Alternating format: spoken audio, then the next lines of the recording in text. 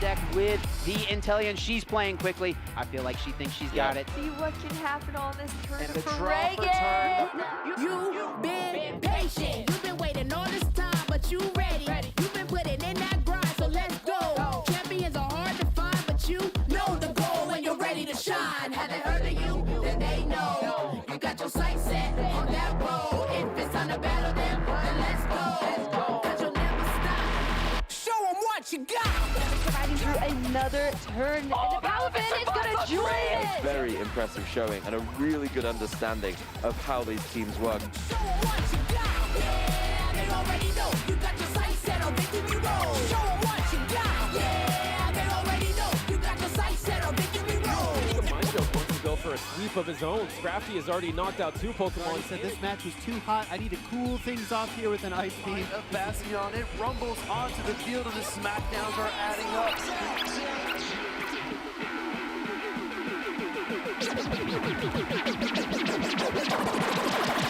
Show 'em what you got. Yeah, they already know. You got your sights set on victory road. Show 'em what you got. Yeah, they already know. You got your sights set on victory road.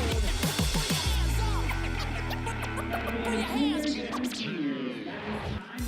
Good evening, good morning, and hello to all you incredible Pokemon trainers out there. We are currently here in Vancouver, Canada, celebrating what is one of our fantastic regional stops here in the 2024 video game season. There are so many trainers here ready to compete for their shot at Victory Road, and I'm here with 2 of the, dare I say, OG Vancouver casters, all the way from 2013 to here to today. So my name's Gabby Snyder, Evan Latt, Scott Glaza. Really needs no introduction. Loving the 2024 fashion updates though for y'all, gotta say. So are we, believe me.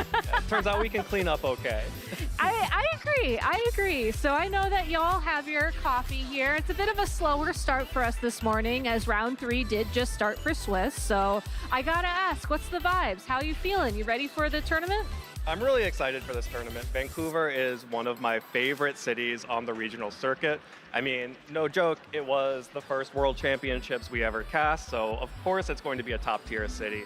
But also, it's a really exciting region to watch people come and play. You know, we saw Michael Zhang, who won previously earlier on in the season, is from the Seattle area, but this Pacific Northwest area is an innovator. Lots of players in this region are going to be bringing some wacky picks, being some interesting Pokemon, and of course, this is also one of the densest regionals on the circuit of top-level players, so we're going to be getting good matches basically every round. Yeah, I think that's a lot of fun in this one where, with this regional being up here in Canada, it seems like fewer players show up every year. Get your passports, everybody. It's a fun place to be, right? It's a great city. I think, for me, by far the most fun city that hosts a regional championship. But I think also because the field's a little bit smaller, you don't get too many easy rounds, kind of no matter who you are, where I think even in round 1, you're like, oh man, some of these pairings doesn't feel super round 1 here. Nowhere to hide in a field this size. So I think it's going to be a lot of fun. Yeah, actually, this was the reason that I got my passport, was to come cast the 2013 World Championships. So go get your passport so you can join us here in Vancouver in the future. Yeah, even though it is technically an international destination, it's very accessible. The food here is amazing, and the Pokemon battles are truly heating things up. But if you can't make it to Vancouver, maybe because you didn't get your passport 6 months ago, you still have plenty of opportunities to compete. Maybe not at the European International Championships, as that is in 2 weeks. And at least for the United States, you cannot expedite your passport that quickly. I've checked. But you can hit us up in Orlando, Indianapolis, Los Angeles, and of course the North American International Championships in New Orleans. And if you're one of our international viewers watching, you should definitely get your passport before Honolulu this summer. I'm sure that you will need it probably before August if you're looking to try and figure out when. So who knows? Who knows? Ask Arceus, I guess. Yeah, maybe we'll know. But anyways, it's been a truly exciting season so far, and if you are looking to compete in Honolulu, you definitely want to earn those championship points to get there. If you are a North American player in the Masters division, you need 500 points. If you are from overseas, 400 points for Europe, 300 points for Latin America or Oceania or the APAC region gets 200 points. So definitely still achievable, but you're going to really have to chase those bigger wins at those international championships. Yeah, I think that's some of the fun of the circuit this year too, where, because of that automatic invite, you always have a chance. You're never totally out of it. You just have to have that one big day, and we could see you in Honolulu. Yeah, and not only that, I think if you get top 4 at an IC, you get a ticket to Worlds. So that's 4 chances versus 1. I believe it's Or finals? top 2. Top 2. Still But yeah, 2. But there's so many championship points. I mean, top 4 will probably get you there It'll too. get you there, yeah. Just get top 4, go to a couple locals, you'll be fine. Don't worry about it. But yeah, again, if you want more information on how you can punch your ticket to Worlds, make sure to check out the Pokemon website, as there is all the information and a lovely event locator as well, so you can figure out how to chart your path to Victory Road. But that's it for championship points. Let's go ahead and take a look back at the most recent North American regional in Knoxville. The Knoxville Regional Championship marked the halfway point of the North America circuit. Let's see how things played out. 463 Master players vied for the title of regional champion. Day 1 was full of action and emotion as the field whittled down to just 40 players moving on to Day 2. Just like that, Fiona takes this series 2-1. Toller Webb, a former national and world champion, was our first finalist. His opponent in the finals? Another former international and world champion, James Evans. In Game 1, Toller had a strong setup with his Golden Go. A nasty plot put it in prime position to ride Tornadus' Tailwind, but the taunt tech on James's Rillaboom prevented the payoff. Of course, your big goal is to get the Tornadus, but your even bigger goal is to just knock out that Golden Go. Toller persevered and played a fantastic endgame setup with a single-strike Urshifu for a Wicked Blow to seal Game 1. In Game 2, Toller played some beautiful Pokemon, and it was a sight to behold. Toller recognized that he needed to knock out James's Landorus Incarnate. A huge Bleak Wind Storm weakened James's board position for a Landorus Incarnate versus Raging Bolt endgame. Eventually, Toller was able to knock out James's Landorus Incarnate. This Bleak Wind Storm not going to do the damage it would do, and Landorus also hangs on. Landorus is going to hang on, but now you're risking it with the Draco Meteor, but even though it's not completely accurate, it's still able to find its mark. The Landorus goes down. Realizing he had no answer for Raging Bolt, James conceded, and Toller was crowned the Knoxville Regional Champion. And Toller Webb wins the Knoxville Regional Championships. Even though the North America circuit is at its halfway point of the season, it's still not too late to get involved. Check out Pokemon.com/compete to find out more. And what a beautiful finals it was. 2 incredibly accomplished trainers fighting neck and neck for the title of regional champion. Congratulations to Toller Webb, who did win with what has arguably become the foundation of, I think, what's common right now in the VGC metagame. That Raging Bolt in particular with the Terra Fairy just has become so ubiquitous. It was a great call from him, and you could really see it shine in those finals.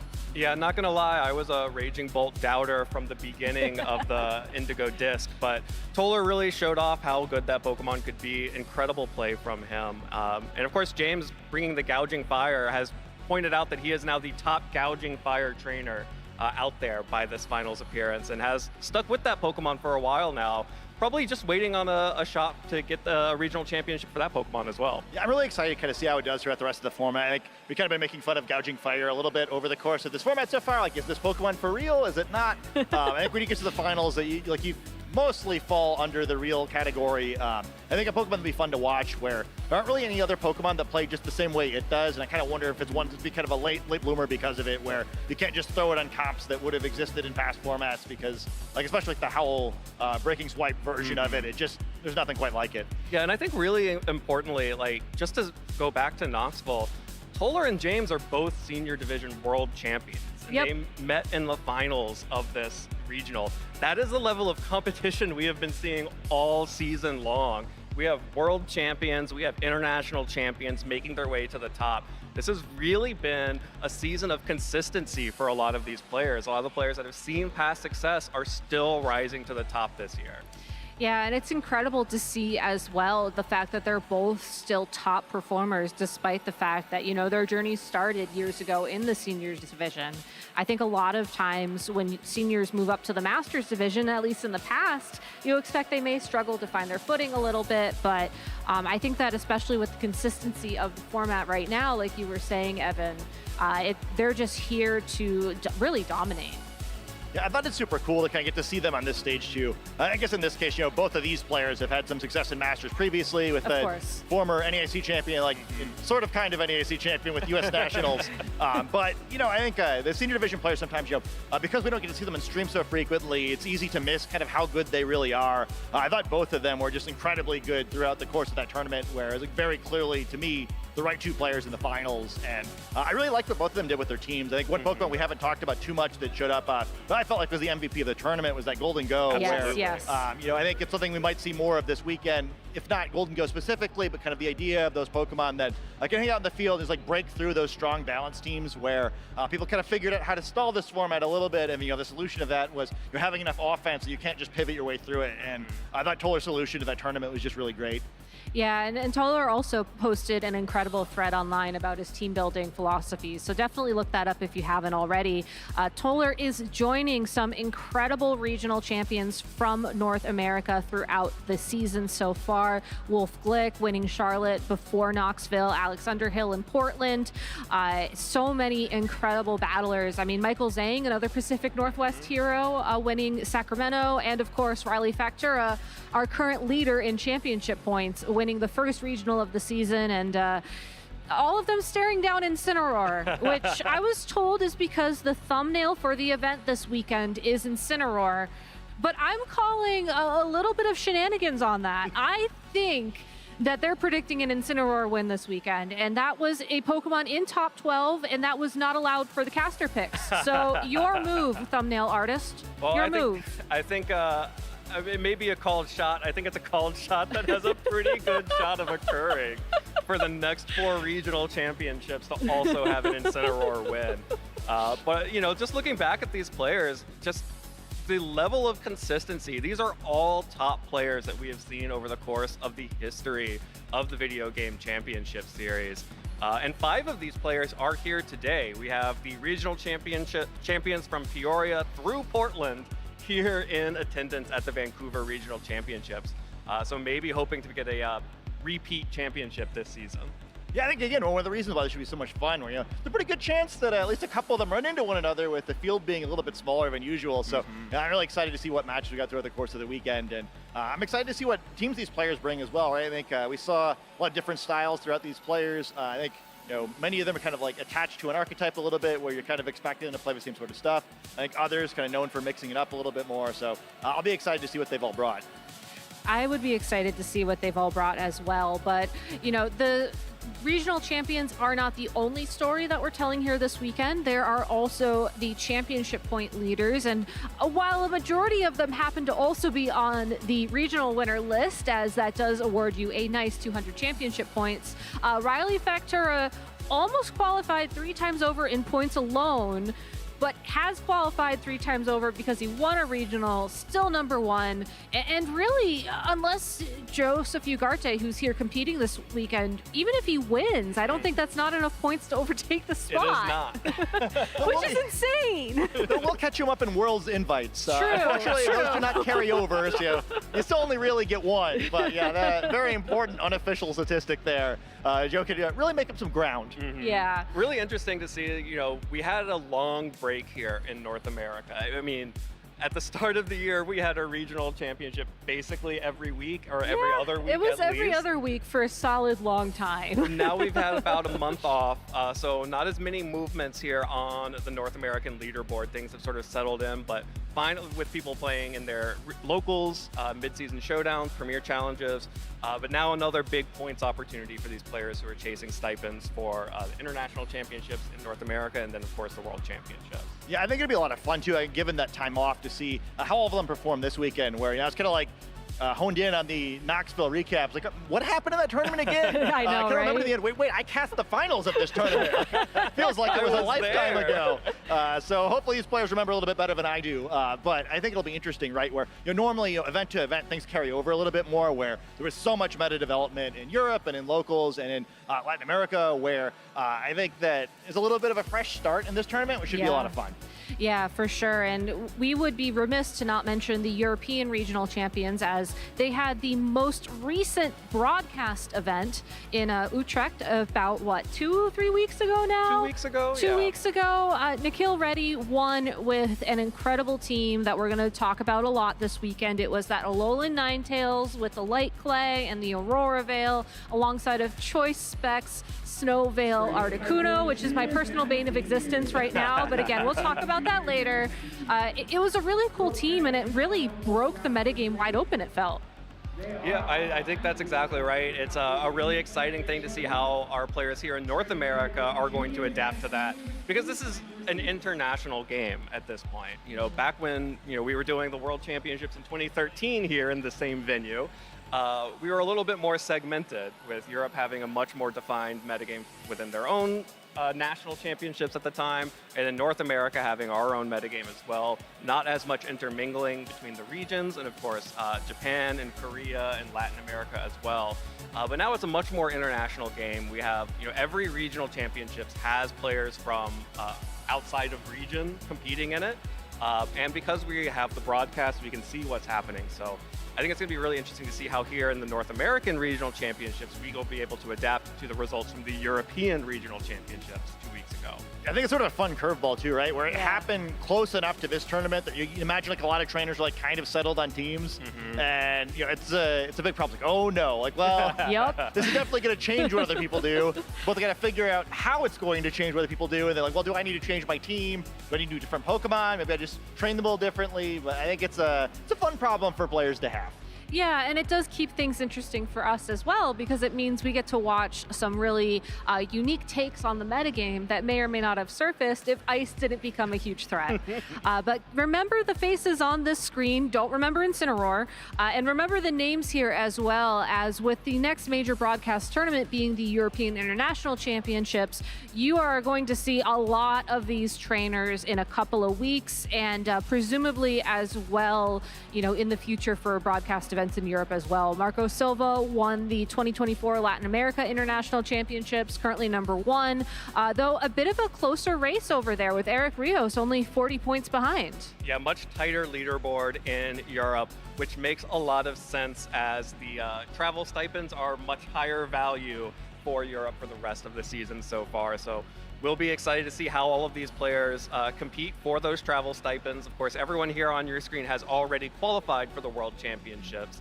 But some big names here, of course, Nils Dunlop, we have seen over and over again at the top tables. Michael Kelsch, our world's runner-up from last season, in #12, dominating his locals and a couple of regional appearances as well, making it to 752 points. May have the most efficient championship points of anyone on the leaderboard here. And of course, players like Eduardo Cunha, world champion, Eric Rios, we've seen over and over again at the top tables. Yeah, I think it'd be really fun to see all those players do in that tournament too. Helpful cheat sheet, hopefully you'll get a screenshot to know the names you don't want to see next to yours on the pairings in a couple of weeks. But I think it should be a lot of fun. Again, it's very important for the European players winning that event and almost clinch a paid trip to Hawaii. So a big deal for all of them. I think it should be a lot of fun. Yeah. One of the first times this season where I think the stakes are going to be really high. Agreed for sure. And if you didn't catch a screen cap of that, you can just watch the VOD later. Don't worry, we'll tell you how to find it. What we're going to tell you about now, though, is some of the weekend forecast predictions for this tournament. And in true weather fashion, we are snow back. Spring has sprung, but will ice teams bring a cold front in Vancouver? It's certainly chilly out, but we may be snow back, but I think it might be snover for all of the snow teams out there.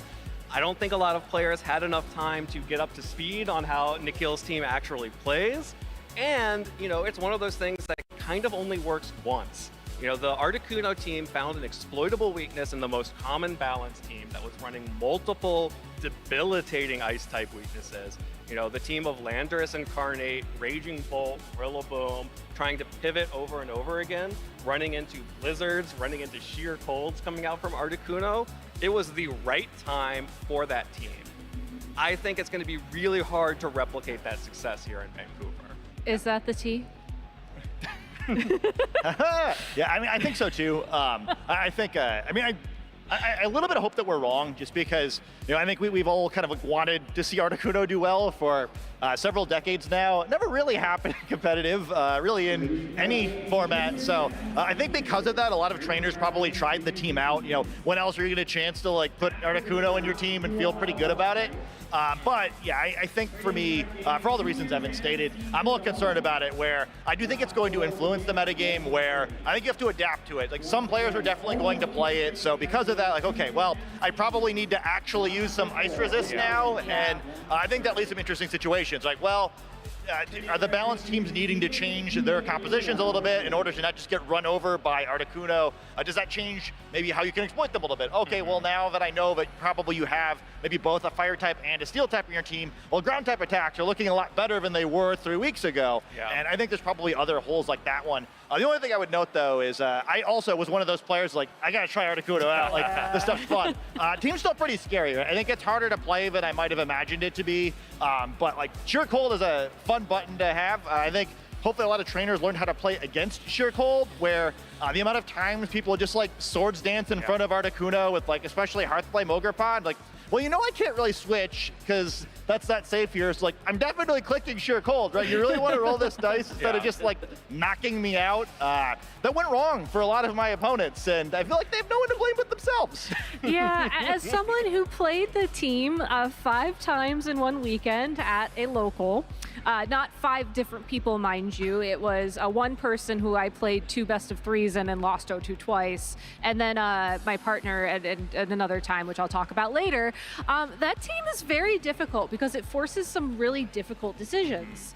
And I think that if you have a team that is prepared to make those decisions, you can do pretty decently against it. But my team was the typical Blood Moon Ursaluna Trick Room nonsense that did not have any preparations for it. And let me tell you, Choice Specs Blizzard and Snow, it's a fun time. It deals some damage. Yeah. I mean, as a Zapdos enjoyer, I have never been excited to see Articuno.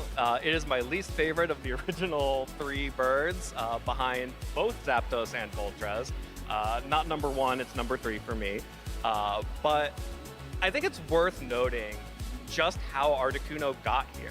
Yeah. Because it's a really interesting Pokemon to have taken a top spot at a regional. We have never seen it be competitive before, ever, in the history of Pokemon. Well, technically it made day 2. It made day 2 at Worlds last season. Yeah. And now players are finally being able to exploit it a little bit. But it is kind of just like the dominoes fell in a perfect scenario for Articuno to rise. You know, it's not just that the standard balance team has multiple ice weaknesses, though it certainly helped. It's not just that the pace of the game slowing down, allowing for Sheer Cold to punch holes unsuspectingly through heavy pivot teams, but it did help. And it's not just that it was in Europe, which is the balance region of our game, although that did certainly help. You know, mechanically also, Snow adding the defense boost to Articuno on the ice typing, you know, making sure that now there's a good Snow setter in Alolan Ninetales and having access to the Aurora Veil from a Pokemon that can do something, not just an Abomasnow, which is fine. Like, I definitely ran those Choice Specs Iron Bundle teams way back when, last season. But Abomasnow is just not as good as Alolan Ninetales. Yeah. So things really converge for Articuno to have its moment, and I am, you know, really excited and proud of Nikhil for finding that moment for Articuno.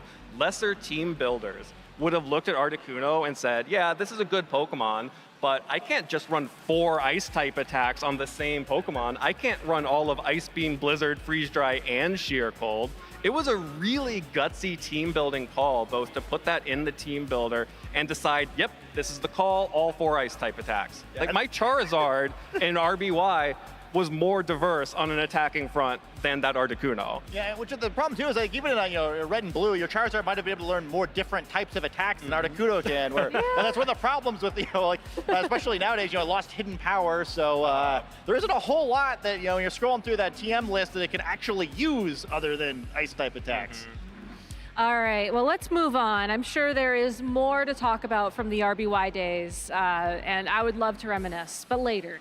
For now, let's talk about some of the metagame changes that we've been seeing because, Fluttermane usage has dropped, and the giant weird cat in the room is Incineroar, who, on paper, it's like a pretty neutral matchup, right? Like, Fluttermane can take out Incineroar can take out Fluttermane, but with access to Parting Shot and Knockoff, I have to wonder, are less people running Fluttermane because it's not as easy to put choice specs on it and call it a day?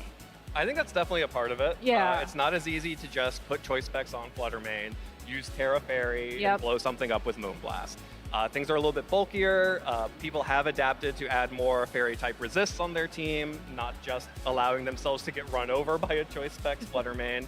And of course, Incineroar is definitely back. Yes. People thought Incineroar was over earlier on, but I think it was just new toy syndrome. People wanted to play different Pokemon. No one really wanted to be the person who brings out Incineroar and then wins, and then of course Wolf Glick did so at his regional championship, and then everyone was like, oh right, Incineroar is still the best Pokemon in the game. I should be running Incineroar. But I think Fluttermane's really interesting now. It has fallen off a little bit, but mostly it's because people are now just running the booster speed version, which is nowhere near as flexible as the choice specs version. The booster speed relies on Icy Wind. We're actually seeing a lot of Fluttermane that are Icy Wind, Taunt, and Moonblast, so not very offensively threatening at all. And that just doesn't fit into as many teams as Choice Specs Fluttermane did. Yeah, I do think it's sort of another sign of how strong Fluttermane is as a Pokemon, right? Where I think, that it's able to make that sort of adaptation and become more of a supportive Pokemon instead of the sweeper we've seen it be through most of the time in its relatively short existence in VGC, compared to something like that Rapid Strike Urshifu, right? Where we've seen it have some big dips when it didn't fit well offensively into the metagame. Maybe at some point we'll still see the really aggressive offensive Fluttermane make a comeback, but for this time right now, it's still able to be effective in a different way, and I think that's a lot of fun. I think the other thing to note with booster speed as well, you've kind of been talking previously about, some of the reasons why that Snow team was so successful is it could kind of punish people for trying to pivot too much. Booster speed doesn't pivot nearly as well as Choice Specs does, right? Where Choice Specs wants to pivot, I guess, to switch moves, but you use that booster speed, it's gone when you come back in, and there's more Pokemon that can take advantage of that. I think one of Fluttermane's big advantages in the previous formats, which is kind of just stronger than everything else, where now that more of the Pokemon that are high usage are kind of its peers instead of a little bit inferior to it from a raw strength perspective. It's a little bit different place than it was before. Yeah, and one thing I want to make sure to ask you guys about before we run out of time is, looking forward, there's been a lot of metagame shifts. There are some new trends coming up. If you were competing this weekend, would you be experimenting and trying to break the metagame before EUIC, or would you be sticking with what's tried and true, what's comfortable, and just trying to get your points while you can? Evan, quick answer, yes or no? Or actually, that's not a yes or no question. Maybe. I would be trying to break the meta. I would be trying to do something new. Probably that's mostly because I am not as strong a balance player as a lot of other people out there. And if you aren't as strong at the pivot game and thinking ahead, 5-10 turns, I would like to have a Pokemon that I think I can put in front of someone and then defeat them with, and they're not ready for. All right. And I think that's where I would go. I think that we'll see a lot of that this season, this regional as well. Yeah, actually would too. I think if I have the secret sauce, I'm going to save it for EUIC, but I think there's a lot of fun kind of Pokemon that break through those meta balance teams right now. And I think you probably both have a higher chance of winning the tournament that way, and I think also it'd just be a more fun tournament to play where, when you're just kind of playing mirrors all day, it's really taxing. Yeah. And I think the fun stuff works right now, so I think it's a good time to mix it up. Yeah, well, let's see what your caster predictions are, because if you truly have that secret sauce, surely you'd tell the world by putting it here. And it's Amoonguss. The secret sauce is Amoonguss. I've never seen that Pokemon before. You think that one could be a winner? I think it could be a winner. Well, okay, look. I've taken a lot of grief from my fellow casters for putting Pokemon like Fluttermane and Amoonguss on my most likely to succeed. But Amoonguss fell off of the day 2 results in our last region or special event in Europe. People are not running Amoonguss as much, and it is still an amazing Pokemon. It is still probably a first ballot VGC Hall of Fame Pokemon. It has never been bad in any meta it's ever been allowed in. And if you are not prepared for Amoonguss, you will lose. See, this is why my predictions are 3 fire types and a hurricane user. She's it's okay, I switched in Tyranitar. No, but Scott, real quick, from your predictions, what do you think is most likely to do well here this weekend? So, I mean, I guess the way I'm looking at it is just that, like, I don't think we're going to see a whole lot of snow, but I do feel like players are going to want to make sure they don't lose to it, and also they're going to want to make sure they don't lose to balance. I think all these Pokemon in different ways kind of help with those matchups, either by kind of breaking through the balance core, or just kind of like auto-winning a little bit against snow. I think Ting-Lu, I'm a little bit cheating just I knew a bunch of good players were bringing it. I think that's a good way to have your caster predictions succeed. Maybe rooting for people a little bit more than Pokemon on that one, but I wouldn't be surprised if we see all 4 of these dudes on stream at some point over the weekend. Yeah, and I feel like Sierra and I were on the same wavelength, but maybe not with Slitherwing, but still number 1 in her heart, I'm sure. But with weather just being something really important to bring, as if you can take away snow, you take away that defensive boost, and it just gives you more maneuverability. But there aren't just Pokemon to watch out for this weekend. We have some incredible players competing here as well. Ryan Lassetto, the runner-up from the Vancouver Regional Championships last year. We have Raghav Malavia and Alex Underhill, newly crowned Pacific Northwest hometown hero, sort of, except he's been living here for a while, so ignore me on that. Yeah, all 3 of these players I would expect to see make it into Top Cut, threaten a championship win. I know Raghav is looking for that championship win here, has made it to the top 4 a couple of times now, has not yet been able to seal the deal at a regional championships, but is really looking for that. And of course, Ryan being the finalist last season, looking to go one step further this time around. Yeah, I feel like Canada always does well in their own event here. Definitely don't sleep on the Canadian players, where I would be stunned if we don't wind up with at least a couple in Top Cut, because it happens every year and I've been fooled too many times. Yeah, oh Canada indeed. But if you are watching at home this weekend, please make sure to check out our social channels, and you can use that hashtag #PlayPokemon on x.com to join in on the conversation. I have a challenge for all y'all at home this weekend. I want to see your pets watching the stream with you, or I want to see what you're shiny hunting this weekend. It is Primal Groudon Raid Day in Pokemon Go. Obviously Scarlet and Violet, there are plenty of incredible shiny Pokemon that you can hunt down in those games. I want to see what the catch is this weekend, so show me your catch of the day with that hashtag #PlayPokemon, and you may see it on stream. Also, if you're just tweeting with that hashtag, you might see yourself on stream as well. So please do that. And also make sure to check us out on YouTube and on Twitch, as you can subscribe to our channels and get notifications for when we go live. And you can check out those videos on demand, especially on YouTube, to watch back past events in preparation for your own competition, or maybe to watch the European International Championships in a couple weeks. So a lot of good stuff to happen online, and a lot of good stuff to happen here this weekend. Scott, Evan, thank you so much for joining me in this intro, but I think it's time we throw to the casters to get this tournament started. Thank you so much, Gabby, and your wonderful analysts and their fancy little teacups over there. I'm so excited to get started with today, the Vancouver Regional Championships. My name is Sierra Dawn, joined here by Joe Brown. Always love the Canada events. They're right, you know, Canadians do well at their own events. I'm hoping we get to see them prosper over here, but there's a lot of things to be excited about for this weekend. Yeah, absolutely. I'm really excited. It's my second time ever being in Vancouver, and we're obviously in a very historic building and area for the history of competitive Pokemon, home of the 2013 World Championships, right in this building. And last time I was here, it was a completely different meta, but you know, the atmosphere, the weather, it's nice, the people in the area are great. Okay, I gotta cut you off. The weather is nice. It's raining outside. No, sorry, not rain, not rain. I'm talking about degrees, like the temperature, which I totally got messed up, because now my phone is in Celsius. My phone has betrayed me, so I don't know what the actual temperature is outside, but I know the weather feels nice on a hot, cold way. It's warm enough. Exactly, like it's not too cold. I have a light jacket. That's all I need here in Vancouver. And you know, just seeing everybody here in the venue, I know there were a lot of people that were actually in the venue yesterday getting prepared and just talking with friends. And it's Vancouver might be lower in the player size count, but it is still very much stacked in regards of like which players have actually made it here to Vancouver.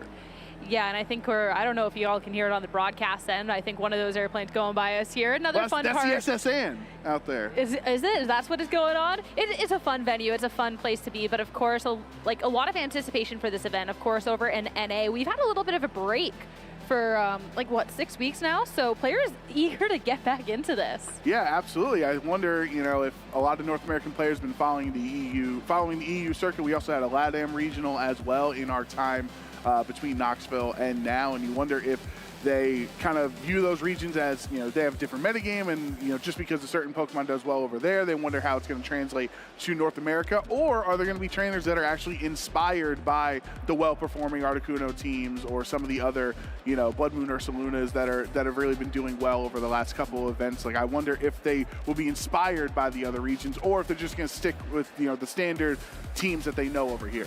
Well, if you've been inspired by Pokemon recently, and maybe this is your first time checking things out over here on the broadcast, we do have a quick format explainer to show you how it'll go down.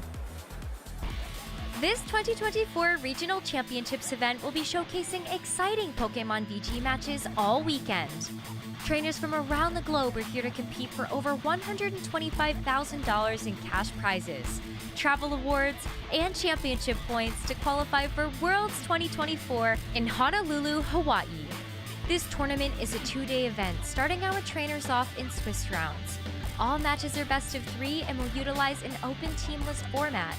This means that each Pokemon's Terra type, ability, held item, and moves are available to the opponent. The trainers earning 19 or more match points or placing in the top 32 will advance forward to Sunday, Day 2. Day 2, trainers will continue playing Swiss rounds until top cut is determined. The competition then shifts to a single elimination bracket where trainers battle until a single regional champion is crowned. Who is taking home the title of regional champion this weekend? Who will secure the points to qualify for Worlds 2024 in Honolulu? Stay tuned this weekend and watch all the action live. If you want to learn more about upcoming Play Pokemon events, visit Pokemon.com/play. Of course, as much as we all love playing Pokemon, there's a lot more to be playing for on these regional weekends. And of course, we got to talk about that cash money up first. If you can find yourself in that championship seat, that's $6,000 for you. Yeah, that's a good chunk of change to recoup some of the money it took to get here to Vancouver. And obviously, we are more than halfway done with the circuit this season now, which is we saw during the opening how the graphic for the whole season is more than half in black and white now. So we actually have less road left than we've already traveled, and it's really exciting. That's crazy to think about, too. I remember talking about right at the beginning of things, oh my gosh, there's so many opportunities to come out here and compete. Over halfway done is incredibly scary, but of course, you got to make sure you get out to an event fast. And if you're here at Vancouver, $6,000 is definitely a nice amount to be trying to take forward with you to try and travel to those other events. Because even if we are halfway done, there is still a bit more on our horizon. Yeah, and those 72 booster packs, they're nothing to scoff at either, because we have a new trading card game set coming out and the new rotation starting at EUIC in a few weeks. So I know we were walking around the venue earlier today, and the vendors are all just jam-packed with players trying to get new, I believe it's Temporal Forces cards that are going to be legal in the upcoming event at EUIC. So it's an exciting time here in Pokemon. We got to talk about, I know you love the TCG, and I'm sure there's people watching that do as well, but we got to talk a little bit more about VGC because, again, UIC around the corner, but we find ourselves with the regional right before. So it's always that interesting question, too, of hey, what do we kind of expect from this event? Yeah, that's why it's tough. And you look at the Pokemon here, these are some conventional Pokemon, right? There's not even the Farigiraf that we usually like to see kind of pop up into that latter half of the top 12 when people really want to go anti-meta and really want to disturb some of the top threats here. But Fluttermane, she is back at the top as the queen of VGC in the #1 spot. And I have a bone to pick because we're talking about, is Incineroar back? Incineroar really never left. Incineroar, 40% usage on this day 1 here.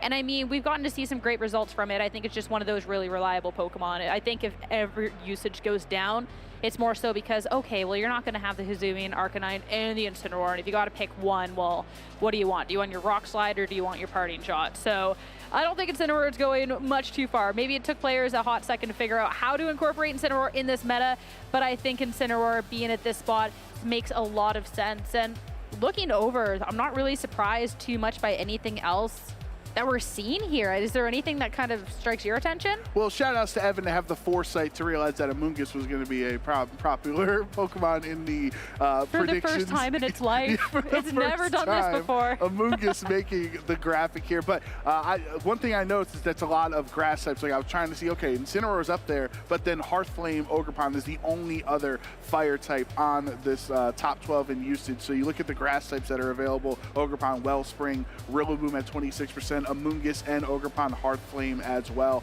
I think it's going to be interesting to see how the players adapt, especially when we go towards EUIC. If you continue to see so many grass types being quote-unquote unpunished in team building, if more Gouging Fires or Entei or Hisuian Arcanines or other fire types will break into this top 12.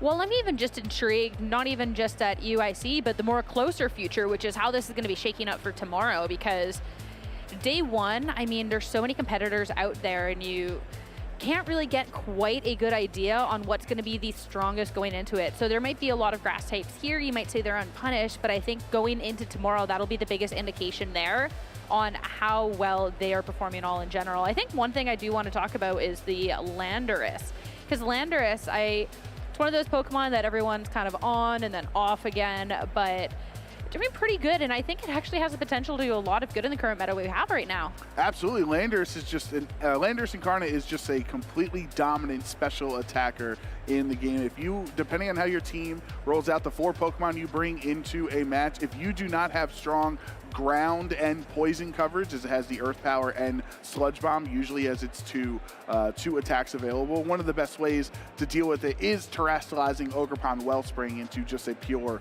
water type at that point. So that's why usually you see why Wellspring has such a high usage. But you know what I'm seeing here, Sierra, is there's only one Articuno resist, and it's on Qianpao, who usually holds a Focus Sash anyway. So I hope we get to see some Blizzards this weekend. It'll be interesting to see how well it does, whether it's kind of the one-hit wonder, or if it's actually going to be something that players are like, oh, wait a second, I actually think that this can do kind of cool going on forward. And you can't really resist sheer cold. Doesn't matter what your typing is at that point. That is true. But whether players are playing it here or whether they're saving it for another time, the Vancouver isn't the only competition that is going to be underway. Of course, the global challenges that have been online. You got to make sure you sign up now, because if you miss that window, well, you might be watching other people be playing their event throughout the weekend. But this is, of course, going to be that best of one. It is that closed team sheet.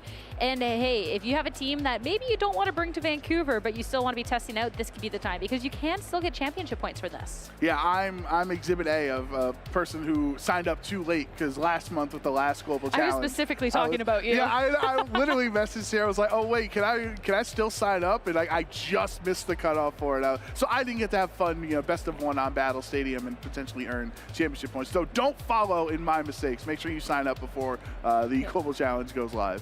Yeah, you just got to go Poke Portal, Battle Stadium, online competitions, official competitions, and search for competition. Make sure you sign up ASAP. Whether you do like the most competitive out there, whether you do like to just have some fun, it is still just a great time in general. Of course, we're going to be getting underway with our Vancouver Regionals here shortly, but before we do, we actually have an interview with Gabby. Thank you so much, Sierra. I'm here with 2019 Collinsville Regional Champion, Jake Major, who's also judging this weekend. Jake, how's it going? It's going great, Gabby. Great to be here with you.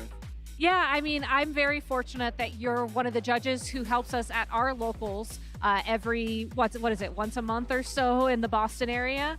But, I am curious. You are somebody who I really respect, because you realize that maybe competing wasn't necessarily your dream in the Pokemon community anymore, and you've pivoted to judging and just have done an incredible job. So what led you to that pivot, and how has it been sort of giving back to the community?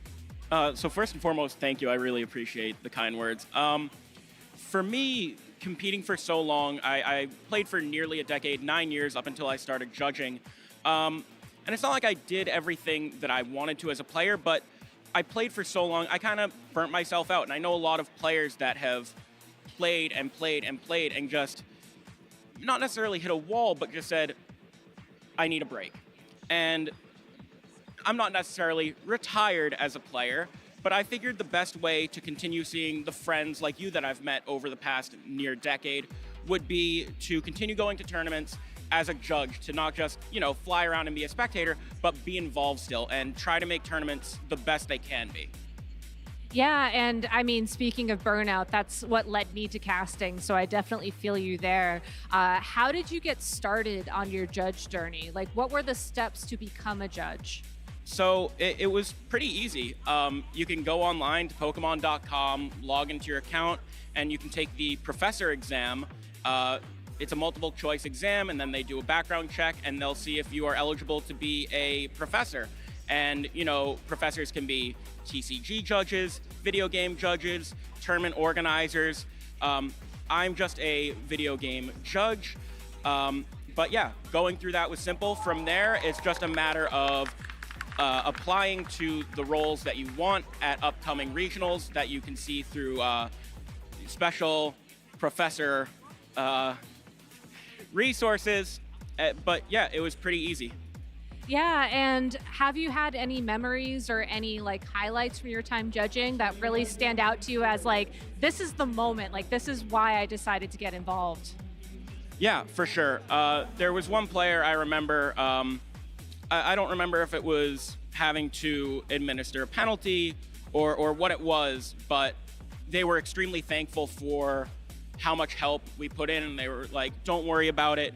I really appreciate everything you do. I know how hard you guys are working. And that was the moment I was like, okay, I am making something of a difference, even if it's just one person at a time.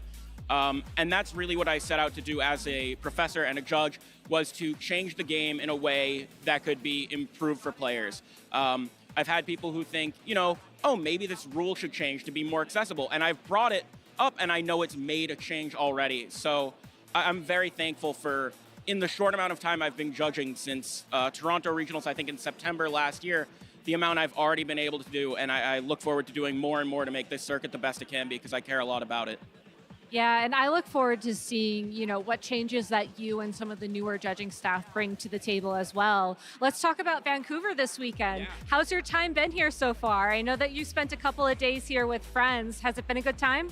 Yeah, so I got in on Wednesday with my best friend Aaron Trailer, and we have just been crushing Vancouver, eating the best food around here, having the best time. That's really what I come to events for, is to hang out with my friends, and I'm so fortunate to be able to do that still almost 10 years later. Yeah, for sure. I feel the same way. So do you have any shout outs you want to give? Any hellos to anyone at home? Maybe a Bisharp hello or two? Bisharp by my friend Lex.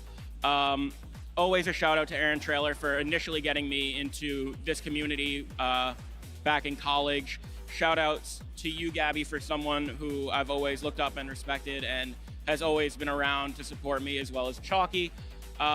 Every judge that I've worked with, everyone that staffs these events, everyone that plays in these events, every Pokemon fan is just incredible.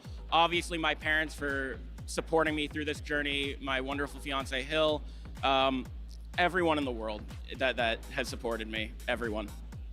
Awesome. Well, Jake, thank you so much for your contributions to the community. Thank you for your time. I know I stole you for most of your lunch break, so shout outs to the rest of your team for making that happen as well. And hopefully I'll see you at the next Cheese League. I don't know. Absolutely, Gabby. I will be there. All right. Well, we'll be back after a quick break here in Vancouver. Please stay tuned.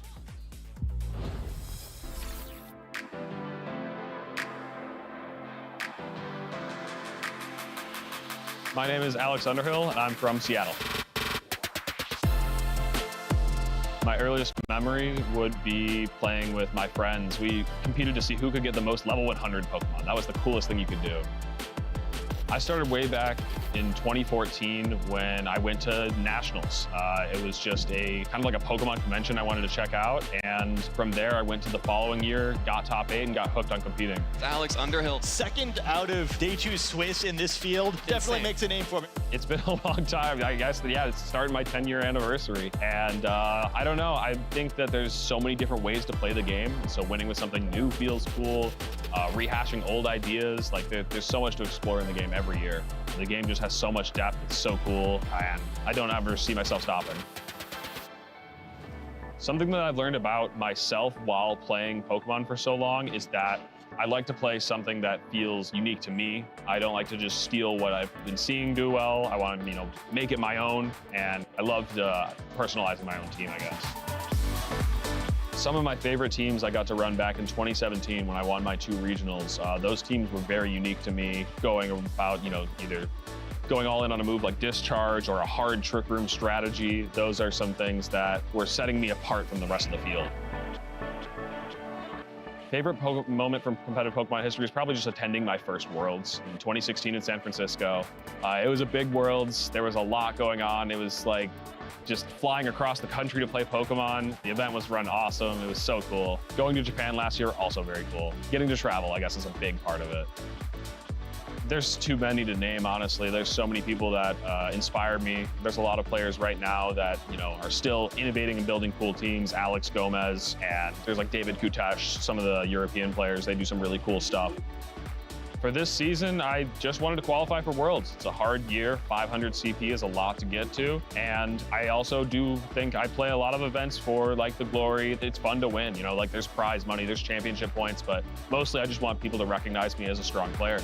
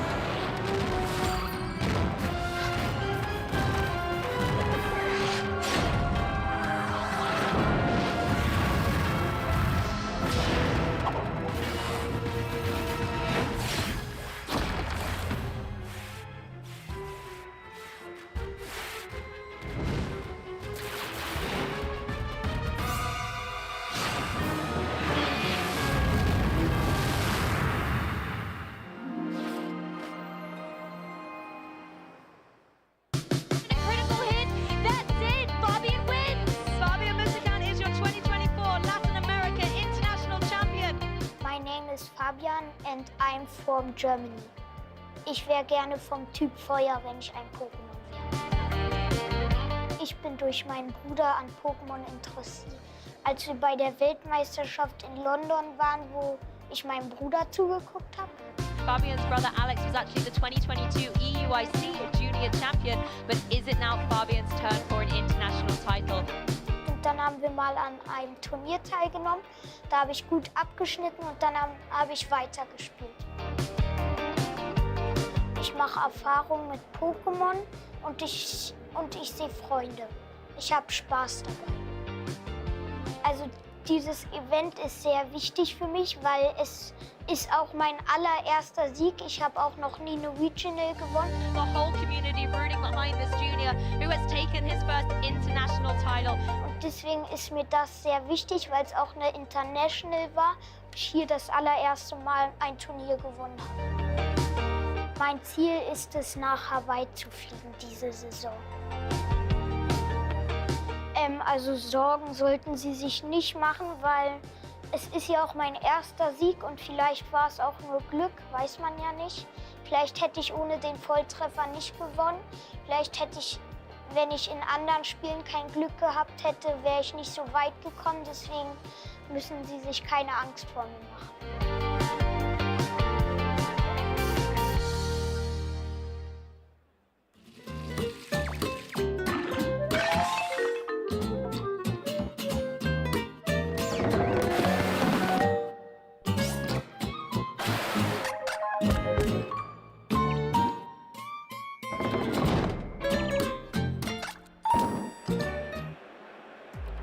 Hello, everyone, and welcome back to the Pokemon Regional Championships here in beautiful Vancouver. It might be rainy outside, but only sunny attitudes inside, as we are more than excited to get started with our day soon. I cannot wait to start getting into some games. We're waiting for our round 4 to begin. Players are, they're playing. They're working their best to try and make their way through the competition. That's fair. So it is time for a little special live edition. It's Oko time. We're going to podcast a little bit until our matches are ready and we are set to go.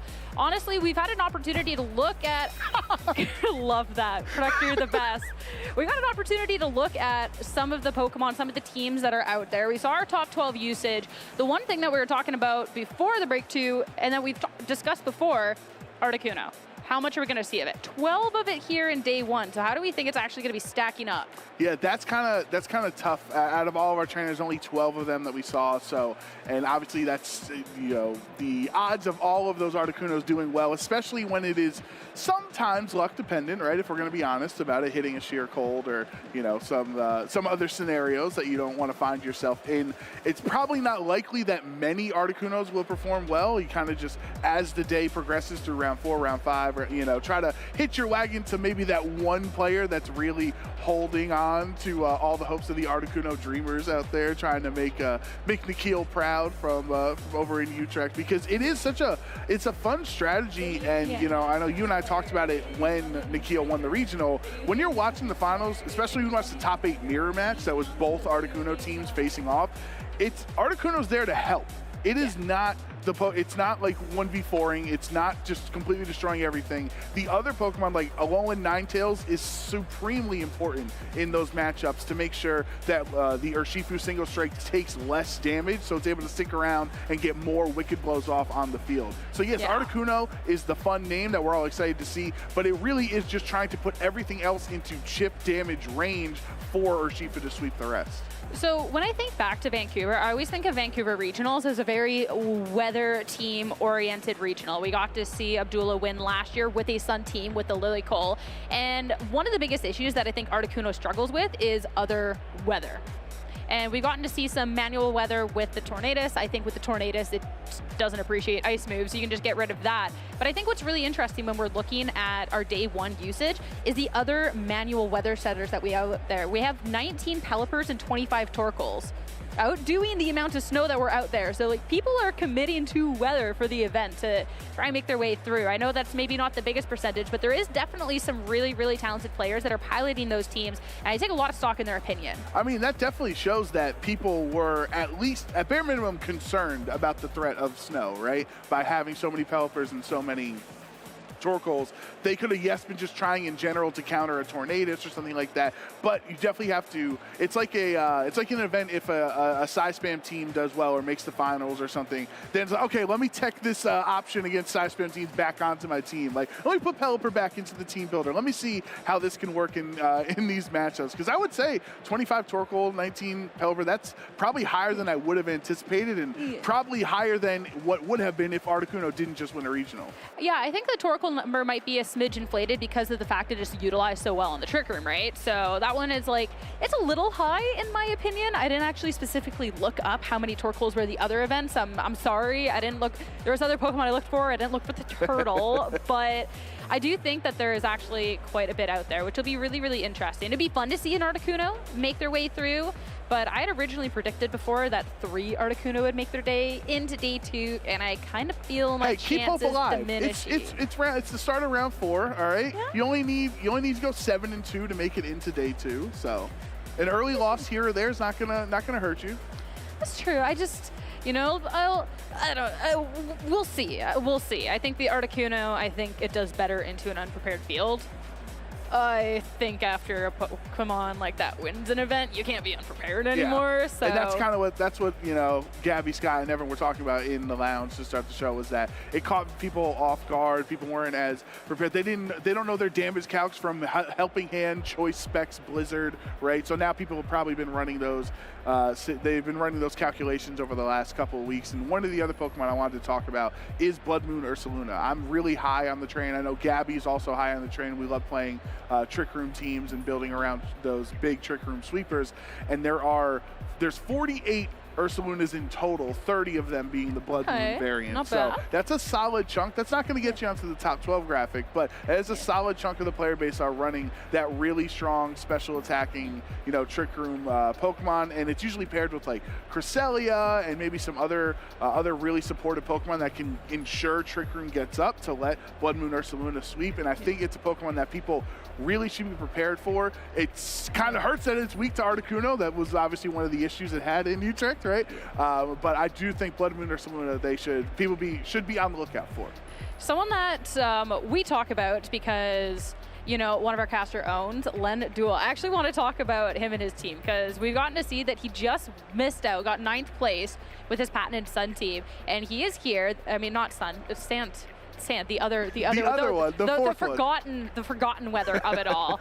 But with his Sand team, and he's here and he's running it, but he actually has a new look, and that's not one of the, we kind of disrespect it when we talk about all the other weathers, but if we're looking at a weather team to actually make the run and win that maybe people aren't prepared for, I don't think anybody's prepped against Len. Well, I mean, that's the thing. It's funny that Sand has gone from the 3rd most popular weather center to now the 4th because of the last couple of weeks, and this just provides even more value for Len, right? If we say Nikhil and the Articuno team caught people off guard because they weren't prepared for it, well, people definitely aren't prepared for Tyranitar in this type of format in Regulation F when you have Raging Bolts and, Landorus Incarnates and all these super strong legendary Pokemon. They're not really considering how this bulky Tyranitar and Garchomp, who usually you don't really see outside of regional dex formats, performing well. But, obviously we wish Len the best because he always puts on a great show and he's such a creative player, but he's also comfortable by playing those consistent teams so often. Yeah, when you have a graph set out, like with the amount of scraps that he has, I mean, it's going to do you well. It's going to do you well, especially with that comfort. So, and that's another thing going into this event too, is especially too, since we did get a chance to talk to Gio about like Pokemon, like picks and teams and comforts going into an event. And when there has been this break, I'm curious whether people are going to stick to with kind of things that they were comfortable using beforehand, or what they want to do with going forward, especially too, there won't be necessarily the biggest overlap with Vancouver and EUIC, but there will be a little bit, especially from those top players that are normally piloting like what everyone else might be using. And I think it's such a tough call in this specific context of you just had a quote-unquote meta breakthrough over in Europe a few weeks ago with Articuno, and now you have your own event and one of the most important events, one of the 4 most important events throughout the entire year with EUIC 2 weeks after this. So I think I would be fascinated to find out if, let's say, Articuno won in Charlotte, and then you had 2+ months of immediate player feedback that they can now use for the rest of the format. But since it's so close to an EUIC, to an international event, where people have probably been holding off on certain strategies for weeks or if not a month plus at this point that they've been saving for Europe, it's well, now I don't know if this is going to work as well as I thought it was going to do. So do you make adjustments? Do you go with the comfort pick? I know many trainers they fall on both camps on that side. Well, what's also interesting too is because nowadays, I mean, grassroots tournaments, the information that's out there, there's so much more too. So you could also be trying to save something for EUIC that's still 2 weeks away after this, right? Maybe it gets out. Maybe you just missed your opportunity for playing the best team. Also, if you're coming to this event, maybe you want to be testing it out, kind of seeing how it is in the field. So there's always that 2 sides to the coins of it as well, that hey, maybe you shouldn't be saving that sauce for down the line. Maybe you should actually be testing it out now, because that could be a way to kind of figure out, or if people are then knowing what you're bringing to Vancouver, well, then you can kind of tweak and kind of just take that the one step further, which is, I think, a point that we don't necessarily talk about as much when we're talking about these events that are relatively close to each other. Yeah, I think that's a good point too, because if we flash back all the way to Portland, the beginning of Regulation F, and Alex Underhill getting his 3rd regional title, and he had 5 Pokemon with priority attacks, right? And everybody started freaking out. All right, Fergarath has to go on the builder, Bruxish has to go on the builder, just everything possible to stop these priority attacks.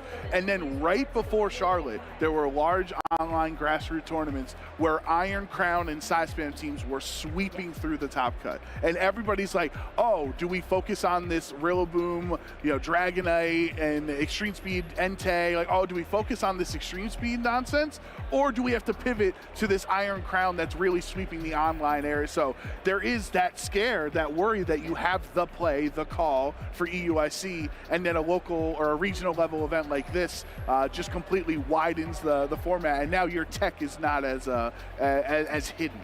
Plus of the fact too, I mean, the game has grown so much. So realistically, okay, maybe you bring like this absolutely cracked Slitherwing team to Vancouver. Like, just imagine this world, right? Nobody brought it this time around, but imagine if somebody did.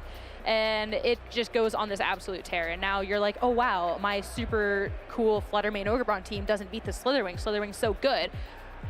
What about EUIC? Thing is we have hundreds and hundreds of people attending these events now. So even if you're scared of this one matchup, like, you can't overreact to what's out there as well with your team. So it's like, even like with that whole, oh no, this Side Spam, oh no, this Extreme, like, there is definitely bigger teams like that to kind of respect, but bringing something good to one event and having a good placement in Vancouver, I mean, if everybody wants to try and tech against your team and changing what they're doing for EUIC, that's on them. But then they could be making another matchup that there's even worse.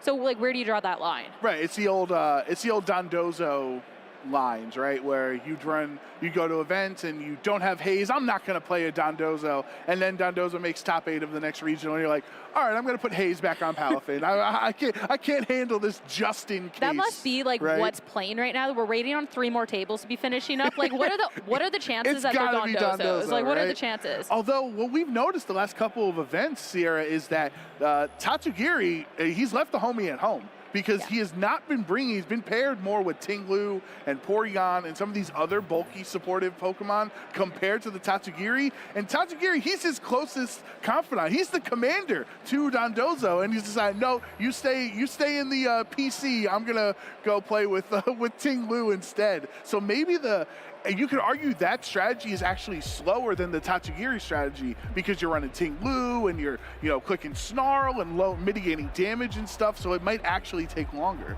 Oh, one of them is Dondozo. One of the tables is Thank Dondozo. you. So, like, what are the guesses that, like, all right, what do we think? Maybe a Como or like a Tinglu on another table? They've got an Okidogi. Can we get into this? Because Okidogi was on I think both Evan and Scott predicted to perform well this weekend. I actually played Okidogi at some locals, and I got like top cut with it a couple of times. I always play Joseph Agarte first round of top cut because he's always first, and I always like just squeak into top cut, so I always play him, and he always beats me. But honestly, when you're up against a matchup where Okidogi is good, it is so good. The amount of times that I'm sitting there and I just click like, okay, bulk up, okay, Drain Punch, they can't touch me. Oh, I got my Fairy Terra. I don't know what they do now for it, but it can be such a strong Pokemon. But the thing is it feels kind of so bad sometimes without the setup that I just kind of like struggled with it. When you do have other like things on the team to kind of help set it up a little bit more, you have an Ogrepon to kind of follow me away from it, things to kind of mitigate like your opponent's damage, I think it'd still be set up in a good place, but I still think it's very kind of matchup roulette-y to where I think it can have its day, but it kind of depends on who you hit. Yeah, I'm looking up right now, and we have, I think, 8 Okidogi, if I'm reading it right, if I'm looking through, in the field. So it's not too many in the field, but some of them are still undefeated at this point, so you hope that they perform well throughout the day. And Okidogi is one of those Pokemon, it's one of those like in-betweeners that so many Pokemon fit in this category that's like, man, I really want Assault Vest, but I also really want Bulk Up, but I also really want a more offensive item as held item like a Life Orb or something. And so it ends up being like kind of master of none. It's trying to do too many different areas. So I think Okidogi, like, I hope it performs well because in theory it's a solid typing. I like the Assault Vest version more personally than the Bulk Up, but it is, as the Loyal 3 kind of haven't hit as well as we thought they would when the DLC launched, but we can at least say one of the Loyal 3, Fezandipity, has a 100% win rate on the broadcast this season. If that's how we're basing good Pokemon, then Slitherwing's also 100% win rate on broadcast, and more people should be playing it. I don't know. And Weeping Bell, or no? No, it's 50%. Yeah, Weeping Bell's 50% win rate. 50%. So, if that's how we're judging things, then I would love that. But But I want to go and talk about like the Dondozo again real fast, because we were talking about, oh, well, sometimes it leaves Tatsugiris at home. We have roughly 27 Dondozos and 13 Tatsugiris. So it's like half and half. It's pretty split, which I think is quite interesting. I'm not necessarily surprised to see it at this point, especially after Alex Gomez's performances with that solo dozo.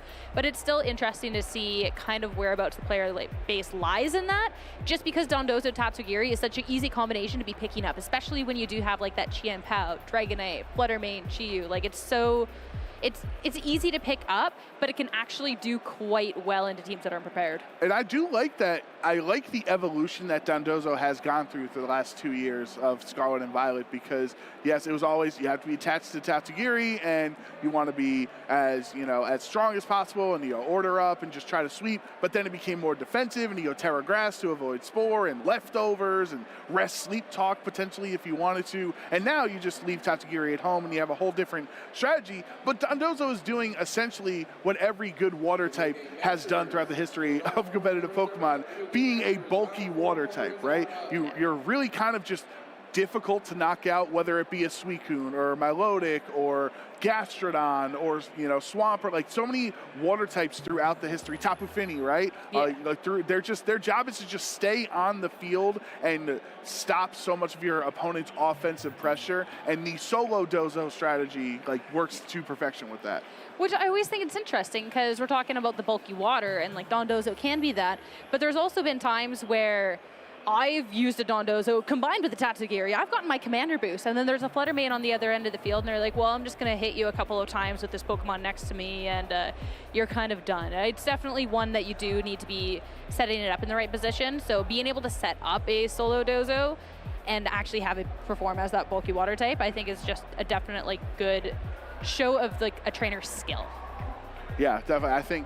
I don't know if I would personally run Dondozo, but at the same time, I have run Suicune. I have run other Pokemon that do it. So maybe I shouldn't be too quick to judge a certain strategy. I know Tinglu, I don't like playing long matches, Sierra, I worry about my Switch's battery. I worry about my mental. If I'm playing a 15-minute match, am I going to make mistakes if there's so many turns? So I'm more of an aggressive player. I like the matches to be over quicker, and Dondozo doesn't really match that strategy for me. You know what would be perfect for you then? What's that? Slitherwing.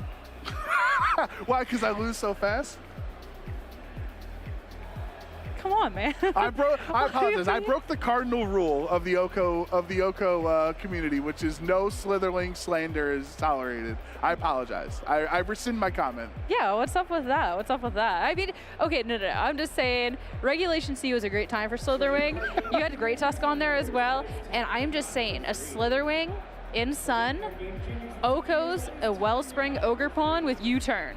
70 base power move, That's Oko's pretty it. good. So I'm just trying to throw feelers out there. Anyone who is undecided on an EUIC team, just look at this. I'm sure one day, Trust me. Slitherwing might become friends with Koraidon or Groudon or something. Torkoal, I don't know if Slitherwing and Torkoal are on talking terms, but I think Groudon and Koraidon one day might be a better, sunsetter for the Slitherwing. Torkoal's great with Slitherwing. It sets the sun up for it. They're best pals. Their speeds aren't kind of close to each other. They're kind of wanting to do different things. At least Groudon and Slitherwing, they're relatively close to each other in speed. No, you just first impression. The speed doesn't matter. Take your plus priority, Yeah, just that one turn though. Yeah, or you swap out. You can get fancy with it. You can get fancy with it. Okay. Yeah, don't worry. And don't worry, I know there's no Slitherwing here for anyone that's like, oh, man, we know there's no Slitherwing. We're gonna have the next matchup soon.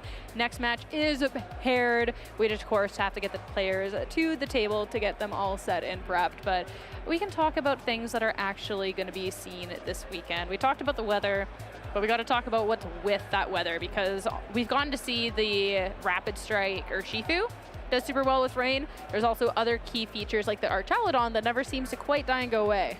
That's a good point. Yeah, I know. That was another Pokemon when the second DLC came out that people were super excited to try with Archaludon with the its special electric attack move that takes 2 turns, like a Meteor Beam or Geomancy or something like that. But if the rain is set up, it's actually a 1-turn move that boosts your special attack. So it's almost like Game Freak is kind of inclined to put Archaeodon onto a rain team so you can take advantage of that. But there were actually a couple, at least in online events and some locals, that they weren't taking advantage of the rain. They were going more of an assault vest stamina. Like, that was my favorite one that I was testing out with some friends, was stamina assault vest with beat up Whimsicott next to it. No, and then you just get 4 boosts to your defense, so you're +4 defense, and you have an assault vest, and the Archaeodon is just impossible to knock out. Well, I can go on a tangent about Slitherwing. It's not overcooking. That's overcooking too much, though. So we're gonna let you cool down a little bit. We're gonna send you a quick video break before we're back with our round 4. Let's hear it for Wolf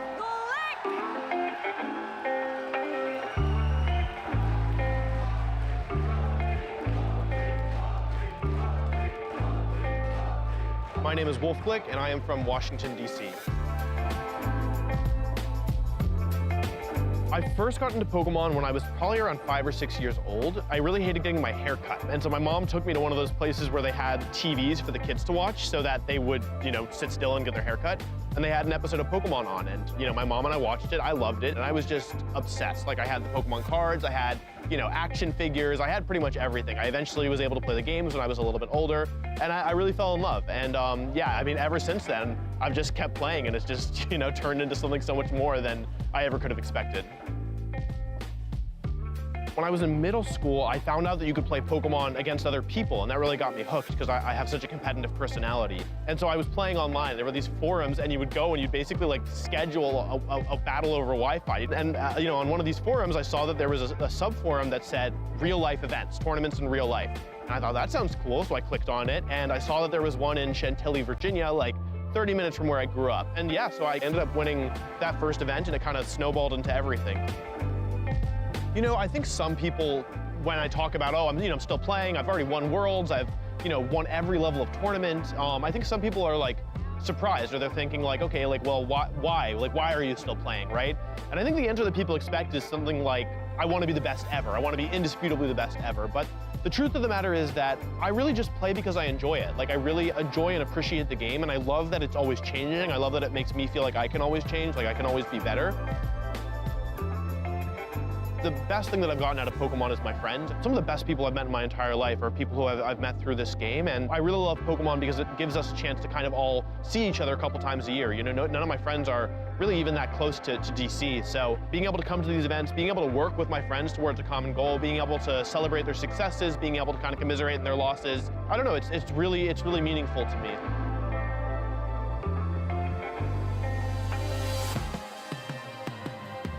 I think the game's also taught me a lot about failure, People look at me and they see all the trophies, all the accomplishments, right? But there's a lot more failures than there is victories. It's really hard to kind of truly try to be the best in the world at something, because when you fall short, been kind of told pretty directly, you are not good enough, you are not the best. And so one of the best things that I've got out of that is just the ability to cope with failure, to say I tried my best and I wasn't good enough, and I'm okay with that.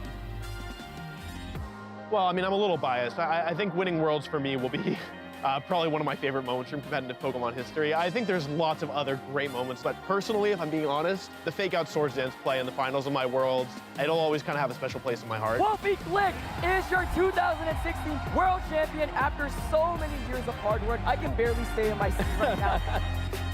Probably my favorite player is Shoma Honami, the 2015 World Champion. When I watch him play, I feel like he sees the game in just such a completely different way that I do. I just think it's so cool. Aaron Traylor is another one. He just is so willing to break apart the way that the game works at a higher level, and I think he's doing something that nobody else is doing.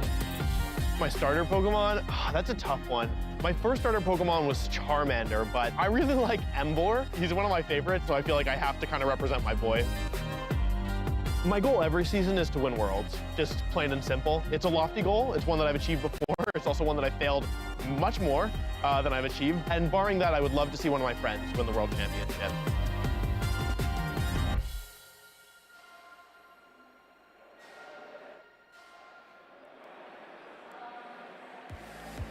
Welcome back, everyone. Round 4 of the Vancouver Pokemon Regional Championships on the horizon. Cannot wait to get started with our day. Of course, at this point, some players definitely making a good little run for themselves, but we'll have to see where momentum continues as we look ahead to our next match. I'm Sierra Dawn, once again joined here on the desk by Joe Brown. We're almost ready. I can't wait. Yes, round 4 is finally underway. We're going to have our first matchup of the weekend on the broadcast. We're obviously very excited. This is 3-0 at this point, right? So when we're focusing on players like this, it's not a fluke at that point. You didn't run into a player with their in-game team that they used to beat the the team star. You're at this point 3 wins. You have some semblance of a solid team that you're bringing here to Vancouver.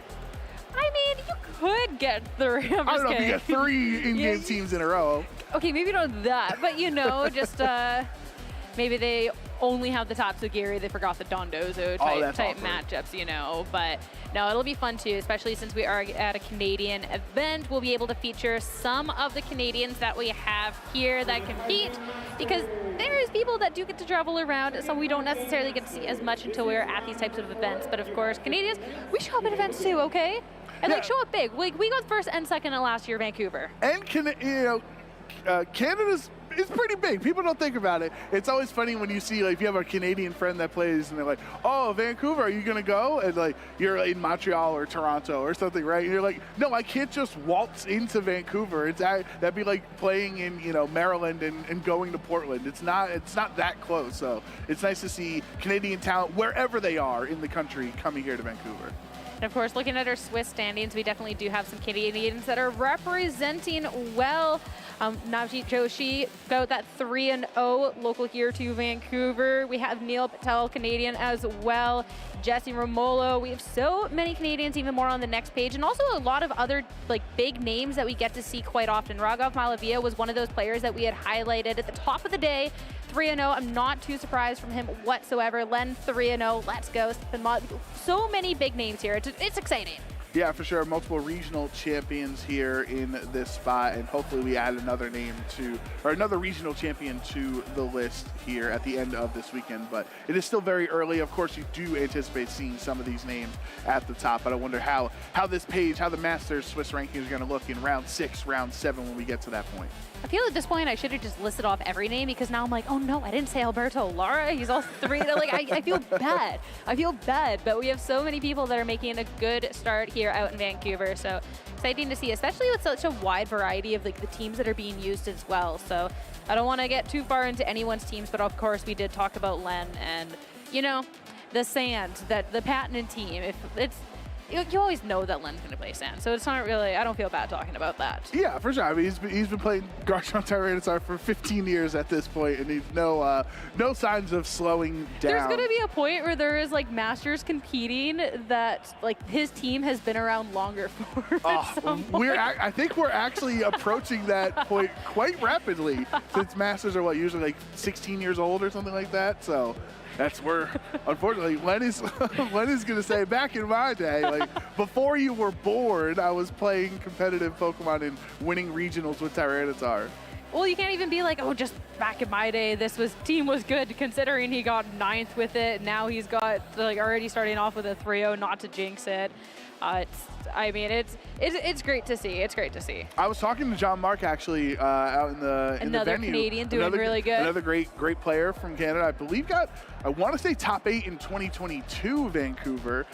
So likes to perform well for the home country. And he was saying, I don't know how confident I'm feeling going into this weekend. I was like, no, you got this. Don't worry. And he's like, well, last time when I got top 8, I wasn't confident at all. I thought I was going to lose, and I got top 8 at Vancouver.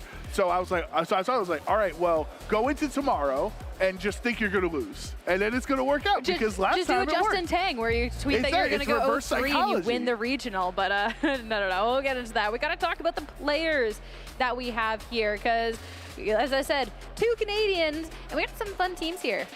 Yeah, for sure. We have Ryan Lassetto getting 2nd place last season at the Vancouver Regional Championships, and a fellow Canadian in Tuong Quinn with a very funky team on the other side. Annihilate is not Pokemon we haven't seen too much of in the last couple of regulations, as well as that Sinistra, that grass ghost version essentially of a Moongus with Rage Powder and different ways of redirecting attacks. A really strong supportive Pokemon.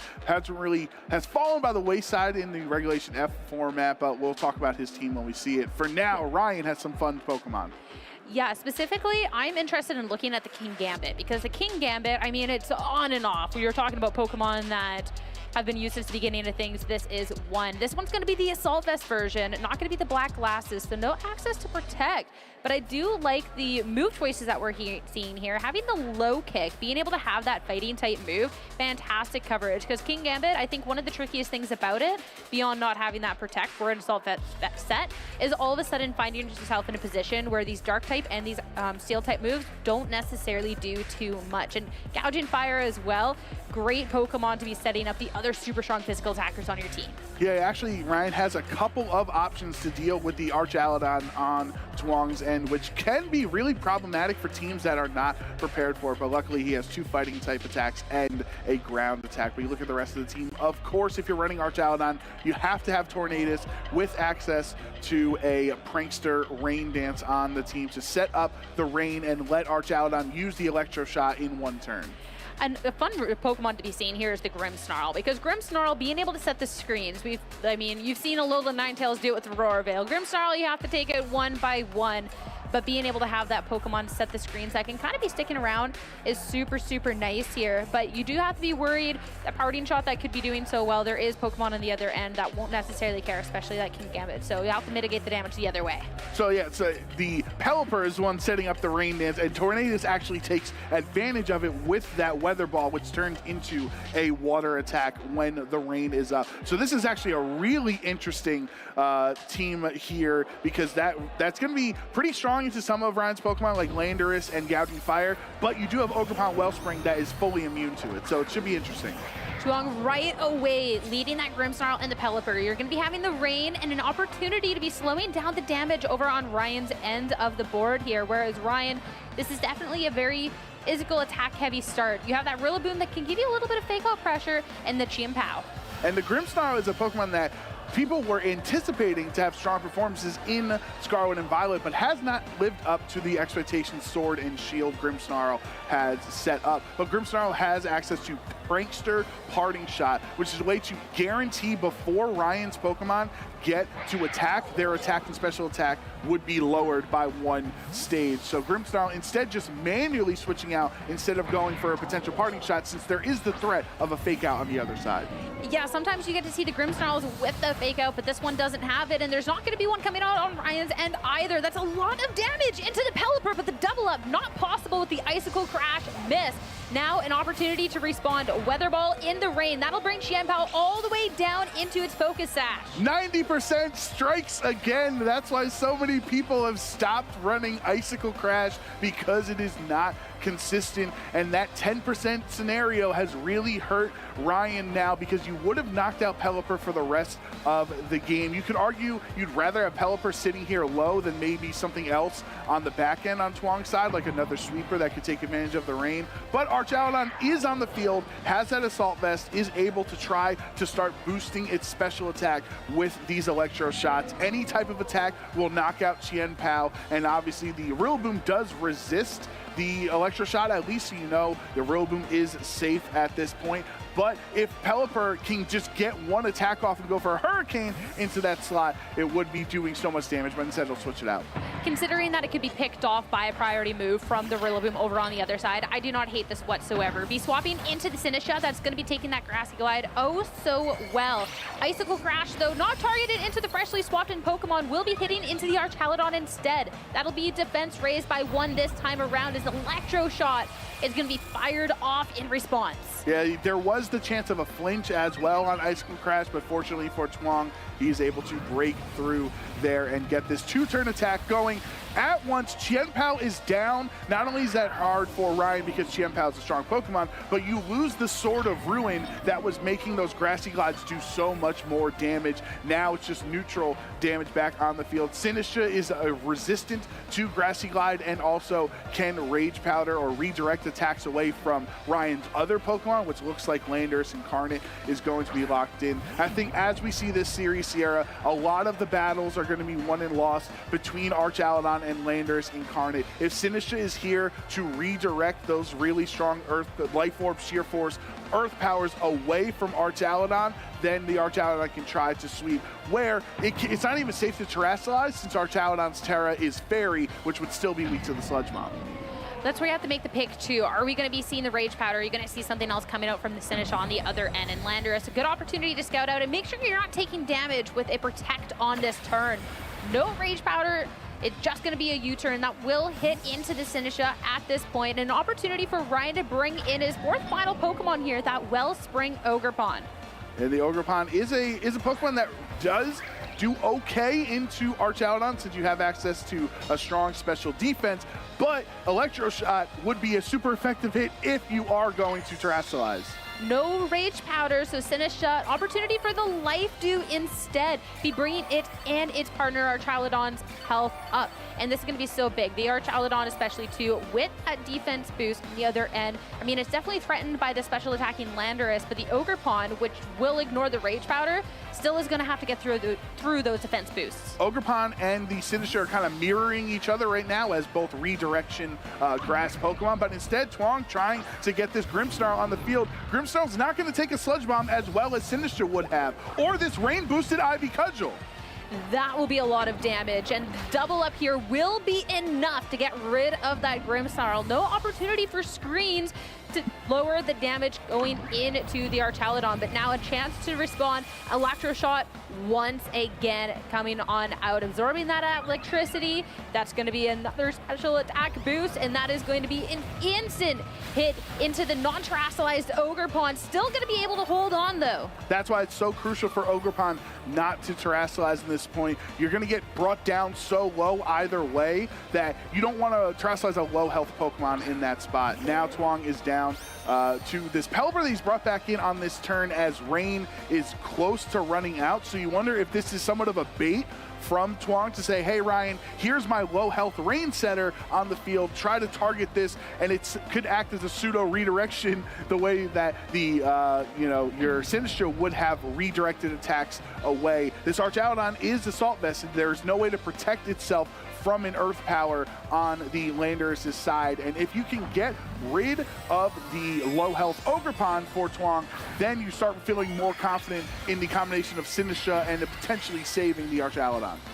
It will be Terrasilization coming out from the Landorus on Ryan's end here. That poison type that we get to see oh so much. Not the only Terrasilization in sight though. Twong as well is going to take this chance. That will be the Archaladon. Also that will be into the Fairy type. Yeah, this is the kind of the situation you were worried about. Changing your typing into Fairy will help you in some matchups, but you're also now weak to the Sludge Bomb on the other side. At this point, though, that will be a second stamina boost coming out. Make sure that over on that end of things, you'll be good, but Earth Power, of course, hitting into that to try and take advantage of that weakness out of there. And now Pelipper being left alone, that is now a Tailwind.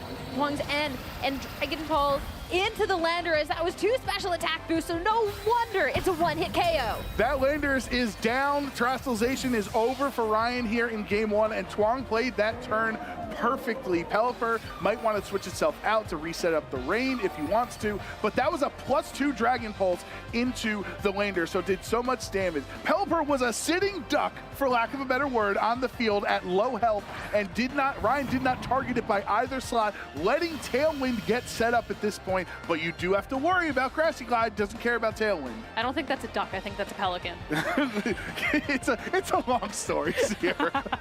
No, but being able to get some speed over at Twong's end, definitely good, but of course you do have that option of priority with that Grassy Glide over onto the opposing end. Could have picked off a low Pelipper at this point, though that the Grassy Glide does not, like, the Archaladon does not care about it at this point. Now Hospitality coming in, that is going to be, again, health for these Pokemon. That'll be a fake out instead, though. That's +3 defense if you ever want to go for the Grassy Glide. That was a really smart play to have the Hospitality heal it up. Is this Ivy Cudgel? No rain, no crit. And that's going to be a 4th stamina boost. This Pokemon, the longer it sticks around, the more and more terrifying it gets at this point. It has those special attack boosts. It's just getting more and more health back, and there is the opportunity as well to be swapping in, try and go for some rain. No swap though, it'll be a protect on the Ogerpon over on Ryan's end of the field. An attempt to try and get rid of it. on Ong's end, an attempt at that Dragon Pulse. We'll be hitting into the Protect, the Matcha Gotcha. You can try to get the burn. It's not going to do a lot of damage to Rillaboom, obviously, as a resistant attack. But if you can get the burn, and he gets the burn! So Rillaboom is burned. Archaludon has 4 boosts to its defense. This Woodhammer is not doing anything. I don't think it was going to do too much the first time around anyways, but that is definitely adding a little bit of insult to injury at this point, considering you need to be trying to deal as much damage, and just you needed every ounce of that to try and whittle more and more away at that Archaludon. So that burn definitely going to be hurting in this case. All you can do is just try double into it again, try and hit into it again, and attempt to add that spiky shield to try and keep a piece of your team alive. So we're getting confirmation that Twang also goes by Tommy as another name that his friends like to call him. So we'll go back and forth with it. Tommy has found himself in a really good spot with this setup. +4 defense body press is just going to destroy Rillaboom. Yeah, I think it might have been +5. There's too many. It has all of them. And that Matcha Gotcha on the other end is going to be enough. Single target to take care of that Ogre Bomb. So Ami to take game 1 here in round 4. Fantastic setup.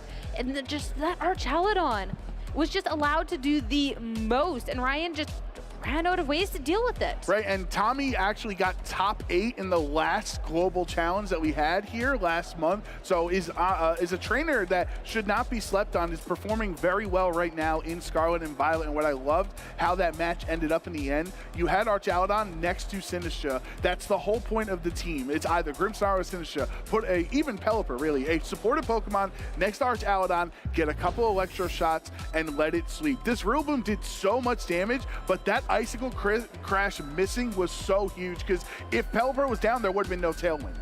We could have been in a game 2 situation right now with Ryan as the victor, had that been a connection. But unfortunately, that's what it is. The Icicle Crash versus the Ice Spinner. You're gaining some base power, you're getting a little bit more damage, but it's going to be at that cost. And Ryan fully feeling the cost in that first match there. You have to go looking at that second game where you want to be kind of changing things up, because there is also just the potential, hey, the odds are in your favor, you'll hit it the second time, right? And right, so definitely you can just try to win that, or maybe you get a flinch on the first Electro shot instead. But Ryan's in a really tough spot with that Landorus that Terrasilize, because if you want to Terrasilize into a poison type so you're no longer weak to the Weather Balls from the Pelipper or Tornadus, then you are now no longer immune to Electro Shot. And if Archaludon can set up multiple Electro Shots, or even go for the safe +2 Dragon Pulse into the Landers, it's going to be really tough for Ryan to win. So I think one of the things that Ryan can look forward to in this matchup is if you don't allow those supportive Pokemon to feel comfortable on the side next to Archaludon. We don't see it in the lead at this point, but at some point you know it's going to be coming back. Tommy, it's going to be the Tornadus and the Pelipper to start things out. Get the rain set up and a Pokemon that can be taking advantage of it.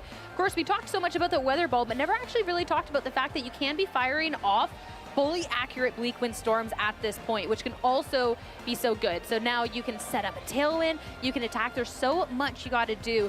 And over with that Landorus and Rillaboom on the other end, sure, with that Rillaboom, you can fake out one thing, but still, something might take a lot of damage here. And this is a real head-scratcher turn for Ryan on what you do, because both of Tommy's Pokemon have access to Tailwind. They both have access to the Weather Ball to hit you super effectively. So if you fake out the wrong target or go for the wrong attack, it could be disastrous. Ryan with the head shake there, no fake out, but the Grassy Glide. You got to see how much damage that did in the first game. And the double up, an attempt to get rid of the Pelipper on the first turn on a Rye. Such a good protect coming out from Tommy, and the double Bleak Wind Storm, of course, it will be connecting on both. So much damage onto the Rillaboom. No speed drops, luckily for Ryan there, so you don't have to worry about being slower than the Archaludon when it comes in. That means Tommy is going to be forced to click Tailwind at some point on one of these two Pokemon. But Lander is protecting on the field. It still is threatened by future turns of Weather Balls right into its face in the rain. And at this point, too, we get to see the speed coming out on Tommy's end. The Grassy Glide won't care about that, so it will do a significant chunk of damage into the Pelipper. The Pelipper, had it wanted to fire off something like a Hurricane into that Rillaboom, could have taken care of it. But great protect coming out with that Landorus. definitely both players navigating this as best as they can. Some fantastic protect so far. And Ryan doesn't have many defensive options right now, as we have the benefit of seeing the two Pokemon in the back being Chien-Pao and the Ogerpon Wellspring. Wellspring would not be able to take a Bleakwind Storm well as a super effective hit, and Chien-Pao on the switch-in would break its Focus Sash. So Ryan's kind of just have to use the Landers and Rillaboom and get as much damage as he can.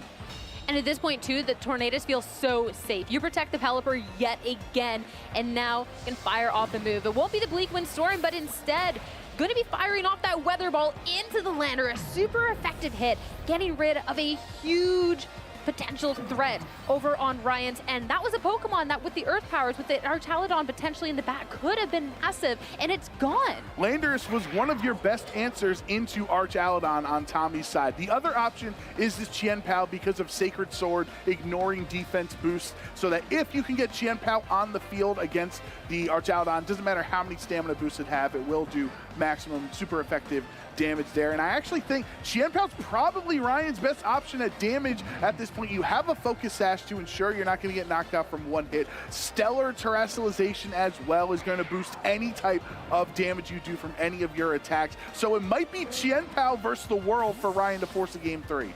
And Pelipper, that will be the swap out on this turnaround that Archaludon, into play. So if it does take a hit over on this, potentially a Grassy Glide into that slot, it will get that defense boost.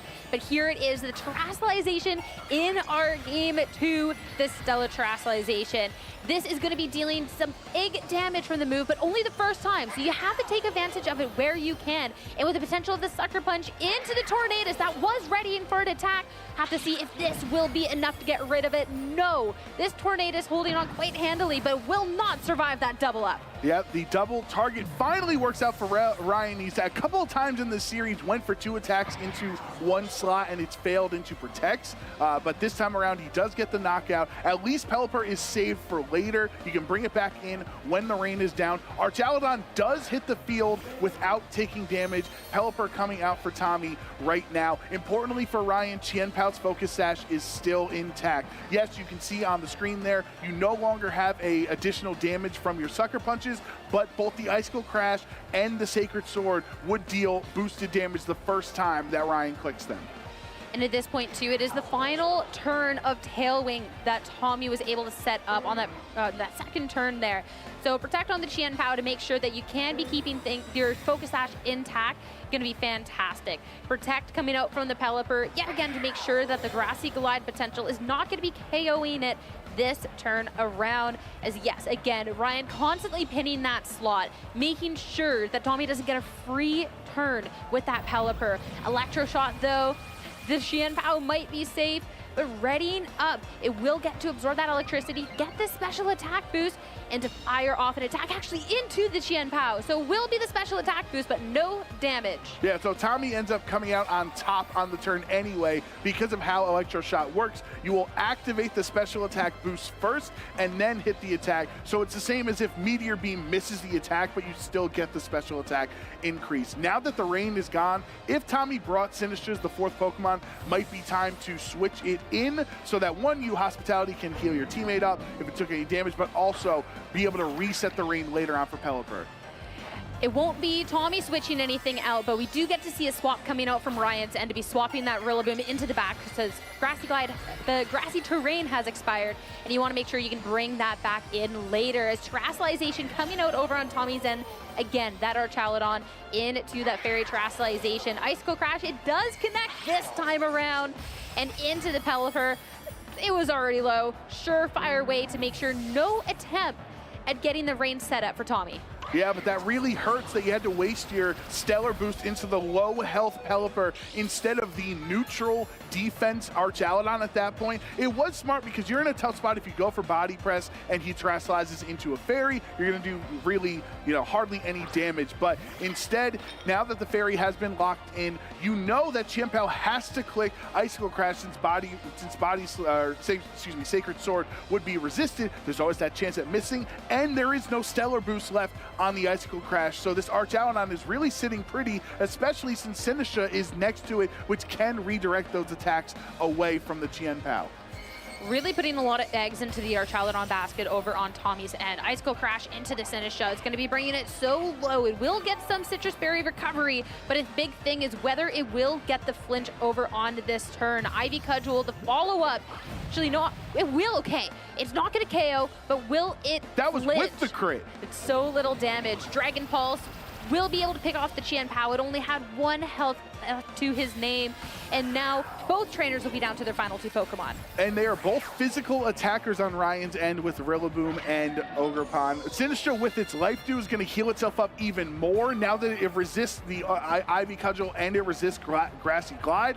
That with 2 grass types on Ryan's side, there's no reason to Rage Batter, right? You cannot redirect attacks away, so you might as well just continue to Life Dew and heal both yourself and your teammate. This full health Archaludon is sitting really pretty because every time it gets hit from Grassy Glide or Ivy Cudgel, when there aren't critical hits, it's going to make it even more difficult to deal damage to it. And any damage you do can be mitigated from the Life Dew healing recovery. At least with the Terastallization coming out onto that Archaludon, you will be able to start doing some more damage with the Rillaboom initially than you would have had there not been a Terastallization. So follow me on the Pokemon. Will make sure that Rillaboom staying safe for now, and that Woodhammer will deal a lot of damage before this Archaludon starts getting set up. That's the first stamina boost there. Make the most of it while you can. Dragon Balls into the Ogerpon, brings it down low, and you have to make sure that damage is stacking up where you can, because another Life Dew coming out from the Sinisha will heal them both up.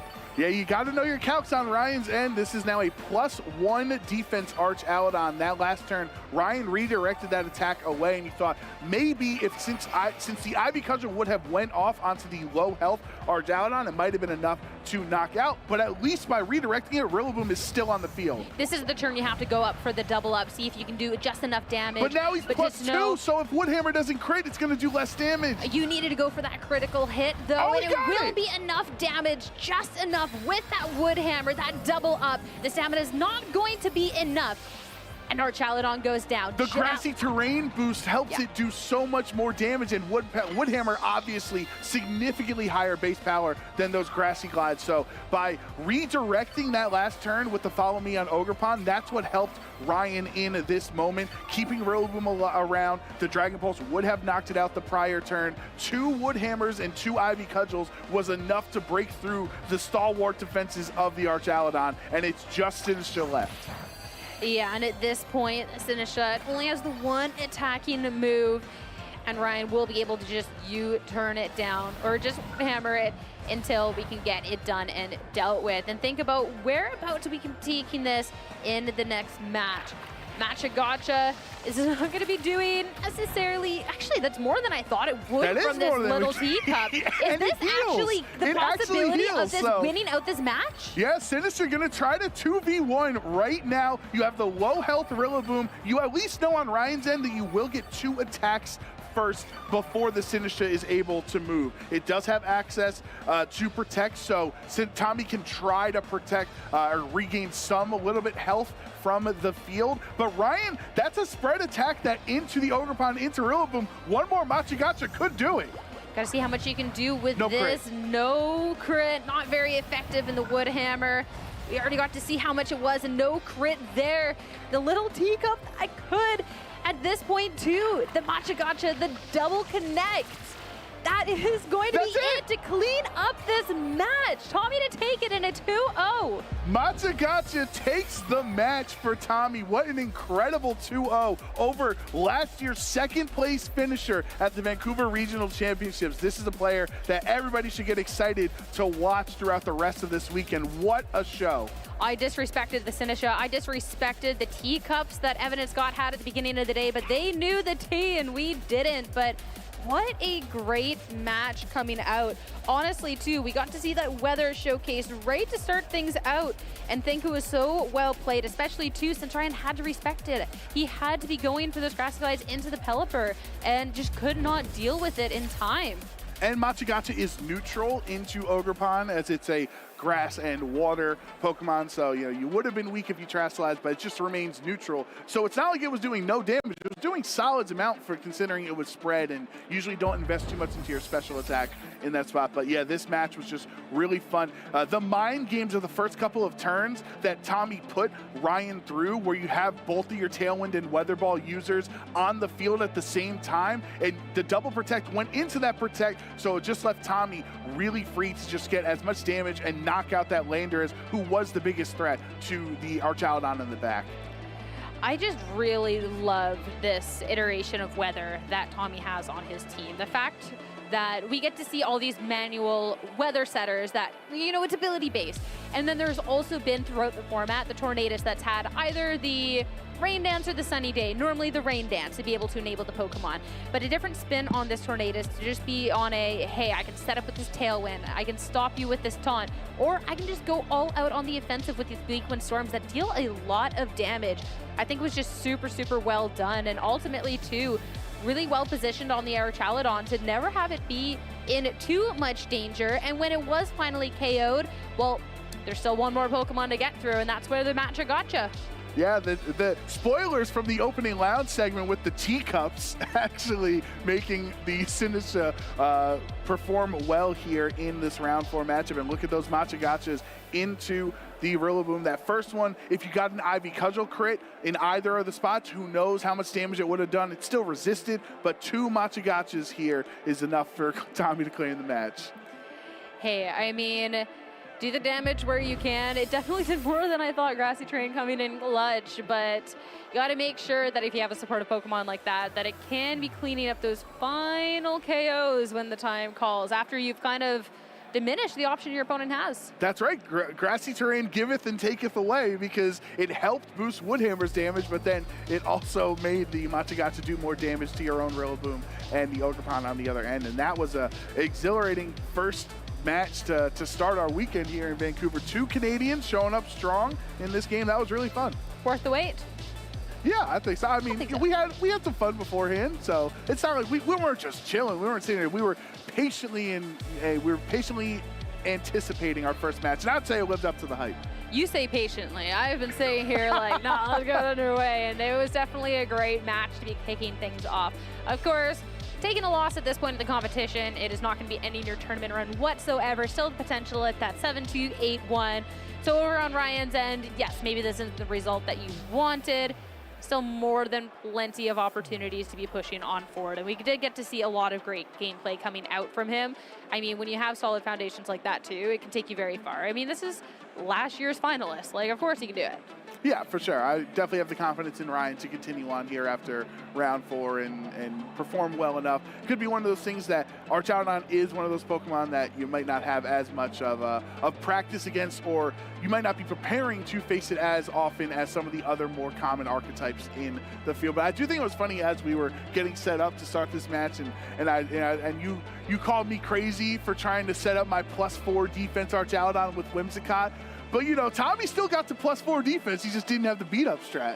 Well, yeah, but he let his opponent set up for him, which I think is just ultimately so much better, because then you have a slot that actually does something else on your team. And the hospitality and the life, There's a reason that Tommy is 4-0 here and you're not, all right? I don't want to hear it. What I do want to hear, though, is from Tommy, as Gabby is standing by with him for an interview. Thank you so much, Sierra and Joe. I'm here with Tommy, who's currently undefeated, round 4 of Swiss in Vancouver. Tommy, how does it feel? Great. Oh, speaking to your mic. Great. I thought I'd do well this tournament. You thought you'd do well, and? Because I did well in the global challenges, so. All right, that's some cred. How'd you do in the global challenge? In the first one, I got 7th. Okay, that's some cred. But I forgot to link my Nintendo account, so I didn't get the points. Oh, well, that's a good reminder for all of you at home. Make sure to link your Nintendo account before you compete in this upcoming global challenge. Did you run a similar team in that global challenge? Yes, I've used the same team minus the 6th Pokemon. So I've used 5 of them for the first and second global challenge. Okay, and is that the team you're running this weekend? Here in Vancouver, are you running the same 5 out of 6? Yes. All right, so then who's the mystery 6th Pokemon that you subbed in for this event? Oh, Annihilate. Really? Okay. Yeah, well, in the first global challenge, I used Landis Therian and I never brought it. Okay. And then I used the Zoomerl in the second global challenge and then I never brought it. Okay. And so have you brought Annihilate yet today? Not today, but in practice I have compared to the other two, so we'll see. All right, so then you're pretty comfortable then with this Archaludon, Sinistcha, Pelipper, Tornadus. Yes. How did you arrive at that core? Electroshot is a good move. Okay. You're just telling us straight facts. I appreciate that. Huh? It was interesting to me because I noticed on your team sheet, you know, a lot of people will pick Pelipper or Tornadus. I don't think I've seen many teams that bring both. So what was your thinking when having both of them on the team? Tornadus being able to attack turn 1 with the rain is really good. Like, sometimes I can threaten Tailwind or I can threaten both of them attacking. Yeah. Huh? Yeah, that's pretty powerful. And I think we saw that in your game 2 approach against Ryan. But going back to game 1, there was a really interesting mind game about when you would terrastalize your Archaludon versus when Ryan would terrastalize the Landorus. Yeah. How did you approach that matchup?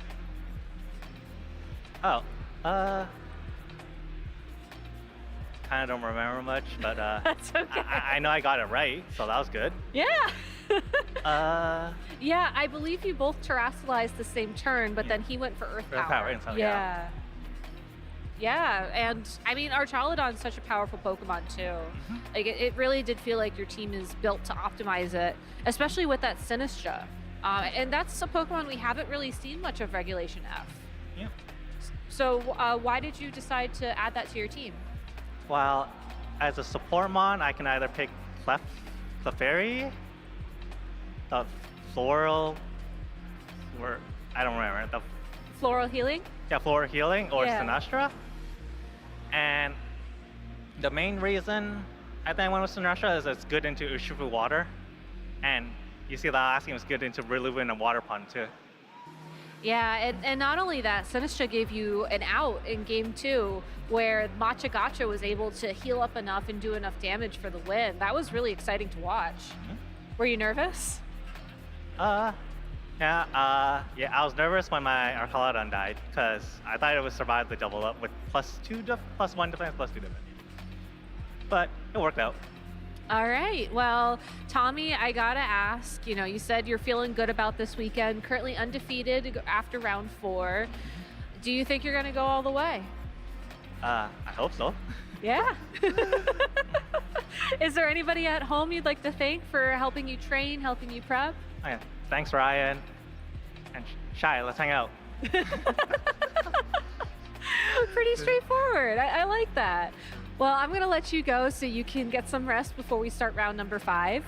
Casters, why don't we throw back to you?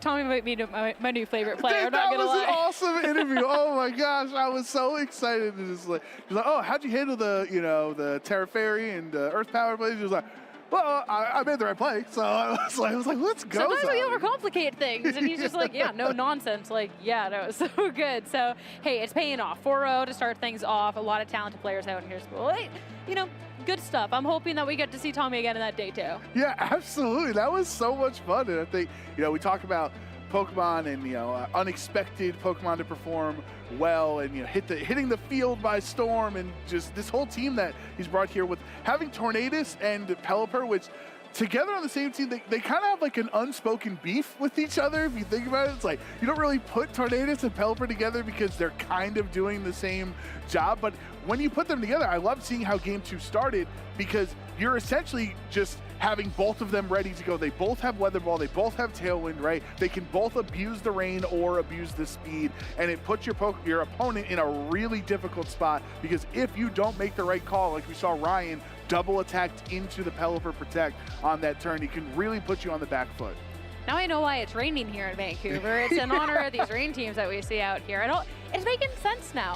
I'm understanding what's going on. Yeah, exactly. The Pelipper, it seems to be a Pokemon that comes in and out of popularity right when you need it. But even in that spot, you saw the The Bleakwind Storm really pressures Rillaboom, especially without the Assault Vest, right? If Pelipper ever wanted to go for Hurricane into Rillaboom as well, it just seemed like he was really, Tommy was in a really good spot against some of Ryan's best Pokemon there, because both Landorus and the Rillaboom are weak to Pelipper here. So it could be just a really nice meta call as well from Tommy's end. But then Archaladon, Sinistcha making an appearance. It's a Pokemon I have tried so hard to make on so many different Trick Room teams, and maybe I should have just been putting it next to Archaladon this whole time.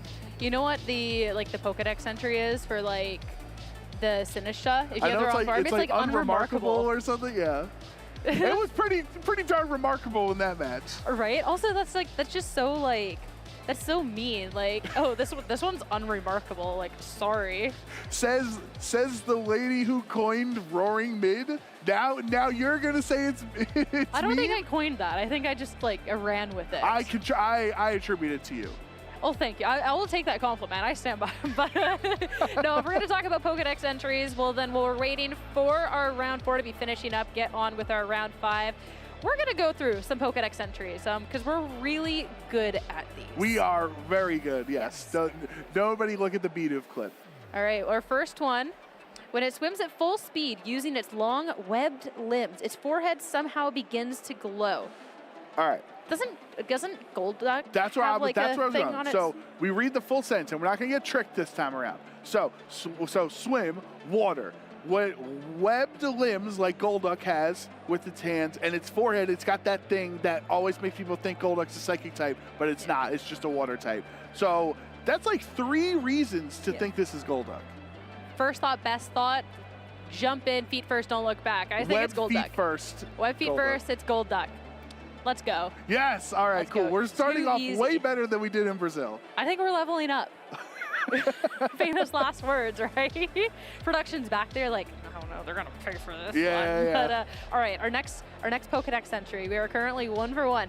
Magnet in its nose provides an unerring compass, making this Pokemon an excellent partner for trainers going on a journey. Wouldn't it just be Nose Pass?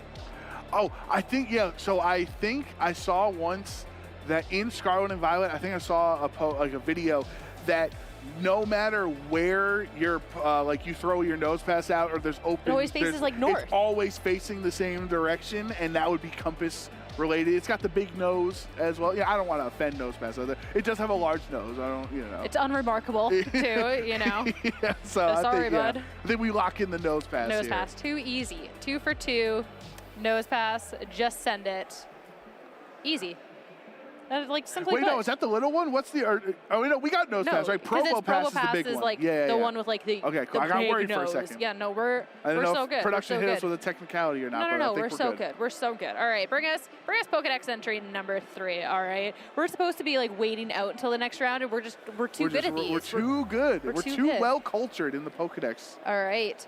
Oh, isn't this just Archaladon? Okay, first of all, we didn't even read the Pokedex entry, Sierra. So what? I was in my reading club in grade 4. Just to lift the curtain.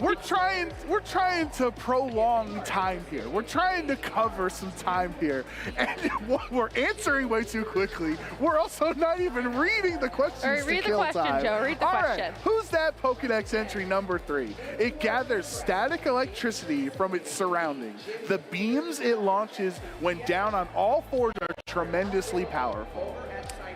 Wow, I have no clue. Oh, it really is a stumper. I don't know, Pikachu?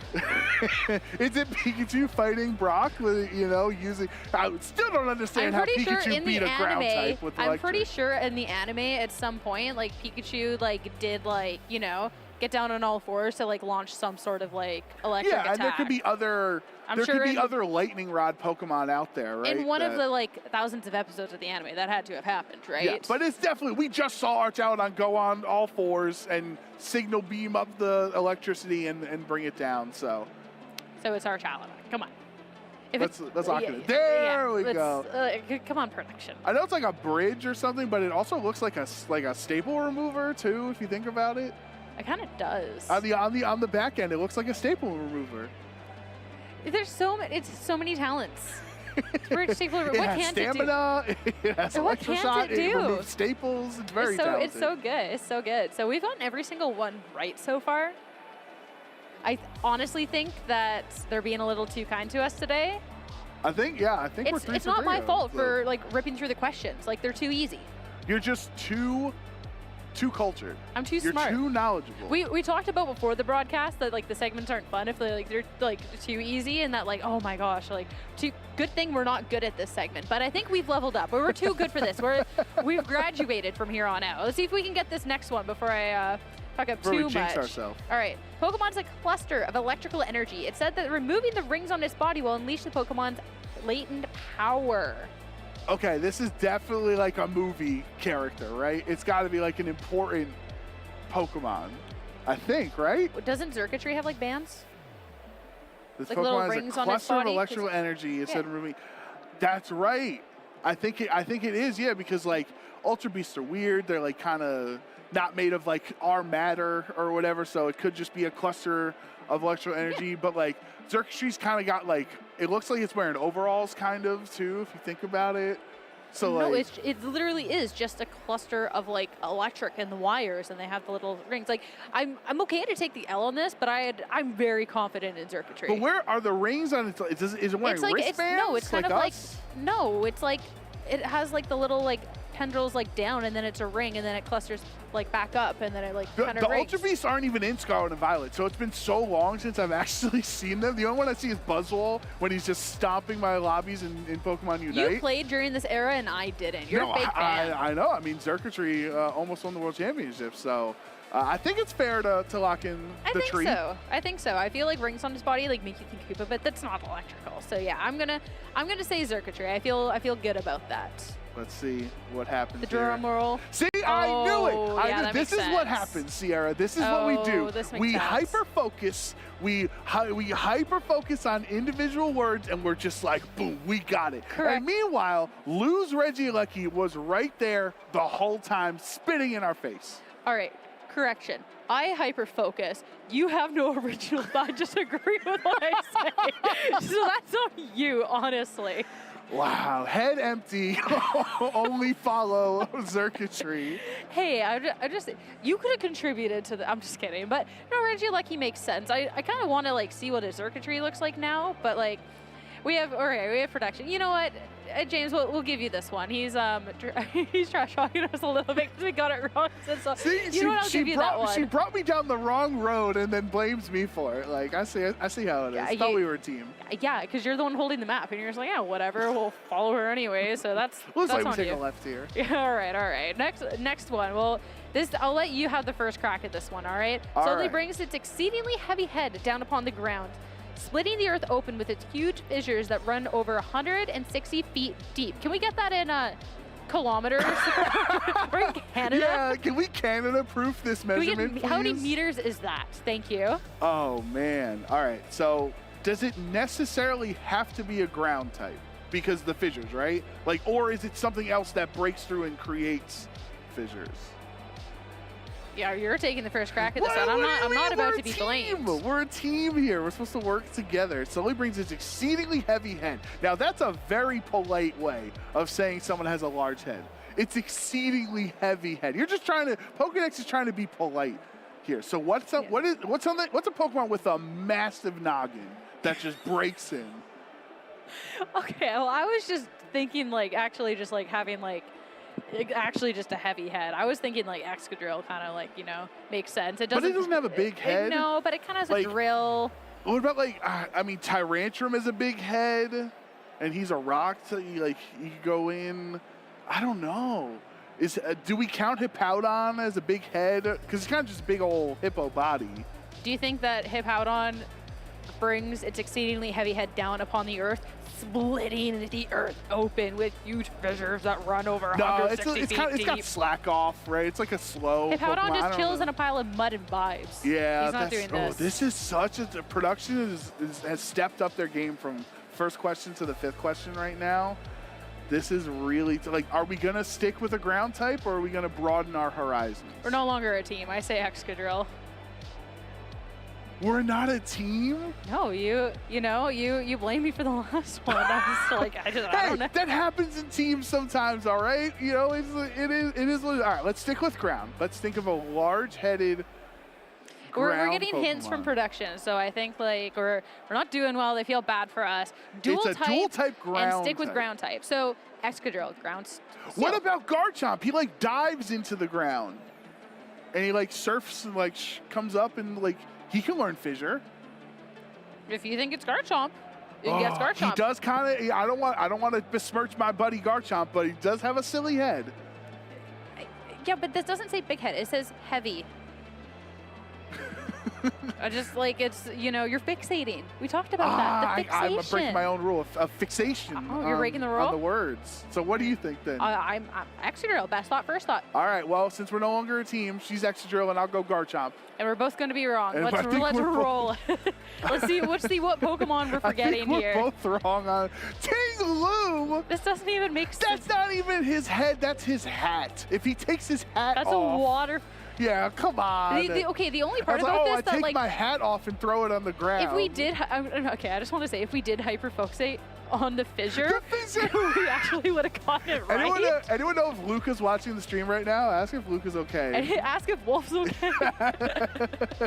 Oh, that's right. Ting-Lu, very famous for his fissures. Yeah, no, that's true. All right, well, we got most of them. I think like 4 out of 6, right? So I think we're still doing pretty good. So I believe that's pretty good. I believe now we up next. I think we have Gabby standing by at the interview. Let's go. Don't worry about it.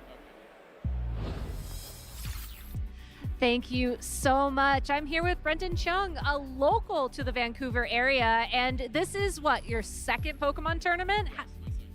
How's it feel? It's been great. I unfortunately slept at like 12 or 1 yesterday, so I had like 6 hours of sleep.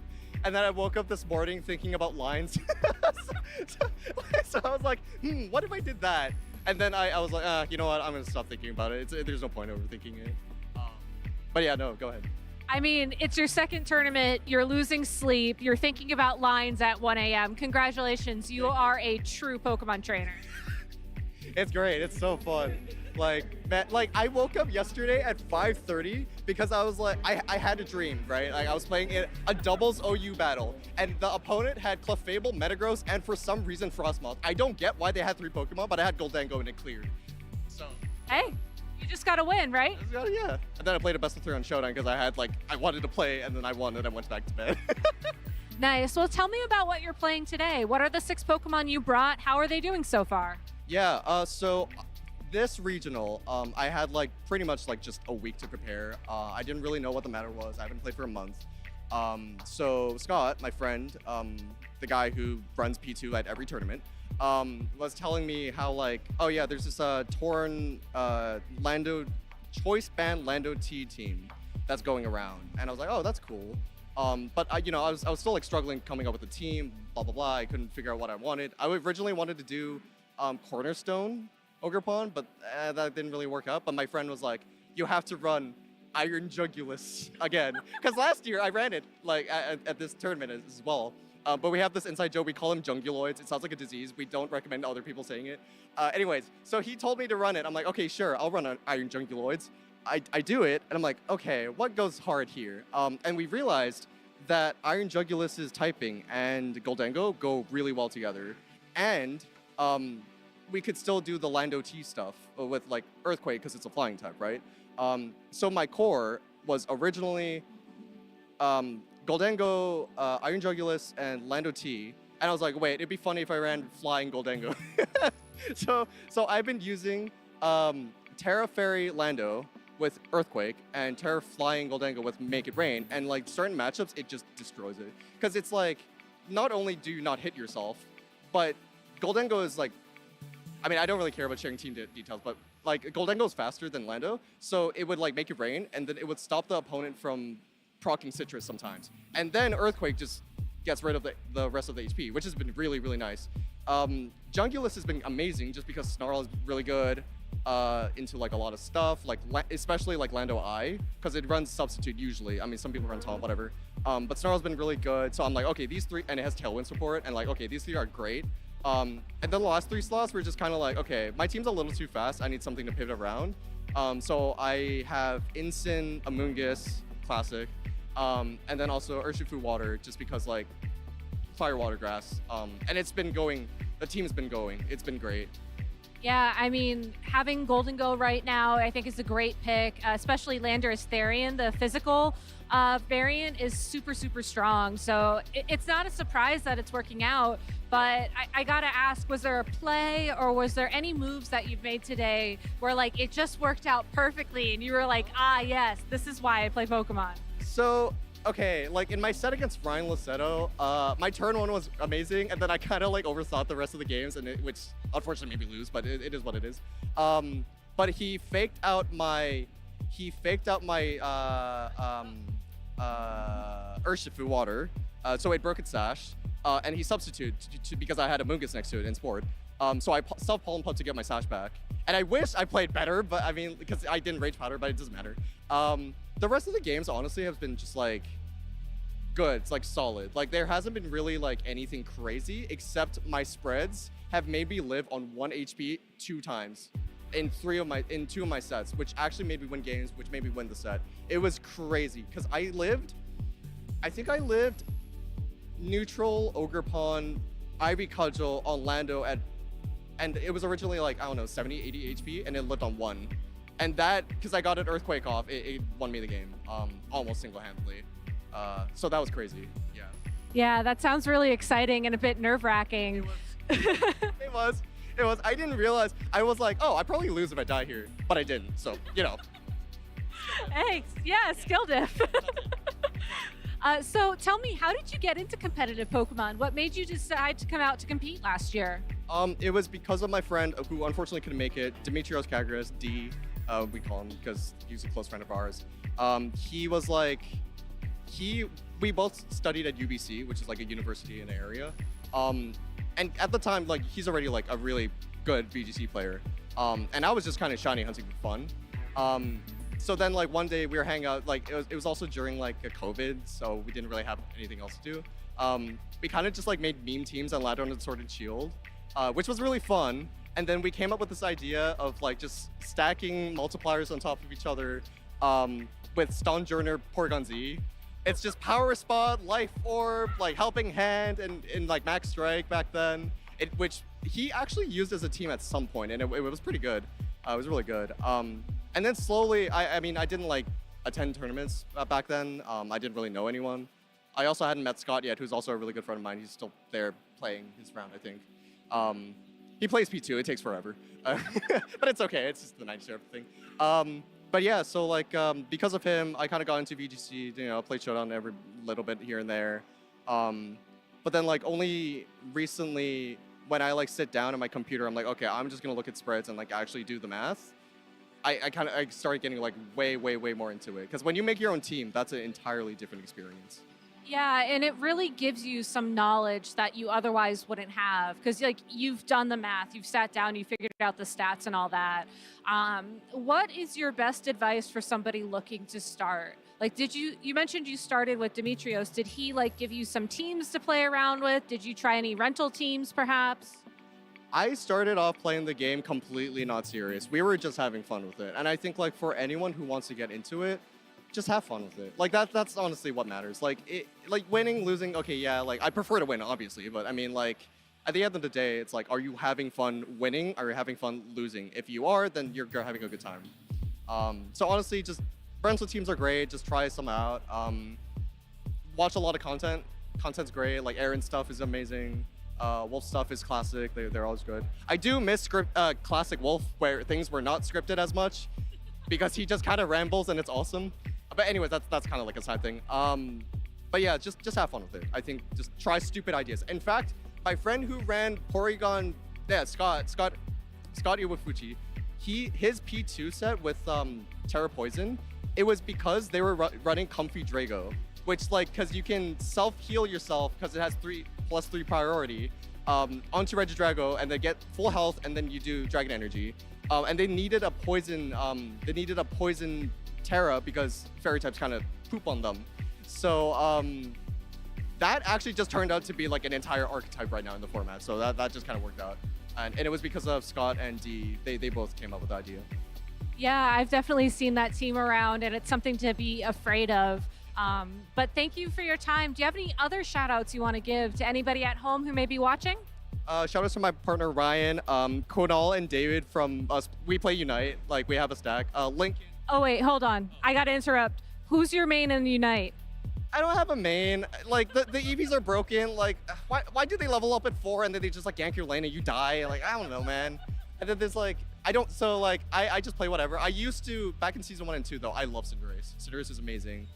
But I like Yaskarada's fun. Leafeon's broken, so I have to play it because ladder is brittle. And then oh yeah, shoutouts. Yeah, so Kunal, David, hope you guys are watching. Lincoln, who is a friend who came here today and competing, but he had a family emergency, so he had to leave, unfortunately. Nick, D, Scott, and what was? I think that's more or less it. Am I allowed to say one thing on stream so they like my friends can clip it and then we could just like meme on it?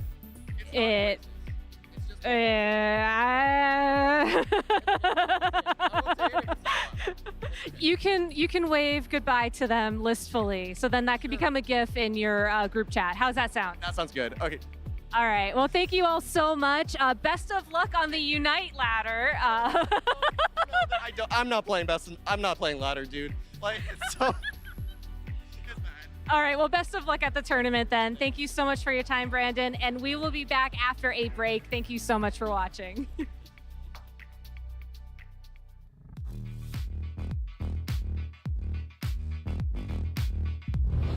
Giovanni Costa wins his first regional championship at the San Antonio Regional Championship. What an incredible match for Gio there. He played that match so incredibly well. Honestly, I didn't practice that much because I was like, we're changing formats.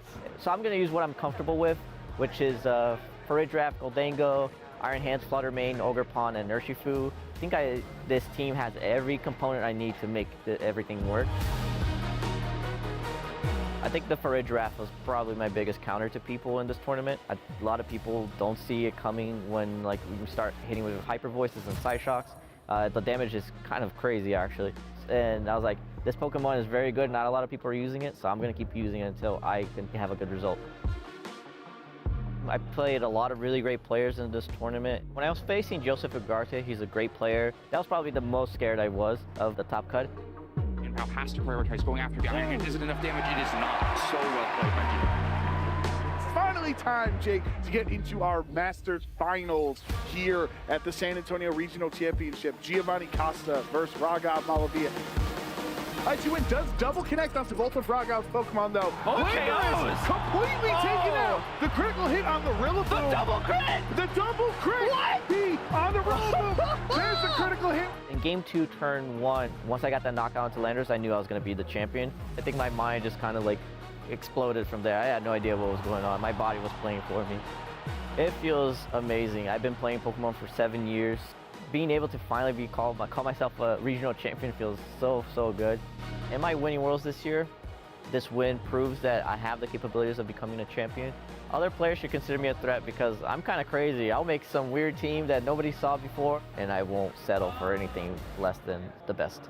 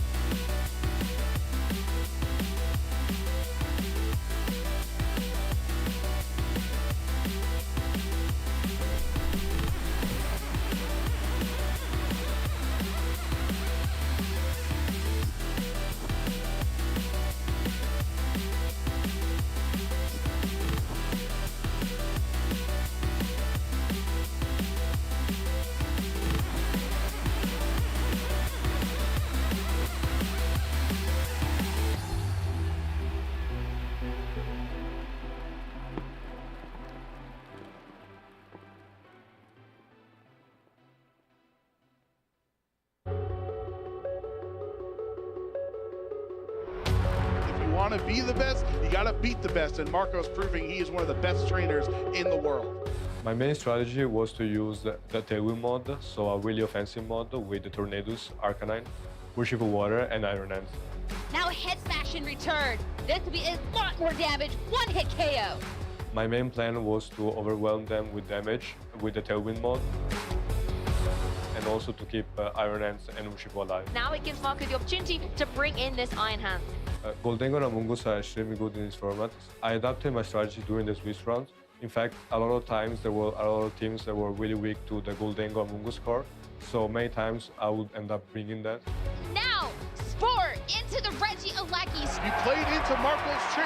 The most challenging match in Top Cut was definitely the final, since both me and my opponent had basically 20 hours to prepare.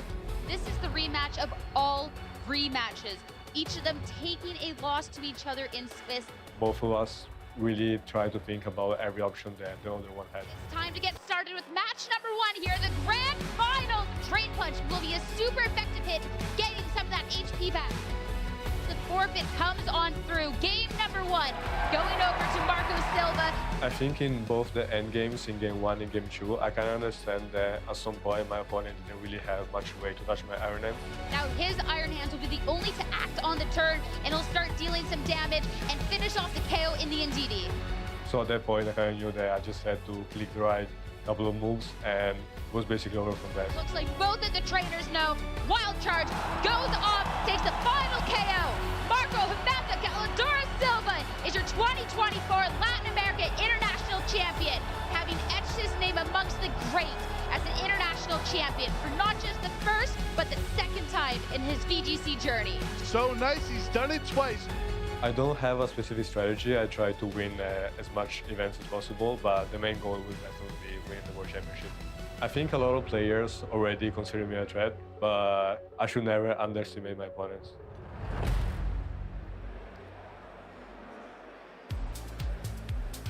Hello, trainers. Welcome back to the Vancouver Pokémon Regional Championships.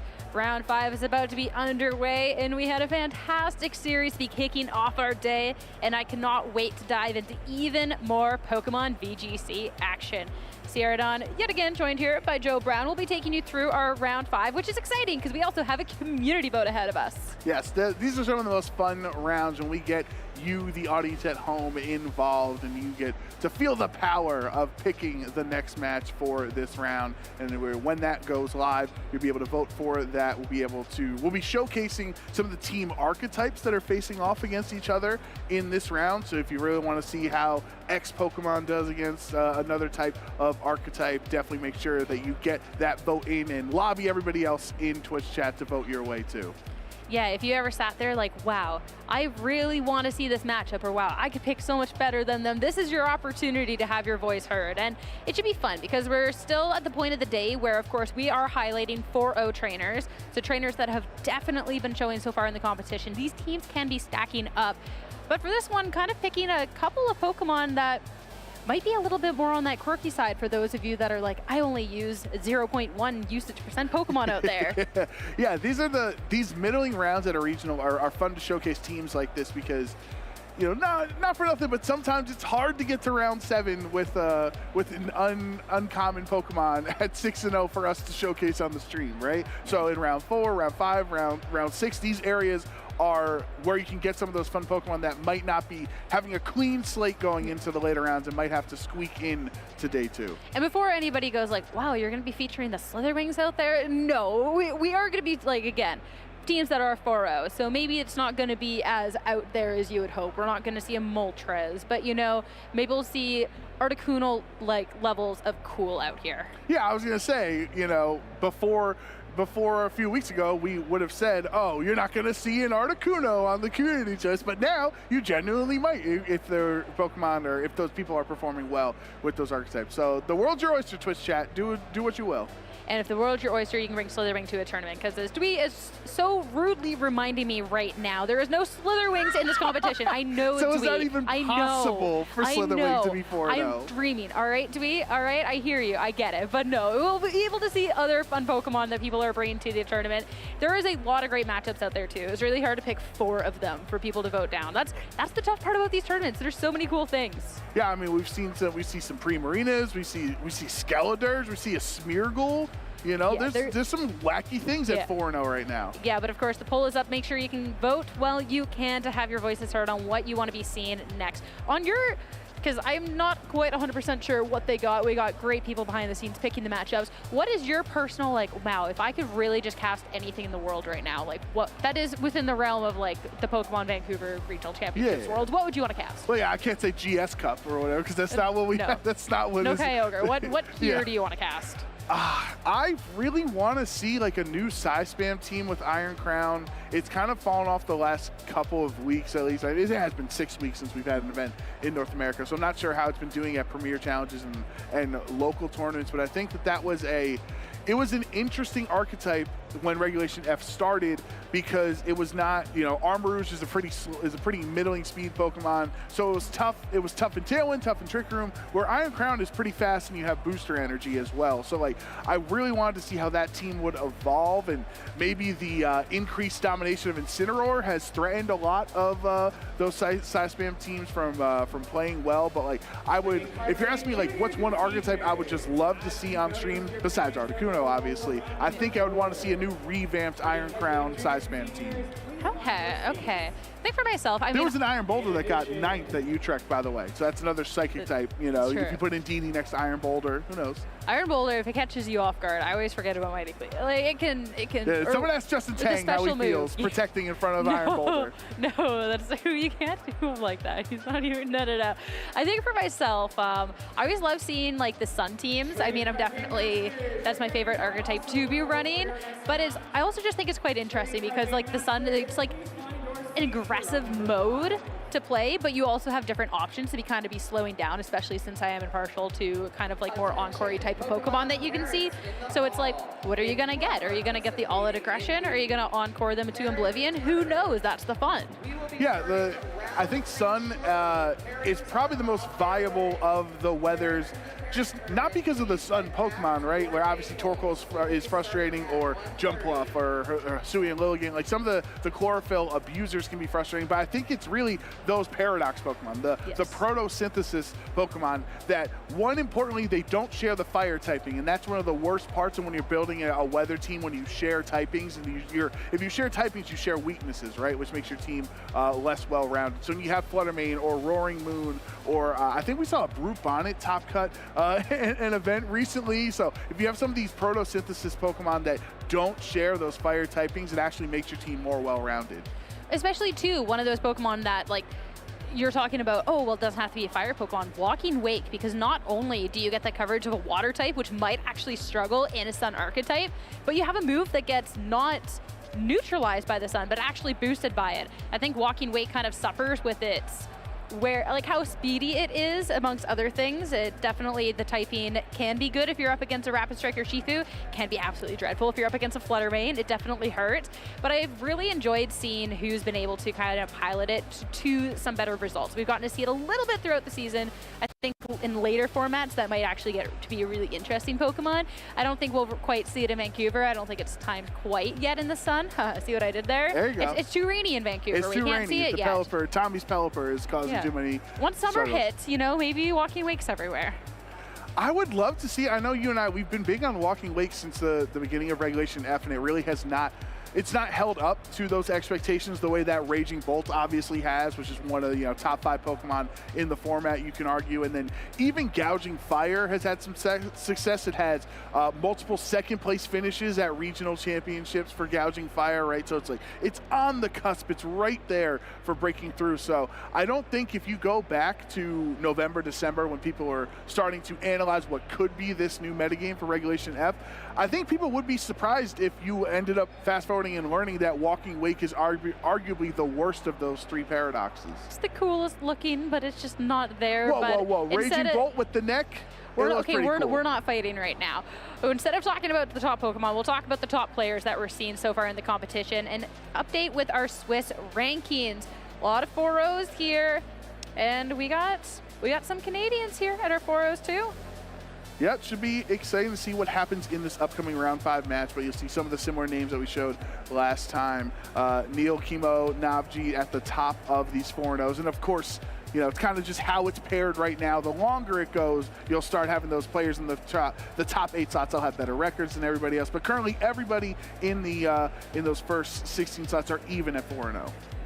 Yeah, and again, the number that we're looking for trainers to be hitting here is that 7 wins. If you can go further and beyond, get 8, get 9, fantastic. But 7 is going to secure you a spot in day 2 of the competition and an opportunity to fight further, try and find your way into that top cut. So 3 away.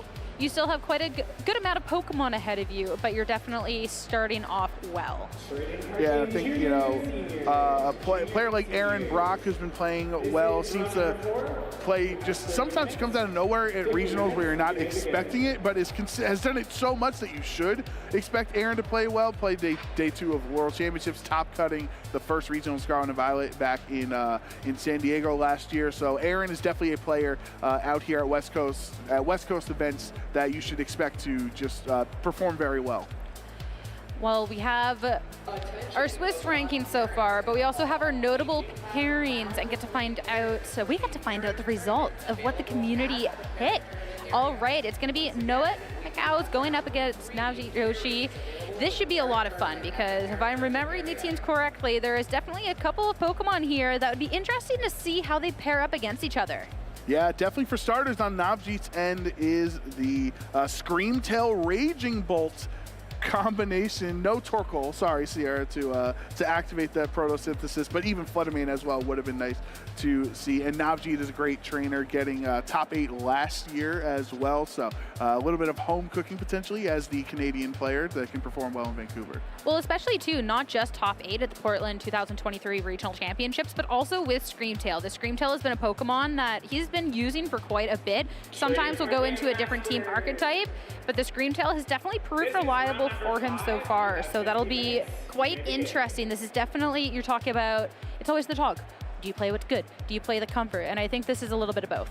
Yeah, and then on Noah's side, which Noah is actually a tournament organizer and used to play the trading card game here in Pokemon. So switching over to the bright side of the video game, as we like to say. I'm sure they would have the opposite opinion. Our fellow casters. Didn't we, like this morning while getting ready for broadcast, weren't you literally telling me how you'd built your TCG deck and how excited you were? I'm ready. I'm ready. Post-rotation. We love all of the different Pokemon here, but no, it's also fun. And his fun fact, it says his locals don't know how to deal with that. They're so used to him playing the TCG, they don't know how to adjust. Yeah, so that's great for Noah to be adjusting and coming over to the video game and performing well here at 4-0 against a great opponent in Navjeet. On Noah's end, there should be a fun Pokemon in Hisuian Goodra, which at least it's fun for Noah, right? Not fun for your opponents when you're trying to break through that shell armor, and when Goodra can get set up after a couple of shelters. Sometimes it's genuinely unlosable sometimes after those setups. So Navjeet definitely has to be prepared for Hisuian Goodra. Yeah, I'm intrigued to see how these match up because I think that there is definitely some dangerous tools on both trainers' ends, but I think they both have ways to be able to deal with each other because you're talking about, oh, well, Goodra could be a scary Pokemon if it gets set up, but there is tools over on Navjeet's side to prevent that from happening in the first place, right? When you're looking at something like the Screamtail with an Encore or a Disable, you have to be so careful about what moves you select. I told you I was an Encore enthusiast. It can be so detrimental. It's really hard to play around it because even those pivotal moves like Protect, you protect past a turn.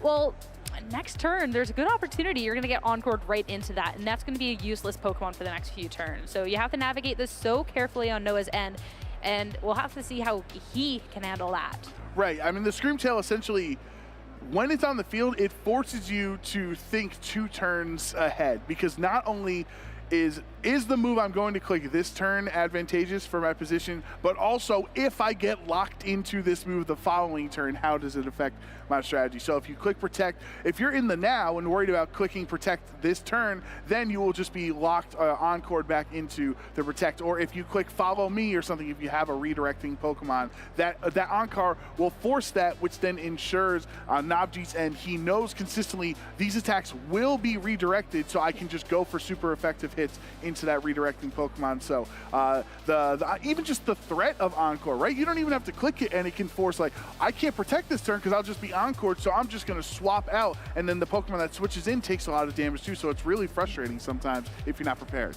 Yeah, it's definitely a Pokemon that commands respect here, so it'll be quite interesting to see. The thing is though it can be locking down your team. If you have other ways to be kind of hitting around it, you have multiple different move options. Like, it can also be okay on that way to just make sure that you're not necessarily disabled. It is a Pokemon that does require, you know, if you're going for the encore one turn, well, then all of a sudden the next turn you have to go for the disable. It's taking 2 turns as well. It can struggle if you're going up against a Pokemon that has priority in terms of the fact that you can't necessarily, if it goes for fake out 1 turn, I'm thinking of up it against a Rillaboom, it goes for fake out 1 turn, well, you can't encore lock it into that fake out if it goes for a Grassy Glide the next. You encore it into that Grassy Glide. So it can definitely be one of those Pokemon that you still have to be really careful with how the Scream Tail is navigated, but for someone who's been piloting as long as Nabjeet, I'm not necessarily too worried about that in his case. Yeah, and then I'm looking at Noah's team here, and Noah actually, we talked about Hisui and Gudra and some of the other things, like Glamora is on the team as well, but I'm looking at his Firewater Grass Core in Rillaboom, Incineroar, and Suicune, and that's a really strong defensive Firewater Grass Core. They're all very bulky. 2 of them have access to Fake Out, right, in Incineroar and the Rillaboom. The Suicune has Snarl as well, so essentially you have multiple forms of damage mitigation in both the Intimidate and the Snarl to make sure that this Gudra is as tanky as possible and is able to set up those shelters and try to sweep through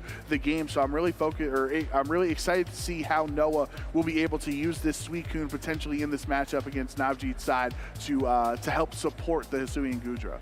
It's fun here because we get the battle of the 2 different Intimidators on here. So when we had talked about Incineroar usage and why it might dip up and down, part of the reason that maybe we don't necessarily see Incineroar, like it can be down sometimes, is with Hisui and Arcanine because they do compete for the direct spot. That's your fire type that intimidates, right? And you have your 2 different ways that you can be running a team that you want to intimidate on. Incineroar definitely the more popular, but over on Nabjeet's side, we do get to see that Hisui and Arcanine. So a way to be able to deal some significant damage, you get the Intimidate, the Clear Amulet, you cannot be intimidated down, and something like a Rock Slide can act like that can stack up so fast.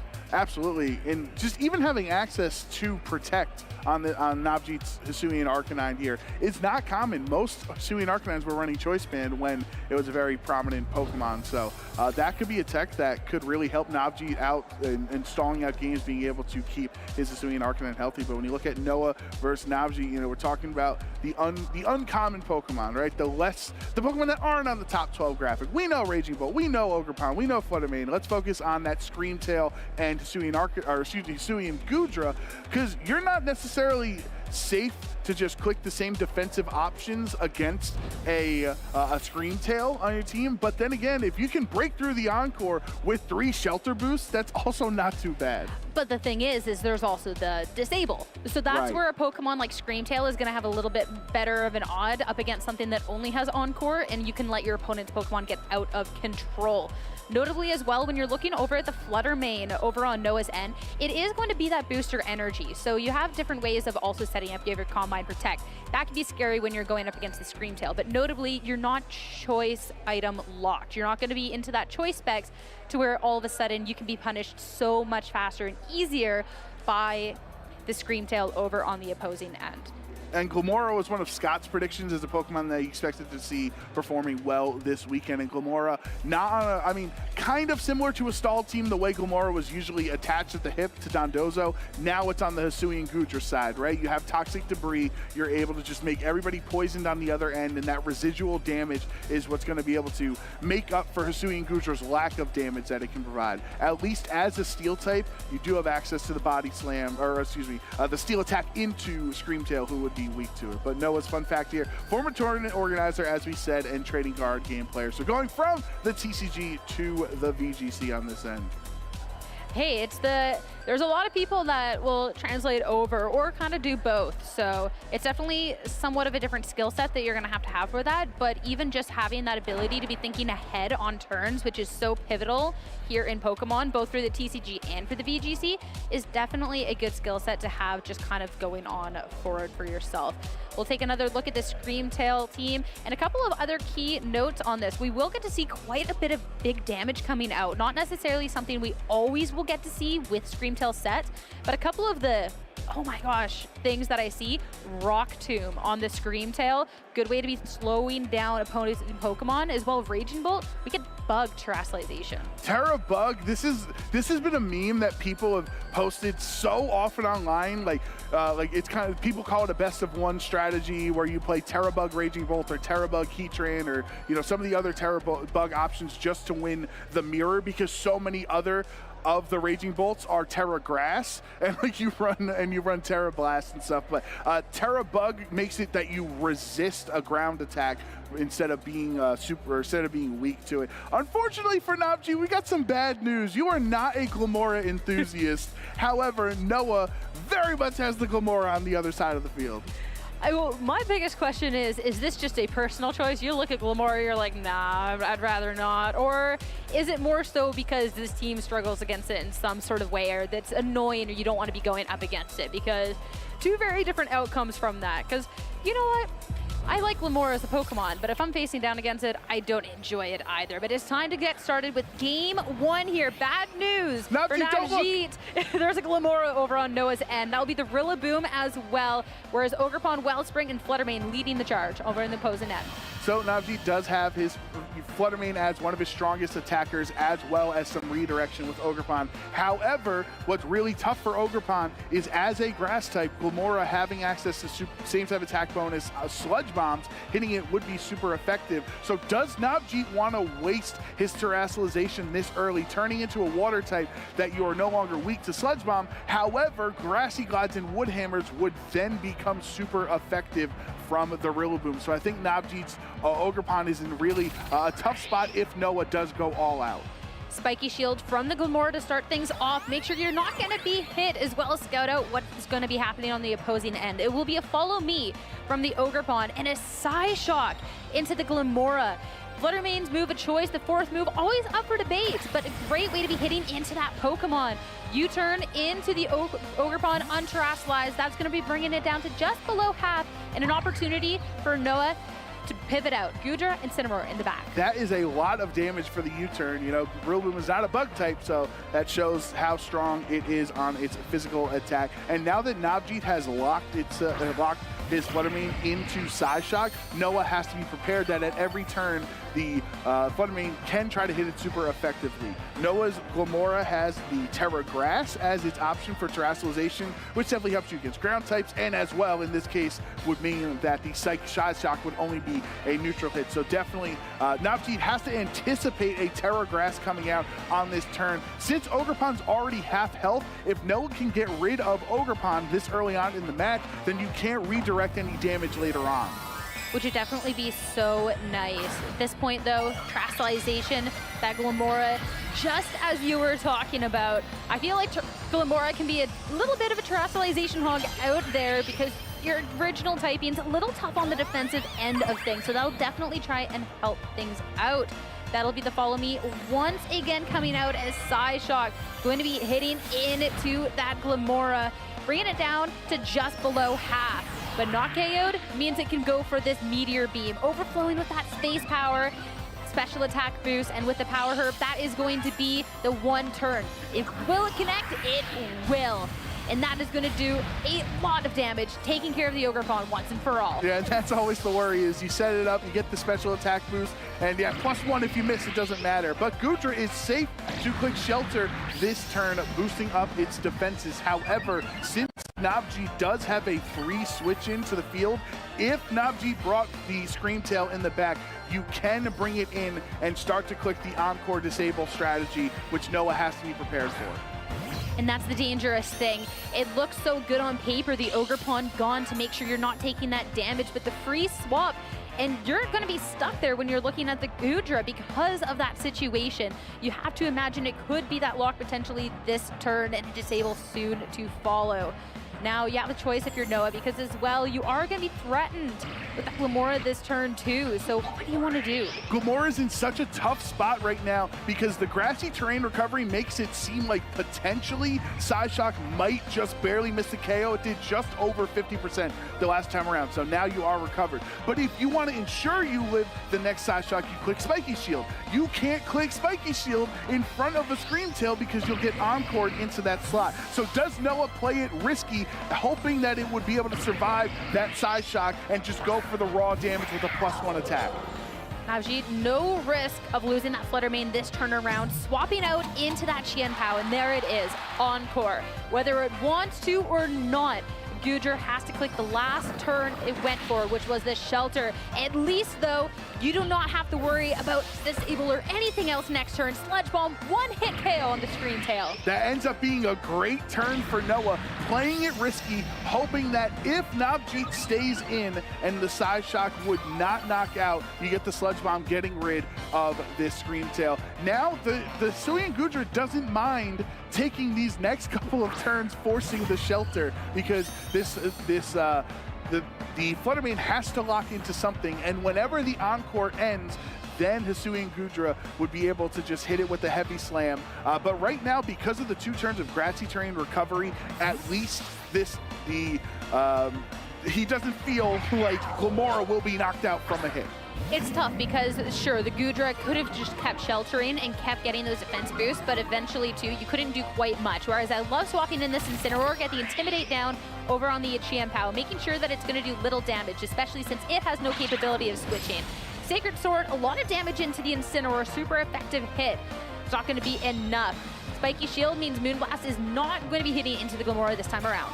Yeah, and then obviously Sacred Sword doesn't really isn't as hindered by the Shelter, right, as many other things. So Qian Pao having ways to hit the Suian Goodra at its normal defense stat, and it would be super effective since it is a steel type. But a slower turn from Noah there means Incineroar essentially takes a lot of damage for free on the switch in, but at least this Glamora is recovering HP. At some point, Navjeet is going to turn his aggression towards this Glamora, and Qian Pao does have an Ice Spinner into the now grass-type Glamora.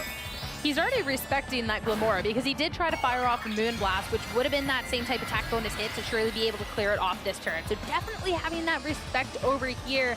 And Terrestrialization from the Qian Pao goes tight. Make sure that a potential fake out into the slot cannot happen. Make sure this Ice Spinner can go unhindered. Picking off the Glamora, the spikes won't matter. He's already down to his final 2 Pokemon, and you're getting rid of a huge threat to your Flutter Mane. Right, but now Noah, we saw, did not click Fake Out on this turn, so he's not going to be baited by the Terra Ghost. Instead, we'll go for another attack. Could be a parting shot or trying to go for some damage with this Incineroar.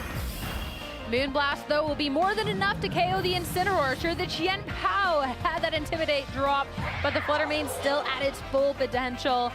Is going to take that offhandedly, and now all of a sudden, just on a flip of a dime, Noah down to his final 2 Pokemon as well. That definitely hurts for Noah there, because the difference is that Choice Specs damage on Flutter Mane, just helping it do just enough damage that it needed to knock out the, what was it, around 60% HP on the Incineroar. So you wonder how it could have played out if he was able to hang on with a couple HP and you get a parting shot off into the Flutter Mane. Could change it around. But now Navjeet has 2 full HP Pokemon.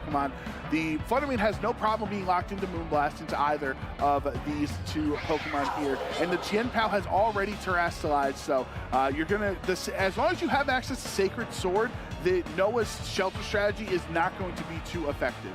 The thing is, though, that you can be targeting this down if you're Noah, and Grassy Glide will be able to hit for priority before the Ice Spinner comes and hits into the Rillaboom to get rid of the terrain and deal a lot of damage. Now, we'll get to see just how much Moonblast does. Oh, into the Rillaboom will be targeting. Now, 1v2 situation with the Goodra. It can try and get rid of one of these Pokemon, and Heavy Slam into the Fluttermane will do just that. It's a 1v1. That was the huge question, was where did Noah target the Heavy Slam? Into the half-health Chien-Pao, which would have got rid of the Focus Sash, or getting the complete knockout on Fluttermane. Now you have a full HP Hisui and Goodra. Sacred Sword doesn't have the same type of attack boost, so it shouldn't knock out. Yeah, not even close. Yeah, it's doing a lot of damage, but not nearly enough. And now, Heavy Slam to bring Chien-Pao real low. One more hit will do the trick unless there's a critical hit here. I was going to say, do you try to go for the just hope for a crit at this point? You know Chien-Pao is down to just one attack left, and maybe that leftovers recovery might be the difference between even if there was a critical hit being knocked out. But can Sacred Sword do it? No. You have to go for it. It's the only move you can, but not enough damage. Heavy Slam will finish it off for Noah to take game 1 here. That was a really strong showing from Noah, being able to actually pivot around, getting hit by Encore, but not being deterred from it, just knowing that eventually Hisui and Goodra was in such a strong spot that it would be able to clean up the game against the Chien-Pao and the Fluttermane. I think on Navjeet's end, if you re-watch that match, you only really have 2 real threats of damage, right? You have the Chien-Pao and the Choice Specs Fluttermane. With Ogerpon and the Screamtail not being able to really provide too much support, it was almost like Navjeet was playing down a Pokemon. It wasn't really feeling like a 4v4 matchup there. Noah just got so much pressure early on, getting the full knockout onto the Screamtail before it can get Disable, right? You don't want to click Encore and get knocked out. You want to Encore Disable and force them to not attack. Well, I think where things went awry and where things were a little difficult there was the fact that the Glimmora on the other end threatens that Screamtail so heavily, being able to fire off the Sludge Bomb to one-hit KO it. The Screamtail, it's nicer if it can stick around for a turn or two, and you didn't have the pressure on the Glimmora that turn, since that was a Fluttermane that had swapped out into the Chien-Pao because, well, you could also have just targeted into the Fluttermane last turn. So Glimmora just threatened everything so handedly on that turn. And sure, the Chien-Pao was able to deal next turn around with that Glimmora, but it was kind of one turn too late in that case. So I definitely don't think he's playing a Pokemon behind. I think Noah just did a really good job in having that pressure there. And the Glimmora, it makes sense why he's not, why Navjeet's not a Glimmora enthusiast, because those Sludge Bombs did damage. Yeah, for sure. I do wonder if there's a world that Navjeet can try to play tit for tat on the boosting here with his Calm Mind Raging Bolt. He didn't bring it in game 1. That would mean you'd have to leave something else at home, so arguably either the Screamtail or the Ogerpon Wellspring. But that could be one game or one way to match the special attack boost that Meteor Beam gives on the Glimmora's end. And you know that he doesn't have a ground attack on Noah's side, so you don't have a way unless this, the Rillaboom doesn't have a ground attack either, so you're not being threatened super effectively by too many options on the other end, except for Fluttermane. So maybe you want to fight fire with fire, or fight, setup with Raging Bolt. It's hard because you want the Ogerpon there to make sure moves can be moved away from the Pokemon that might be a little bit more frail, but all it did, it didn't necessarily seem to live up to the Ogerpon Wellspring potential in that match 1. So going on forward, to love to see how it's positioned or if it's brought at all, but adjustment coming out from Navjeet's end. Fluttermane and Chien-Pao this time, so this way you do have some pressure over onto the same lead that Noah brought. I do love this adjustment from Navjeet. As you're saying, instead of having a supportive Pokemon next to Fluttermane, you are all out damage. Both of these Pokemon can threaten the Glimmora, either from the Choice Spec Psyshock if you don't Terrastalize, or if you do Terrastalize into a grass type, then Chien-Pao has the Ice Spinner. The only thing you have to worry about is Rillaboom does have Fake Out. Can't Fake Out the Fluttermane as a Ghost type, and Chien-Pao has access to Terrastalize into a Ghost type as well. So if Noah is going to anticipate a potential Terra Ghost or something else, maybe you don't even go for a Fake Out, you can potentially U-turn and get some pivot. Well, it's going to be a Fluttermane that's swapping out on Navjeet's end to be starting things out. And there's that adjustment you talked about. Raging Bolt to hit the field. Not the only one swapping. It is going to be Incineroar coming out for Noah as well. Get the Intimidate drop onto that Chien-Pao over the opposing end to make sure that something like an Ice Spinner is going to be doing a little less damage. Terrastalization, though, will be kicking off our match 2. Yeah, and it's only the 2 Pokemon, Rillaboom and Chien-Pao. You know Chien-Pao didn't terastallize, so Terra, Fire, Rillaboom here, just trying to change some of those defensive matchups. Really saying, like, I do not want to be taking a bunch of damage from this Ice Spinner right now, but protect. Make sure that you can get past the potential fake out turn without having to commit that terastallization. The Wood Hammer, though, instead, Noah was trying to go for that big damage onto that Flutter Mane, and instead just a chunk of damage onto the Raging Bolt. Yeah, that actually did some solid damage thanks to the boost of the grassy terrain. And now that Noah has 2 quote-unquote fire types on the field, that is 2 potential super effective threats into Chien-Pao. Maybe you want to terastallize into the ghost typing to get out of that or get away from the fire damage. But if you are going to waste it on Chien-Pao, that means that Raging Bolt can't save it for later, or you save it for Flutter Mane later on when it wants to terastallize here. But I do like Navjeet's position there, because now that you protected, you kept yourself safe. Sure, that first Wood Hammer did a lot of damage, but if Ice Spinner takes the grassy terrain away, it would be mitigating the damage. But instead, Navjeet going to play 2 more defensive turns these first couple of turns with a lot of switching. No Glamora on the opposing end, so you're not going to be at risk for a huge Sludge Bomb this turn around. So bringing in this Scream Tail will be able to hit another hit, as well as be able to put some pressure on next turn. Wood Hammer, though, that is still so much damage hitting into it. But now we got a Calm Mind. This Raging Bolt, an attempt to start setting up, to start pressuring Noah back. But that could be evened out since the Incineroar didn't go for fake out. Oh no, I was gonna say, if you went for the parting shot, you could have brought its damage back down to neutral. Don't even get the KO onto Scream Tail, and it gets to hang on. Gets to stick around for 1 turn, and that is good turn of setup here from the Raging Bolt. Raging Bolt, once you get 1 Calm Mind, the amount of KOs and the amount of damage that you're able to do in comparison to otherwise is just so huge. Sure, at this case right now with these 2 Pokemon on the field, the special defense boost isn't going to be quite as useful, but it's going to be that special attack, because this can do some damage, and having this priority Thunderclap to attack into things as well, fantastic. Well, get as many special defense boosts as you can now while Glamora is not on the field, because Glamora does have Earth Power, so that is 1 ground attack that you could hit into it. But if you get multiple special defense boosts, by the time it has to set up with Meteor Beam and then start clicking Earth Power, it might be too late. Encore into the Incineroar to make sure it's going to be locked into a Flare Blitz going on forward as U-turn, a chance for the Rillaboom to be swapping out on this turn, hitting into the Raging Bolt. Now, got a decision, Glamora and Goodra in the back.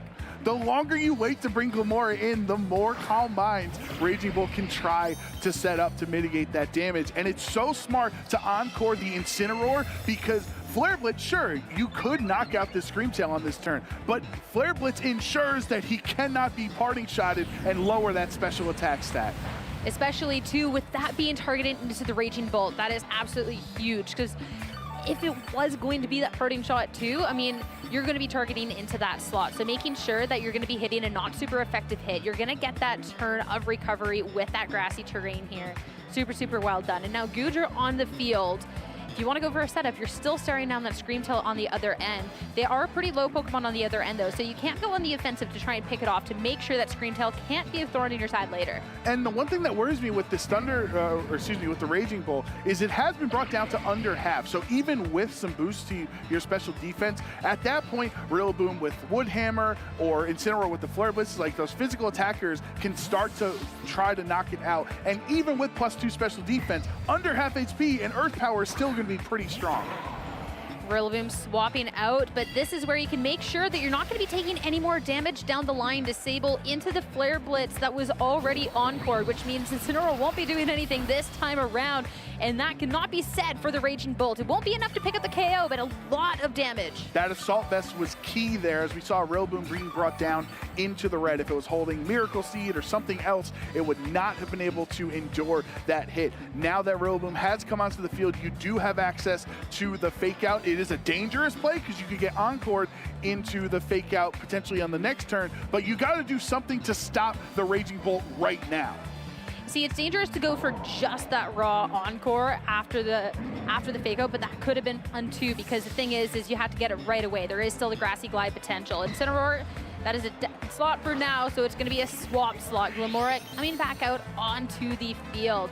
Protect from the Raging Bolt. Make sure you're not targeted into, and another turn of that Grassy Terrain recovery. Grassy Glide, though, into the Scream Tail instead means that that Pokemon is gone, but an opportunity to swap into something that can be pressuring the freshly swapped in Glamora. Navjeet was definitely concerned with the encore, or potentially, excuse me, the fake out on Noah's end there. So playing it safe, going for protect, and if the fake out goes into that slot, then you can try to encore it on the next turn. But Grassy Terrain was so smart. The last turn of the, or Grassy Glide with the last turn of Grassy Terrain gave you the priority to be faster than Screamtail and knock it out.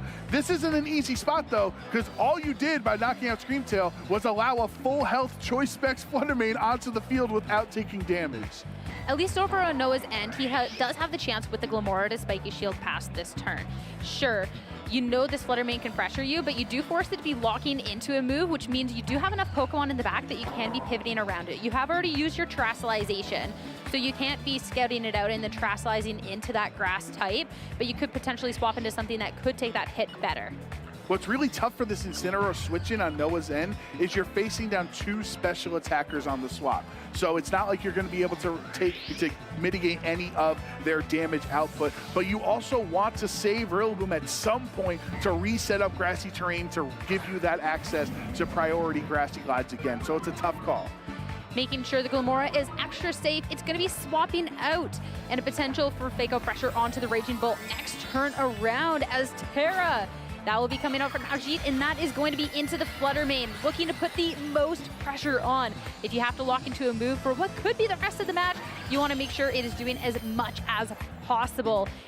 Thunderclap, because of that swap, it will fail trying to hit into that Incineroar. Dazzling Gleam, that is going to be doing damage to both of these Pokemon, but that Assault Vest, Rillaboom hangs on. Now Woodhammer fired off in return. The Flutter Mane just barely going to hold on. The Rillaboom will faint now because of the recoil, but still, what a turn.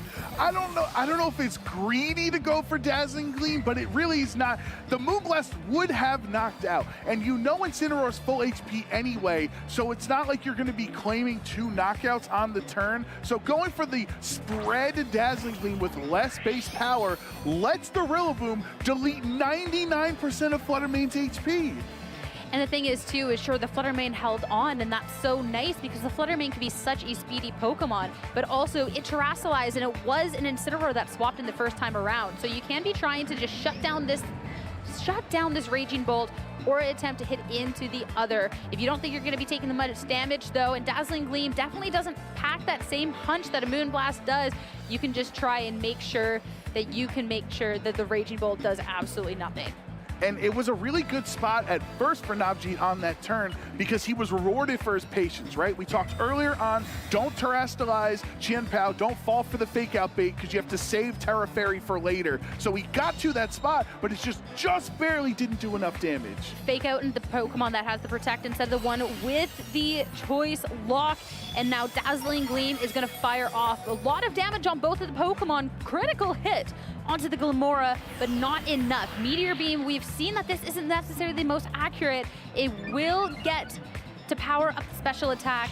Does have the Power Herb, but it can miss. And if it was targeted into the Raging Bolt, nothing. But sure enough, into the 1 HP Flutter Mane. It will hit the KO. Yeah, that's way more damage than necessary. Really scary to target a 1 HP Pokemon with a 90% accurate move because, of course, if you miss it, then the low health Pokemon still stays on the field. Now Navjeet gets to bring in his Chien-Pao unintimidated since Incineroar is already on the field. And do you want to swap your low HP Incineroar out to then get an Intimidate for later on? That's a really tough spot because then your Goodger's going to take damage on the switch-in. Navjeet does have Thunderclap at this point, which would mean it would outspeed Glamora if Glamora goes for an attack. It's like Sucker Punch where it would move before it, but you need an attack to activate Thunderclap. That's where it's a shame about the Dazzling Gleam being allowed to do so much damage on that turn before. Spiky Shield going to be failing at this turn, and Sacred Sword targeting into the Incineroar will pick up the KO. So now Noah down to his final 2 Pokemon.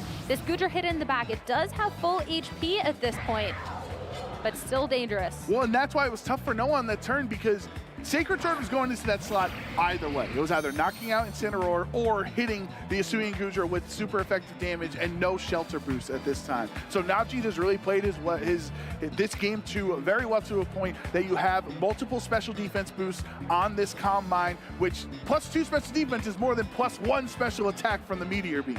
An attempt at a double protect, but also making sure that the Sucker Punch can't do anything into that slot. And now you can target into the Chien Pao. Of course, since it was the Sucker Punch attempt, it can go for that again next turn around into the other Pokemon, but the Glimmora can now go for the Spiky Shield since it did fail. But you can now protect on the Chien Pao, so which do you go for this time? Oh, we're in simultaneous Sucker Punch and Thunderclap. Mind games at the same point. Usually it's one or the other, but this Glimmora is just trying to click Spiky Shield a million turns in a row, and all Navjeet has to do is get one priority attack called correctly. Does Glimmora go for Spiky Shield a third consecutive turn? And if it does, do you then bring your damage over to the Goodra to knock it out? Well, with the fail on it last turn around, you will be guaranteed to hit it with the Glimmora if you go for it. But as you knows that you won't, he doesn't. Done. But no attempt at making sure there wasn't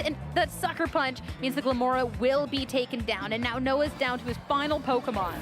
That's such a gutsy call from Navjeet because the Spiky Shield would have worked that turn and then the potential Goodra could have knocked it out, but getting the right call done there for Navjeet.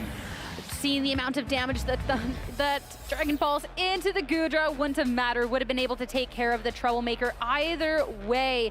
And now it's going to be to a game 3 between these two trainers. Got to see a couple of different strategies coming out from both, and now no one knows that this Raging Bolt can be a problem. Well, I'm happy great minds think alike because Navjeet also decided that Raging Bolt was the play in game 2. I just really don't think Ogerpon Wellspring has as much value in this potential matchup because of how important the Glimmora is, and Glimmora with that Sludge Bomb is just going to ruin Ogerpon Wellspring's day. So I love the 4 Pokemon that Navjeet brought. He was successfully able to get an Encore Disable off in this game compared to game 1 when he only got that first half of it down. But Noah's Pokemon, like the Woodhammers and the Flare Blitzes, they actually did do a lot of damage to the Raging Bolt, bringing it down under half HP. But unfortunately for Noah, so many turns on the field with multiple grassy terrain set up was able to bring Raging Bolt back up to a healthy state. And once you're at a healthy enough space, that Dragon Balls can be good, but also the Thunderclap, if you're having that priority, especially at that +2 special attack already, being allowed to get those 2 Calm Minds up is huge. And I do really think too, the amount of damage that Navjeet was allowed to do with that Dazzling Gleam, that second turn around, that could have been a fake out into that slot. It had terrestrialized into the very type. And of course the Glimmora, you can't account for the crit, but that could have been damage that could have been just not dealt with whatsoever. So definitely some things that can be adjusted in this game 3. And who knows how it would have worked out if the Fluttermane didn't hang on at like 2 health remaining, right? If it gets knocked out from full from the Woodhammer. But I'm sure Navjeet, he's a great trainer, probably has anticipated that that interaction to happen and making sure the Fluttermane can endure that hit. So as we're looking at this adjustment on Noah's end going into game 3, the Hisuian Goodra has not been able to get set up in either of the first 2 games successfully. First time around, got stopped by Encore. Second time, never even got a chance to set up. So how do you win this game 3? Well, the thing is, too, when you're looking at this Hisuian Goodra, is I don't necessarily think you have to be setting up either. I think it can help you out in certain cases, but Heavy Slam already can one-hit KO this Fluttermane, and you can be dealing so much damage into the Chien Pao if it doesn't terrestrialize with the Body Press, considering it will do 4 times effective hit. So you can be setting up to make sure you have that longevity in the future, make sure you're good against those Pokemon, but I don't think it's a necessary to continue on in this match. Yeah, I like trying to go for raw damage output early on with this Goodra. One, because most trainers don't anticipate it. They think you're going to try to set up, so if you can catch them off guard and have a strong Heavy Slam into either of these 2 Pokemon, it would be super effective as well. You can see Noah kind of mulling over the Terra Fairy option to going back and forth on it. The Terra Fire last game was kind of a bait. It didn't really provide too much value for Noah, where Terra Fairy would be able to get rid of the Sacred Sword weakness and the Moonblast weakness. Swapping out Chien Pao the first turn around. We'll have to see what is brought in at this point. It will be the Hisuian Arcanine. We have not seen it in this match yet. And Intimidate is going to be mitigating the damage coming out from Noah's end. The double swap, actually. So we'll have a chance to catch up with all 4 of Navji's Pokemon on this very first turn of the battle. Raging Bolt. Big move to start things off, but now you've got Terastallization out of Noah. Yeah, the moment I saw Hisuian Arcanine, I was like, well, that means he probably didn't bring Scream Tail because Raging Bolt was one of the reasons Navjit won game 2. So now this Terra Fairy, it's not going to help defensively since there's no attacks coming this turn, but the Heavy Slam does nothing to either of Navjit's Pokemon. A great defensive switch. But this, at least the parting shot is going to force Raging Bolt to click Calm Mind one more turn than it wants to. Yeah, there is the debate for the Flare Blitz to try and do some damage, but I love the fact that we get the parting shot instead. Now, Navjit had a chance to double pivot his Pokemon. Now Noah can change things up too, and that is a big change. The Suicune making an appearance in this game 3. The Suicune, we don't get to see it often, but when we're talking about bulky water types, this should be at the top of your list. Yeah, it's a bulky water type, but you're facing down a Calm Mind Raging Bolt on the other end that if it can get the boost, Suicune is not able to Terastallize out of that typing. It's in a tough spot, but oh, the Snarl mitigates Calm Mind. That's what we said at the beginning of the matchup. Suicune's one of the best ways to stop Calm Mind.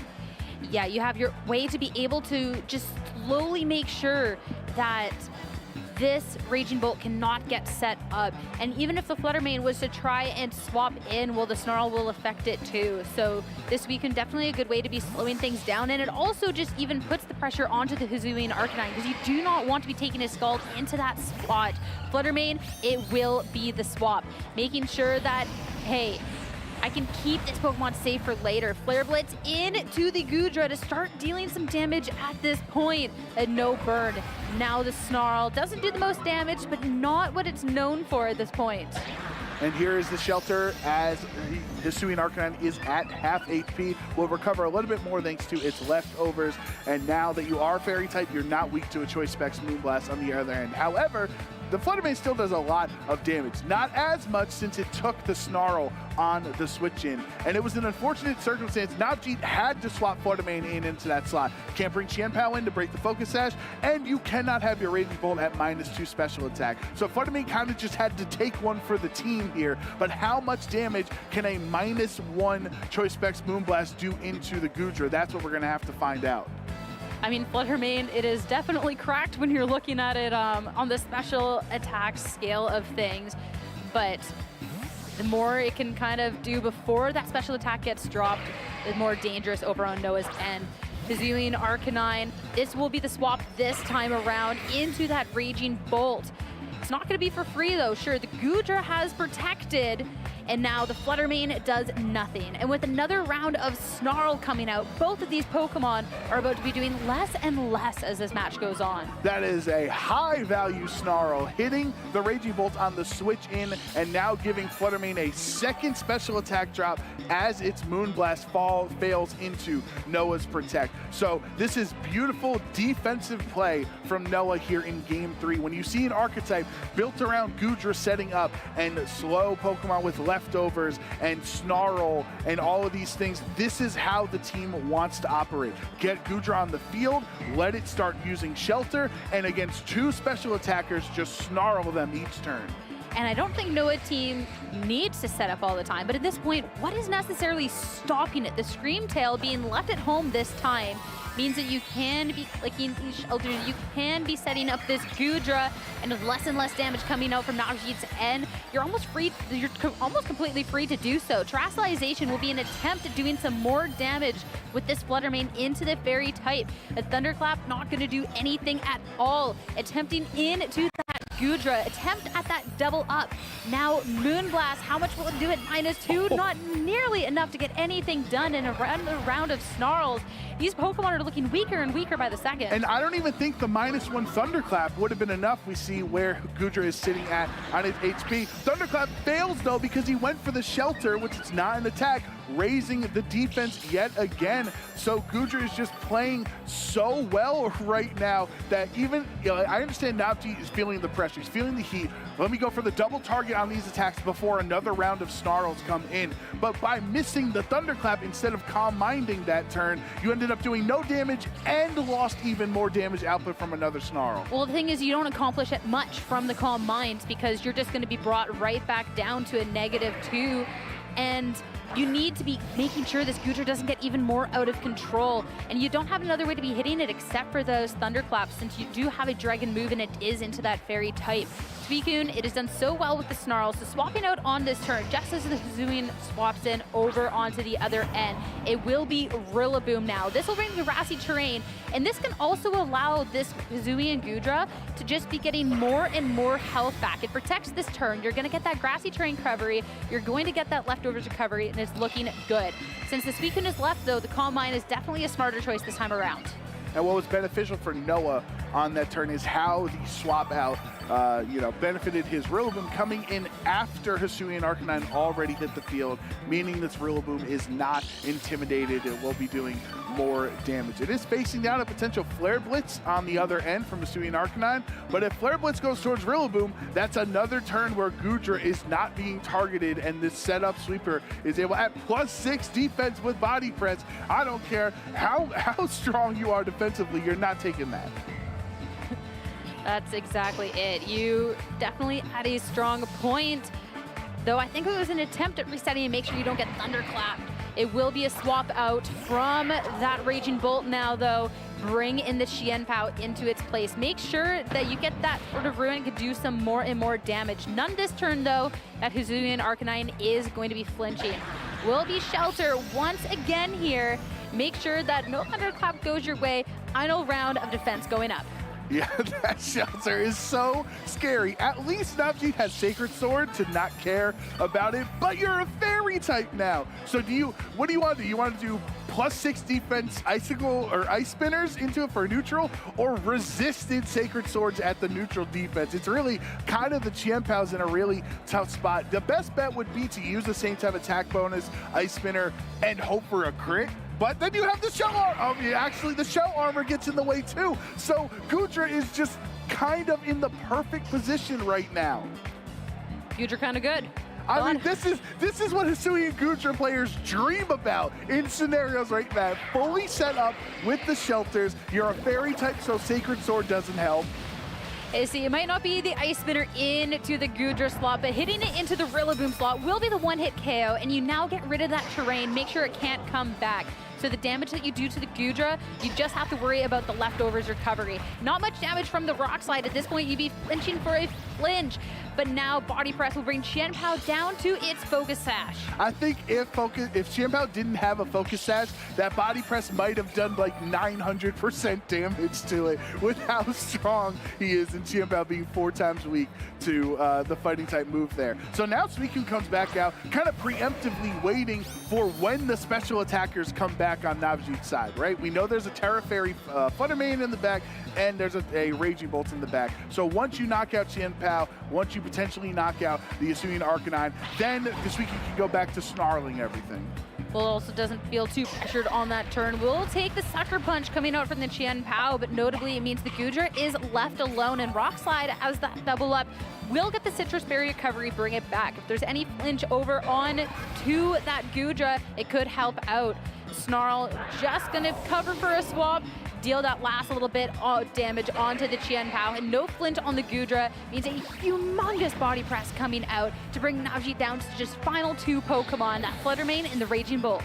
And Navjeet's not going to like what he sees on the other end when he comes in with this setup, Gudra and Snarl, Suicune on the other side. They are at their neutral special attacks at this point, but since Gudra does have access to Protect, you can try to protect Gudra on this turn and get one more round of Snarls off from the Suicune. But the question is, can Suicune take a double target? I don't think so.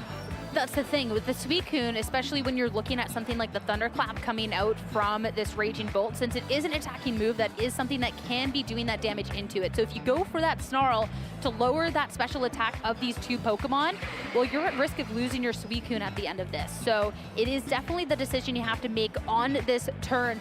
Something to try and make sure your Goodra is set up for the success. That will be the Protect this time around. But if this is the target into the Suicune to get rid of it, it's going to be potentially a Goodra by itself. Moonblast, the first to hit into the slot. That'll even just be enough right there to get rid of it and bring Noah down to just that final Pokemon. Noah played it safe this turn, but instead Suicune gets knocked out. Now your Choice Specs Terra Fairy Flutter Mane gets to stay at neutral special attack.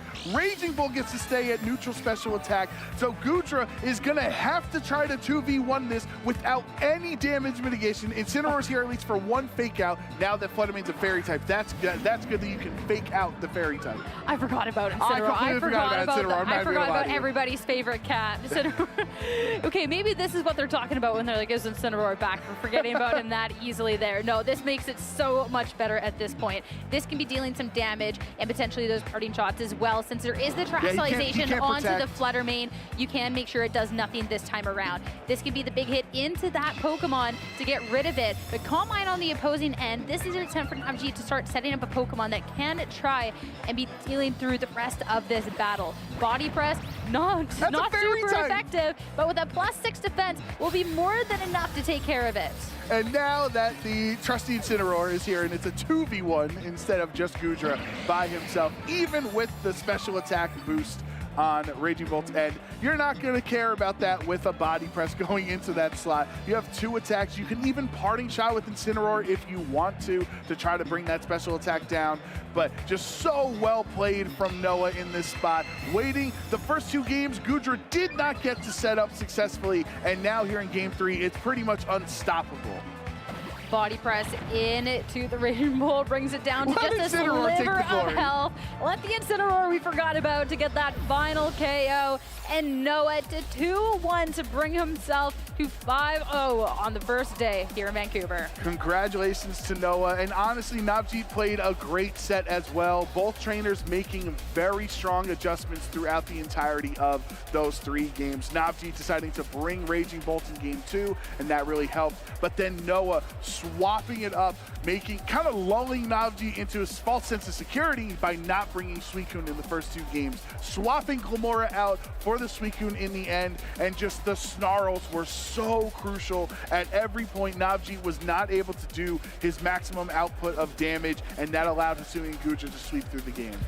It is definitely a tough situation with that Suicune, and I mean, got to see when there was the opportunity for the double up when, you know, Pokemon had their actual special attack stat, you know, they weren't -3, -4 like that Flutter Mane was at one point, that, hey, you know, they could do the damage, but the positioning from Noah to make sure this Suicune was on the field before those Pokemon hit was super, super well done.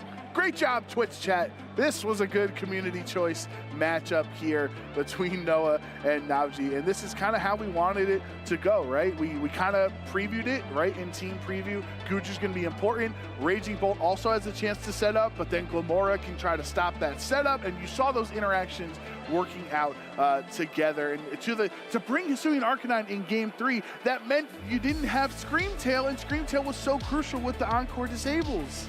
Well, exactly. That Noah, you don't need to set up, but you can. And if there was a Screamtail, that pressure over onto the opposing end at any point, well, you couldn't let that Goodra get set up. Those Snarls would have just been completely shut down. So good adjustment coming out to make sure that you're ahead of that. And it's tough because you needed, you look back and it's like the Hisuian Arcanine, you have those fast rock slides, you can be doing some good amount of damage, but the fact that you had to leave behind a key Pokemon that could really shut down this sort of team just kind of hurt. So it was a great, sometimes when you make those adjustments, you have that risk of your opponent making 1-2 that can catch you off guard, and I think that's exactly what we got to see here.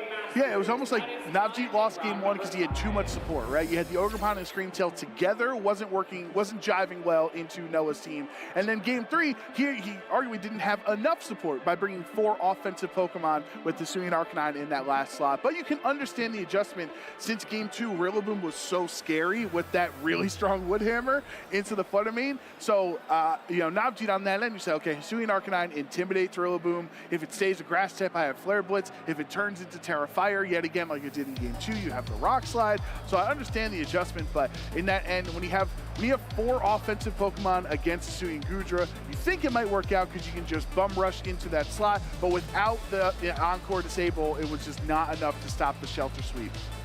Well, at this point, Noah 5-0 on of the day is in the lounge, ready with Gabby to chat about the match.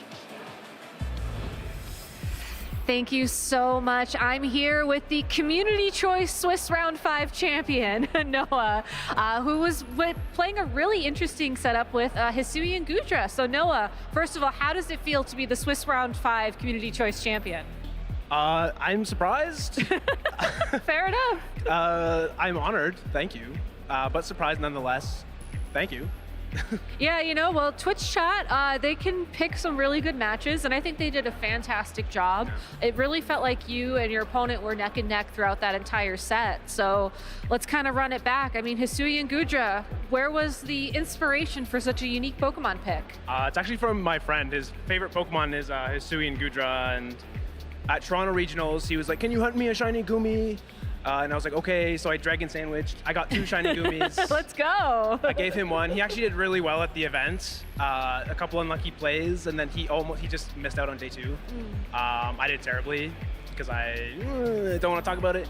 But yeah, in this event, I was testing teams, just didn't really know. Nothing was working. I was just losing. My rating online was getting tanked. And my buddy was still running Hisuian Goodra, his favorite Pokemon, and I was like, you know what? I have a shiny Gumi. I'll play Hisuian Goodra too, and it ended up being really solid into a lot of like the balanced teams in the format. Yeah. So stuck with it. Yep. Yeah, I mean, also 2 shinies off 1 sandwich. I mean, that's some really good odds right there. I know. So I do want to break down those 3 games because in game number 1, it felt like you kind of relied on your team's standard mode. Hisuian Goodra, try to get some shelters up, try to boost the defenses for body press. Didn't quite work out, but you still were able to figure out a winning path. Yeah. So like, what was your mentality in that first game? The first game, it was really strange. He had the Screamtail on his team with Encore. Yeah. So I wasn't really sure how to approach that because I could just get Encored into Shelter and like into Fake Out. I have 2 Fake Out Pokemon as well. So I just tried to do as much damage as possible. I did end up committing to Shelter and it didn't work out. Did I get Encored? I think I might have gotten Encored. I think so in game 1, yeah. So I was very worried about the Screamtail. And then I somehow won. So that was a plus. I think I hit the Screamtail with a Sludge Bomb and it died. So that was great.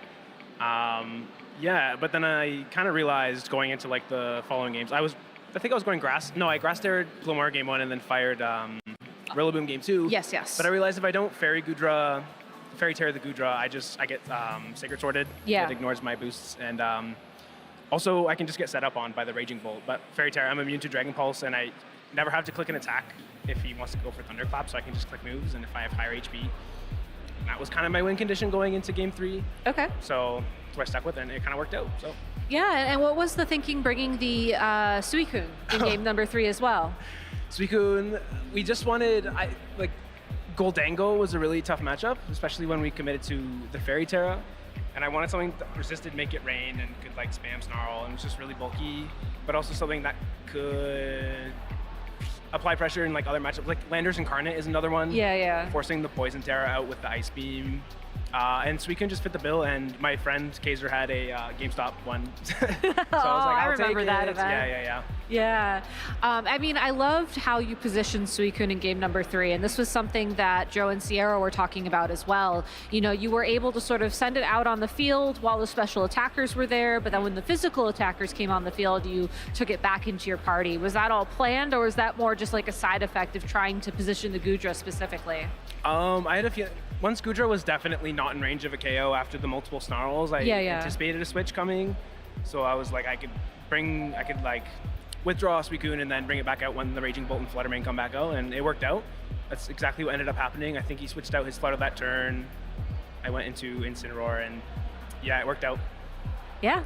It's a pretty cool team, and it seems like it's doing you well. I mean, 5-0 is pretty exciting. How are you feeling going for the rest of the day? You feeling pretty good? You starting to feel a little tired? Oh, I'm definitely tired, for sure. I'm exhausted. But I am feeling good. I did not expect to go 5-0, so that's a plus. And that's kind of giving me the strength I need to persevere, so yeah, I think I'll be okay. Yeah, well, I mean, this is a long day for sure, and I don't want to keep you here too long, so you have some time to rest your mind and recover before the next round of Swiss begins. So I do want to ask, do you have any shout-outs, any hellos you want to say to people at home? Yes, shout out to the group that I came here with. Let's see if I can remember all the names.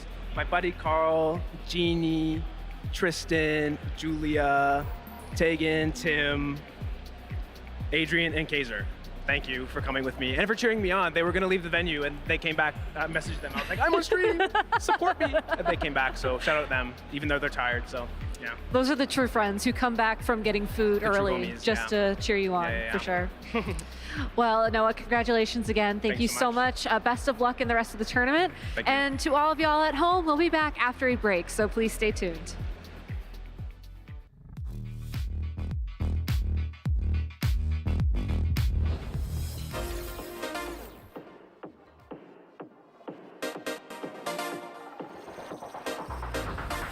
I have a lucky item. It's in my fanny pack. I keep it with me. It's a little incubator that has the Pokemon egg in it. It looks like the in-game incubator. And then my ritual for getting ready for these is I build a team and I take a step away. I'll take 6 hours, go hang out with friends, go get some dinner, and then I'll come back to it. And if it looks good to me, that's what I run. I do have a pre-tournament ritual. I grab all of my Mimikyu. I also have a bag and a poncho, which is not currently with me. But we all just psych out and we just get ready for the first game. I don't know that I have any specific good luck charms, but something I do like to do for regionals is set my mind on a deck way in advance, and then instead of worrying about trying to figure out like what the best thing is that day, I'm just gonna get really good with whatever deck I chose and get a month's worth of reps in so that I know what my matchups are rather than trying to figure it out on the fly. My good luck charm before or during a tournament are actually plushies that my daughter gave us. So we travel as a family, and they make sure that I always have my little Galarian Ponyta and my little Umbreon that go with me wherever we go. Before the tournament, I usually just like to really not play any Pokemon before. I want to just clear my head as much as possible, just so when I go in fresh and having fun. Burnout's the worst thing, and I like to just cleanse a little bit before. Plus, I have Tink as my good luck charm. I always ride with my friends here, so we always try to listen to the Beach Boys on the way here, and that's always really helped us. One of the first cups my friend won, we listened to Beach Boys for probably 2 hours straight on the way there, so that really kind of has become the ritual now. 私の名前は木村翔平です。東京出身です。 Pollen Puff will take out the Chien-Pao, and all Michael Kelsch has remaining in this matchup is a sleeping Dragapult. That Dragapult is in a very nasty situation as Shohei still has 3 Pokemon remaining. Michael throws in the towel, and Shohei Kimura will be your 2023 Pokemon World Champion. まだ実感が湧いていないです。1戦目はもうその想定していた選手と違うものが出てきてしまってかなり厳しい状態になっていたんですけど、パオジアンのつらら落としに助けられて1戦目を取ることができて、2戦目は想定していた対戦内容だったので、その想定していた通りにことが進んで、勝利を収めることができて嬉しかったです。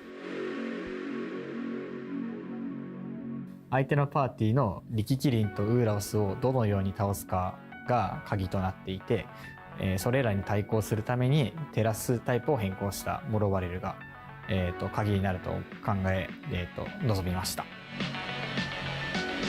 なんだろうな、勝利することも大事ですが、その対戦相手がいることによって、得られる、友情だったりコミュニケーションが僕の中では一番、このゲームの大切なところだと思っています。次の大会も、参加して、もう一度2度目の、ワールドチャンピオンを目指して頑張ります。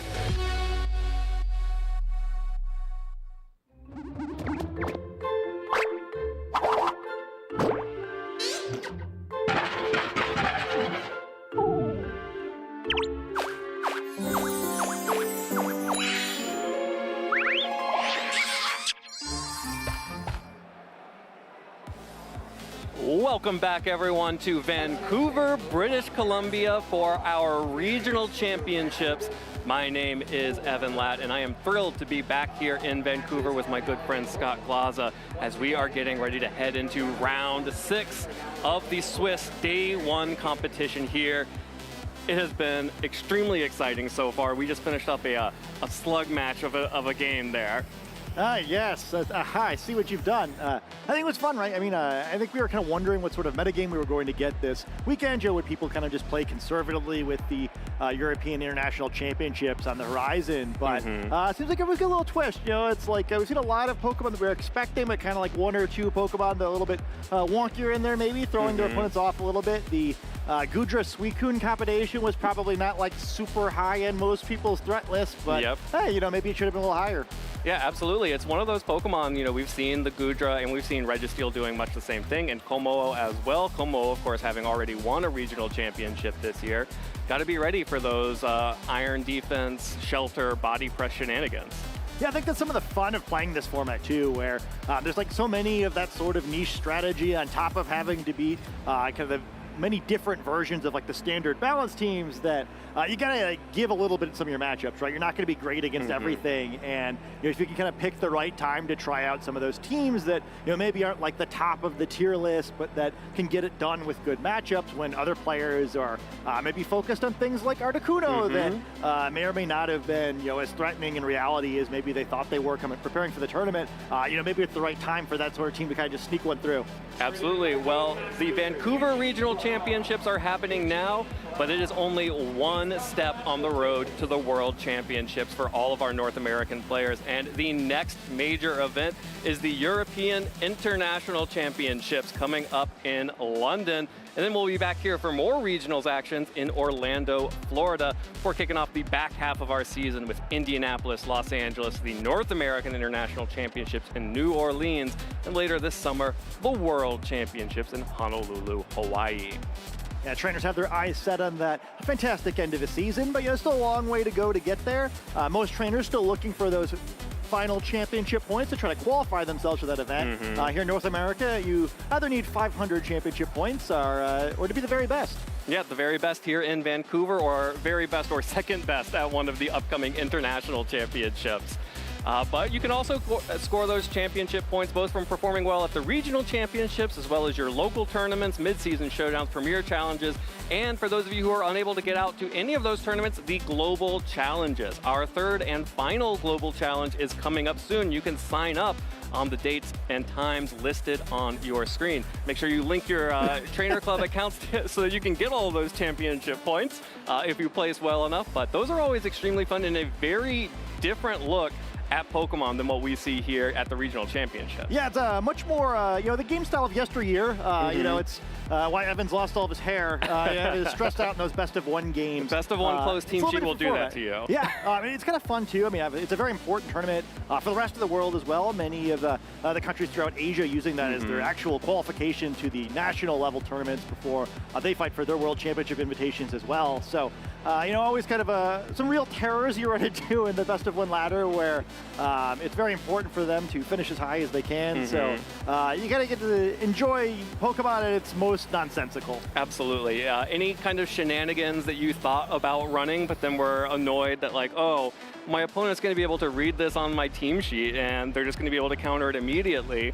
The global challenge is no team sheet. It's just the in-game ladder. So feel free to bring out all of your secret texts in the global challenge. I think it's a great time for it too, right? Where I think nowadays, you know, since Swiss is always, you know, best of 3, open team sheet, I think if you want to do well in a global challenge, you really should use something different than you would bring to a real event, right? It is absolutely the time for the weird stuff. It doesn't matter if it wouldn't work in an in-person tournament because that's not what you're playing. Yeah, and sometimes the weird stuff isn't like, you know, a Pokemon that's out and unseen. Sometimes it's, and honestly, the most disruptive thing you can possibly do on the global challenge is put Taunt on a Pokemon that normally doesn't carry Taunt. Or something like that to make sure you have just one rogue option that you're covering for that other players may not be prepared for or generally don't expect.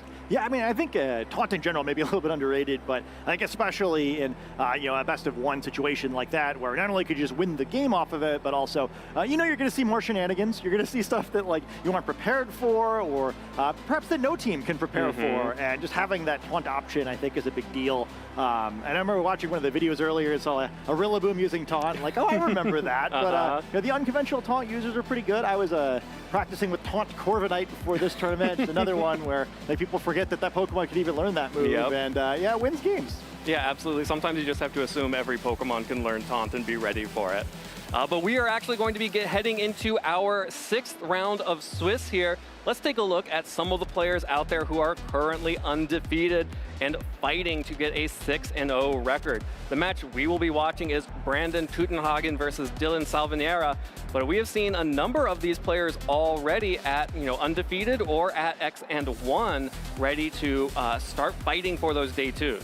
Yeah, I think speaking of those 4-1 matches, you get the Len versus Alberto match is a tough draw for both of those trainers.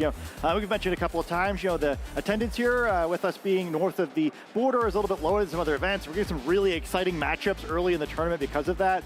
Those two players have faced off a number of times, I think both at the regional level and at the local level. So I'm sure both of them probably cringing a little bit at seeing their opponent's name on the pairings board. Absolutely. Definitely one of those things where you sit down and you look across and it's like, oh, no, I have to see you next week at the mid-season showdown also. And this matters. These are really important championship points, either for qualifying for Worlds that Lynn is still chasing, or for Alberto, who is trying to keep himself in the running for those travel stipends. Yeah, and I think it's also just a point of pride for these trainers as well, too. When you're that good, even though, again, Riley's triple invite or whatever doesn't actually get him anything, it feels pretty good to see your name at the top of the board. To know you're among the best players in your region approaching those World Championships, where I think when you're that tier of trainer, you kind of have to keep setting the bar higher and higher, and these trainers are all looking to do their very best today. Absolutely. Well, like I mentioned, we are going to be watching Brandon versus Dylan.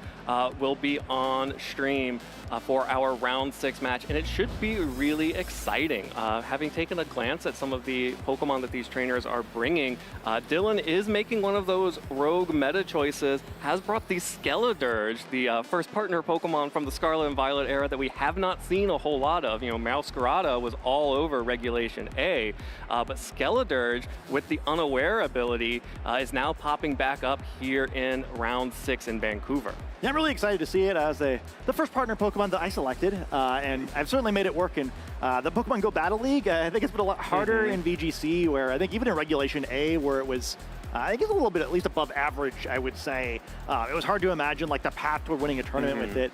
So I'm excited to see it here, especially from Dylan, who I think is consistently a really fun trainer, brings a lot of really interesting ideas to the table, always someone I enjoy watching play. Yeah, and I think that Skeledirge is a really interesting Pokemon to bring after Articuno won the regional, the special event in Utrecht last 2 weeks ago, because it's a Pokemon that can boost but isn't passive while it's boosting. So being able to actually deal damage with Torch Song, not just going for boosts like Calm Minds, means that you aren't as afraid of things like the sheer cold hitting you while you're boosting.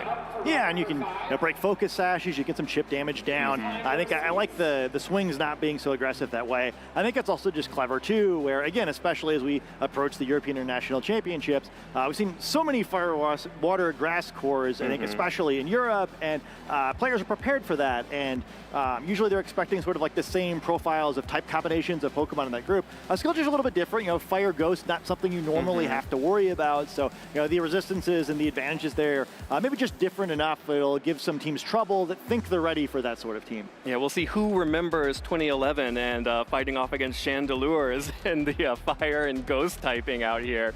But going up against Brandon, who will be running a little bit more of the standard Raging Bolt balance teams that we've been seeing, with notably the notable exception of Chin Pao being kind of back on top for these balance teams as a major offensive threat. And again, I think Articuno in Utrecht really showing off that, yep, Ice is still an incredible attacking type. And if Articuno can get away with the Ice typing and using 4 Ice type attacks, you could also use the ruinous Pokemon Chin Pao and get very powerful physically offensive Ice type attacks, and access to Sucker Punch and Sacred Sword.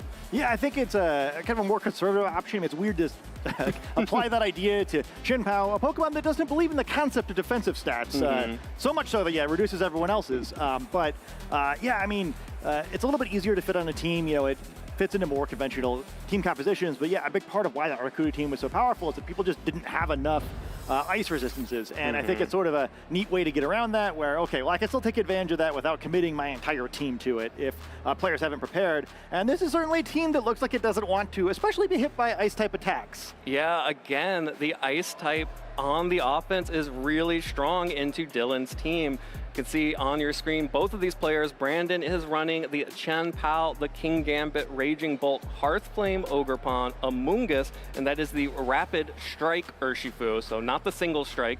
Normally we would just assume Rapid Strike, but as the Single Strike has become more popular, that is sort of back to basics with that Rapid Strike Urshifu. Up against the Wellspring Mask Ogerpon and the Single Strike Urshifu on Dylan's side, the Skeledirge, Tornadus, and Raging Bolt and Landorus Incarnate form. Like you mentioned, 3 Pokemon there hit super effectively by Ice-type attacks from that Chien-Pao, the Ice Spinner.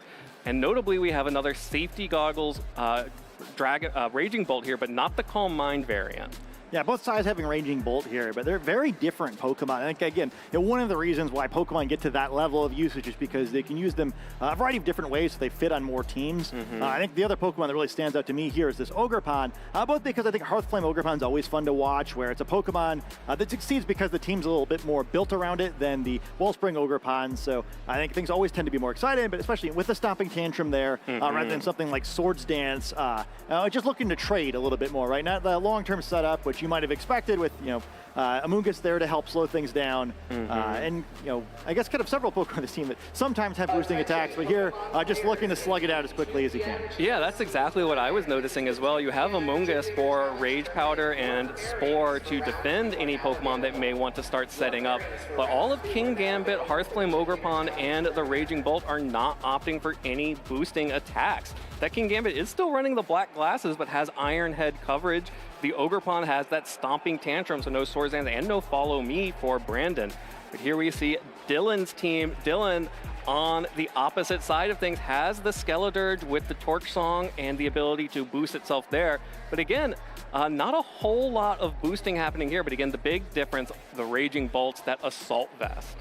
Yeah, I kind of really loved this team preview where, to me, this is one team where once I get the open team sheet, even though I can see all of the moves, I'm not necessarily super excited about what I see, where there's just so many different versions of a look that Dylan could give you, where I think it's really difficult to guess what's going to happen in that first turn, where Tornadus also having Leer, just like another damage calculation change you have to worry about. Raging Bolt able to change things up with both Electroweb and with Snarl. What the heck is a Skeledirge? There's a lot to think about here. You have a substitute Landorus. Again, Urshifu, a Pokemon that puts out a lot of pressure. You've got to worry about the Follow Me for the Ogerpon. I kind of feel like no matter what Dylan brings, there's always a really complicated game state that's going to come with it. Yeah, lots of interesting options here on Dylan's side. The Leer Tornadus, I think, is extremely interesting. Pairs really well alongside either of the physical attackers that Dylan is running. The Urshifu and Ogerpon both love to see defenses dropped. And also doesn't mean that you have to keep those Pokemon in. Like if you were running a Swords Dance Ogerpon, you wouldn't want to switch it back out. Now you have the ability to, or you can use Tornadus to put that pressure with Leer on the defensive drops to make sure that Brandon isn't safe to stay in. Yeah, I think we would be remiss not to mention King Gambit in the matchup in reference to some of the Pokemon we just mentioned. Pokemon that just loves having its stats reduced. I think that it's very likely we're going to see that in this matchup. You can kind of scare away any potential Leers, Electrowebs, or Snarls. At the very least, make Dylan think twice about hitting those buttons. Conversely, one of the weaknesses of Skeledirge relative to most of the other Fire-type Pokemon we see in the format is it's weak to those Dark-type attacks, which further triples this. However, King Gambit typically looking for perhaps a Sucker Punch to take advantage of a Ghost-type Pokemon. A little bit trickier to do when that Fire-type and Ghost-type Pokemon is able to use Will-O-Wisps. So some fun interactions in both directions here. Yeah, and I actually just noticed when we were thinking about Lear, they will be boosted by Tornadus's prankster ability into either the King Gambit or the Qian Pao to potentially, well, King Gambit you don't want to lower the stats of, and Qian Pao has the Focus Sash. Actually, those are safe switch-ins into Lear now because it will fail on the Dark typing. So Lear is actually not quite as strong as Dylan may want for that Pokemon, but great note on the Skeledirge, that Will-O-Wisp, if it can dodge those sucker punches from either the Qian Pao or the King Gambit, could be really big, and of course, does not really care about most normal Ogerpon, but this with the Stomping Tantrum, Skeledirge may have to start looking out for that. Yeah, I think it's really fun where, but you can imagine worlds where both sides' coverage moves are really effective here. Another Pokemon we haven't mentioned a whole lot of is that Landorus, but I think that could be really important for Dylan. There are several Pokemon, especially the really problematic Pokemon on Brandon's side of the field that Landorus could potentially get an advantage against. Perhaps try to get a substitute up and then, do what you can to avoid having Urshifu just ruin all your fun there with Surging Strikes, try to break the substitute and get some damage as well. But of course, then there's the Ogerpon on the other side of the field who could try to interrupt that. I think that this could be a real back and forth game where I think the team that has the lead advantage in turn one could have a big advantage here just because there's so many ways that things can kind of snowball one direction or the other. Well, speaking of turn one, we are in it right now of round 6 in Vancouver. Skeledirge and the Wellspring Mask Ogerpon out on the field for Dylan, up against that Choice Scarf Urshifu and Qian Pao for Brandon. So Qian Pao out on the field, lowering the defenses of both Ogerpon and Skeledirge and Urshifu, which will be Choice Scarf, so probably not feeling too safe to lock into the Surging Strikes into that Skeledirge with Ogerpon on the field. A really fun turn here where things can go very wrong for either side depending on kind of the predictions they make, where even Ogerpon could take a bunch of damage here if it tries to play it safe and follow me, but neither of these Pokemon want to be burned either. Yeah. So it should be a lot of fun here. Exciting to see what players opt to go for. Again, I think the beginning of this match is just really important where falling behind early, losing a Pokemon quickly, getting status quickly, can make it really hard to maneuver throughout the rest of this match. Well, here we go into this match, a Terastallization to kick us off in round 6. That is a full water typing for the Wellspring Ogerpon. No longer has the water absorbability, but does remove the weakness to the bug type U-turn that is possibly coming out from the Choice Scarf Urshifu. Brandon will go ahead and protect the Qian Pao this turn, not going to take any damage from the Skeledirge or Ogerpon. That U-turn dealing about half of what Brandon would have wanted because of the Terastallization, and now Brandon gets to bring in a Pokemon in the back. Knowing that neither of these Pokemon on Dylan's side have protected means whatever is coming in has the ability to take attacks from both of these Pokemon, and wouldn't you know it, Raging Bolt is happy to tank a Horn Leech coming out from that Wellspring Ogerpon with the full Embody aspect on the board, and anything coming out from the Skeledirge, which does try to burn the Qian Pao, but does not get anything into the Protect. And now Raging Bolt is on the field pretty much free. Yeah, pretty good little switch for that Raging Bolt there, right? Where has a pretty good matchup with both of these Pokemon, resists most of their attacks. Avoid what could have been a pretty devastating burn there. I don't think any attack from Qian Pao would have been worth getting burned. So I think Brandon's probably feeling pretty good about that turn. And now Dylan's got to adjust a little bit, right? Where don't want to have this poor water type Pokemon, even with the boosted special attack, or boosted special defense rather, facing down this electric type Pokemon for too long, but it'll be Qian Pao fleeing battle first. Qian Pao flees the battle, which means that Raging Bolt's defense is back to what it should be. Here comes the Hearth Flame Ogerpon, which will be able to tank a Will-O-Wisp with its fighting typing, or fire typing, as Ogerpon switches out on Dylan's side for Landorus, able to tank any kind of electric type attacks coming out from the Raging Bolt. Immunities on both sides, Will-O-Wisp into the Hearthflame Ogerpon, but will be taking a big Thunderbolt for its troubles. Skeledirge taking about half its health there. Brandon not getting baited by the Ogerpon and the Landorus switch-in. Yeah, another really good trade by Brandon. They're getting Landorus on the field is a big deal, though. Both the Pokemon that Brandon is out going to have a hard time fighting against this Landorus, but he does still have his Terastallization available. Perhaps make Dylan think twice about committing too hard for anything. And we also kind of see the drawback of Skeledirge there. One of the reasons why we don't tend to see a lot of it is its stats are perhaps not as well optimized as many of the other Pokemon we typically see in the video game championships, and it's like quite a bit of damage for just a neutral attack from a Pokemon holding this Saltfest. Yeah, the Assault Vest, no offensive attack investment Safety from goggles, that Raging yeah. Bolt, or safety goggles But from no that boost, Raging no Bolt. boost is really the key No there. boost, exactly.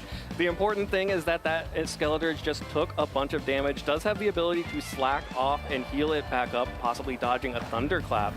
But we'll just have to see how Dylan's going to be able to preserve his final Pokemon as Ogerpon goes for a Terastallization immediately, getting the Embody Aspect boost, going to go to +1 attack on this heavy hitter of a Pokemon. The Hearthflame Ogerpon able to do big damage now with Ivy Cudgel. But Dylan is afraid of that, protects Landorus, making sure that Landorus is safe for this turn. Does not take any damage from that Ivy Cudgel. Instead, just the protect as the Skeledirge gets to fire off a Shadow Ball into the Raging Bolt. Like you mentioned, no Assault Vest, so still takes a little bit of damage, but another Thunderbolt able to just pick up the KO onto Skeledirge. So Skeledirge on the field didn't do a whole lot of anything. It failed 2 Will-O-Wisps and launched a Shadow Ball into the Raging Bolt, was immediately knocked out. Yeah, I mean, maybe not the worst thing in the world, though, right? I think Brandon did a great job of controlling it there, dodging 2 Will-O-Wisps, once with the Protect and then with the immunity, but did force a Terastallization. I think that's big for Dylan because he was forced to Terastallize that very first turn because of the Urshifu. Now both sides committing to Terastallizing their Ogerpons, and it's a nice spot now for Dylan to try to make a comeback here, threatening the option of a Tailwind with the Tornadus, and then Landorus trying to fire off a big hit to one of these Pokemon now, but they can't Terastallize to try to flip the type chart.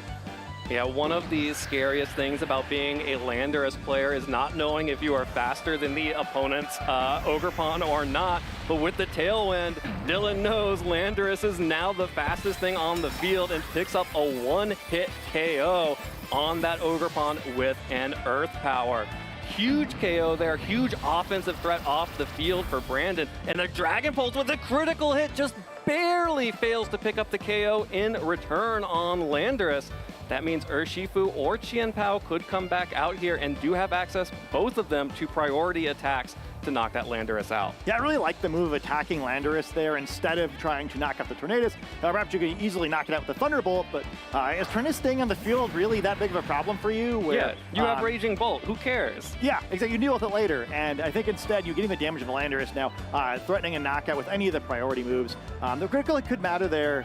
The damage on the surface doesn't make a big difference, but perhaps if that hadn't happened, it would have enough HP, or at least it could threaten the opportunity to substitute at some point in the game. It's now so weakened that it can't really do anything but try to swing one more time at some point. And neither of these Pokemon in a position where they're likely to be super excited about what they're facing down as Aqua Jet comes in and picks up the knockout. Yeah, no opportunity to protect in the face of the Urshifu, which picks up a critical hit for good measure on the way out.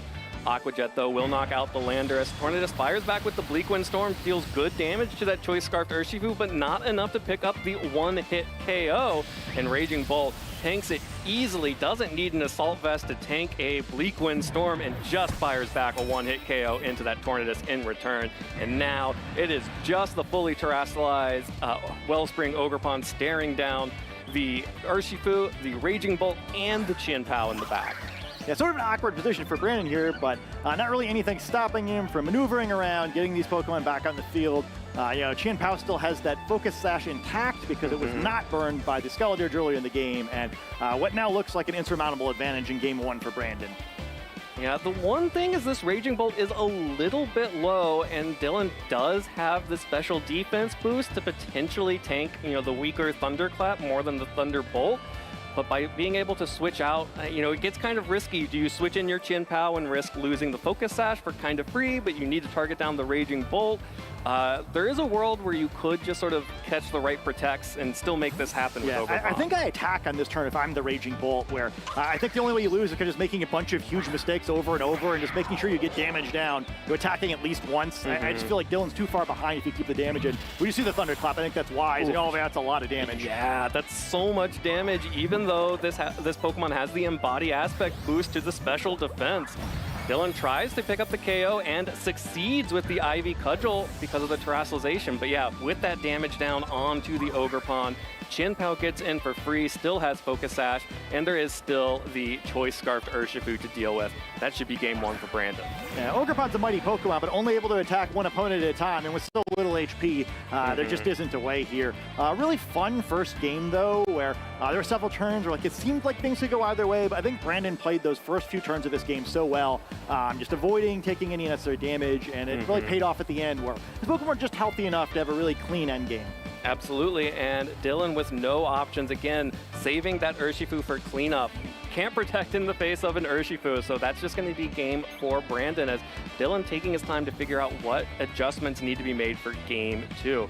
It's really strong. You know, Brandon led the Chin-Pao and the Urshifu into the Ogerpon and the Skeledirge, and you know, really it feels like that Skeledirge didn't get enough going. You know, just missed, it whiffed those 2 Will-O-Wisps, fired off a single Shadow Ball. And it wasn't until the Skeledirge went down and Tornadus came out on the field to set Tailwind support that Dylan was able to get anything happening in that game. So I have to wonder if the Skeledirge is going to sit out in game 2 or potentially hide in the back for a while. Yeah, the Skeledirge kind of looked like when I tried to play Skeledirge there, where it just kind of hung out, was momentum sink, and then lost. I guess it's, if you think back to those turns, though, I mean, like, okay, well, what if you made different choices, right? Well, I mean, you could have attacked the other slot, but we saw Shadow Ball didn't really do that much to the Raging Bolt, which would have swapped in anyway, and I mean, having it burned wouldn't have really made that big of a difference. I think, you know, even with better reads, I just don't feel like Skeledirge is going to have enough opportunity really to make a difference in that particular matchup.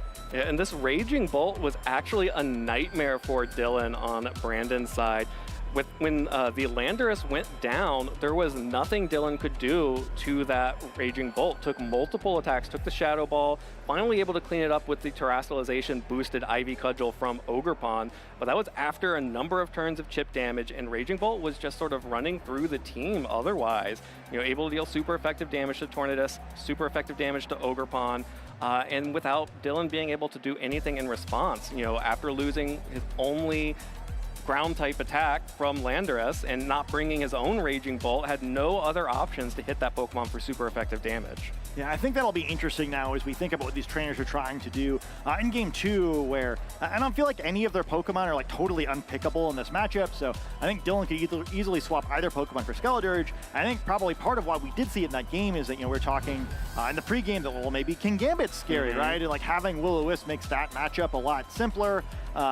Wound up being there was no Kingambit to burn, and instead poor Skeledirge just kind of out there just not really being able to get a lot done, and that's what's scary. I think why that first game is very important in a matchup like this, where the team matchup is pretty volatile, where now, you know, if this time perhaps Brandon messes up the team preview, at least you only get to 1-1, where now there's a ton of pressure on Dylan. I think it's a really tough spot to be in, just because yeah, you know, there isn't a clear best way to play this matchup. I think it depends a lot on what both trainers choose to bring to the battle. Well, we are just about ready to hop into our second match here, as both of these players are hoping to go 6-0. Brandon just needs to win one more game, while Dylan is going to have to win this match to keep that undefeated record alive heading into game 3. Yeah, I wouldn't be surprised if Brandon doesn't change things up very much. It just felt very clean, right? And a lot of control there. And so many options. Yeah, I think I'd want to make Dylan beat what I brought to that first game before I really try to go back to the drawing board, because I thought he had a lot of wiggle room in that first game. Well, here we are in game 2. Dylan has switched it up, going for the Raging Bolt of his own, and Tornadus on the field immediately. Like you mentioned, Brandon is saying, yep, it was good enough for game 1. Can you beat this? And Dylan has at least given himself the tools needed to, you know, outspeed this Choice Scarf Urshifu, or just threaten it immediately with his own Raging Bolt. Yeah, one thing I love about this lead combination we see from Brandon 2 games in a row, the previous game, it forced a Terrestrialization on turn 1, and you've got to wonder if that doesn't happen again here. You know, you'd like to start going the offense with Raging Bolt, but like, can you really just leave that in the field across from a Chien-Pao? Not really, right? You've either got to switch or Terrestrialize realistically. So again, Brandon perhaps going to be able to pull out that Terrestrialization early and make the rest of the game that much simpler for him.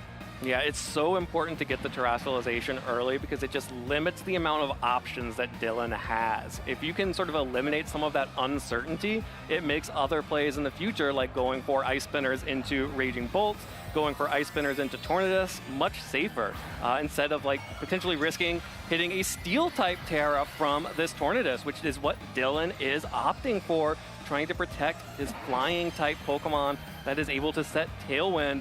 while Raging Bolt just fires off a Thunderclap into the Chien Pao, not targeting down the Urshifu, but Urshifu just going for a U-turn to pivot around.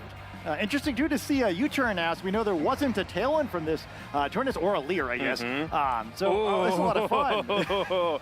No Tailwind, no Leer means we could expect a Bleakwind Storm to come in, and wouldn't you know it, all Brandon has are grass types in the back. Awkward, and really cool read from Dylan here where, maybe you wind up giving up the Raging Bolt for this, but was able to trade some damage, and perhaps, a Bleakwind Storm in exchange for Raging Bolt could be worth it.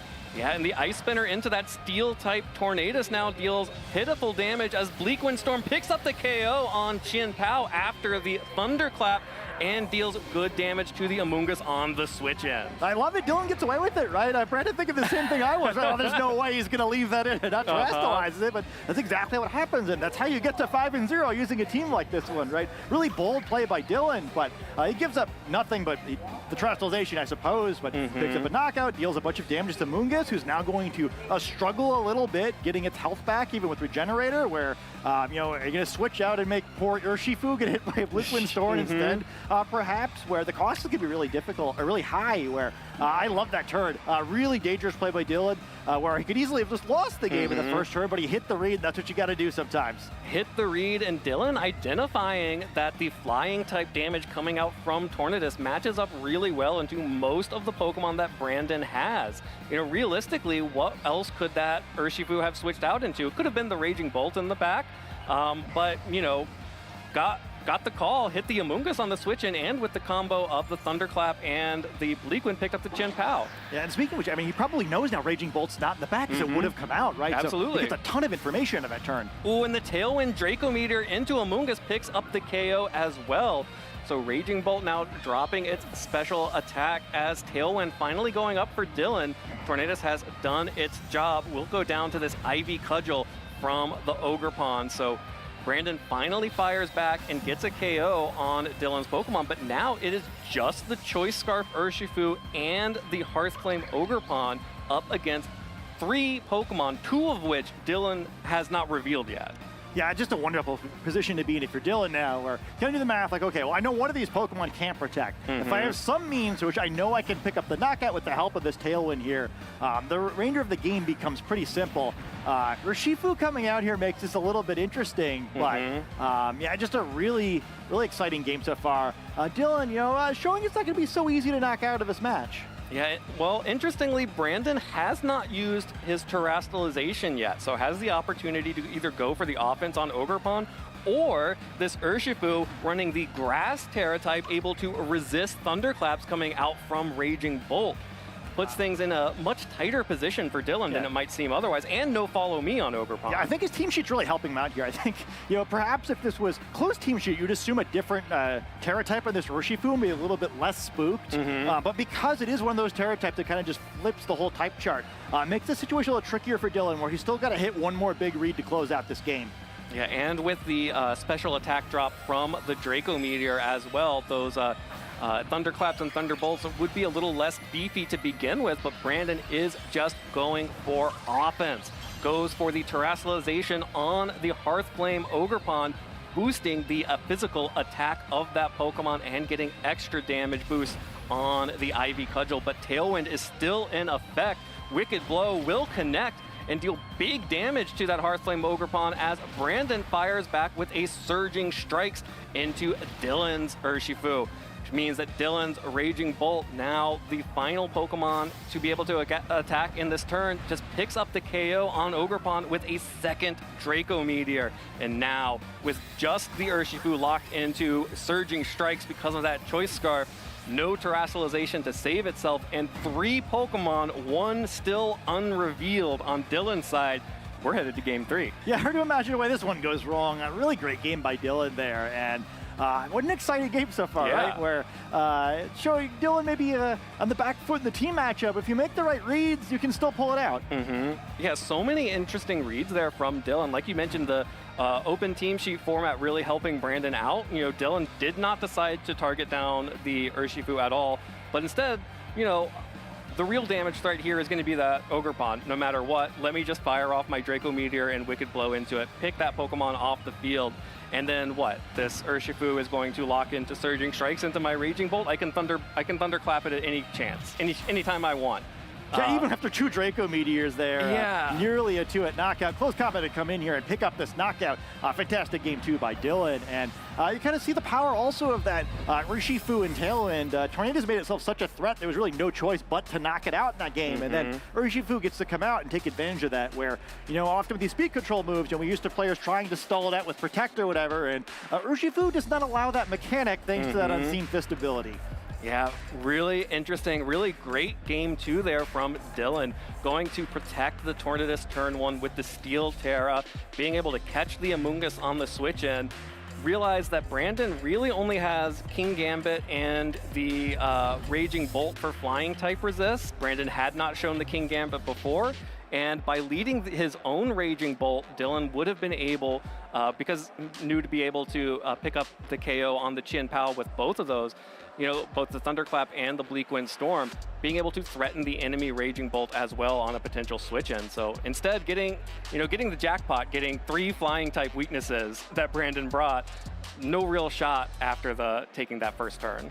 Yeah, I love it too, where, so many players, when you have the Tailwind available, it's just so hard not to click the button sometimes. Like, oh, speed control is good. I want speed control. It's safe. But yeah, getting it the right time is important, where in this case, there wasn't too much threat of the Tailwind getting stalled out there. It was like a 4-turn game, but the damage mattered a lot. And I thought it was just such a good read where even if it had gone wrong, I guess we never see the 4th Pokemon to know exactly how things might have turned out, but it seems like Dylan kind of had checkmate there no matter what.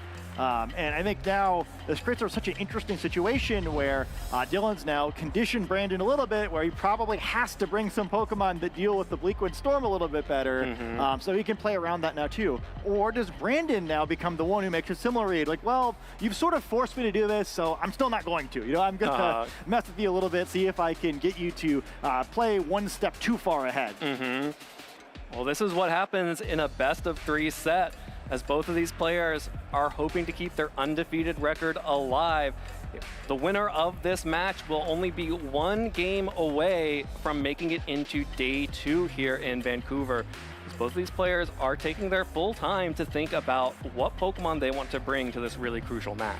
Yeah, this is just such a difficult team preview phase.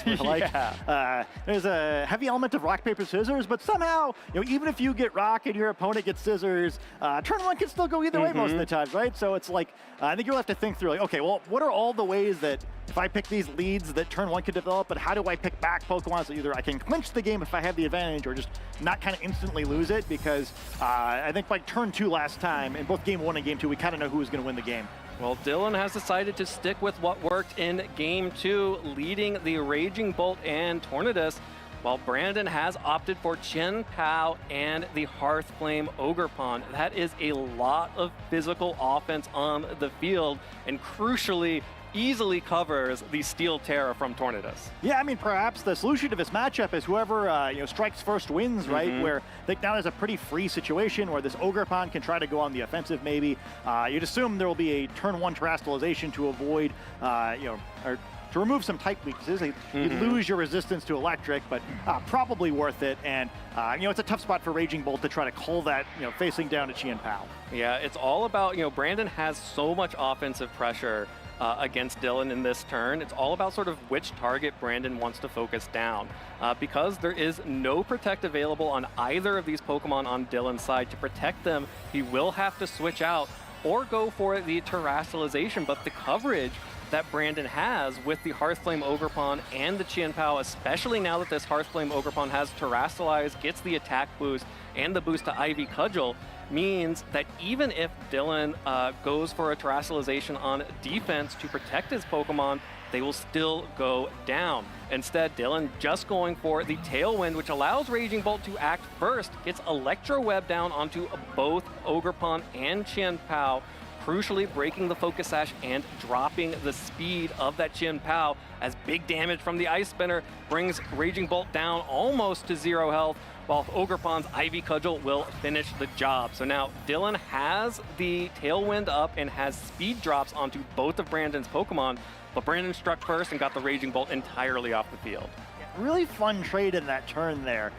Getting Tailwind up first, I think this time is important. Potential Bleak Wind Storm not looking nearly as threatening this time. Would not have done enough without a critical hit or something to pick up either of these knockouts. So instead, getting that Tailwind safely so that whatever Pokemon comes in the back now is more threatening.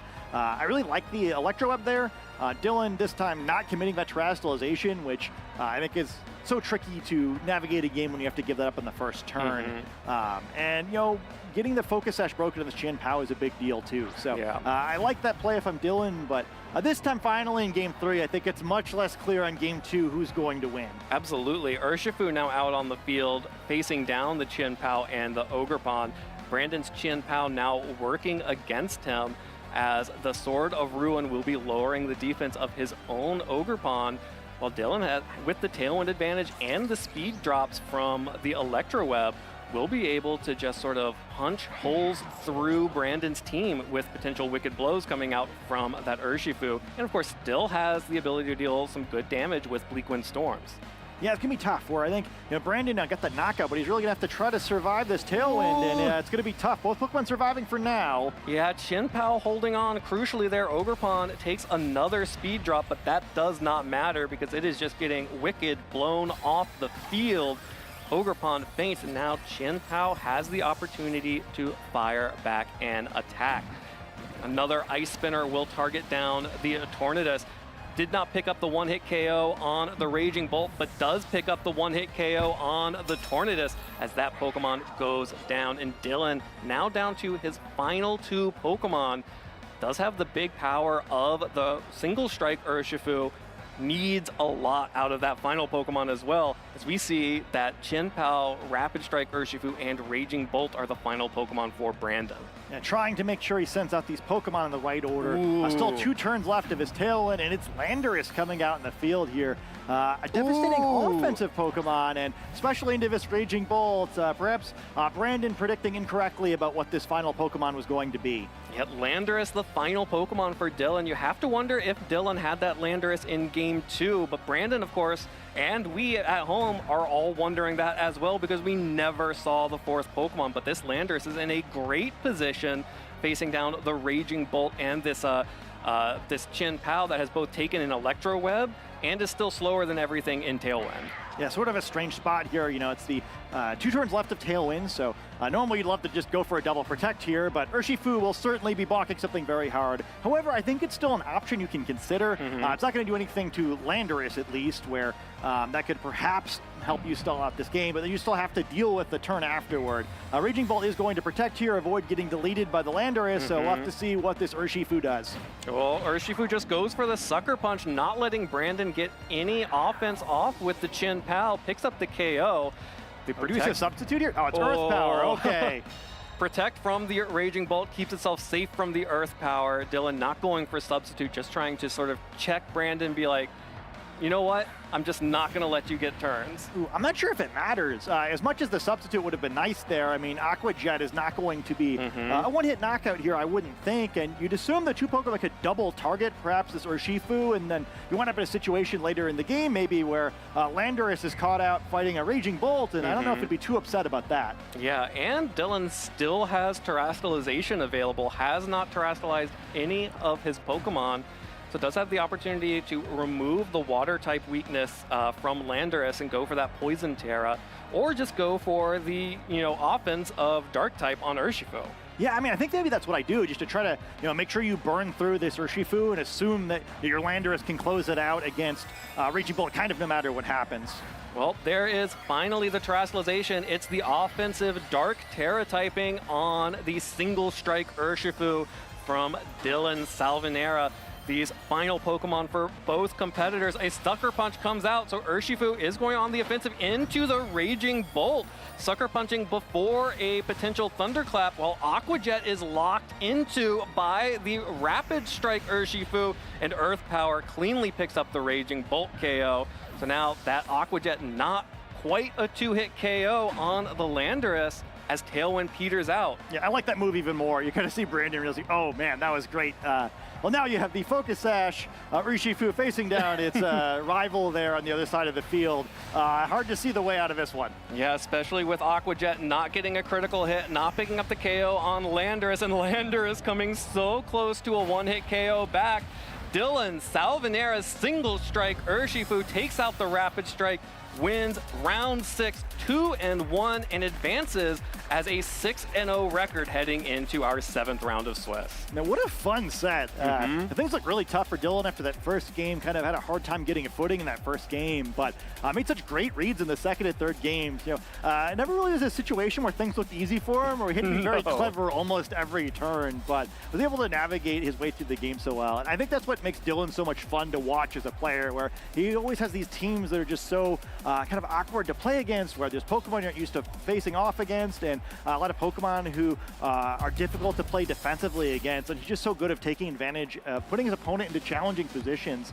I think Brandon played pretty well there. He didn't did anything crazy, but Dylan was able to kind of just like make the moves to put him in tough positions, and had some really clever solutions, I thought, to the solutions that the situations he found himself in over the course of the match. Yeah, absolutely. Really hard to find fault with anything Brandon did during that set. Maybe in game 2, bringing all 3 of your flying type weaknesses and none of your flying type resists.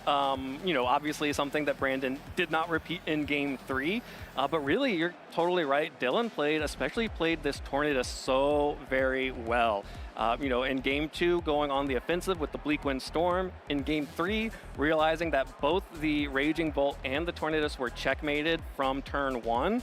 And then immediately getting the Tailwind on the field and being able to sort of, you know, take the Tailwind, get the Electro Web off to break the Focus Sash on Chen Pao, as well as dropping speed on both of those Pokemon if, you know, if both those Pokemon would have stayed out while Tailwind failed or went down. And then just going on the offensive and making sure to have, you know, these offensive pieces in the back, the Landorus and the Urshifu single strike, targeting so well, making great decisions there to cover all options for Brandon. Yeah, I think it's just really well played too, where, you know, I think it's like ignoring Skeledirge. The rest of Dylan's team is something that I think players are prepared for, right? Where I don't think it's that wild of a Tailwind team. You know, he's got some tweaks even on the rest of the squad, I think, that make things a little bit more difficult. But the trouble is, you know, you can like flowchart against the idea of a team, and facing against it piloted by a player of this skill level is just a little bit different, right? And yeah, I think there's so many ways he could easily have lost that set, like kind of in embarrassing fashion, and just like never made that mistake. Or maybe I think even calling. There are a lot of ways he could have lost, I think, both game 2 and game 3, that I think a mistake might be the wrong word for it, right? Where there are turns where I think more options kind of in the flowchart lead to a bad outcome for Dylan than a good one. He did such a good job of both figuring out what Brandon was going to do, but also I think he had kind of the experience of creating a board position. Like, oh, I know what my opponent will normally do here. Like, I'm kind of tempting him to do something that isn't a good idea. I think, especially that second game, it just seemed like Dylan started out in such a challenging position where it seemed like, well, he's kind of got to play defensively here, and that just doesn't work with this sort of team, right? And I think wisely saw the opportunity to turn things around, go on the offensive instead of just, you know, playing out a slow losing game and, you know, getting the 1-0, I don't want to lose too badly on stream loss. Instead, you know, pulling through, playing aggressively, and getting the dub. Absolutely. Really well played there from Dylan. And the Skeledirge, of course, did not really do a whole lot when we saw it in game 1. But even just the opportunity of having that Pokemon, you know, we saw in game 3, you know, Brandon was kind of thinking about, do I bring the King Gambit this time? Is this it? But actually having the ability to sort of threaten Skeledirge, and in game 1 Dylan showing, you know, I'm not afraid to bring my rogue Pokemon here. And, you know, if your King Gambit gets burned, then it's kind of useless, especially because it doesn't have Swords Dance to counter that.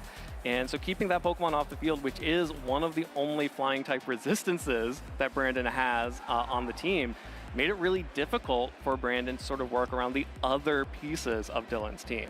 Yeah, I kind of hope we get to see Dylan again, too, because I think the Skeledirge into Chen Pao thing's really interesting, right? Where, in theory, there's a problematic type matchup there for the Skeledirge a little bit, but, like, you know, it resists ice, It's immune to fighting, and you can't actually sucker punch it if it's going for the will-o-wisp, right? So Chinpao kind of just loses there. And in the first game, Brandon did such a good job of realizing that, not falling for it, dodging the will-o-wisp twice, and then at that point, Skeledirge had wasted so many turns, he was able to take control of the game. But it's easy to imagine a different matchup where perhaps Skeledirge is better against the rest of the team, and kind of just runs over the match the other way instead. So who knows? Maybe later in the tournament we'll get to see that as well. Absolutely. Well, we are going to see a little bit more of Dylan right now as Gabby is talking with him to hear his thoughts on how that match went. Gabby, take it away.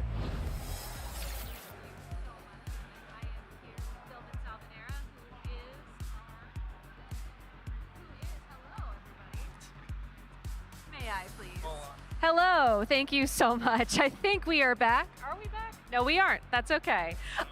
My name is Gabby Snyder. You can hear me now, and I'm here with Dylan, let's be real, you all want to hear from him. So Dylan, first of all, impeccable fashion sense. Tell me about the shirt. Oh, so my shirt, last year actually at Vancouver, I got top 4 with the team. Try and stand up a little bit. So like Excalibur, Sandy Shocks, Tauros, very unique picks that I used last year. One of my favorite teams that I used last season, so I had to get a shirt with it. And I've been saving this shirt just for this regional. I haven't worn it once. You haven't worn it once, but yet it looks like it was made specifically for you. So is it the lucky charm? I mean, you're undefeated. It must be helping a little bit. Yeah, I definitely think that this just made me I'm just so happy about this shirt. I don't know how else to put it. It's one of my favorite teams, and it was the one regional I did well with last year. And so I have to represent last year, this year. And one thing too is that also is I guess you could say last year I had unique picks in the Sandy Shocks and Blazeberry Tauros. This year I have the Skeledirge. Granted, it's only limited to one unique pick, but it's still one. I mean, sometimes all you need is one unique pick, and that was actually something that Scott was just talking about going into this interview. Skeledirge seems like it has all the tools to just kind of get going, slack off to recover its HP, unaware to ignore stat changes. So where did the Skeledirge come from, and how has it been serving you so far today? So the Skeledirge kind of came from one of my best friends, Marcos Perez, otherwise known as Moxie Boosted on social media. I'm sure a lot of you have heard of him. We were driving down on the car ride to Indianapolis, a bunch of midseason and PCs a couple of weeks back. I was in a rut. I had a very bad showing in Charlotte, so I was I need a team.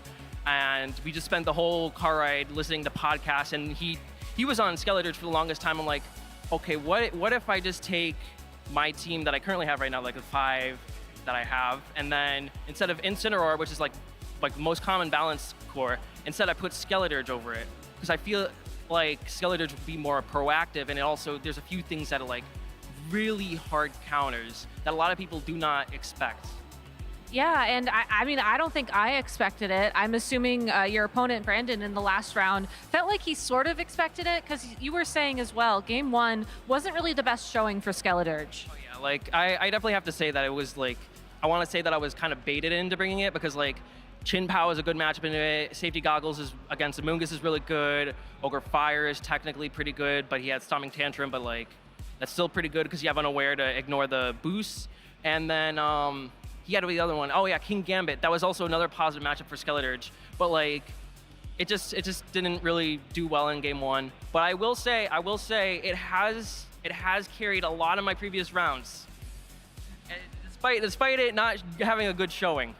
I mean, you're undefeated, so definitely seems like Skeledirge is the MVP, but I do want to talk about games 2 and 3 because you pivoted away from Skeledirge. It felt like you focused more on the balance form of the team. You had that great Steel-type Terastallization on Tornadus. Was that a pivot you were prepared to make, or were you sort of coming up with the line on the fly?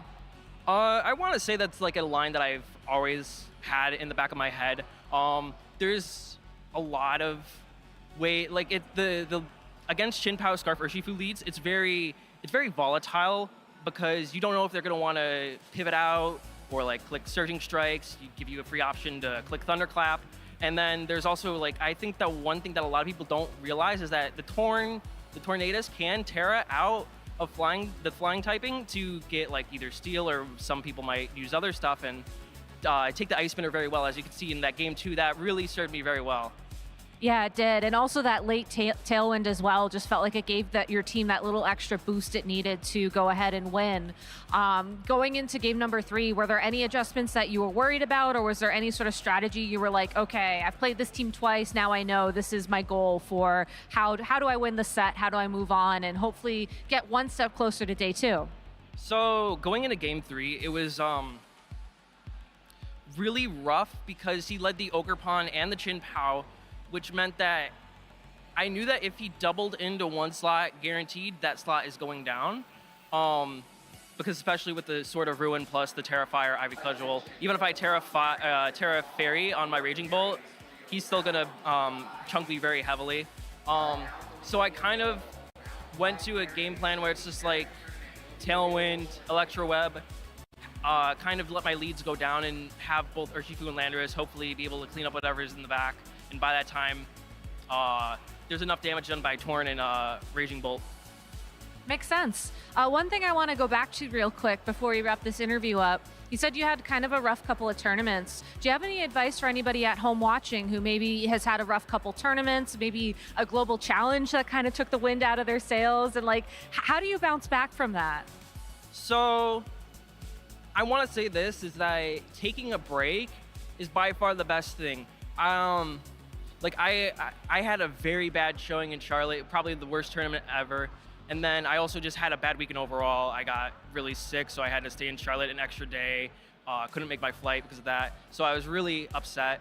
I ended up canceling Knoxville too. A lot of my friends advised me that I didn't go. And also it's just like, so I guess it's just like what it is just like take breaks. Like playing a lot is nice, but do it in moderation so you don't burn yourself like I did.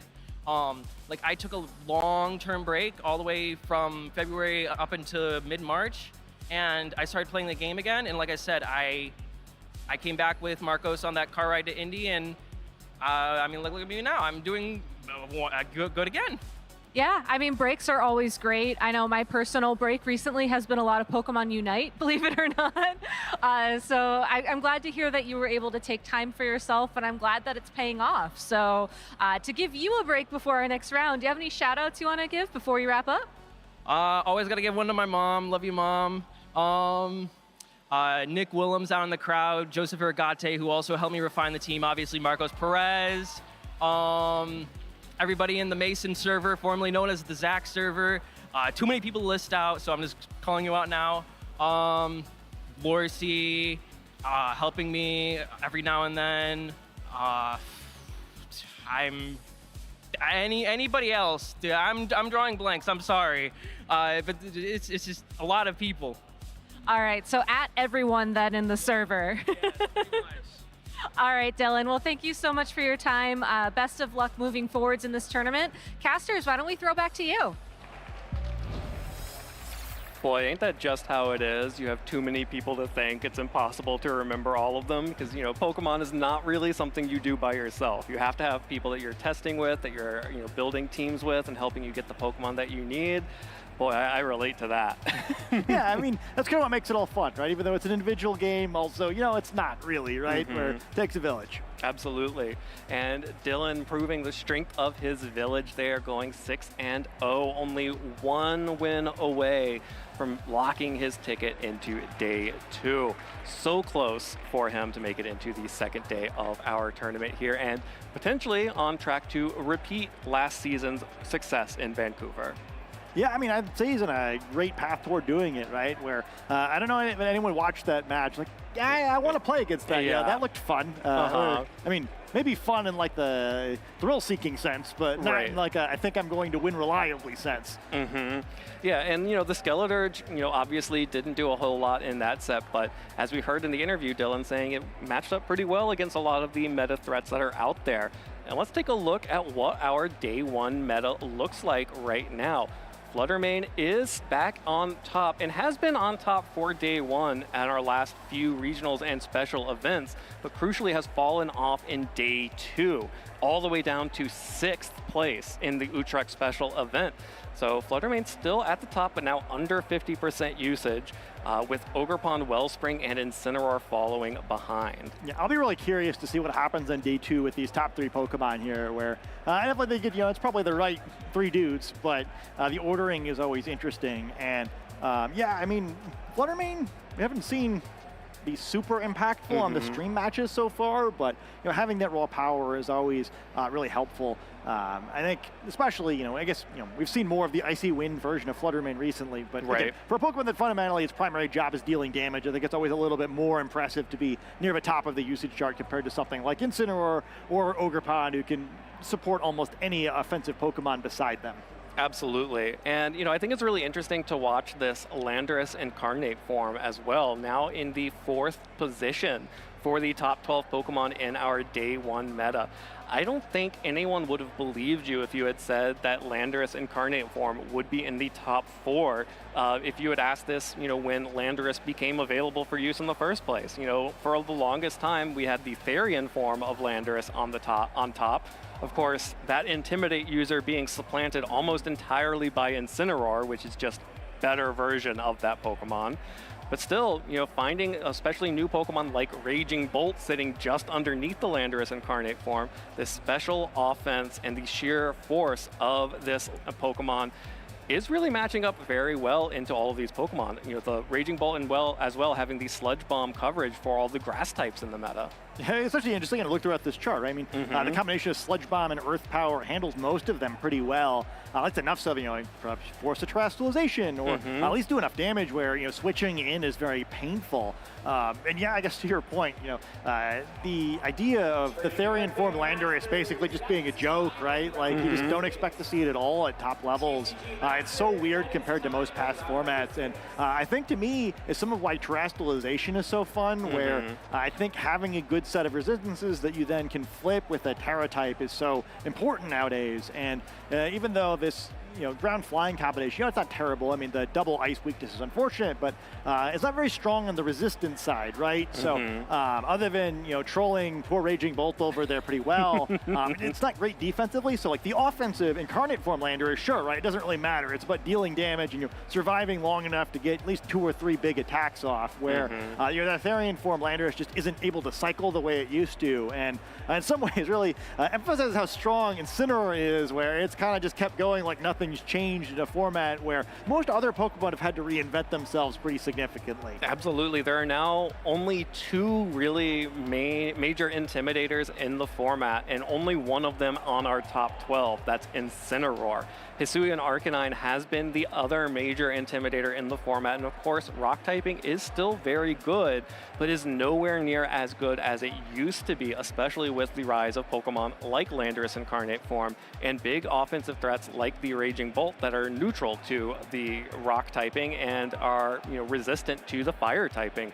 So Incineroar really has supplanted itself as one of the top Pokemon, as we all kind of expected it would as soon as Incineroar came back. Yeah, I have to admit, I was briefly hoping that perhaps the pacing of the format would just be a little too quick for it, but Incineroar loves nothing more than personally ensuring that the pacing slows down. It turns out that the formats are slower not because Incineroar is the format is slower, it's because Incineroar is in them. So without Incineroar, it did seem like it would be too fast, but now Incineroar is here, Intimidate, Parting Shot, Fake Out, nothing really you can do about that. Although I will say, I kind of enjoy Incineroar dominated formats in a way, as much as like, if I'm personally creating the format, it's not invited, but I do think the fun part of having it around is that it's usually exploitable on some level, right? It's not going to knock out, or it's not going to one-shot too many Pokemon, so you can kind of play around that a little bit. I think that's one thing for players to try to cook a little bit, right? We're like, well, can we take advantage of Incineroar having a pretty predictable group of skills? I think the thing that makes it tricky is that you can pair it with everything, right? So how do you flowchart Incineroar plus literally every good Pokemon in the game? And well, you can't. But I'm an Okidogi enthusiast. I think the one-on-one there is pretty brutal for Incineroar. But yeah, certainly there's plenty of friends. Landorus right there being a great example that make that a little bit more complicated to actually execute in real life. Absolutely. Well, let's take a look at our predictions heading into day 1, because I think you and I were both looking at those Incineroar answers, at least to start with. Like, I have decided to put in 2 Defiant fighting types on my list here, the Annihilate and and the Galarian Zapdos. Both Pokemon that have a great matchup into Incineroar love to get the Defiant boost and then can immediately threaten with fighting type damage. And both of these Pokemon as well enjoying that Flutter Mane, even though it's still #1, is under 50% usage, which means that it's, you know, the best opportunity for Pokemon that are normally checked by Flutter Mane than ever before. And of course, also having the ability to, fire back, boost itself up, both with, bulk up or with, just by taking damage for Rage Fist and being able to pivot in and out.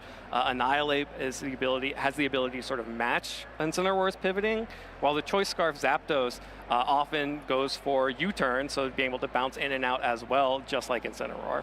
Yeah, I think, and that cycling has been powerful. I mean, we have seen U-turn look pretty good on stream so far today. It just come from other Pokemon, and I think I'd like to see more trainers kind of like at least a little bit try to exploit Incineroar some. I think Dylan kind of goes the other way. Well, I'm going to use a different Incineroar was neat and something that people aren't going to be ready for, especially because if you are using those Incineroar counters and you run into Dylan, you kind of just get got, whereas Skeletor just kind of beats all those. I think kind of looking at some of the other stuff on here, we're making fun of you, but like certainly Amoonguss is back in force as it should have, and I don't think that's a Pokemon that should ever be falling out of the top 12. I think that was a trainer issue for the competitors of the field there. And some of these other Pokemon too, even though we haven't seen a whole lot of them on stream.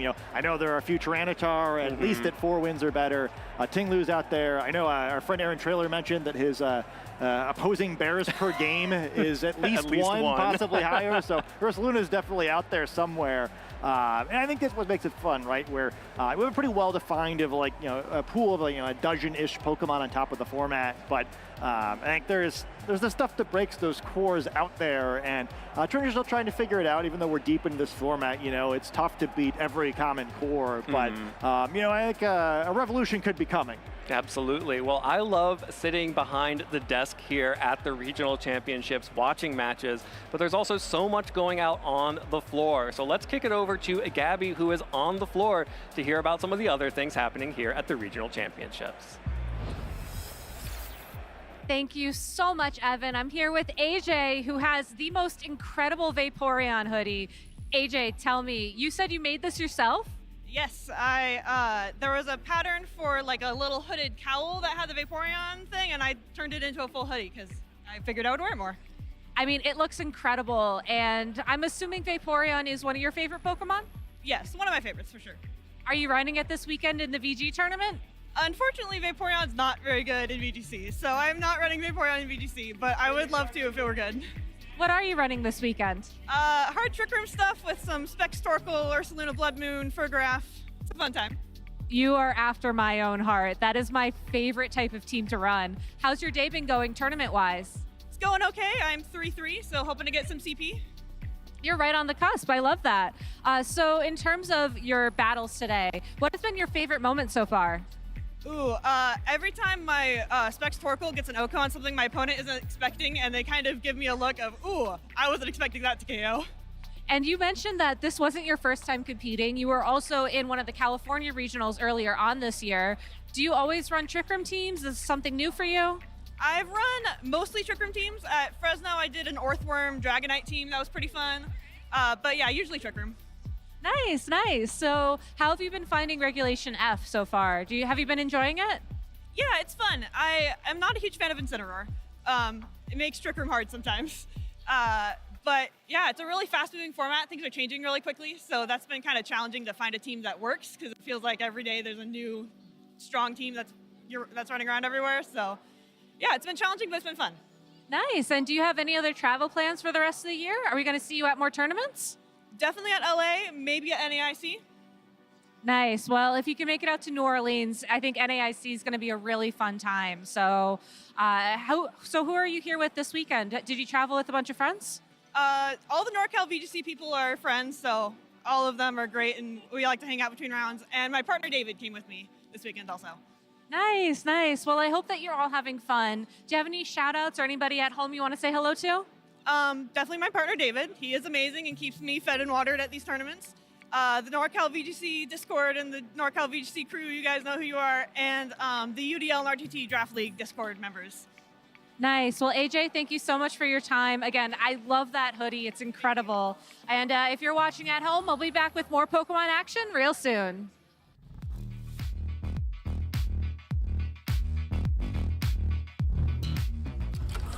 Hey Pokemon trainers, welcome to Pokemon Championships History, a series where we showcase important moments throughout the history of competitive Pokemon.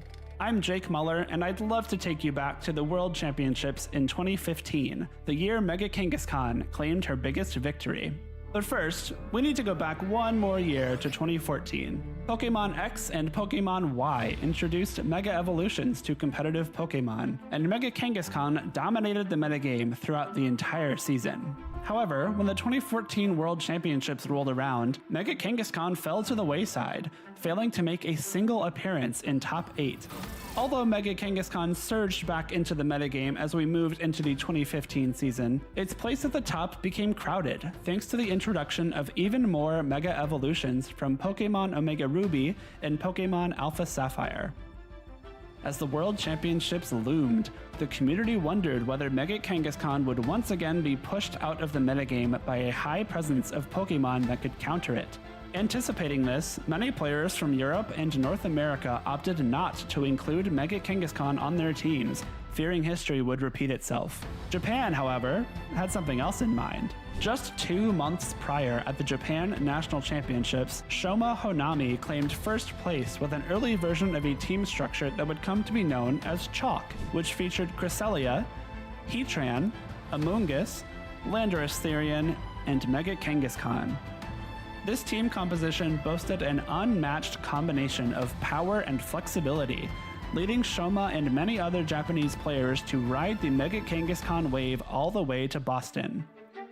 As the 2015 World Championships progressed, it became clear that Chalk was the team to beat. Even though the competition was full of teams with outside Mega Evolution picks, like Mega Mawile, does connect with the Garchomp and does pick up the knockout. Mega Charizard X, we go for the Flare Blitz here on the Thunderous, Mega Salamence, the Hyper Voice, and Mega Charizard Y. We go for the Flamethrower here. 6 of the top 8 players used teams that followed the Chalk guidelines, including Shoma Honami himself. While the extraordinary success of this team composition at the biggest event of the season was astounding, even more interesting was the variations seen within Chalk just inside this top 8. While all 6 teams had both Mega Kangaskhan and Landorus Therian, many players opted for some alternate options for the remaining Pokemon. Heatran was substituted for a different Fire-type Pokemon on 2 occasions, with one player using Entei and one choosing Volcarona. The 6th Pokemon on the team ranged from Thundurus to Aegislash to Tyranitar to Scrafty. Sylveon made an appearance in place of Cresselia in one instance, and one player even gave up Amoonguss to run both Aegislash and Thundurus. The 2 teams in top 8 at the World Championships that did not make use of Mega Kangaskhan were both defeated in the quarterfinals, meaning that Mega Kangaskhan was guaranteed to have her day in the sun. Players shake hands, knowing that the game is over. Rotom Wash falls, and the crowd reacts, ladies and gentlemen. Yosuke advancing, we've seen him. This is the 2nd time on stream, playing incredibly well. After taking down Naoto Mizobushi in top 4, Shoma Honami would be met in the finals by fellow Japanese player Hideyuki Taida, whose Volcarona set him apart from the rest of the field. Oh my God, he's done. We get a medic in the field. The championship match was a back-and-forth affair. Shoma won Game 1 thanks to consistent damage output from his Landorus Therian and clever use of disruptive attacks like Thunder Wave and Swagger. And here we go. Will it be able to hit through Confusion is the question. No, it hits itself. Huge. Shoma very excited. But Hideyuki turned the tides and even the score at 1 game all after his Pokemon broke through Confusion on crucial turns. A lot on the line for these 2 trainers. Almost $20,000 in prizing here as it hits through with a big Shadow Sneak, and I think that will pick up the feint here on the Thundurus. It is definitely at this point looking like Hideyuki's taking it to a Game 3. In the deciding game, Shoma made expert use of Heatran's defensive utility and offensive power, proving that the original Chalk Fire-type Pokemon was still number 1. Should do a ton here. Oh my gosh, picking up the feint on Hideyuki's Pokemon, as well as catching the burn, activating the weakness policy there, but the burn is absolutely huge, and it's only a matter of protects before this one is over. Fittingly, Mega Kangaskhan re-entered the field right before Hideyuki conceded defeat. Shoma's decision to stay true to his run to the Japan Nationals title with the original components of the Chalk team composition paid off as he became the 2015 Pokémon World Champion. Shoma Honami is your 2015 Pokemon Video Game World Champion. Thank you for watching, and let us know some of your favorite moments in VGC history by using the hashtag #PlayPokemon.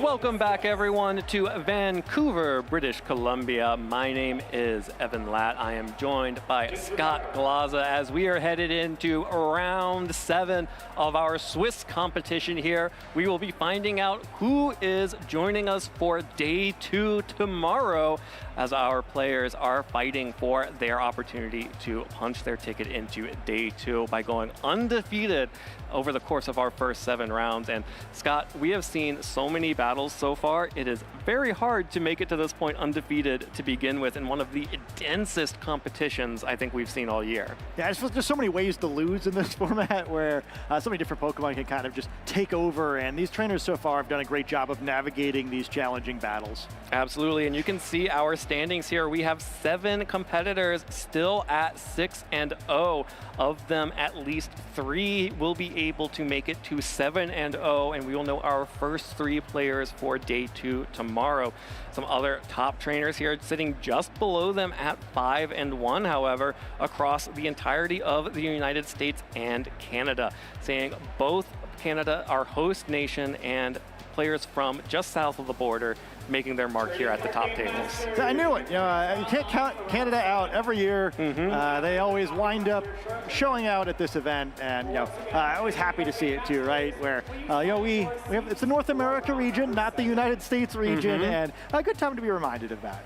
Absolutely. All of these players are in contention for day 2, which means they are in contention for making it to the finals and becoming our champion heading into tomorrow. That, of course, will qualify them for the World Championships, as well as giving them significant prizing and championship points towards a stipend for the North American International Championships and potentially working towards the World Championships. And more immediately, too, the trainers only need that 7th win and a record of 7-2 in order to move on to play tomorrow, but additional wins make a big difference. The end of tomorrow, the 8 players with the highest records will move on to the 8-player single elimination top cut bracket. So, getting that 8th or 9th win today, it all carries over tomorrow, makes things that much easier because the margins are very thin. So, any leg up you can get is a huge advantage as we move forward. Well, let's take a look at some of the pairings for our 7th round here. A lot of these players we have already seen on stream, and some of them are very notable players indeed. We will be watching Ian Lee and Jesse Romulo, who are going to be playing for day 2. We also saw Tommy Huynh earlier on, is still undefeated. And of course, a big battle here of the West Coast heavyweights, Scott Iwafuchi versus Alberto Lara. We've seen Alberto regularly on stream. I don't believe we've ever actually gotten a chance to see Scott on stream, but he is sort of the originator of the Porygon 2 teams that we've started seeing starting over in Europe, and actually who I contacted when I wanted to run Porygon 2 for the Knoxville Regional Championships, who helped me out a little bit with that as well. And of course, regional champion Michael Zhang also on the team, on our notable matches here. Yeah, it should be a lot of fun. I think a bunch of players we've enjoyed seeing on stream over the years, and I hope that regardless of whatever happens in this round, that my fellow Scott's able to make it into the top cut. I think he's really done a lot to help innovate this format, and hasn't got quite the attention for it that maybe he deserves because he hasn't had individually that big tournament performance. So maybe he'll be able to pull it out this weekend.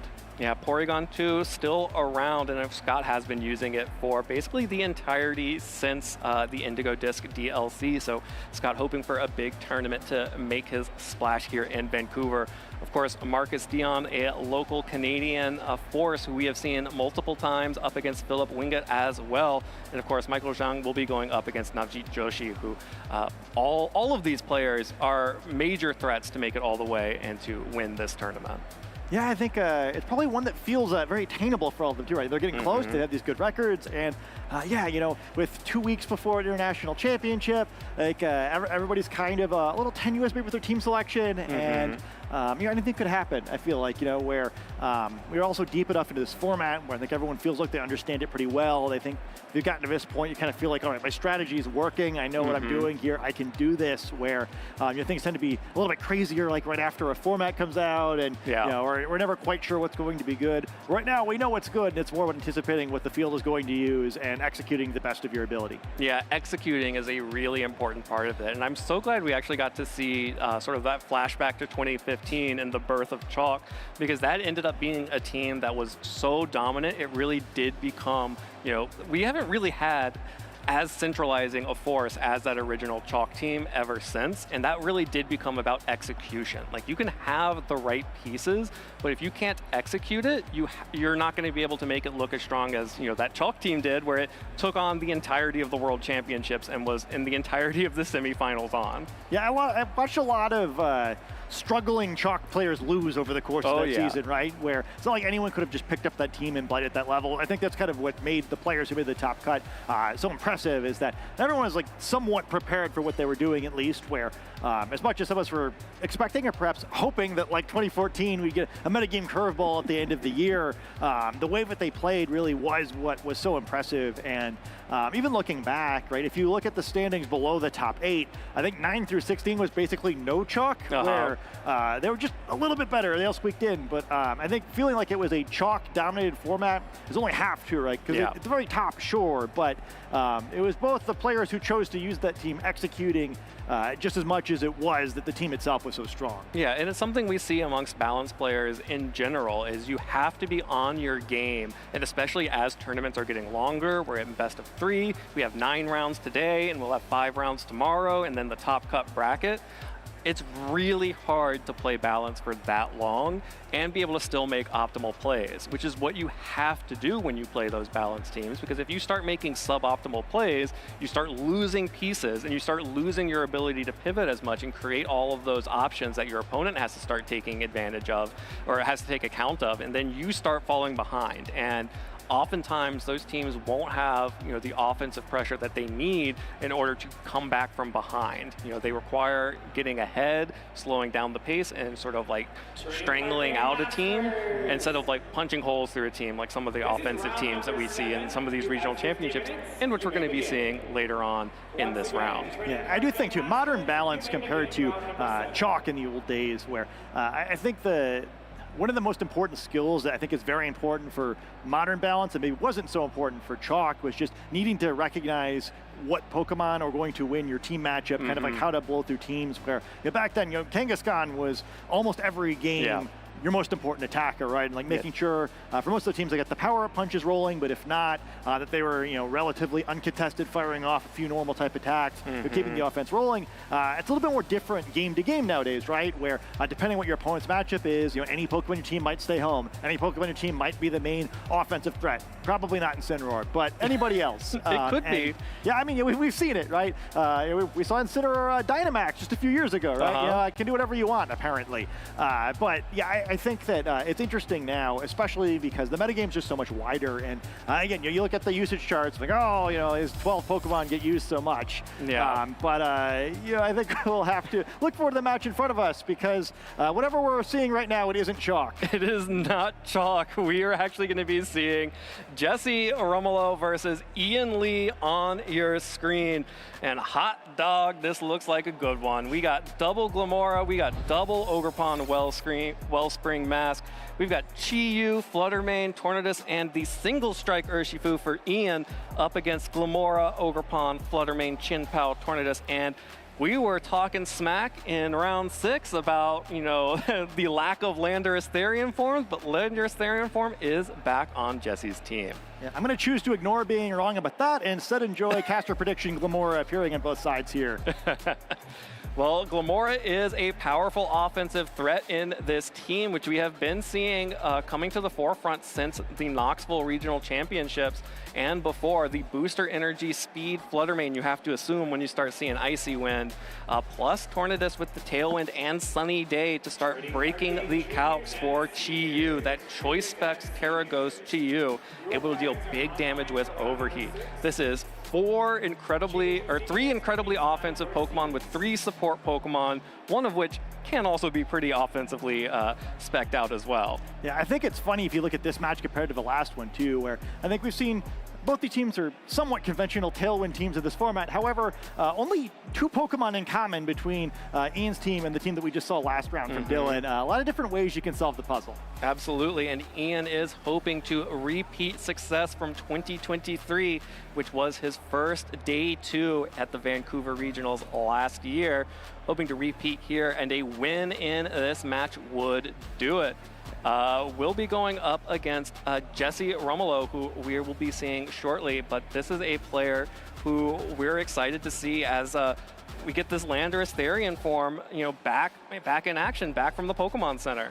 Yeah, I think we're really going to relish the opportunity to see these Pokemon where, even though we got some classic picks on this side of the field, Pokemon we don't see so much anymore, I think one thing that's going to be really fun in this matchup is we have Tornadus on both sides, but each of them know different weather moves. We got Sunny Day on one side, Rain Dance on the other, so both sides going for the manual weather, but in different directions, and then a lot of other similar Pokemon on both sides of the field as well. Differing Treasures of Ruin here with the Chien-Pao on one side and the Chi-Yu on the other, but Glamora, Fluttermane, and Ogerpon all pretty similar on both sides of the field. Yeah, and I'm really excited to see how these double Tailwind Pokemon teams are going to function because, it really can be about who gets the advantage. And really, crucially, we have the Choice Band Landorus Therian form, not the traditional Choice Scarf that we're seeing. We used to see, but Choice Band Landorus has become a more popular choice over the Choice Scarf. We'll warn you now, I think the team sheet we have is a little bit different, though it looks like maybe we're having some technical difficulties here. So, bear with us. Perhaps think about your favorite condiments. Yeah, how do you prefer your hot dog? I don't, yeah. I did enjoy, I learned a great deal, I would say, about concession food in general in one of our past downtime videos. So I did learn all the different places I could get hot dogs over the course of our many venues. But I've never bothered. I'm more of a venue bottled water sort of guy. I just really love my $5 to $10 bottles of water. I do love to hydrate. It's always good to make sure that you are hydrated during. I think it's going to be really interesting to watch these 2 Tailwind teams match up, especially because they are also Tailwind weather teams. So Ian has opted to go for Sunny Day to boost the power of Chi-Yu's fire-type attacks, as well as potentially access Fluttermane's Photosynthesis after the booster energy has been used up. Versus Jesse's side will have access to the Rain Dance, which will be doing double duty here, able to sort of get the Bleak Wind Storms to be fully accurate, boost the Ogerpon Ivy Cudgel, as well as dropping some of the damage of that Chi-Yu, which can be really difficult to do, especially against an opposing Tailwind team, before the Chi-Yu gets to fire off at least 1 overheat into your team. Yeah, I think that's going to be some of the fun of this back and forth as well, where both sides having both similar speed control and weather, can you get the right weather up at the right turn to kind of just totally foil your opponent's Tailwind and then really make it difficult for them to get it back up a second time. Neither of these teams have a whole lot to speak for defensively, where they have some good defensive abilities, but not like a whole lot of real staying power. So getting going a second time is going to be really tricky for either of these sides. Yeah, making sure that they are able to, both of these players are able to take an advantage early is really going to decide this matchup. I expect we could see 3 games here. I suspect each game we see will be pretty quick. These are both very offensive teams. There is not a lot of defense available to either of these players. And when you have these sort of hyper offense teams, it becomes sort of a razor's edge every single turn. Yeah, I'll be really curious to see how this Landorus is trained, by the way. Choice Band Landorus is one of my favorite Pokemon of yesteryear, but I've always kind of been disappointed. It's just been so hard to fit into the format nowadays. So I'm very excited not only to see it, but to see it at 6-0. Yeah. It's just so much fun. So, you know, it's certainly, as you can see with Jesse's outfit here, he's definitely cooking both metaphorically and perhaps literally.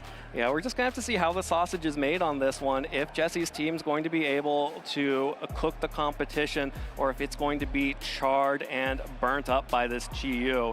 I think it's really interesting to see the Choice Band Landorus. Is something that you have been talking about, is how good ground typing is offensively right now. Not so strong into Ian's team. However, Chi-Yu, of course, won't want to take any attacks from the Landorus. Same with Glamora without having access to the Terastallization. And, you know, the Fluttermane does not like any choice-banded physical attacks, and with no opportunity, like, again, no defensive options, there's no Intimidate to limit this Landorus's attack. It is the ground terror type as well, so, you know, between that and the Choice Band, has a lot of options to put a little bit more mustard on his attacks. Absolutely, as we get ready for round 7 here of our Swiss competition at Vancouver. That's going to be Tornadus and Glamora up against Tornadus and Glamora. Neither one of these competitors wants to be playing catch up against the other. Each team more identical than the last, and we really do see the awkwardness of this matchup now, where both the Glamora probably more excited about this matchup than the Tornadus here, who are perhaps going to do one of those fire off a support move, instantly get knocked out sort of deals. Yep, this is a great opportunity to get Tailwind up for both players. Jesse's Tailwind will go up first. Tornadus acting first before Ian's Tornadus can set up its own Tailwind.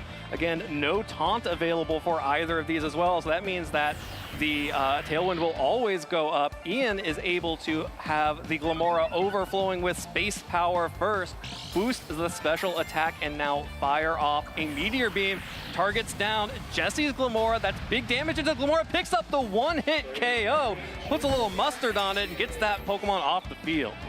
Yeah, I think he's really going to relish that advantage there. I think that's a little bit wiser of a knocking out the opposing Tornadus, right? We've talked about this so many times. When he gets the Tailwind up and, like, then what, right? Yeah. Where leaving on the field isn't such a big deal. Going to struggle to deal too much damage to the other side, and I think maybe a more meaningful early advantage for Ian than he would otherwise have gotten.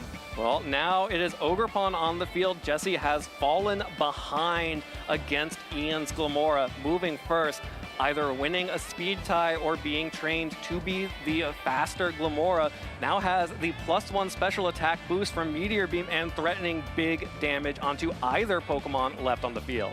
Like most Glamora, we see also has the option of that Grass Terra type, which very bad against Tornadus, but very good against Ogerpon. But it'll be the Ogerpon instead opting to increase its special defense here and remove its weakness to poison type attacks. Yep, just going to go ahead and become a pure water type, get the special defense boost, and remove the weakness to both the flying type Bleak Windstorm and the poison type Sludge Bomb.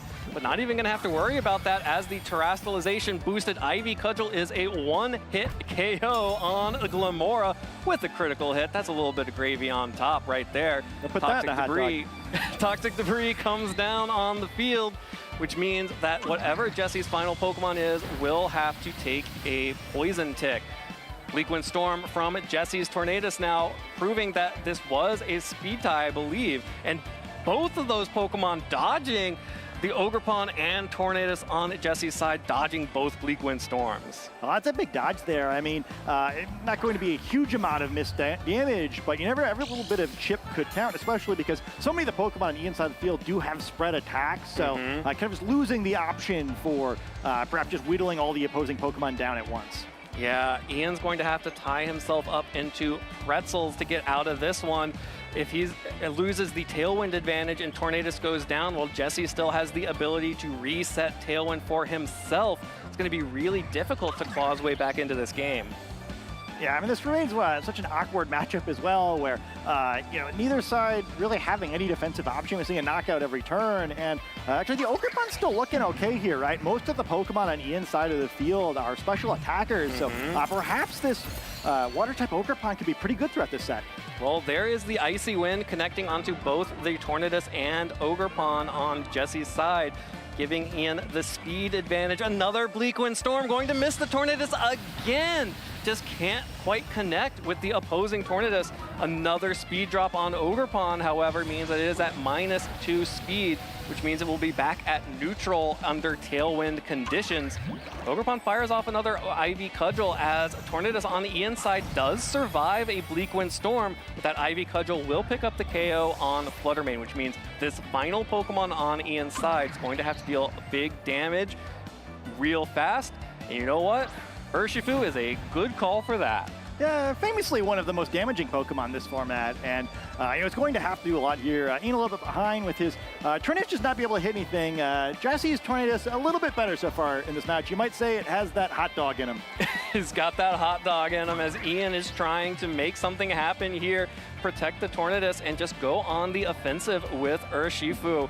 Needs to start dealing some big damage and try to protect his Pokemon at the same time. Otherwise, Jesse will just be able to start rolling over on Ian here with the third remaining Pokemon that is still yet to be revealed. Yeah, well, I think with the Terastallization not yet used on Ian's side of the field, pretty clear what he's going to need to do. It's just punch things as hard as he can and hope eventually that Urshifu is the last bear standing. Absolutely. Urshifu is going to try and Terastallize here, becomes a pure dark typing, boosts the power of Sucker Punch and Wicked Blow, and it's about to try and head to Coney Island here and pick up as many KOs as possible. Tornadus protects itself. Urshifu is the fastest thing on the field thanks to those speed drops. Connects on the Ogerpon, picks up the KO with the Terastallization and the critical hit from Wicked Blow.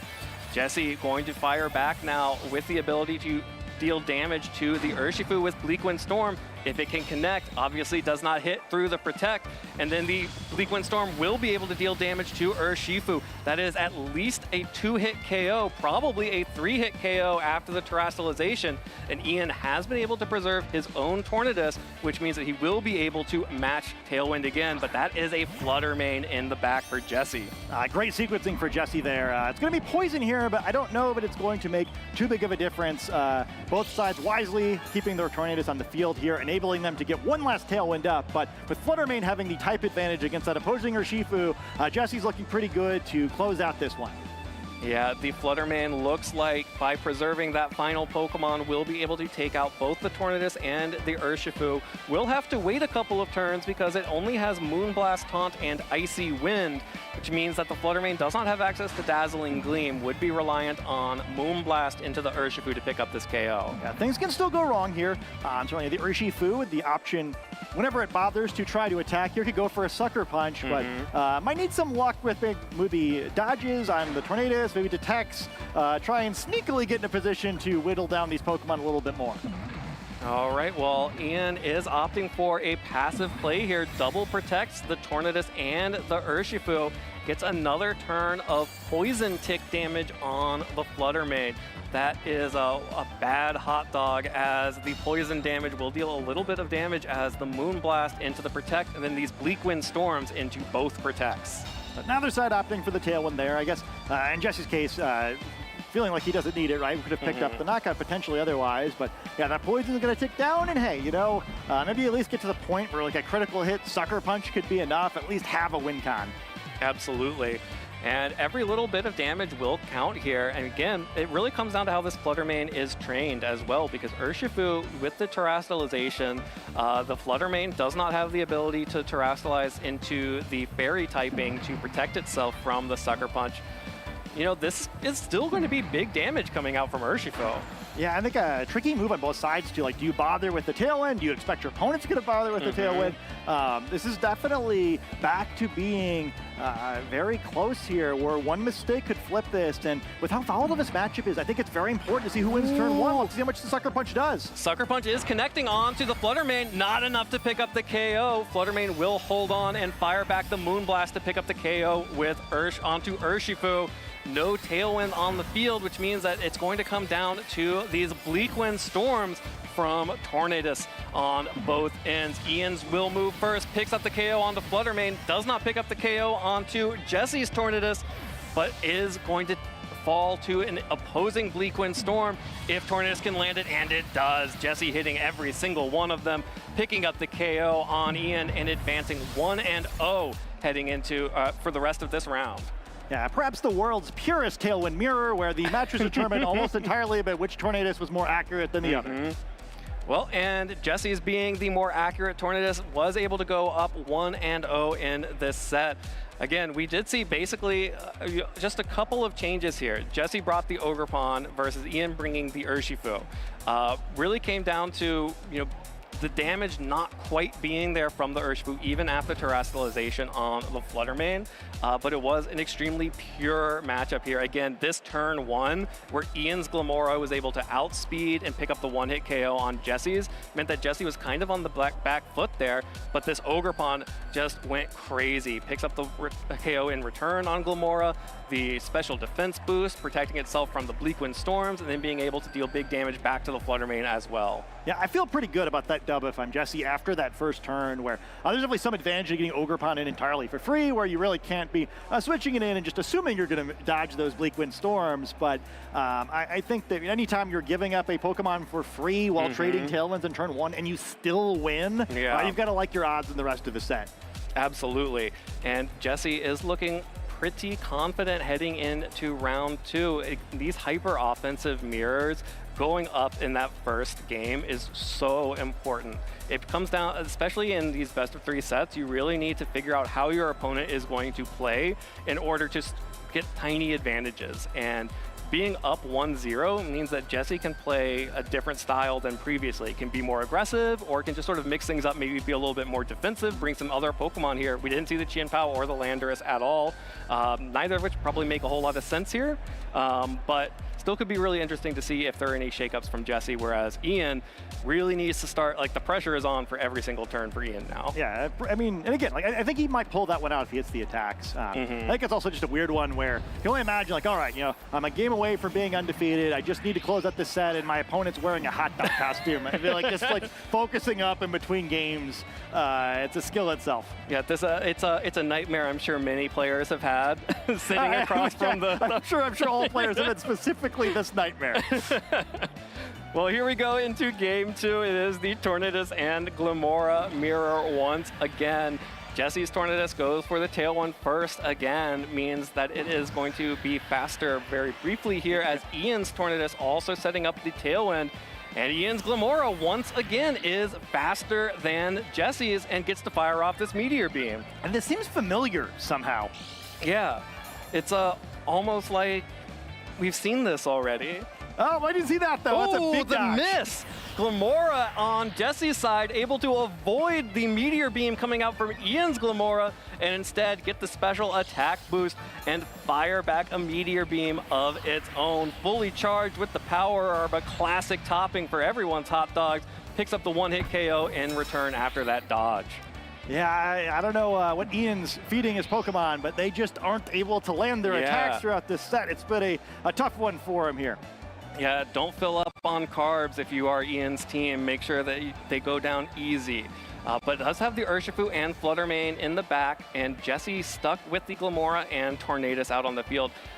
Importantly, one of Jesse's adaptions or differences from Ian's team has the Rocky Helmet on Tornadus, which means if this Urshifu goes for a Wicked Blow or any attack into that Tornadus, it will break the Focus Sash regardless of if, Urshifu otherwise didn't take damage.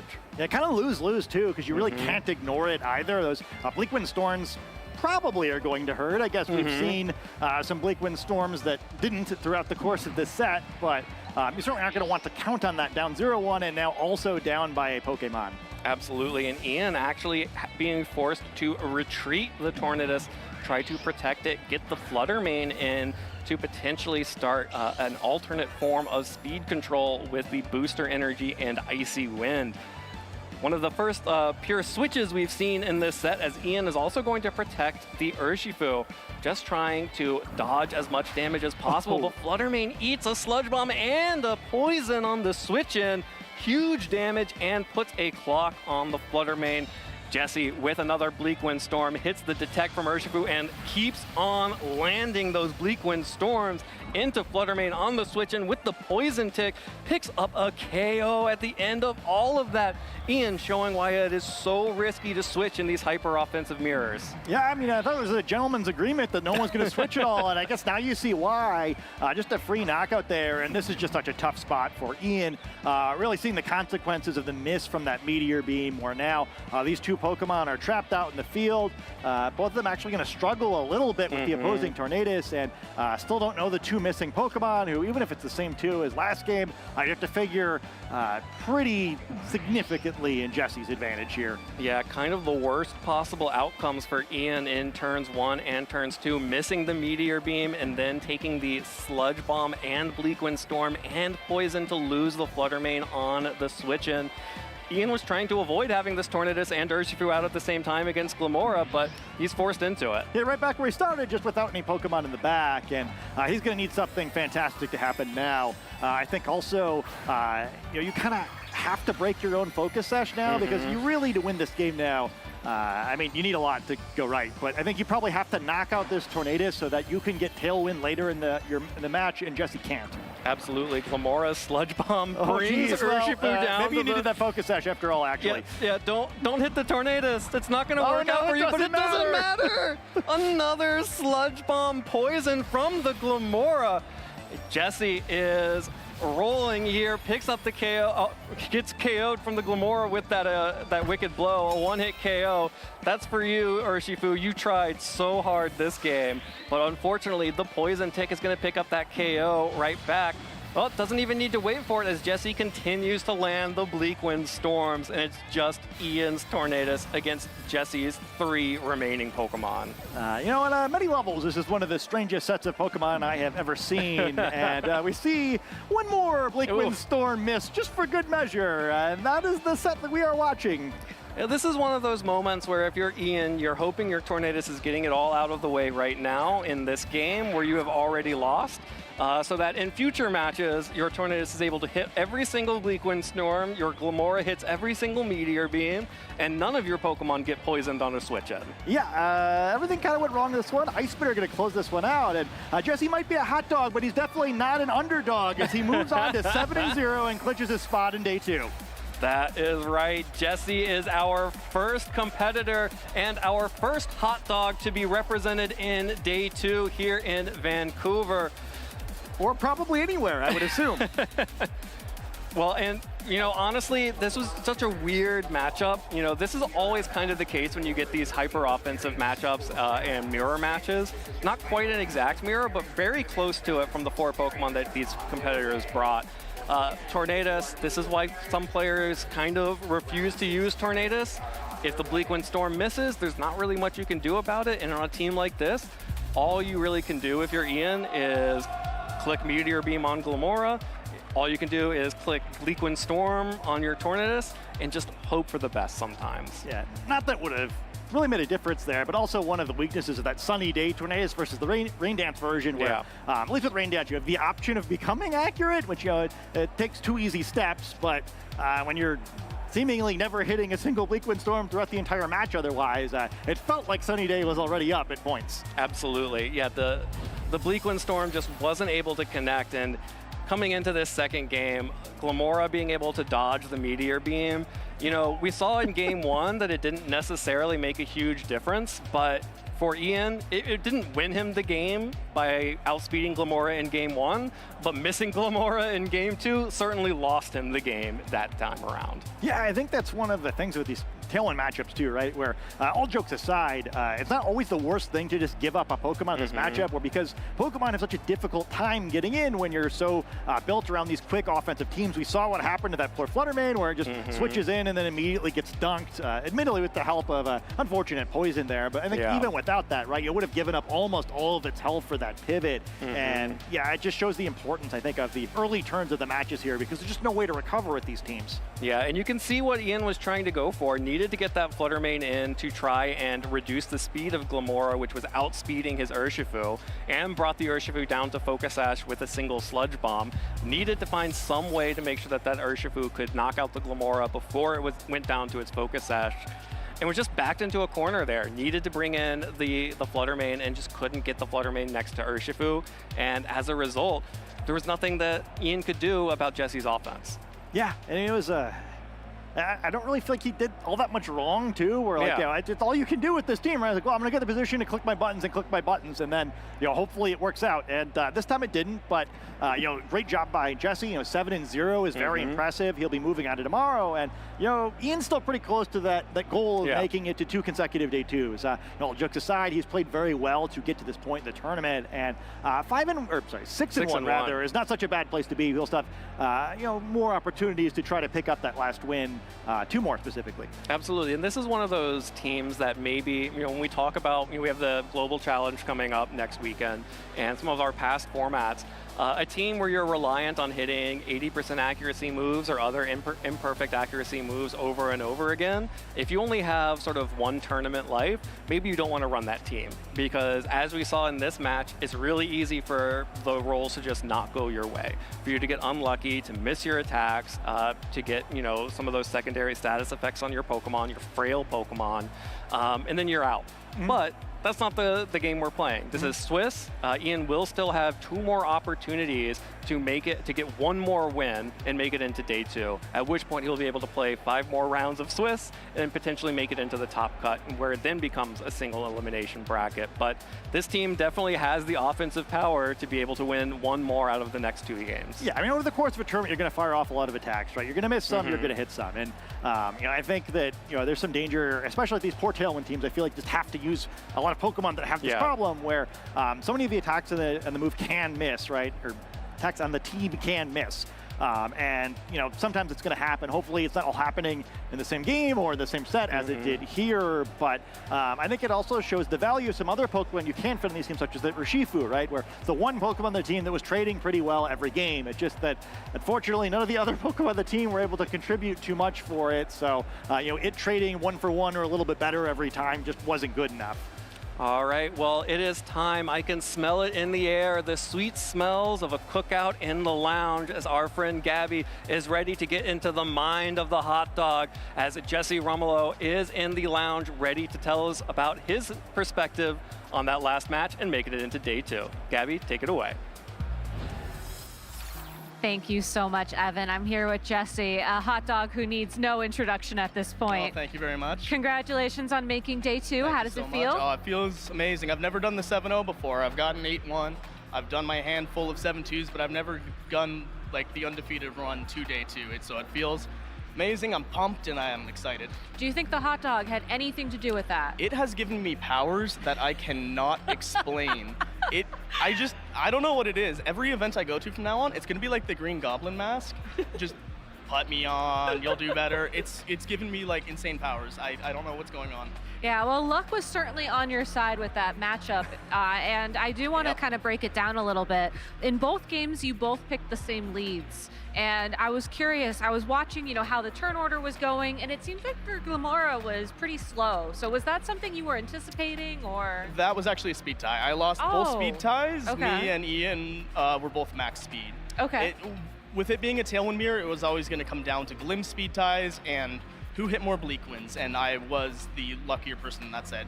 Yeah, for sure, and it is Pokemon, that does happen. What was your plan B? So, you know, obviously you want to hope that things go right.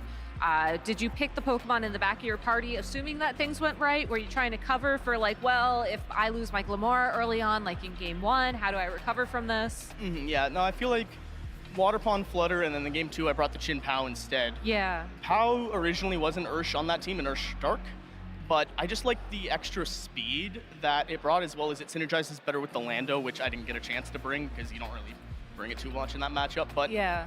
I did definitely, I think I had this faster flutter, and then Chin Pao is faster than Ursh, so I definitely did have outs with not winning the Glimpse speed ties. One of those being, he did miss a bunch of bleak wins. Yeah. But yeah, I did believe that I did bring the correct back.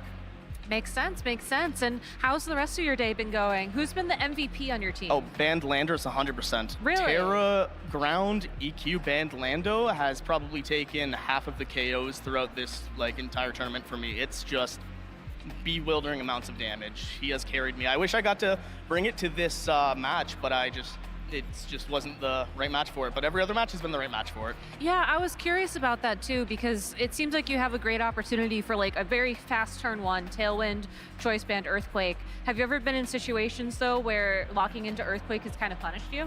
Not today. Definitely in testing a good amount, but Yeah. you do have Protect on, I think, everything else on the team. Yeah, everything else on the team. You have a good grass type on your team, so you're not taking too much if you're Earthquaking next to Overpawn.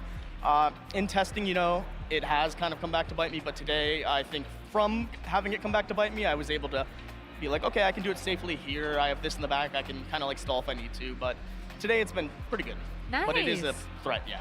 Nice, and was that a Pokemon that you were looking to break the metagame open with? Well, I can't take credit for this. This is my buddy Justin Tang's build. It's a mashup of the Tailwind team that I've been using all format, plus his. He and my other friend Sempra, they were using it for some team tours, for the online challenge, stuff like that. Yeah. And I kind of took the parts I liked from that and the parts I liked from my Tailwind team that I was using, that I also took inspiration from other players, shout out Kyle Livinghouse, and kind of put them together.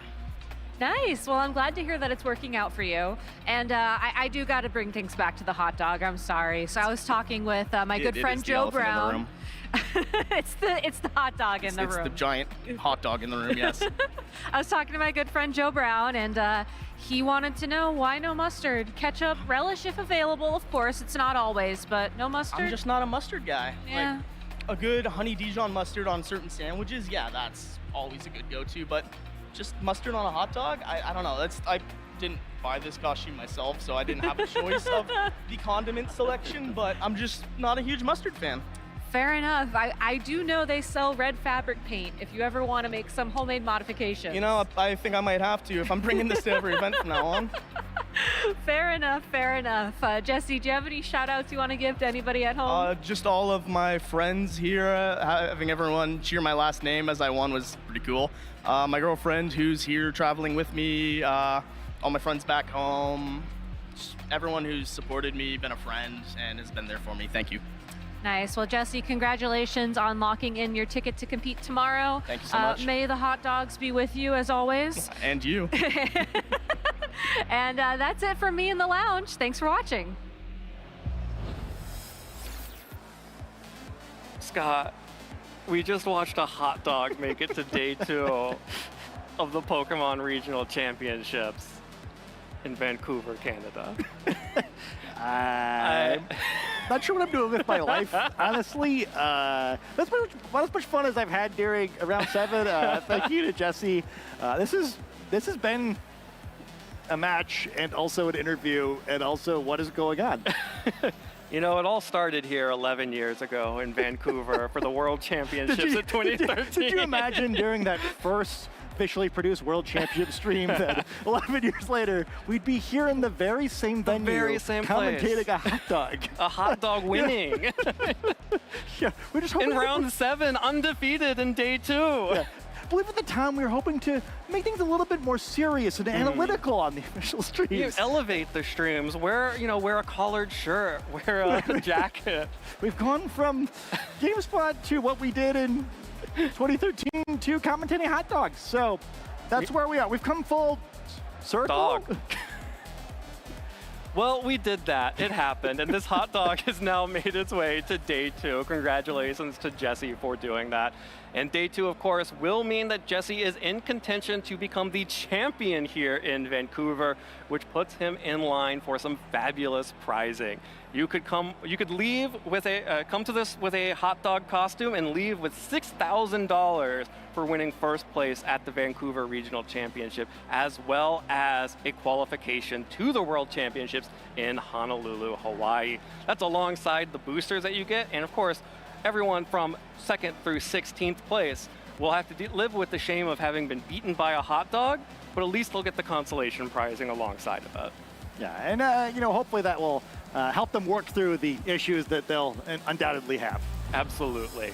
And as we look ahead towards our next few rounds, it should be really exciting as we're heading into win and in only. Of course, we saw our first competitor make it. We now have 3 competitors who have qualified for day 2. And I'm being told all 3 of our competitors are from Canada, at least originally, which makes sense. As you've been saying over and over again, this is one of those regionals that Canada shows up to and makes sure that everyone remembers that it is the North American circuit. It is not the United States of America circuit, and this is Vancouver. Canada's here to play. Yeah, I mean, we've seen them defend their home turf in this venue before. I think they're defending the concession stand a little bit more fiercely than normal this year. But yeah, I mean, I think it's a lot of fun. We've had a lot of really successful Canadian players over the year too. I think especially in the early years of the video game championships. Canada was a pretty formidable region, right? And it's good to see even more of that here. I'm kind of rooting for a Canadian champ. I'm rooting for the hot dog, but any of the Canadian players would be fantastic. Well, it is not just the video game championships happening here in Vancouver. We also have our fellow casters over on Pokémon Go and the trading card game happening as well. Looks like Pokémon Go is heading into a second game, as well as the TCG is on their second game as well. Make sure you are following twitch.tv/Pokemon Go and twitch.tv/Pokemon TCG to make sure that you are seeing all of the action here in Vancouver. Yeah, it's good to see Skeledirge back in its natural habitat on the Pokemon Go stream. A lot of fun to use there with Incinerate, where if you start using it now, it will almost finish by the time that we are in round 8. Yeah, absolutely. And of course, we have our trading card game competitors. The growth of the trading card game has been wild to see this entire season. We've had over 1,000 players. Did we hit 2,000 before we hit the break in our first month of play?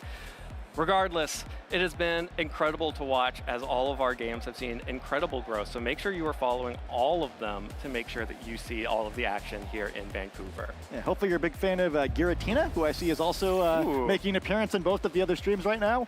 Unlikely to occur on the video game stream, as it is not allowed. Yeah, and make sure you're following our channels here, of course, where you're watching us, myself and Scott, twitch.tv/Pokemon or youtube.com/Pokemon, where we will be showing you all of the video game championships over the course of this weekend, starting with round 8 coming up as we start going into our win and in matches. Should be a lot of fun, and yeah, the tension's on. Players, I'm sure, hoping to join what will undoubtedly be a very entertaining day 2 if the first players to qualify are anything to go by. Absolutely. We'll find out who is joining the concession stand in day 2. Well, we're going to take a quick break. When we come back, we'll have round 8 from Vancouver, British Columbia, so don't go anywhere.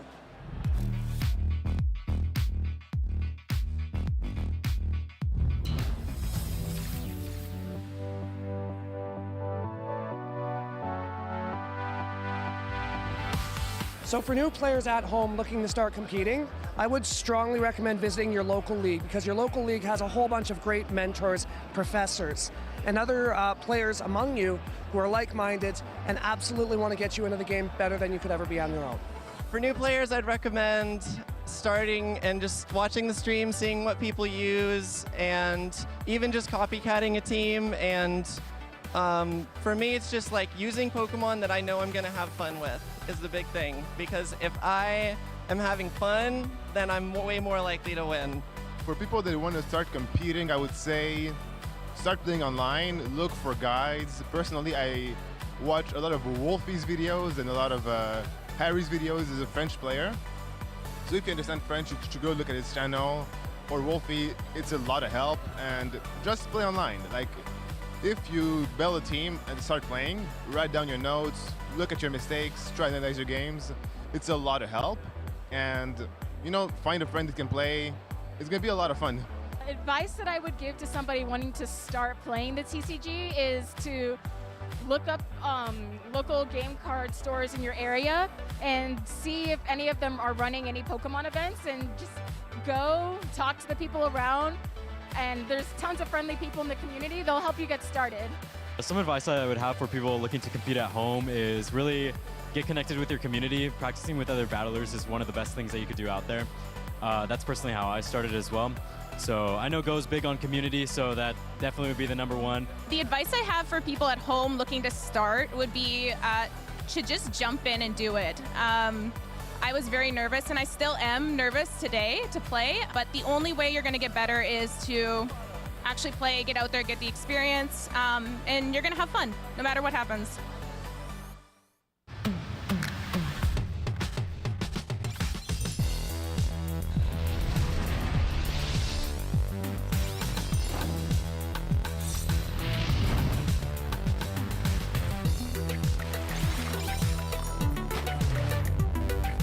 Experience the extraordinary in the Pokemon trading card game Scarlet and Violet. Paldean Fates. Available now. Products sold separately. Booster packs of 10 cards vary by product. Cards vary by pack.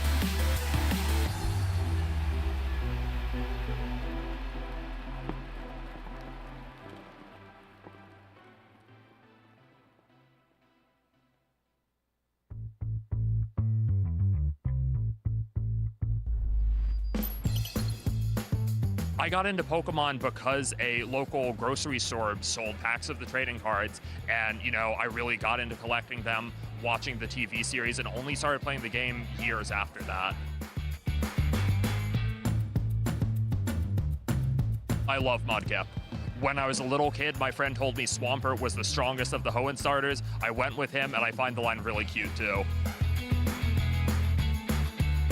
I first heard about the regional series from a fan site, and I found out that there was going to be one in Newark, New Jersey. It was relatively easy to attend. My dad was super supportive, took me there on the bus. I honestly had a great time for my first event, even though I didn't have the strongest team yet. It was very straightforward. And after that, found myself just wanting to go to a few more events until, while I was still in the seniors division, I got a surprise victory in one of my first few events. And after that, just like, wait, maybe I have what it takes to succeed after this.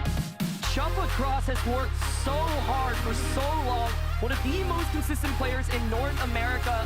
I'm an immensely competitive person. I want to be one of the best in the country and one of the best in the world, and I've been chasing it for so long. It's part of why this victory after a couple of second places, as you know, even earlier this year, means so much to me, to prove that I really am one of the best in North America. Take a bow, Chubb Lacrosse! I think getting a trophy at an international is really my next step. The last season, I was able to finish top 8 at 2 different internationals and lose, you know, good sets in top 8. But I really want to move on to top 4 and get that trophy. One of the most accomplished players that we have out here without ever getting that championship title. Something that I've learned, I think going with your gut is immensely important in Pokemon. If you think your opponent's going to do something particular, you have to respond to it. You can't second guess yourself. Going with your gut in as smart a way as possible is really important. and you don't want to fall into your opponent's trap when you know they're setting it for you. Is that enough? It is! Jump across gets the knockout! One of the people that helped motivate me to chase this result is my good friend Simone Sanvito, who won an event in Europe a week ago with the same team that I was using today, and for a long time I've seen him as somebody that's around my skill level, give or take a little bit. So being able to like watch him win his first regional, I'm going to do the same thing a week later.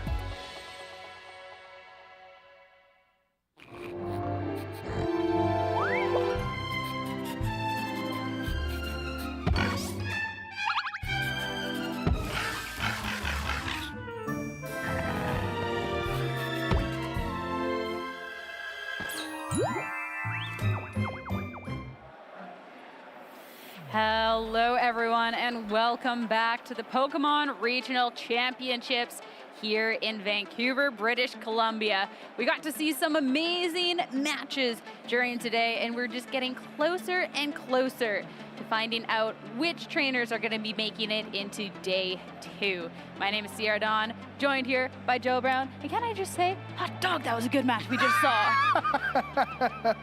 Oh my God, what a, I love everybody in this community. Like this, the bits that go on in VGC are just so awesome. That was honestly hilarious. Well, I'm so happy Jesse won the set, but even if he didn't, like he would have walked away a winner anyway by making everybody smile.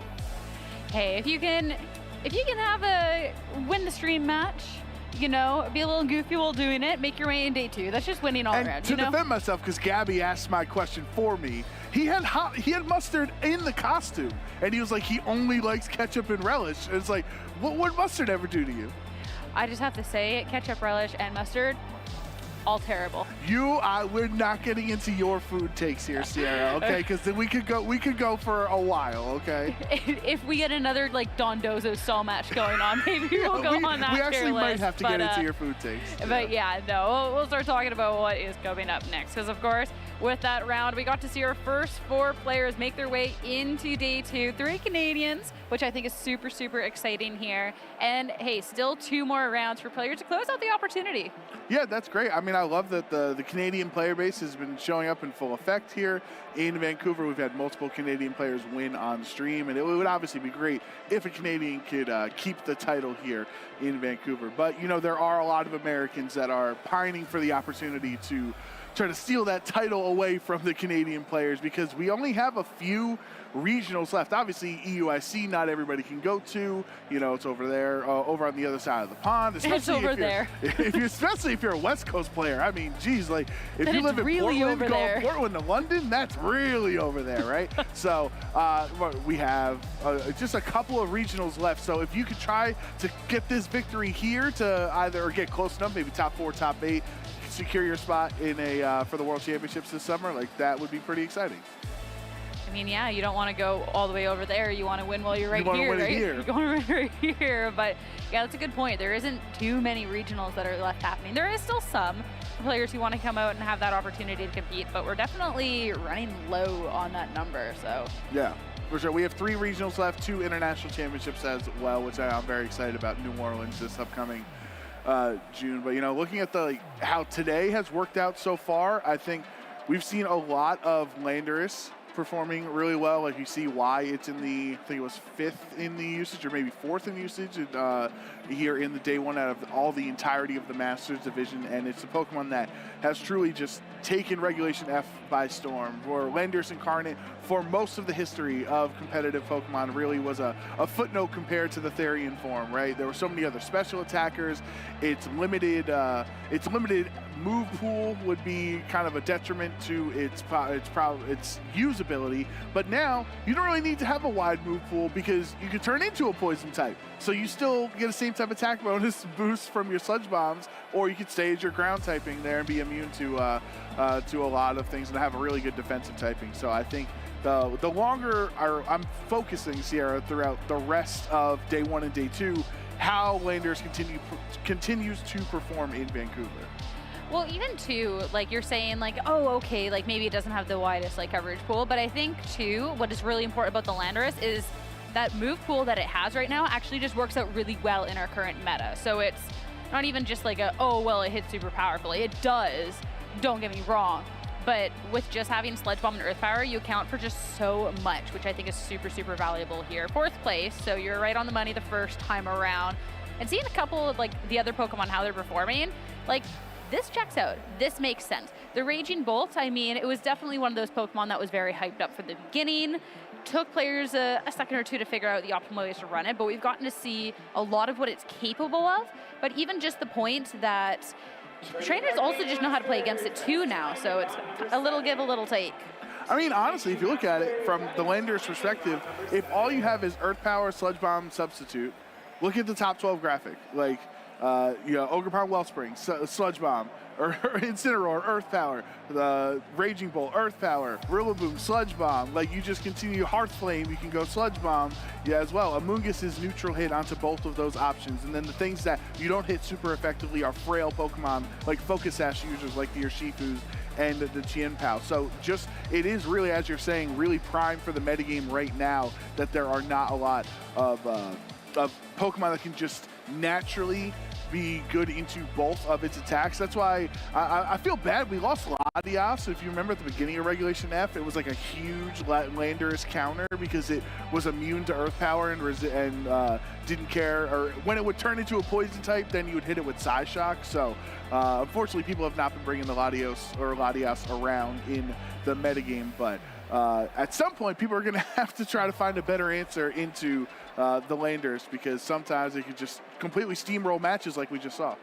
Well, I mean, I feel like some of those answers that you're talking about is, I feel like, sure, Poison type is a pretty good Terra, but it isn't one that it like resists everything, right? So that's going to be mostly countering, making sure that you can deal big damage with a Sludge Bomb, but also make sure like something like a Fluttermane isn't going to be hitting you for as much with something like that Moonblast. Whereas if you don't Terra, like that Moonblast can absolutely decimate you, and Poison type you can still get hit even just neutrally by a lot of other things that are on this list. So I think that's one of the things. It's not the speediest Pokemon out there, and it's not the bulkiest Pokemon out there. So I think it's actually poised in a really good spot right now to where it is strong enough, because you do need some strong Pokemon out here. It is strong enough that it makes things fun, it makes things interesting, but it's not uncounterable. I think even just naturally, you can have some answers out there.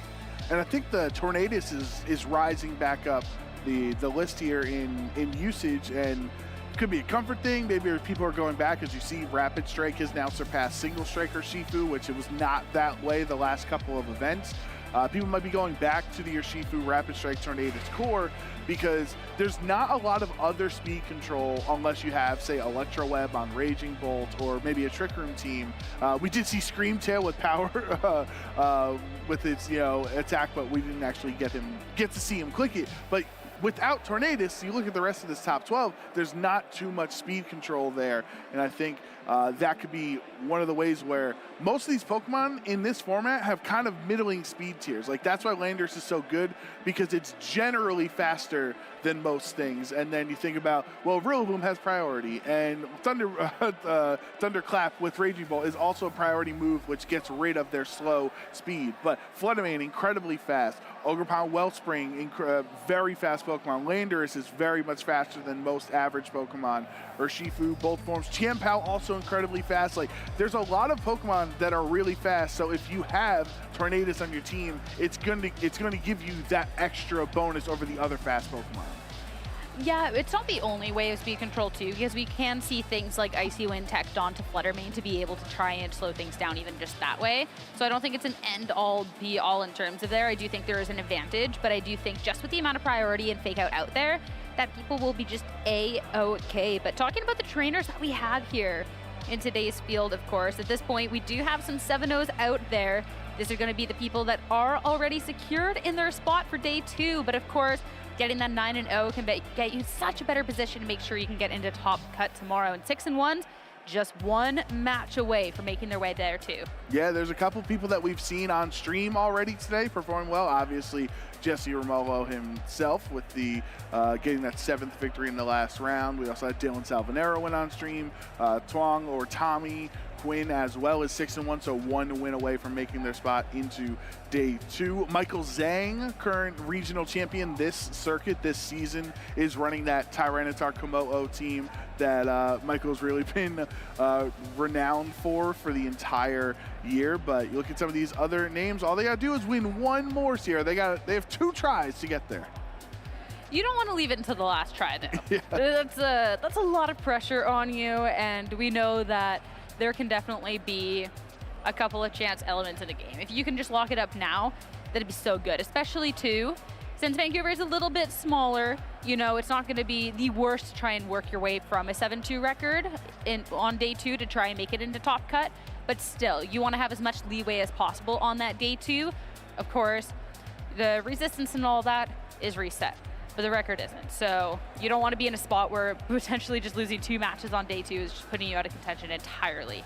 And especially if you're feeling the momentum right now, if you got into 7-0 like these 4 trainers at the top have, you might as well ride that momentum while you have it right now. If you're feeling like you're making the correct predictions, you're analyzing your opponent's best win conditions, and trying to do what you can to stop them. That advantage that you're talking about, ending up 9-0 or 8-1 compared to 7-2, it really does. Even though the resistance resets, as you mentioned, it really does set you up better mentally for the Swiss rounds tomorrow. Looking at the pairings that we have ahead of us, it's all paired up, and we're going to be featuring Scott Iwafuchi going up against Chuppa Cross, and a lot of good matchups here. This is down to the wire for a lot of the trainers, of course. When you're looking at, Zach, Jesse, here's our undefeateds here, but everyone else on here should be at 6-1, I believe. Yeah, that is about as notable as you can get with the amount of matches we have. That's awesome to see so many great matches. Giovanni and Brandon also should be a really fun one. Raghav and John Mark. These are all winning in scenarios. Brady and Marcus, Trista and Ian. So Alex and Michael, I think, is the last winning in scenario on our graphic here. But if we focus on our notable match for the round with Chuppa, regional champion this season, one of the best players in the world, and Scott Iwafuchi, who's been playing VGC for a very long time, so it should be exciting for him to make his stream debut after all of these years. I knew that he had to have been playing for a long time because, Scott and Evan got really excited right away when they saw the pairing. So that's the biggest, oh, okay, the back in my day VGC type of player. If Scott or Evan or Dwee or any of our older, more veteran, I should say, more veteran casters get excited for a name, you can imagine they were probably playing around this era, in their heyday. We'll have to just bring them back onto the mic. They'll be like, tell us all about Back in my day. Tell us all about him. But no, it should be a lot of fun to see, especially too, since, he's been playing for a while, but we haven't seen him for a little bit, at least not on the official broadcast end of things, whereas Chuppa has definitely been someone who's been highlighted a lot recently on the back of that regional win. So I feel like it's 2 similar stories in the playing for a while, but in terms of how they've been highlighted throughout this, it's a little bit of a different story, which should be fun. Yeah, Chuppa, one of the most prominent trainers in all of VGC at this point, not just North America, as we just saw in that last video after his regional championship. He finally got the regional title, but if you look at the rest of his accomplishments, an insane amount of top 4s, top 8s, even multiple second place finishes at regionals. Got 2 top 8s at the ICs last year as well. So just a player that it is really very much a safe bet if you walk into any event and you say, who do you think is going to win or at least perform well? Who's going to day 2? Who's going to top 8? If you say Chuppa, you have a pretty good chance of being correct. All right, so what's your definition of pretty good chance? Because there is hundreds of people that show up, and there's definitely a long. Well, no, but okay. So when I hear pretty good chance, I'm thinking 60, 70. The likelihood of a player. Day 2, top 8, win. Where are we drawing the line? Because if the question is, give me a player you think can day 2 this week, and I say Chuppa. The way you said it was, it's like a 95% chance. But the way you phrased it was who's going to win? I definitely believe that Chuppa is a player that, when you're looking at across the field, your odds, you're definitely better put on him. But when you say pretty good chance, I'm thinking 60, 70%. So there's a lot. That's he might have a little competition for that. Yeah, 60, 70%'s a little high.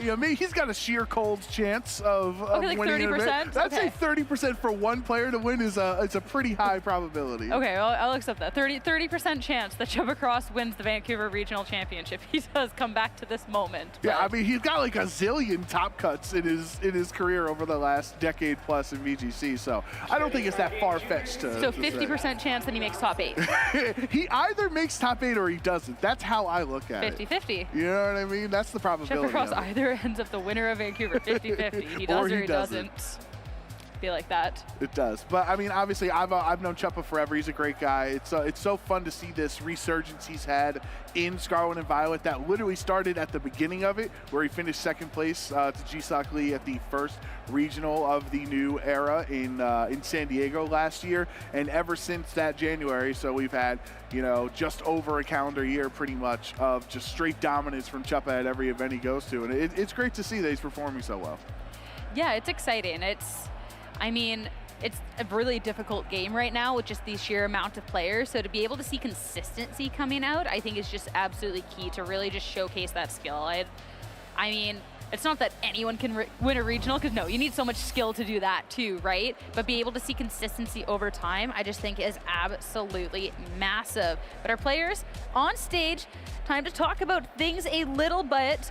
Don't worry, that Dragonair, it's fully evolved. It's just evolved in front of our eyes. It's crazy. Getting ready for the big battle ahead of it, right? Also, shout outs to Scott's Porygon too, as Evan was mentioning at the earlier on. That one's not evolving.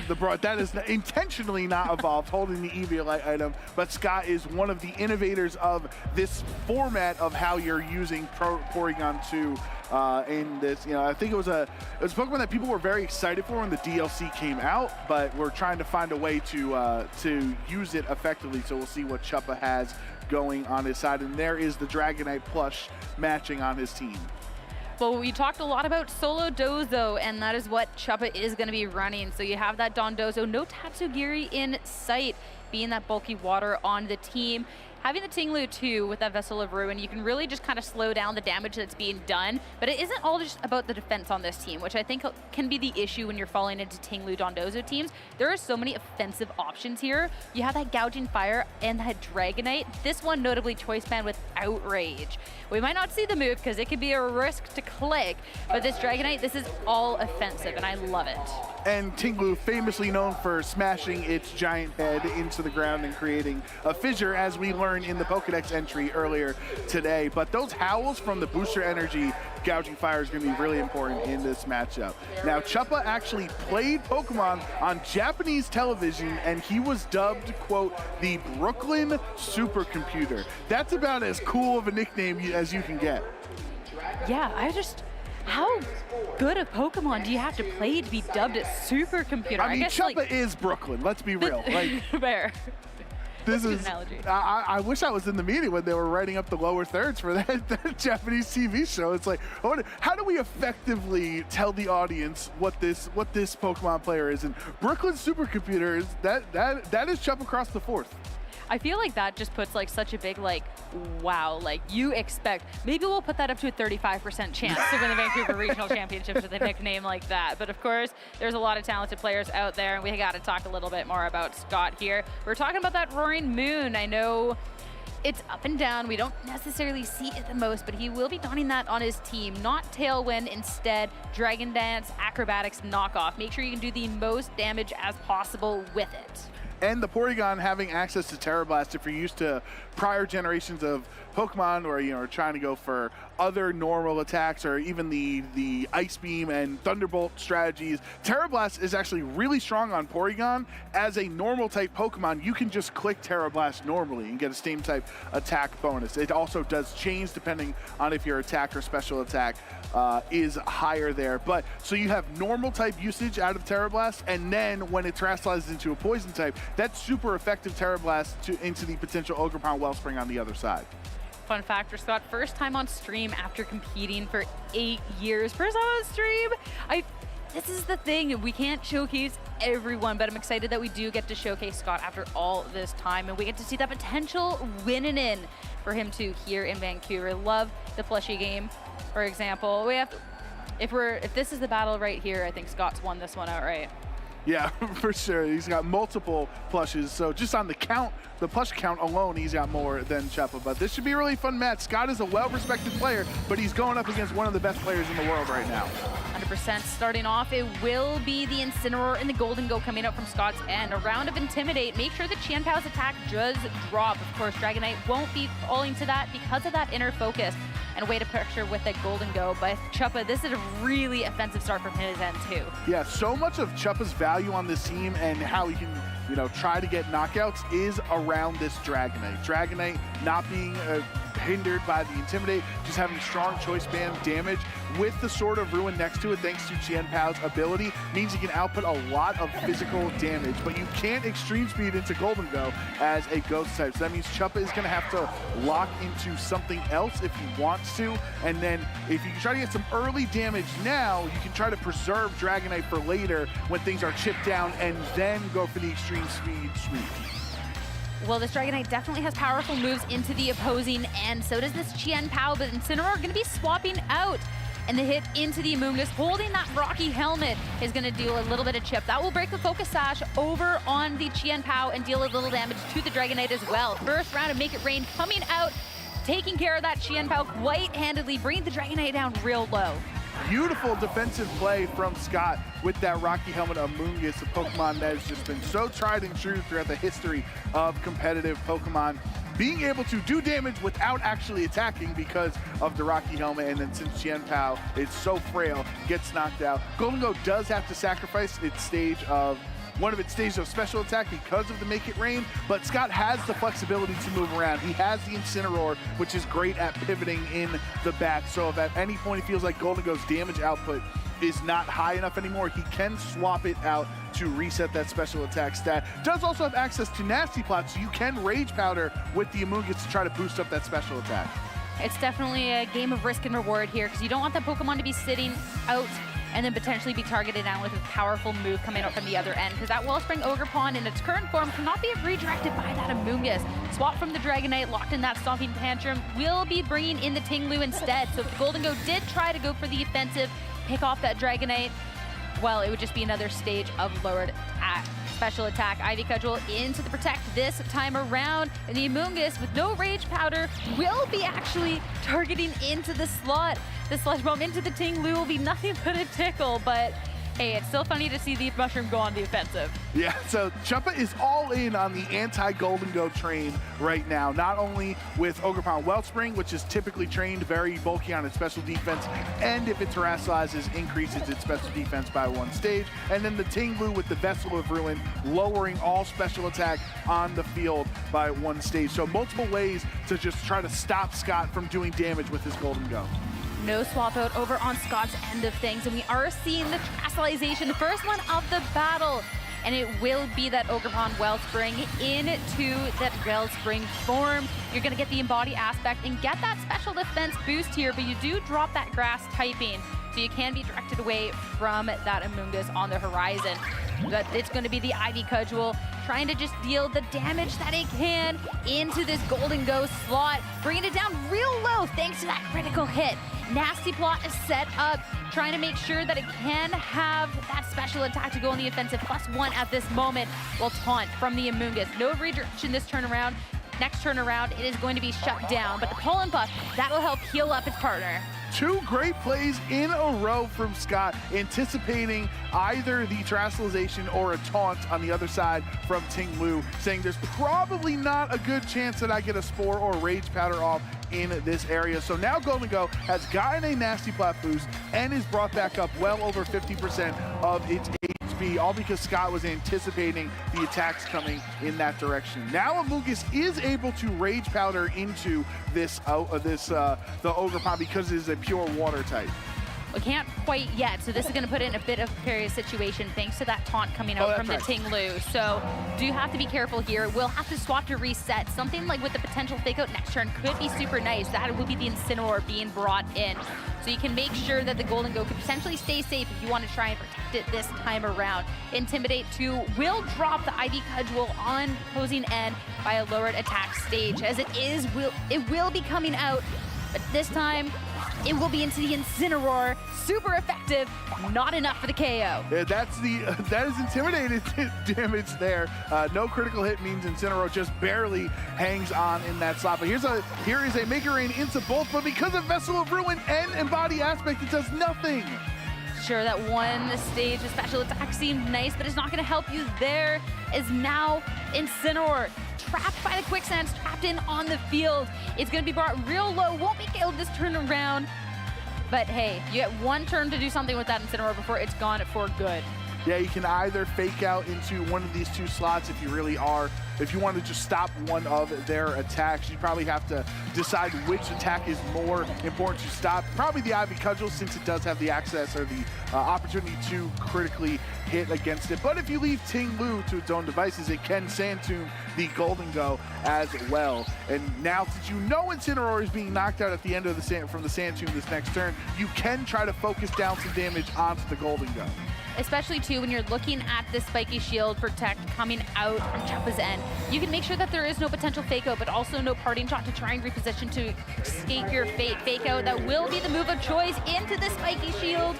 It will mean that it will take that damage. We won't even have to wait for the end of the turn for it to get KO'd here. But an opportunity now for the Golden Go, the passive turn from Choppa. It can go for a nasty plot, get another special attack boost. This should be at a +2 now. And that's where you get punished for playing defensively in a very obvious double protect scenario where Ting Lu could have went for the Sand Tomb into the Golden Go slot. Instead, Amoonguss Regenerator's ability will increase its HP, so it's going to be even more health to get through. And Golden Go got another nasty plot boost. Now that Amoonguss is no longer taunted, this Rage Powder does redirect away any attacks from Ogerpon.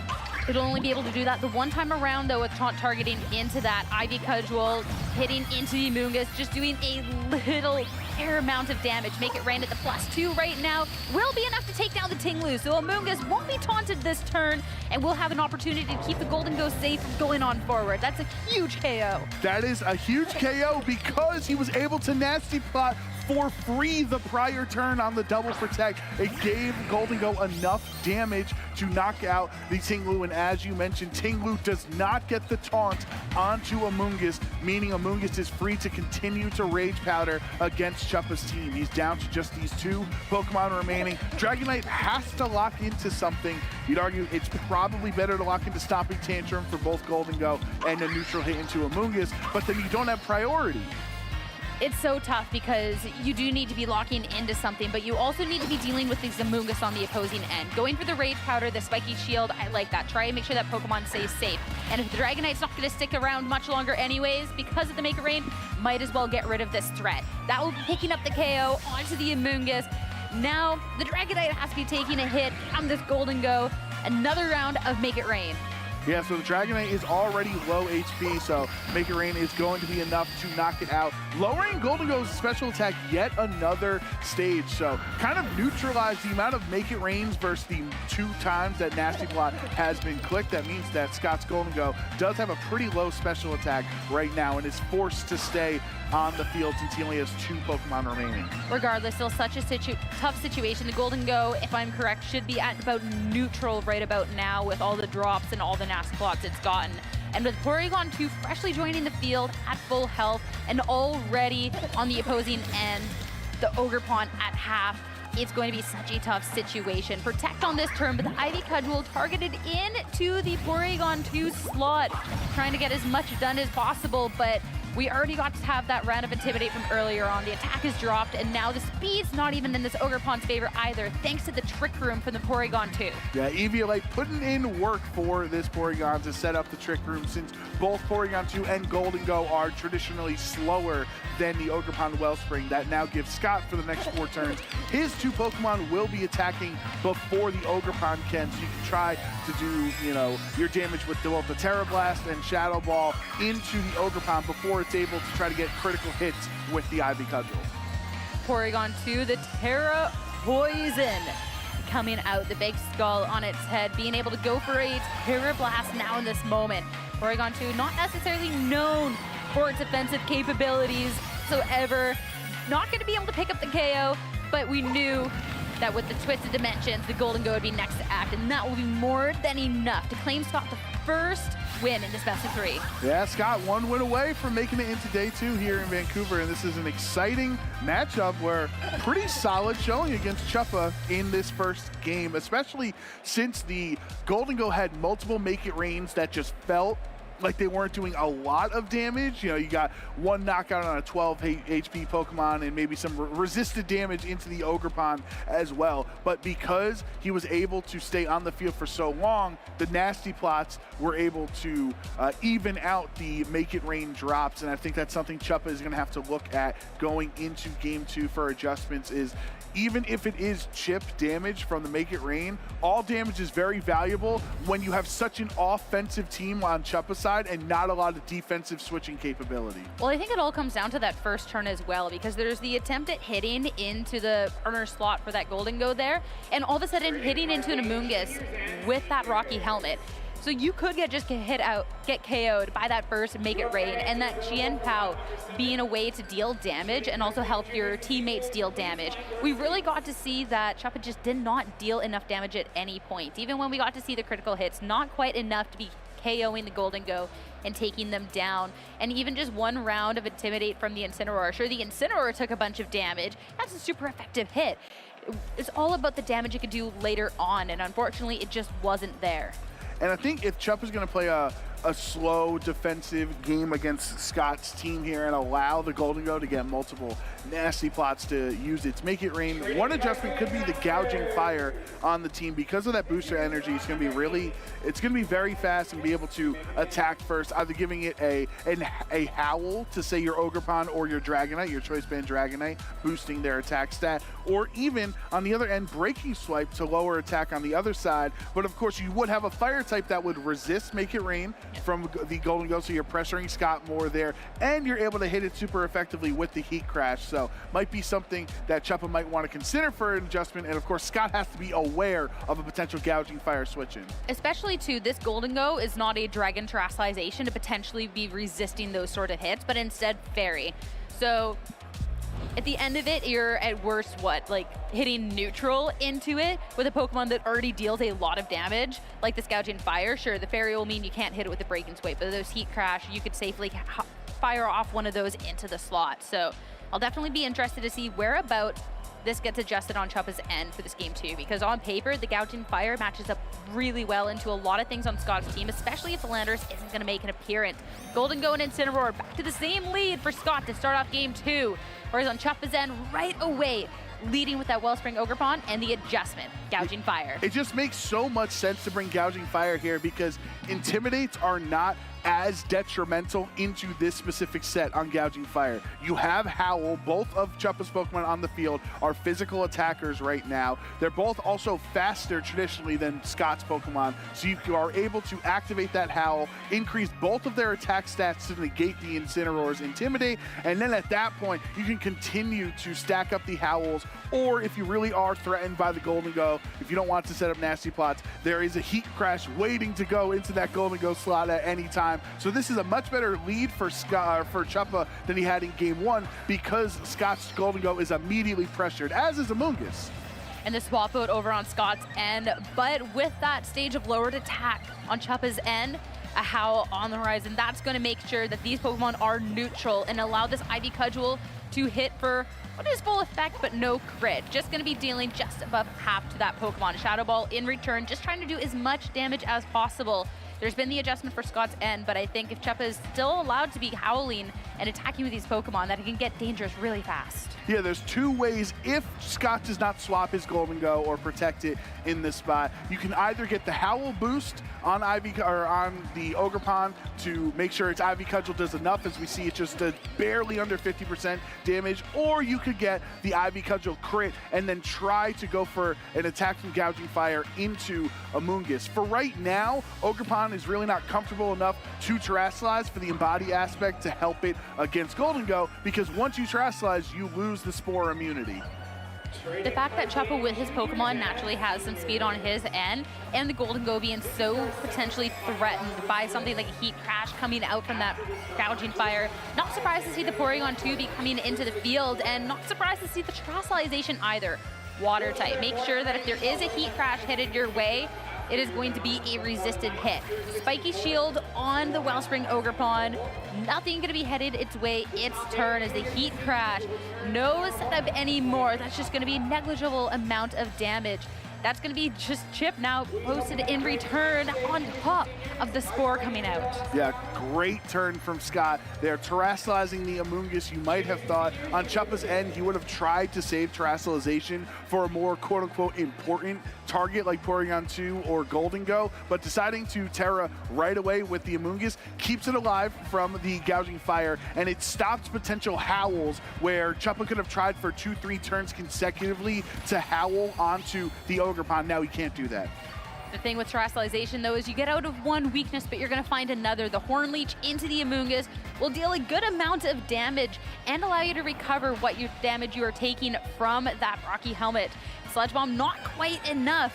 And there it is. Porygon 2 will be a Trick Room to make sure going on forward, things are good for him. Now it's time to sweep with Amoonguss at this point. Yeah. You got Trick Room set up. You know that Sludge Bomb actually did a lot of damage to the Ogerpon there, and you know it's such low HP at this point that you can either, just go for that knockout and then do something else with your Porygon targeting down Terra Blast into the Gouging Fire slot. Chuppa does have to be careful because if you try to swap out either of these two Pokemon, they are at risk of being taunted, or excuse me, of being put to sleep by Spore, since there is no taunt anymore since Ting Lu is not on the field.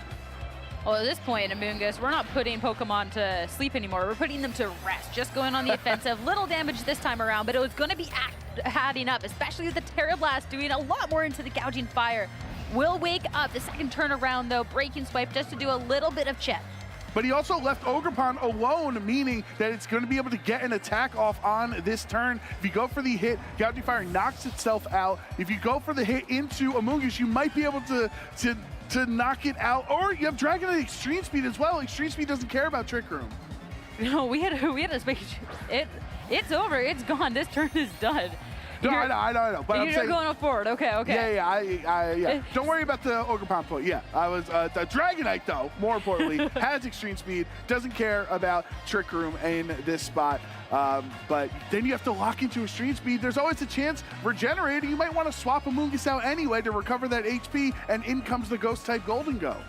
That's the thing. There's no way to really be stopping the priority over from Chuppa's end of the field here with the Dragonite. So even when the speed is in your favor, meaning the dimensions in your favor with the Trick Room, you still have to be worried of this. And this is going to be dealing a lot of damage. There's a Terra Normal as well to do the most, but it will be a swap from the Amoonguss. Golden Go coming in, so if there was an attempt at Extreme Speed in that spot, it would have done nothing, but a target in the other one, super safe. Yeah, we're going to have to find out as it's finally time for Chuppa to match the terrestrialization Terra Normal. You probably don't Terra Normal if you're not going to try to go for boosted extreme speed damage, but it also does get rid of that 4 times weakness to ice that Porygon has the Ice Beam for. Attempted the double spiky shield, not going to happen this time around as extreme speed coming out into the Porygon 2, just dealing a little bit as Terra Blast in response is going to be more than enough to take care of the Ogerpon this time around.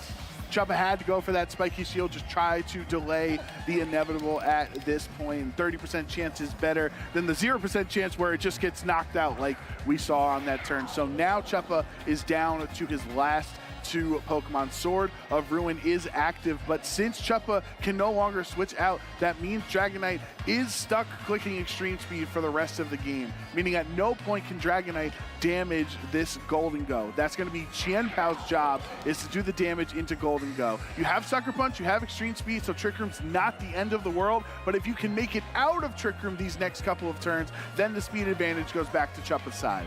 Well, it's so tricky with the Golden Go too, because the only way that you can really be hitting it is with an Ice Spinner that's not necessarily too effective, or with a Sucker Punch that does rely on the Golden Go going on the offensive. And the Porygon 2, we definitely see can be chipping away. So Extreme Speed coming out is just going to be to deal some damage in the Porygon 2. It is actually going to be enough this time with that Sword of Ruin to take care of that Pokemon, bringing the Pokemon just a little bit closer. Nasty Plot coming out for the Golden Go here. That is going to be around a special attack raised for it as Ice Spinner. Just an attempt to try and chip away a little bit at this Pokemon. Ooh, that Nasty Plot's going to help it do way more damage, obviously boosting its special attack, but that could have been free damage on that prior turn to potentially bring Chien-Pao down to its focus sash. So Scott trying to trade away current upfront damage for future damage on this turn. You have Incineroar with Fake Out, can't do it onto Dragonite, obviously, but you can do it onto Chien-Pao, and you have Amoonguss in the back with Rocky Helmet to break a focus sash for Chien-Pao, and also a Rage Powder. Tempted to Fake Out, but protect on the Chien-Pao to make sure the sash is not broken this time around. His extreme speed locked, of course, will be targeting into that Incineroar. Doesn't have a choice, brings it right down into the red. Not quite enough for the one-hit KO, but will make sure that it is low, can pick it off next turn easily, even after that berry recovery. Make it rain, coming out, nothing into the Chien-Pao, but this should deal a good amount of damage into the Dragonite. That's actually enough damage for that clean one-hit KO. Yeah, that was +2 Make It Rain that time around. Hadn't had the stats lowered, and now Chuppa is down to just his Chien-Pao left on the field against 3 Pokemon. Trick Room has expired, but the question is, who do you target? Because both Golden Go and Incineroar can hit Chien-Pao super effectively. At this point, I think it's done, it's gone. Chuppa recognizing it as well is going to be throwing in the towel, and that is going to be Scott to take this series in a 2-0. First time on stream in 8 years, 100% win rate. I'd say that's pretty good. That's a pretty good stat, but obviously Scott wants more wins on stream. He wants to be the Vancouver Regional Champion, and I like his chances moving on into day 2 tomorrow, beating Chuppa Cross, one of the best players in North America. That has to be in a pretty decisive 2-0. You know, I might say. I think that has be a pretty big confidence booster for Scott. Oh, 100%. I think pretty early on, kind of whittling Chuppa out of options, and it felt tough because it was just so well positioned. Because, okay, well, you need to kind of protect on this turn to not get faked out, but then also now there's a Golden Go that's going to set up in your face. So the next turn, like, you're also not in a great spot, and it was just really, really well done by Scott. I mean, Chuppa still opportunities to be making his way into day 2.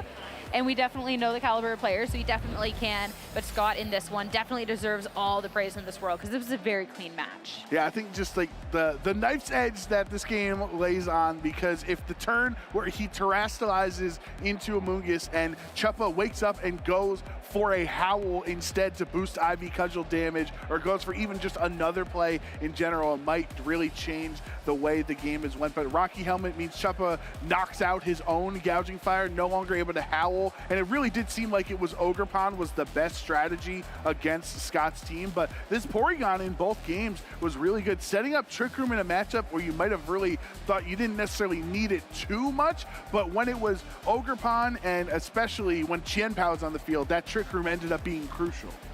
I think the Trick Room was actually quite nice in that, to make sure that you're in a good spot, because you want to make sure, especially when you're looking and staring down the Gouging Fire, the Wellspring Ogerpon, it can deal significant amount of damage, even when they're resisted hits or just neutral, or even after a round of Intimidate. It still actually adds up. So being able to secure with the Trick Room, kind of just making sure Chuppa didn't really have the option to just try and hit, like, you know, the wham bam, like, I'll hit you once with the Ivy Cudgel, I'll hit you the second time with the Heat Crash, and we're gonna be done here. You get the Trick Room, you get the stuff in your, you get the whole game in your dimension. It just works out so much better for you. Yeah, and I think, you know, looking at Chuppa's team composition, it could have just been in an unfortunate team matchup here where Chuppa has so many offensive Pokemon, and it's kind of a play style that Chuppa is used to. We see many times Chuppa's run into events where he's got 5 fully offensive Pokemon and then an Amoonguss or something like that.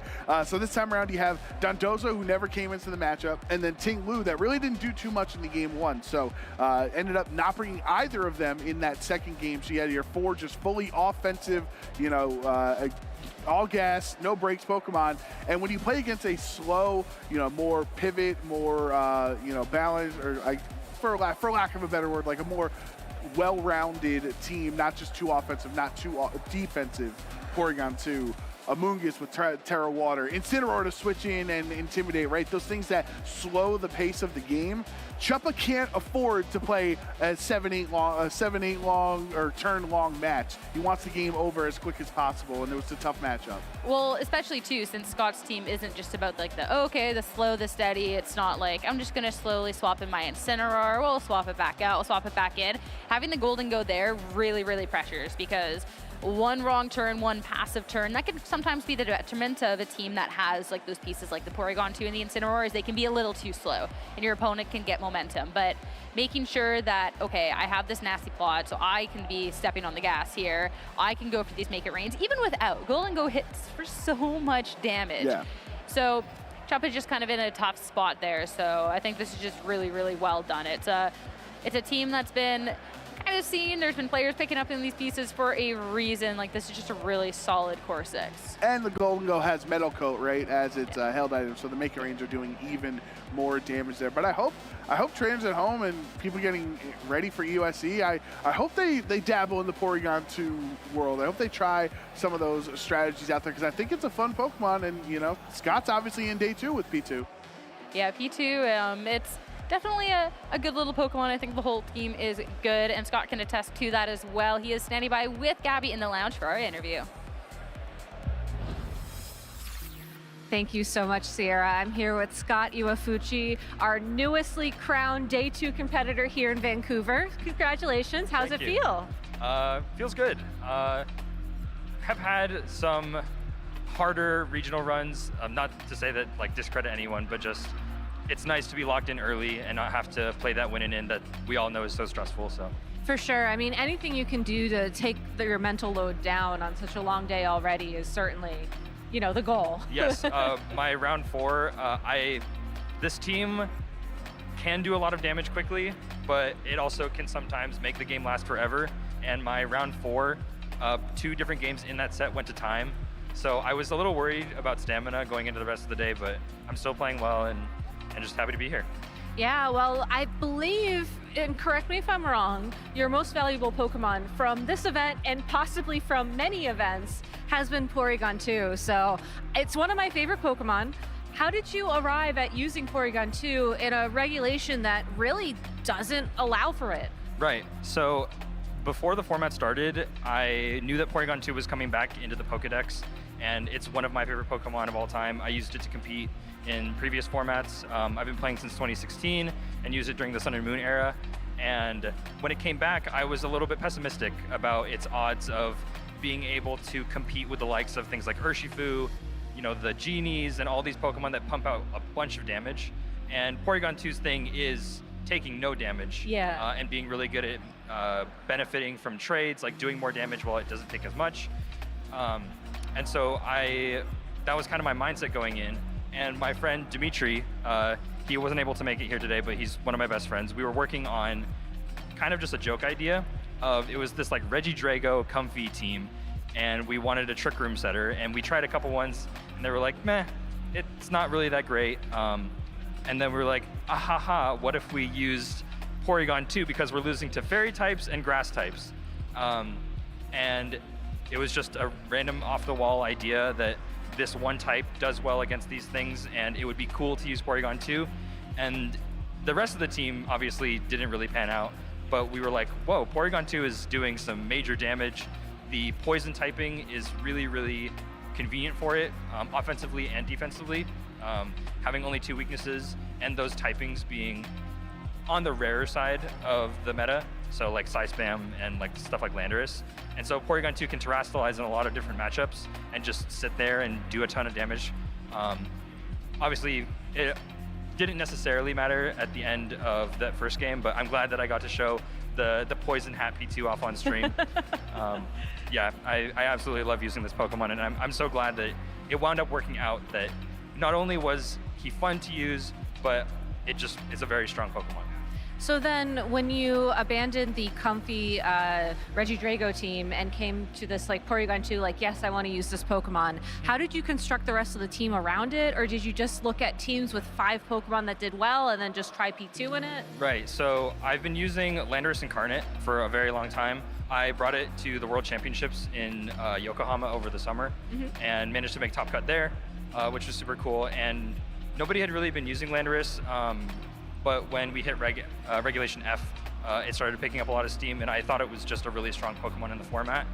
And then Incineroar is a very integral part of the team, and with that returning, previous teams that I've used, like back in the Sword and Shield era, I had this Incineroar, Porygon 2, Amoonguss, Tapu Fini team that I really, really liked, and I thought that Incineroar, Porygon 2 as a pairing, as a Fake Out plus Trick Room plus does good damage even when they're on the field after that first turn, would be a really strong pairing. And obviously, Amoonguss does a really good job of complementing the team defensively. Yeah. Incineroar and Amoonguss are just super strong together. And the team has gone through a bunch of different phases. You might have seen some of the European players using stuff like Ting Lu and Como-O, and those were my ideas originally, and I got to talk with them, and it was very interesting to see like their takes on it and how they developed it. But I've been really enjoying Goldango. I think it's just such an insanely strong Pokemon. And then the whole team really has been putting in a lot of work, and I'm really proud of what I've been able to create with this format. Yeah, it was very interesting to me going back to Game 1 and Game 2. Your whole strategy was built around how do I get Goldango to those nasty plots? How do I make sure that it is, you know, basically undamageable on the field? And the Amoonguss and Incineroar synergy really worked well with that. Yes, that matchup in particular, that team doesn't have a ton of ways to get Goldango off the field in a single turn. So you kind of saw that I hadn't even taken damage yet, but I targeted myself with Pollen Puff. Yeah. Because they have to spend multiple turns. That one turn where I get the nasty plot up, but I just get back the health that I lost, then that's really, really powerful in that matchup. Yeah, for sure. And I do want to ask you about Ting Lu, because I know Chepa brought it in Game 1 against you. That really does seem like the Pokemon that would throttle this strategy, as its ability lowers the damage that special attacks do. What was your strategy around dealing with that Pokemon in particular? So the way that the Ting Lu Dondozo matchup kind of goes a lot of the time is that the Ting Lu and Dondozo are really annoying for the thing next to Goldango, because they can taunt it, they can use Yawn to put me on a sleep timer, and then I have to kind of move around. And Goldango is the best way that the team has. Obviously, you have to click Nasty Plot first, but it's the best way that the team has to damage Ting Lu. So the whole idea is that Ting Lu is really annoying for everything that's not Goldango. So I'm going to spend the early game getting Goldango set up, and then do a ton of damage to Ting Lu so that eventually it gets off the board and the rest of my pieces can kind of move around freely. Otherwise, Sand Tomb makes it really hard for me to pivot around, which is what this team really likes to do. Yeah, well, you played that matchup very well. Do you have any shout-outs, anybody at home you'd like to give? Oh boy, so many. This is my first time on stream, so I'm gonna try and do my best to get everyone. The group that I came here with, Cassie, Kaylin, Devin, Zach, Ben, Lincoln, Brendan, Nick, too many names to mention. I have this amazing community around me, and shout-outs to my parents. It's been hard getting them to kind of understand where Pokemon fits in my life, but we've made a ton of progress, and I love you two so much, and I'm happy that the time that I put into this game is paying off. For sure, and time spent making good memories as well. Yes. All right, Scott. Well, thank you so much for your time. Best of luck competing tomorrow and in your final round of Swiss, which will be coming up a little bit later, so make sure to stay tuned for that. It's definitely been a good day here. What good memories? I want to know, what has been your favorite memory of today so far? Well, I think it would not be fair to mention the hot dog moment. I think that's too easy of a spot. So I'd probably say +6 defense, Sui and Guja just body pressing everything and winning it. That was probably my favorite moment so far. All right, non-gameplay moment, it had to be the look on Scott's face after Jesse's hot dog interview, because that was just priceless. Actual game moment? Oh, actually, that's tough. There's been a lot of good moments today. It is tough.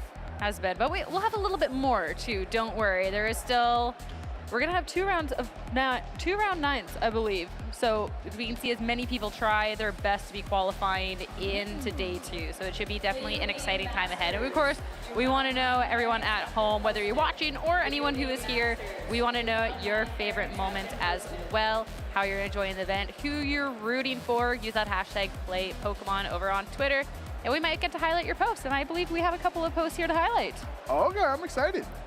Should be good. All right, this one coming out from V, looking for a unique shiny during the regional weekend, going back to Ultra Sun to look for shiny Kartana.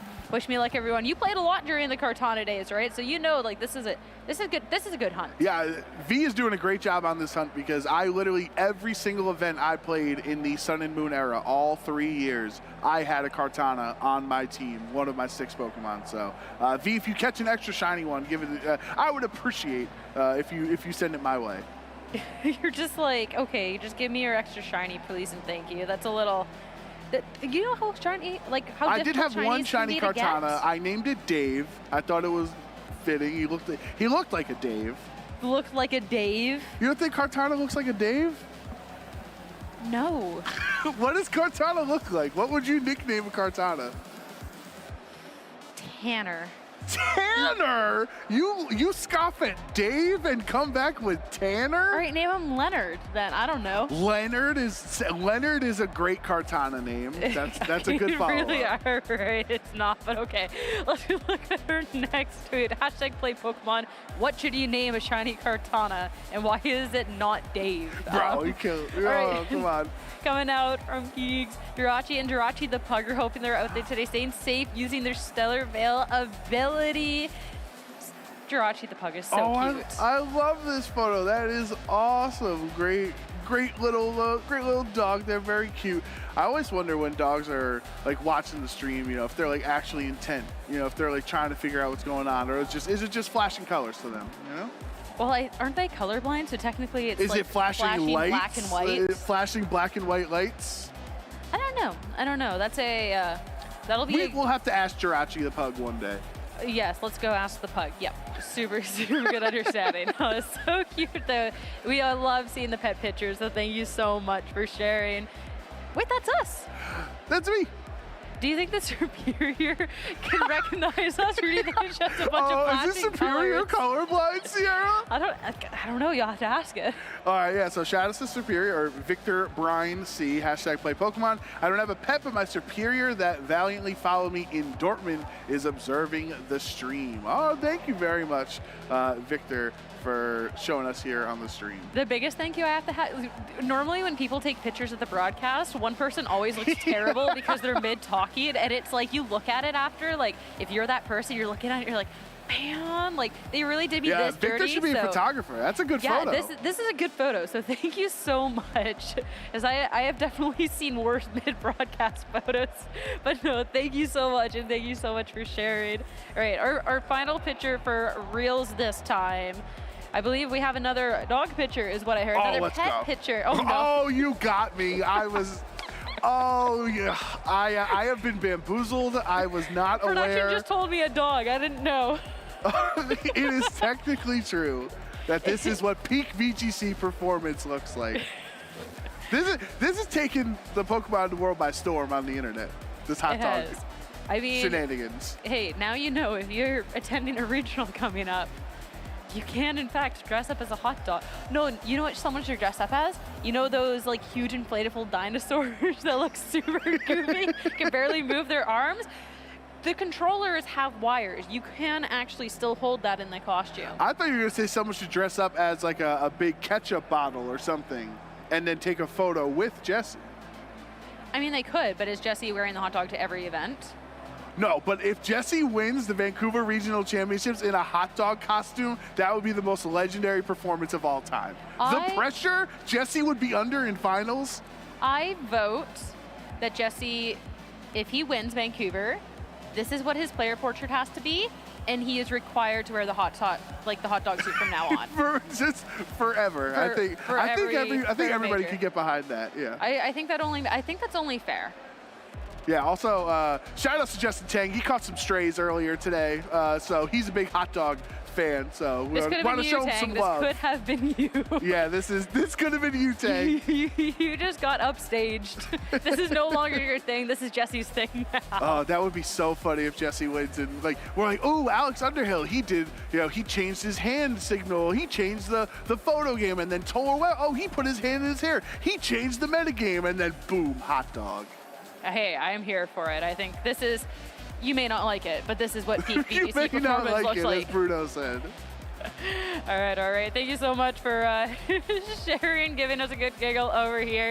And of course, we get to get back to the serious, the real stuff, the caster predictions. Did you see how Golden Go just smoked on, Yeah, it was pretty impressive. All the Pokemon on Trump's end? Golden Go doing good. That's a great prediction on your end, Sierra. Thank you.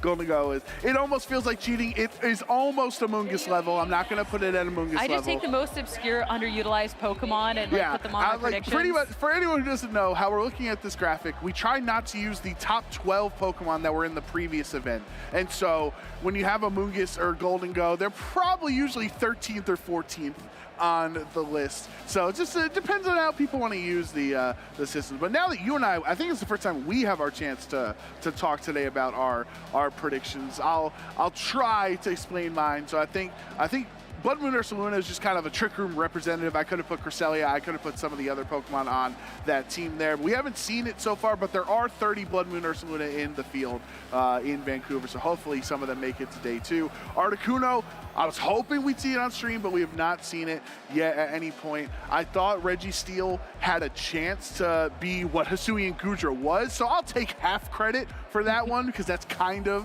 what I was thinking Registeel could do today. And Ogerpon Cornerstone, I just wanted as a shout out for people to give it a shot. I think Ogerpon Cornerstone is a fantastic Trick Room teammate because of its sturdy ability. It essentially ensures that Trick Room is able to go up because both attacks have to go into Cornerstone because of that sturdy. So I just wanted to give it some love, and I hope that some Trick Room team builders at home will give Ogerpon Cornerstone a shot. Also, it completely destroys Tornadus.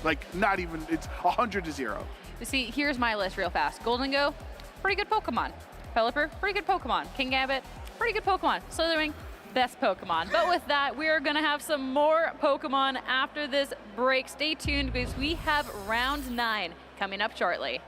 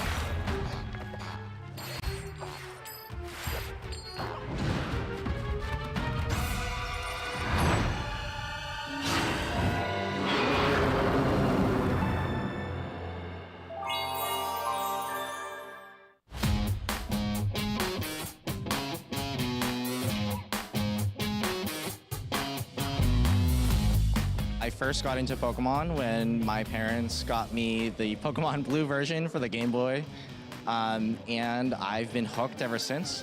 I love it. My first starter Pokemon was Squirtle back in Pokemon Blue.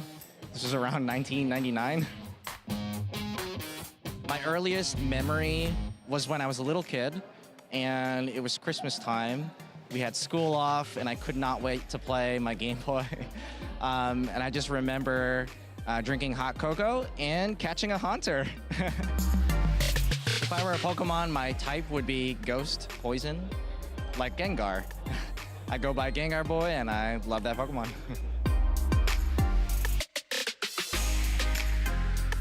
I've really learned how to just be a more nice and friendlier person, because at the end of the day, it's still a community.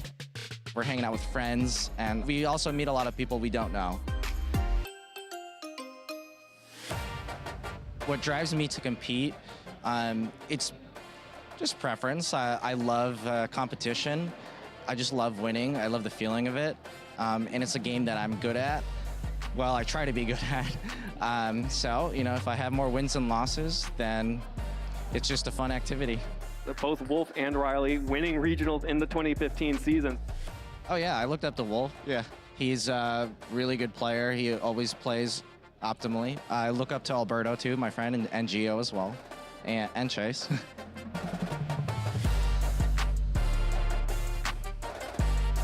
Number one goal is definitely to just play optimally at every event that I go to.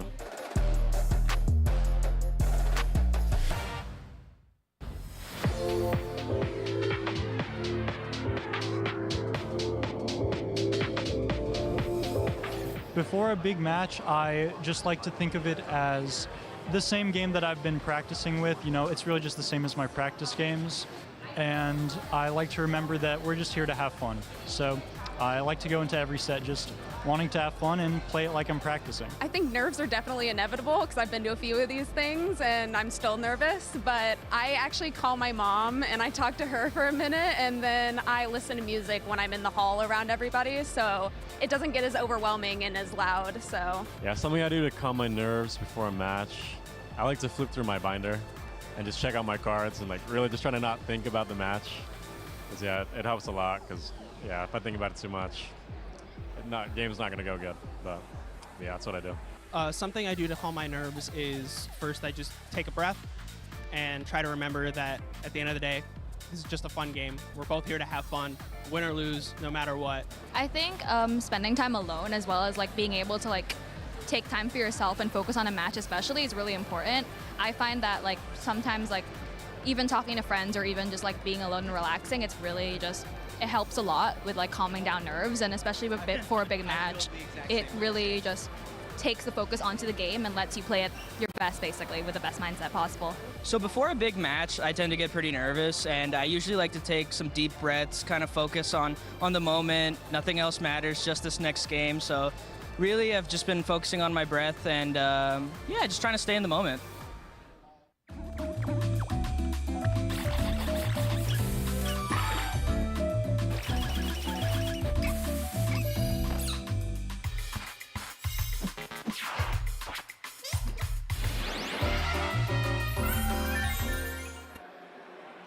Howdy trainers, and welcome back to Vancouver, British Columbia for our final round of Swiss here at the Video Game Championships. My name is Evan Latt and I am alongside my good friend Scott Glaza to find out who are our final competitors entering into day 2 of competition. It has been 8 rounds of really intense Pokemon play so far today, and we have one final round that's going to decide who gets to compete for the top cut and then for the championship. Yeah, it's kind of wild. We were looking at the pairings before they went up, and I feel like many of the players at 6-2 where it's like, are you sure this isn't the players at 7-1? Going to be a very exciting round. Well, you can see here our top 16 players thus far, everyone who is 7-1. So that is from Trista Medine up to Zachary Minich is already qualified for day 2. And everyone who is at 6-2 will be competing for that final win to make it into day 2. Some big highlights here from the standings. Michael Zhang, who is already a regional champion, is in day 2. Dylan Salvanero, who we saw with that Skeledirge earlier, also in day 2. And of course, the hot dog. We saw Jesse Romulo make it into day 2 as well.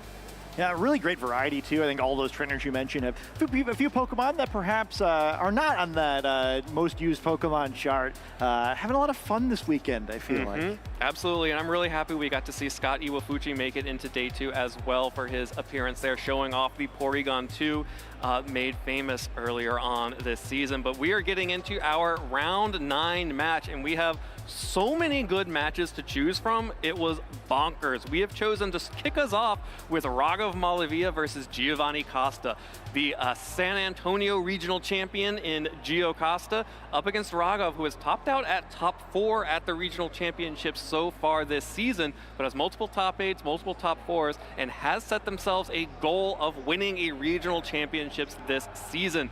We'll have to get through the defending San Antonio regional champion Gio to do so.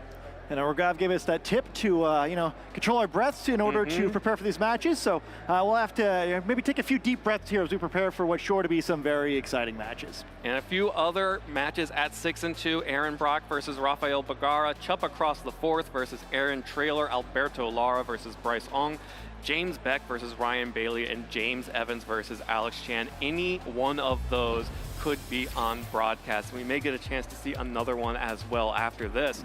But for now, we're going to focus on Gio versus Raghav. This should be an exciting matchup, and it honestly kind of feels like a blast from the past in multiple ways. Raghav is using what really feels more like an early Teal Mask team here with the Mystic Water Urshifu Rapid Strike and the Hearthflame Ogerpon, not running the Wellspring Ogerpon like we see Gio has on the other side. That has become the more popular Ogerpon. Yeah, I think we always enjoy watching, I think, these Hearthflame teams too, where they tend to be a little bit more offensive.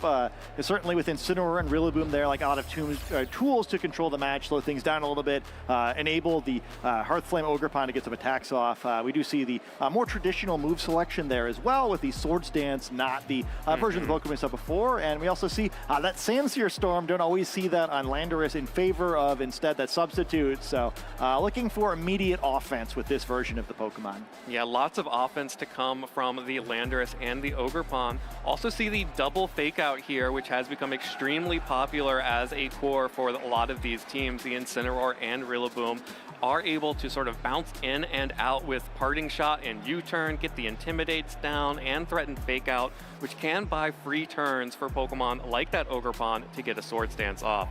This is, of course, a rematch of the San Antonio finals, so trying to break through here and get some revenge after that Gio took his first regional championship. Yeah, I mean, what better time to get it to, right? I mean, it's an elimination match once again. The loser of this match will be eliminated. So, revenge probably tastes pretty good. Well, and this team will look a little bit familiar to Raghav. Gio is running a slightly updated version of the team that he used to win San Antonio with many of the same pieces, especially including that Life Orb for Rigorath, which dealt surprising amounts of damage. But the biggest change here has to be that Whimsicott on the team, running the Tailwind, Fake Tears, and Encore Whimsicott.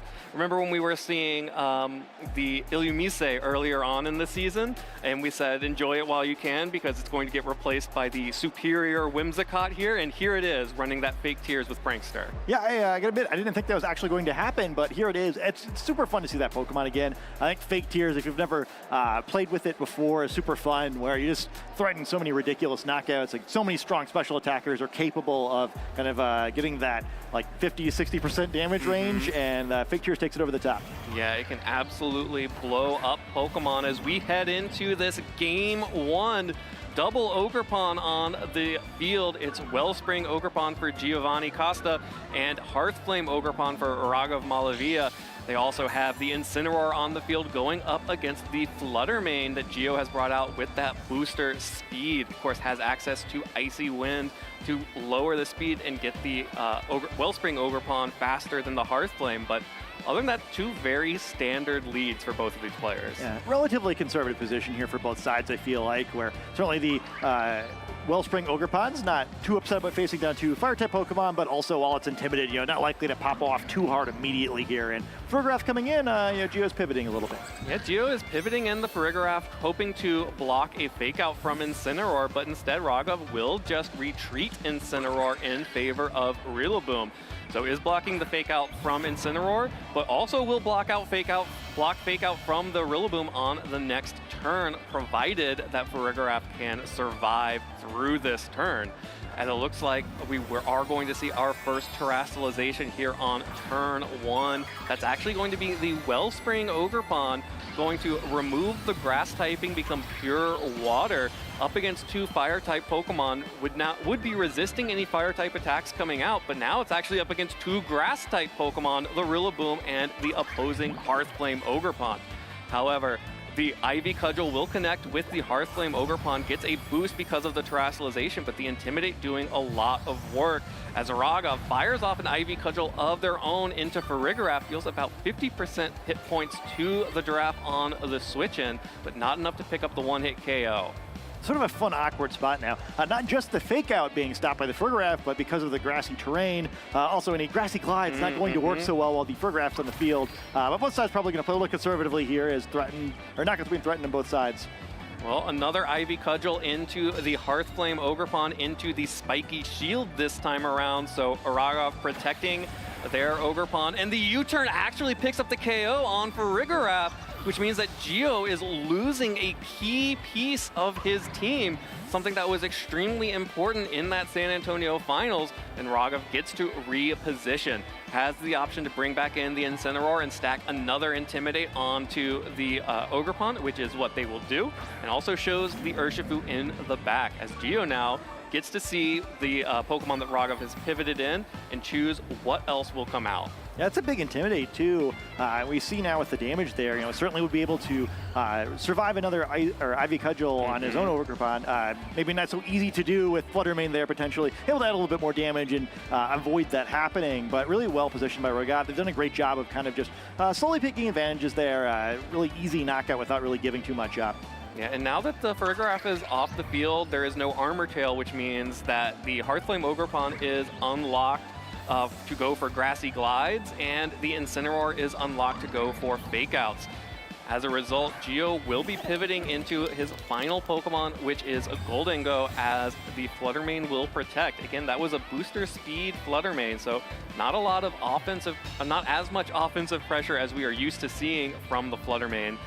That Protect will be very useful. Actually catches both attacks from Raghav, the Grassy Glide and the Flare Blitz. So the Gholdengo actually coming in for free here, and that is a Choice Specs Gholdengo running Make It Rain, Shadow Ball, Focus Blast, and Power Gem, which actually looks pretty good against these two Fire-type Pokemon. Yeah, not the greatest type advantage or type matchup in the world on the surface, but yeah, I mean, that Power Gem, not a move we see a whole lot, but it could be a great choice here. Moonblast coming in first and not doing too much. Well, Gio did not go for speed control from Icy Wind. Instead, lets Gholdengo take an Ivy Cudgel from the Ogrepon on Raghav's side.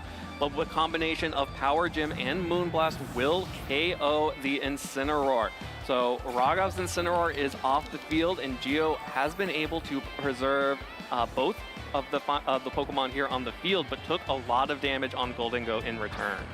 And now we see with the Urshifu coming out here, really helps us positioning a little bit. Could threaten a potential knockout on this Gholdengo now. Not, I guess which couldn't protect anyway, but doubly can't protect in front of Urshifu. Or pressuring this Fluttermane. We saw how effective its Protect was previously. A little more difficult to do that now with Urshifu staring it down.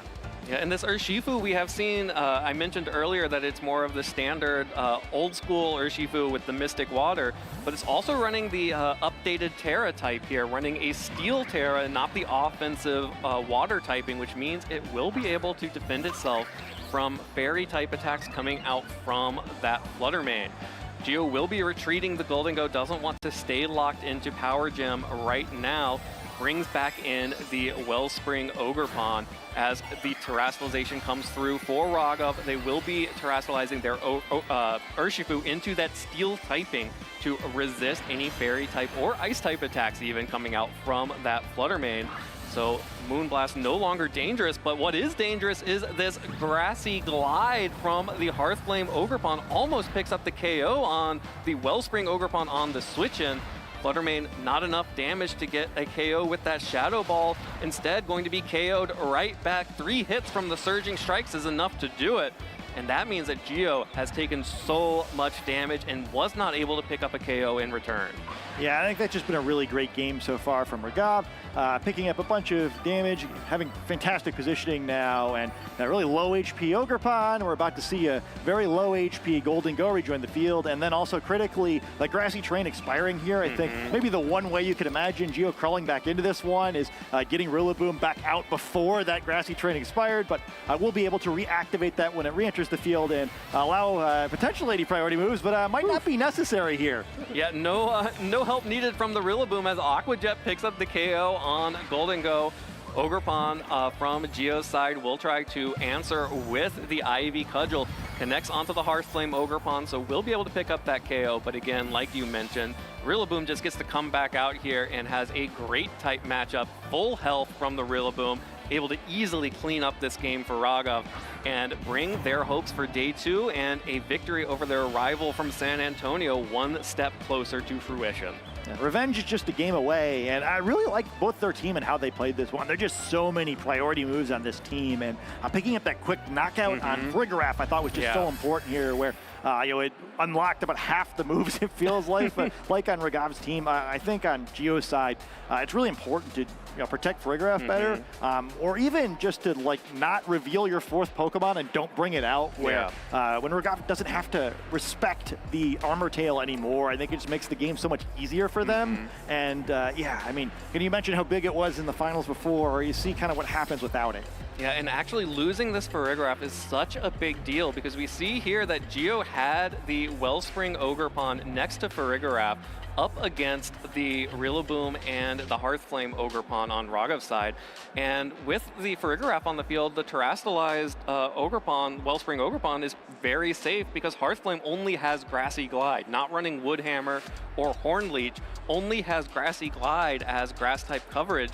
But by Raghav making an incredible play to pick off the Farigiraf with that U-turn and catching damage on the switch-in meant that Gio just wasn't able to protect his Pokemon anymore, and Raghav took a huge lead from that point and didn't let it go. Yeah, I mean, speaking of that U-turn, I do think that's one thing that's really cool about both these teams. We've seen plenty of Parting Shot and Incineroar pivoting, but that U-turn paying dividends on Raghav's side of the field. Very important for them to have Rillaboom on or off the field at the right times. Getting that second Grassy Surge is really important. On the flip side, we actually see U-turn on Incineroar as well for Gio. I don't know if that'll actually come out and be a factor in this match or not, but we more often see that Parting Shot doesn't work with the item that this Incineroar has. Well, there is Incineroar on the field for Gio. And yeah, the Assault Vest means that Gio has to run U-turn instead of the Parting Shot. But it's going to be Incineroar and Farigiraf staring down Urshifu and Incineroar for Raghav's side. Have to give the advantage to Gio here. It's the only person with access to Fake Out here and the ability to potentially set Trick Room with that Farigiraf. Yeah, can definitely get it here if he wants it. And I think that's an interesting twist to this matchup as well. One thing that at least is good for Raghav, they're Urshifu able to protect something we don't see very frequently, but do you really just want to leave that out in the field and allow a Trick Room to happen, right? Yeah. Where probably not worth it. Going to have to absorb this Fake Out here for the team, allowing this Incineroar to do something here. Would be a big knockoff. Ooh, that's a good knockoff into Farigiraf. The Intimidate being extremely important to preventing huge damage coming out from Farigiraf, but does knock off the Life Orb, which means the Psychic is not quite as powerful as it could be, but Farigiraf doesn't need it. Just picks up the KO straight up on that Urshifu, and that Pokemon has gone down. A major offensive threat reduced to rubble here from the Giraffe, and Gio has done much more with that Pokemon this time around than last time. Yeah, and critically, it's still available, right? I think with no Trick Room occurring there, probably the play here is to get it off the field so you can keep threatening it. One of the advantages of the knockout there instead of attacking is, with all these priority, Trick Room may not do that much. Well, Farigiraf protecting in the front of a Swords Dance from this Ogerpon. Raghav trying to punish some passive play from Gio.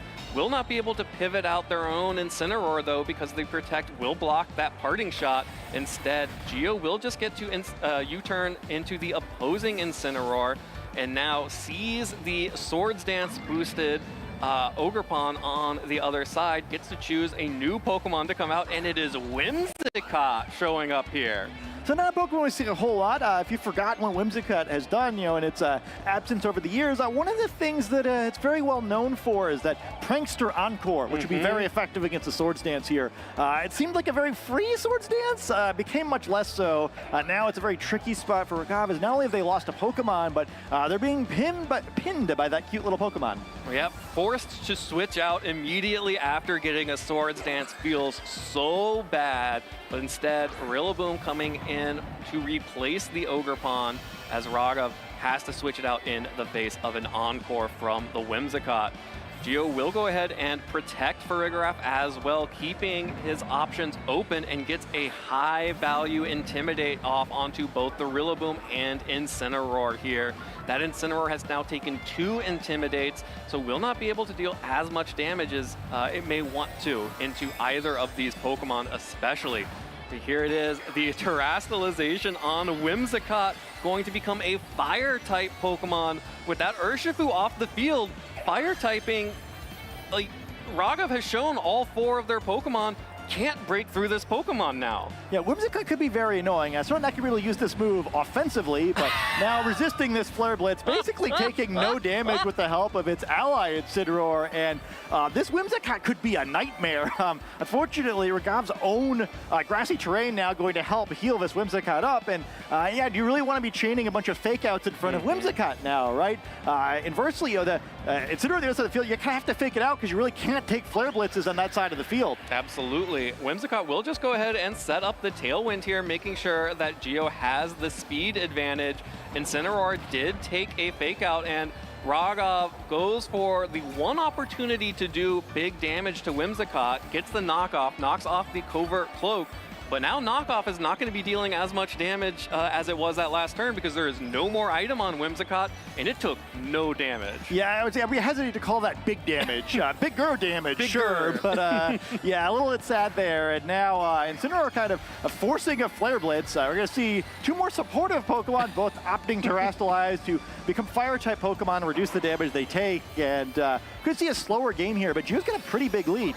Yeah, the counter here is that Whimsicott also is not able to deal that much damage back, and with a Fire Terastallization of their own, Raghav will be protecting the Rillaboom and Incineroar this time around from the Moonblast and the U-turn.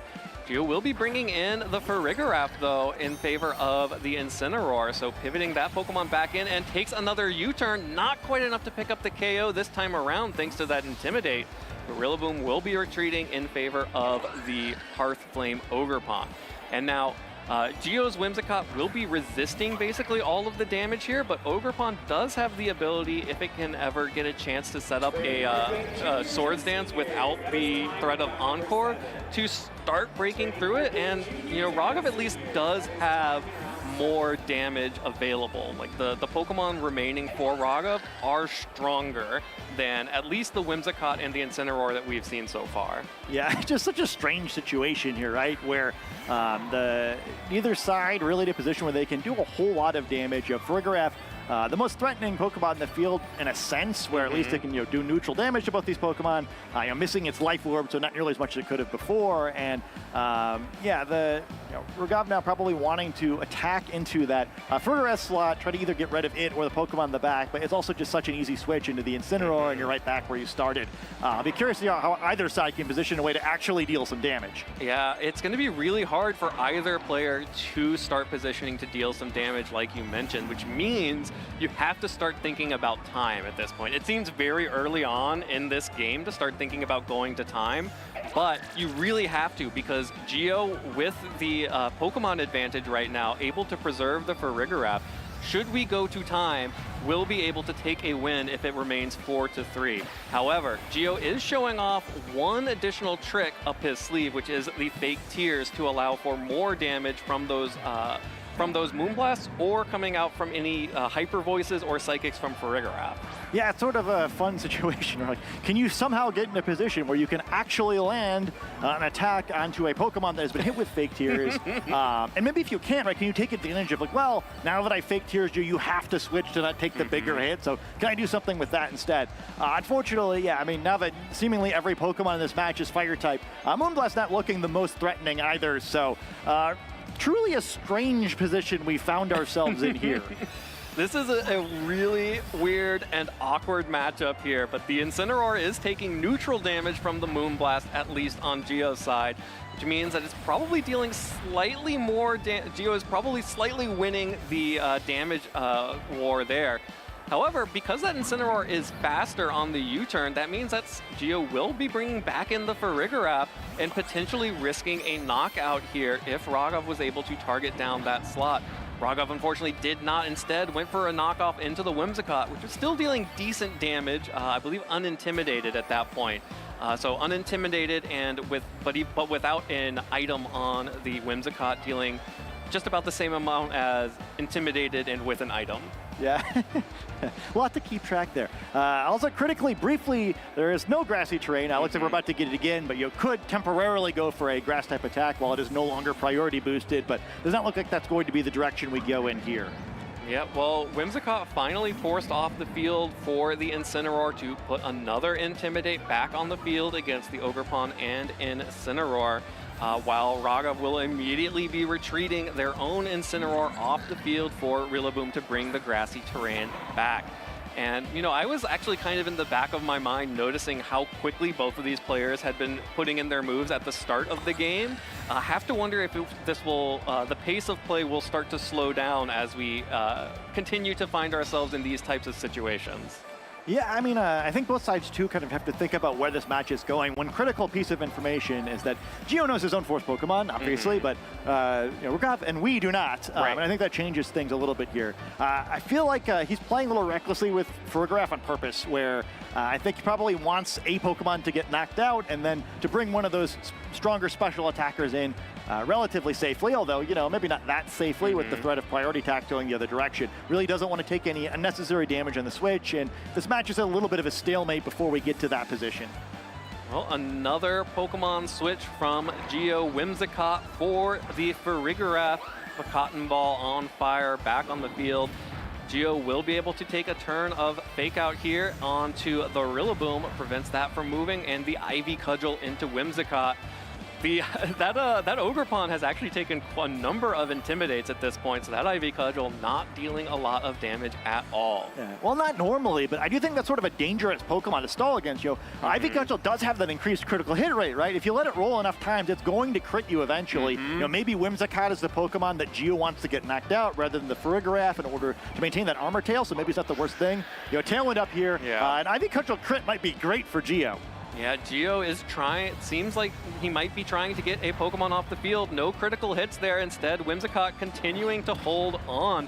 Big damage coming out from Gio's Incineroar, actually this time, knocking off the Assault Vest from the Rillaboom, and Whimsicott finally goes down on the turn where it set up the Tailwind. So this is probably the best opportunity to see what the final Pokemon is for Gio. You know, that most traditional Tailwind strategy, using Tailwind on turn 27 in order to, after you give up the knockout. That is that Golden Go. So it all makes sense here, right? Where it helps explain why maybe Gio wasn't being the most conservative with Farigiraf, where, well, you resist grass anyways, like, does it really matter? But that Tailwind is big.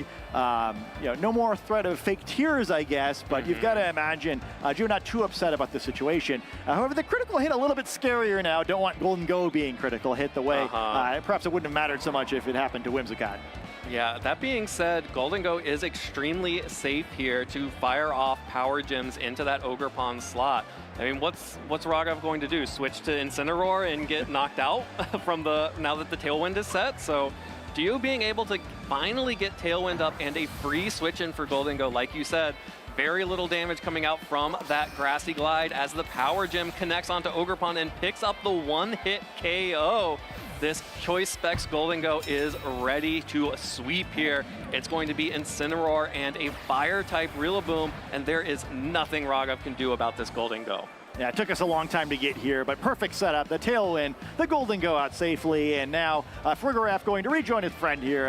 Probably not totally necessary, but, you know, just to add the style points, making sure nothing goes wrong, preventing any future priority attacks as long as it's available on the field. Yeah, the most important thing about Farigiraf being on the field this turn means that it can switch out next turn for another Intimidate. It's helping in its own special way. Certainly Golden Go not too concerned about getting faked out here either way, and yeah, just a fantastic game by Gio. Really slow played it after the first knockout, but that's a smart thing to do. You know, he's on the brink of elimination. You don't want to make a silly mistake and knock yourself out of a tournament. Instead, showing his poise, playing a really great game here. And what a fantastic situation we find ourselves in here, as both sides kind of decisively won a game. You know, fast decisively and slow decisively. And now both these players showing why they're so good, why they made it to that regional finals. And you know, it's all on the line in this final game. Absolutely. We are headed into game 3 of our win and in match here. The winner of this next game will advance to next stage of the tournament. day 2. We will see them tomorrow. It really comes down to this first turn where Gio was able to get a fake out and a psychic into Ragov's Urshifu without the threat of that water type damage that Ragov was threatening in turn 1. Gio was safe to terrestrialize Whimsicott into the fire type and then just sort of stall things out until Goldengo could come back in. Yeah, I really like the game plan there where, I was like very conservative eventually, but the first bit was real. Okay, well, if I can get rid of this Urshifu, I win. Like, there's kind of no outs where I don't really know what Ragov could have done at that point to bust the game open. They were kind of just hosed at that point. And also, again, showing the power of the power gem on Golden Go. It's kind of your only option with choice. But I guess you could use, Thunderbolt there. But realistically, I mean, why not? But yeah, I mean, we've kind of seen in the past teams taking advantage of the lack of ice resist on teams. Not very many rock resist on this team other than a couple of frail offensive Pokemon. So really helping out with the late game stall on that one. And on Ragov's side, it's sort of an interesting spot now. Like, all right, well, do I maybe pick another offensive Pokemon so I'm a little more able to exert more pressure, or do I just play more conservatively with the Urshifu this time? Yeah, I mean, Ragov definitely would have been able to had the opportunity to preserve that Urshifu. Instead, went for an aggressive play on turn 1, something you can do when you already won the first game. Coming into game 3, have to imagine that Gio really showed how important that Urshifu was for Ragov, that they will have to try and protect it a little bit better. But Gio also making an adaptation here, bringing the Ogerpon Wellspring Mask Form out front up against the Incineroar and Urshifu on Ragov's side. So Urshifu back out on the field, back threatening big damage immediately, but facing down the Wellspring Ogerpon as we are going straight into some switching and pivoting. Yeah, I think Ragov was expecting exactly the lead to get there. Maybe both of them locking in so quickly there. Both of them perhaps have a game plan for this situation. The Insta-locks. The Insta-locks in the switch to Rillaboom and a Terastallization coming out on Ragov's side. Like we mentioned, the and also from the Wellspring Mask Ogerpon form from Gio's side, so big water type damage. Again, we saw the rock typing being super effective against a bunch of fire types in game 2. Water is also super effective against a bunch of fire types here. Yeah, but also dropping that water absorb, where you'd assume with this Terastallization that Gio's likely to go on the offense with this Urshifu Terastallizing as well. Probably about to see it go on the offense, probably with a Surging Strike. So is Farigiraf going to go down immediately, just like in game 1? Yeah, there's the steel typing coming out from the Urshifu, which it will allow it to resist the psychic type damage from Farigiraf and any grass type attacks coming out from the Ogerpon. Ogerpon trying to take out the Rillaboom, but instead, or trying to take out the Incineroar, but instead hits the Rillaboom. These Surging Strikes are Mystic Water boosted, but without the power of an offensive Terastallization as well, will not be able to pick up the KO on Farigiraf, which gets to set up Trick Room. Also interesting, so last game, Gio had that opportunity, but opted to avoid it, anticipating the Urshifu was not going to use the Terastallization and pick up that cheeky knockout. This time, Urshifu does Terastallize to defend itself, but Gio makes the right read as well, goes for the Trick Room instead of a Psychic that probably would have been game-losing there. So both sides still in it, both sides taking some ground there, but now Gio finds himself in a tricky spot where with Trick Room up, it's much more important to preserve this Farigiraf and maintain the actual speed advantage of Trick Room. Yeah, and this steel-type Urshifu is so threatening to Gio's team right now. Being able to resist both Hyper Voice and Psychic from Farigiraf means it feels pretty safe. But Gio also has to switch out the Ogerpon, brings in the Golden Go MVP from game 2, and a Hyper Voice from the Farigiraf deals decent damage to the Rillaboom, but not a whole lot because of the Assault Vest. And again, that Terastallization from the Urshifu means that it takes pitiful damage from the Hyper Voice, as a Wood Hammer deals pretty decent damage, all things considered, to Golden Go on the switch-in, and Farigiraf has gone down. So Gio will get the full opportunity to try to use his Trick Room here this time, but loses a Pokemon, so going to have to be concerned about the many priority boosted attacks from Ragov. And then also critically here, that Steel type, it was pretty good against the Pokemon out in the field before. Also going to help potentially deter a Make It Rain here, although Incineroar really helpful. Going to slow Rillaboom down significantly and not really going to be able to do anything to either of these Pokemon, and then also threaten Fake Out onto the Urshifu to make things a little bit easier for this Golden Go, at least for one more turn. Yeah, now Fire-type damage is looking really powerful, as opposed to in Game 2, where it was looking extremely weak, threatening big Flare Blitzes onto either the Rillaboom or the Urshifu on Raghav's side. Instead, Raghav will try to limit the damage by switching in their own Incineroar to get an Intimidate off onto Geo's Incineroar, which is holding the Assault Vest item, so cannot protect and only has access to attacking moves. Incineroar will just go for a Fake Out, trying to block the Urshifu from an attack this turn. Instead, just into the Protect as Golden Go catches Incineroar on the switch in with a Power Gem, but it is not quite enough to pick up the KO. Oh, that would have been huge. I mean, it's still a big damage trade, but Incineroar, not the speediest Pokemon in the world, probably not going to be so upset about this Trick Room. And we're still in a very tenuous position here. I feel like the next knockout could be huge. Geo not quite able to do enough there. I don't know what the spot is now. Does Incineroar try to pick up a knockout? It'd be very dangerous for Geo to switch around here, but neither of these Pokemon can protect, so a little bit tenuous. What will happen? I really want to have Farigiraf at this point to block that Fake Out, but there is no Farigiraf left on the field for Geo, which means that Raghav gets to go for a Fake Out for free. Geo will be protecting the Golden Go, identifies that Pokemon as the most important for his chances of victory, switches back in the Wellspring Ogerpon, gets the special defense boost from the Embody Aspect ability, while Raghav, they do get the free Fake Out onto Incineroar from Geo's side, and Surging Strikes connects with the Incineroar and is going to pick up that KO in 2. Oh, that's a huge knockout here. Geo now is down to his last 2 Pokemon, going to have to commit to 1 attack with this Golden Go for the rest of the match. And, Urshifu, definitely not the sort of Pokemon you typically expect to thrive in Trick Room, but able to really drive the offense for Geo so far, almost all the way back to full health thanks to this Steel Terrestrialization. And, this is starting to look pretty good. Could this be the Revenge Arc? This is really close to being the Revenge Arc for Raghav. You can see that Raghav knows that they are so close to making it to day 2. Just a couple more KOs. Urshifu protects itself. The worst thing that could happen is that Urshifu going down right now, while Geo just goes for Follow Me on the Ogerpon, protecting Golden Go. Incineroar on the offensive with a Flare Blitz deals a good amount of damage, all things considered, to that Ogerpon, and it takes the recoil damage, and now we see what Golden Go has been forced to lock into, and it is Shadow Ball that will connect into the Protect. Yeah, I mean, not Geo's ideal attack here, but what else are you going to do, right? Yeah. Too many Pokemon resist, make it rain, so that's not really viable. I don't know how you're ever going to knock out this Urshifu if you lock in a Power Gem, and now Trick Room expires, so potentially this Urshifu, the fastest Pokemon on the field, and staring down some Pokemon I'm sure it'd just love to do some damage to.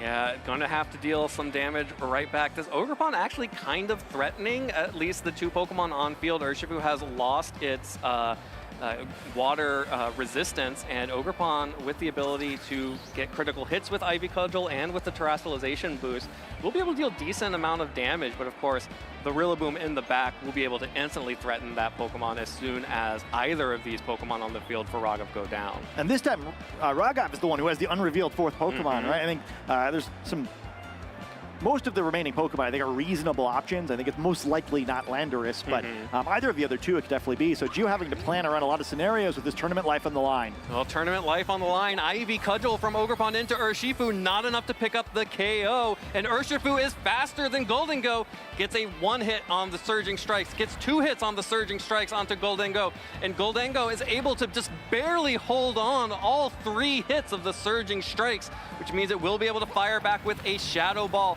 Finally picking up the KO on that Urshifu, but Incineroar did not switch, did not pivot. That means that Incineroar gets to, from the top rope, go for an attack here and pick up a KO on that Golden Go with the Flare Blitz, meaning that it is just the Wellspring Ogerpon up against Incineroar, and we know that there is Rillaboom in the back, and there is a 4th Pokemon, and that is going to be so difficult for this Wellspring Ogerpon to come back from. The Rillaboom is low, but we also just saw the final Pokemon is the Hearthflame Ogerpon, and Raghav looking to make good on the Revenge Arc.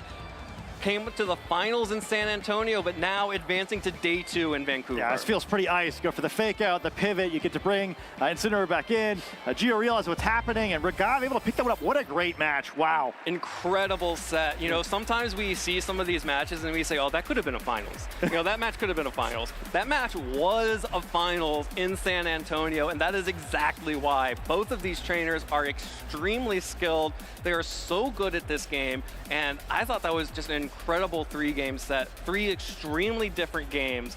And both these players making smart adaptations, but it's Ragav who comes out on top this time. Yeah, I kind of love the ebb and flow of that series where both trainers kind of showing us like the best possible way that game could have played out for them in game 1 and game 2. I think a much more neutral game 3, but yeah, this time a different trainer coming out on top. And hey, you know, I feel like these players could play a dozen best of 3s, you know, maybe they end up 6-6. Yeah, it definitely seems like it. But unfortunately for Gio, this will be the last best of 3 of the weekend for him. At least here in the regional championships, may be able to compete in some of the other tournaments on the side events. And Ragav will be moving forward to day 2.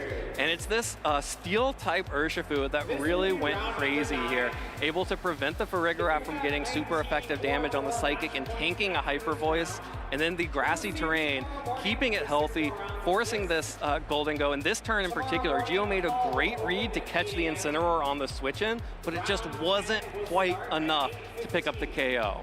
Yeah, I think it's a lot of fun too, where even though many of the Pokemon on that side of the field are kind of like, we see the species all the time, almost every Pokemon is trained a little bit differently than what we're used to. And I think the differences between these builds and kind of the more conventional versions were just so important there. I love the cat and mouse of this matchup, all the priority moves versus the Farigiraf, but I think the Steel Terra just really showed its value there. You know, a little more defensively oriented, able to stay on the field throughout the entirety of a Trick Room. Just not what we're used to seeing from Urshifu. Absolutely not. And of course, the speed tiers were just kind of wonky that entire time. You weren't quite sure what was going to be fastest in Trick Room. I mean, you ended up in a situation where I think there were some times where Urshifu was the fastest thing on the field, or like there was Farigiraf was the fastest thing on the field, but then the Urshifu, because it was steel typing, didn't really care about it and could focus down an alternative slot. Yeah, and I think even though it didn't end up getting to do a whole lot other than be a wall, fun to get to see Whimsicott on stream. It's been a long time since I feel like we've seen it. At least since, you know, I think we were still Dynamaxing the last time that Whimsicott appeared on a stream, and I think it was a lot of fun, you know, able to help out there. Yeah, just a lot of fun interactions between these teams. Sad that we had to lose either of these trainers so early in the tournament. Absolutely, but the trainer that we did get for day 2, Ragav Malavia, continuing their quest to make it as a regional champion here in Vancouver.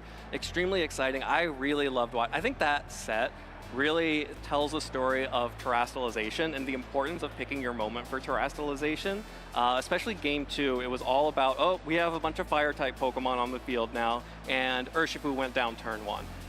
No other options to deal real damage. All these Pokemon were being walled, and it only took Golden Go getting in for free with the Tailwind up, having that power gem able to run over the team. And in this final game, game 3, being able to have the steel typing, tank so many hits, be much more defensive than we're used to seeing Urshifu. Really strong play there from both of those players. And of course, Ragav will be moving on to day 2. Yeah, I think the value of terrestrialization and like kind of maneuvering in that first knockout have been so big. Really fun to watch all of the early exchanges in these matches. Awesome. Well, let's go ahead and kick it down to the lounge where Gabby is going to be talking with our newest member of the day 2 squad, Ragav Malavia.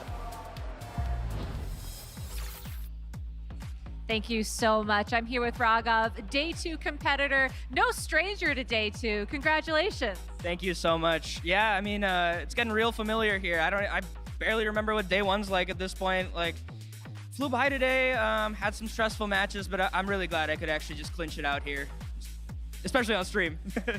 What do you think has been the secret to your consistency? I think it's just kind of like a mindset shift. I've always been a really anxious person, but over the last couple of years, I've just been trying to be kinder to myself, and I kind of just understand that it's a game that has luck, and I try my best, really, yeah. Yeah, I think we can all be a little kinder to ourselves at the end of the day.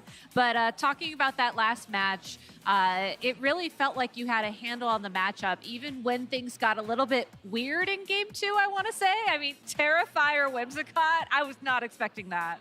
Yeah, I don't know. You could probably look back and watch the VOD. Every time I hit that Whimsicott, I would just be like, oh, it's doing nothing. Like, I got bored. Like, it was taking a long time. I was honestly scouting for information. I really wanted to know what his last Pokemon was. I think I made like a really, really unnecessarily risky play game too. And even though I was in a tough spot, I kind of knew that if I play safely, properly, I think I can take the set pretty easily. Just, you know, have to play efficiently. Who has been your most valuable Pokemon this weekend?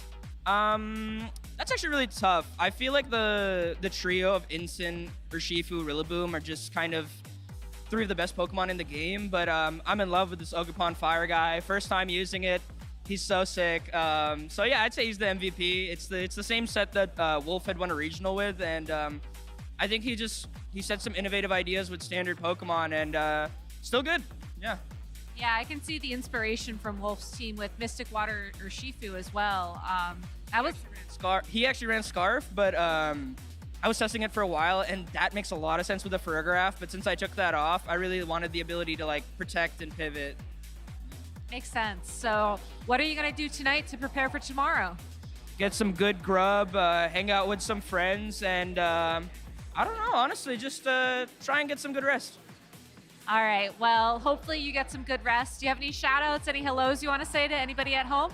Yeah, I want to shout out all my friends, Colin and Chemo in particular, but you all know the real shout outs are coming day 2. All right. Well, something to look forward to, I'm sure. Raghav, thank you so much for your time. Casters, back to you. The real shout-outs are coming day 2. That's what I like to hear. Raghav calling their shot for day 2. I love the confidence, right? I mean, you gotta have a little fun with this, right? I mean, we're all competing to try to be the very best or whatever, but you know, it's a game. You know, if you're having fun out here, why are you coming? Exactly, and if you're competing to be the very best, you gotta act like the very best. And Raghav is definitely on their way to being that here in Vancouver. Really strong play. Love hearing their thoughts on the game, and you know, it is interesting. I did not actually clock that this was sort of an update or a variation of Wolf's team earlier, but makes a lot of sense, and I think it's really cool to see all of these variations. You know, the meta doesn't stop because one team won one tournament. Like, even if you're using something as a building block, you can go ahead and use that to put your own spin on it and what fits your style. Yeah, I mean, I like it too, where I feel like Farigiraf really didn't have a whole lot of spotlight, where I think, you know, priority's kind of fallen off the threat list a little bit, where maybe a good time to bring the strategy back. Yeah. We'll have to see how it does tomorrow. Well, Raghav is just one of the many competitors that have qualified for day 2, and earlier, Gabby was able to catch up with a few of our others. I'm here with Ale Piscatelli, and you just locked in 7-0, undefeated day 2. How does it feel? It feels really validating. I mean, I feel like I've been playing well. I feel like I've been playing well, and I knew the team was good going in. I was doing well on ladder, and just like not having blown the run, and just like it feels validating to finally like hit that 7-0 and like hopefully doing better for tomorrow. Yeah, so tell me about your team. What 6 Pokemon are you running, and what has been your favorite part of the team so far? I mean, I'm running super standard. It's just the Raging Bolt, Calm Mind Raging Bolt team with Volk over the Lando, specifically because it does well into the mirror and a couple other matchups. I mean, I brought it because I didn't feel like it had any like really negative matchups or anything unplayable. Yeah, I mean, it felt good. It felt pretty natural, like, because I like playing balance, and it just, like, it felt super intuitive, like, as far as the lines go. I think just playing standard is kind of underrated, and a lot of people, like, I don't know. I think sometimes just running the best team is the sauce.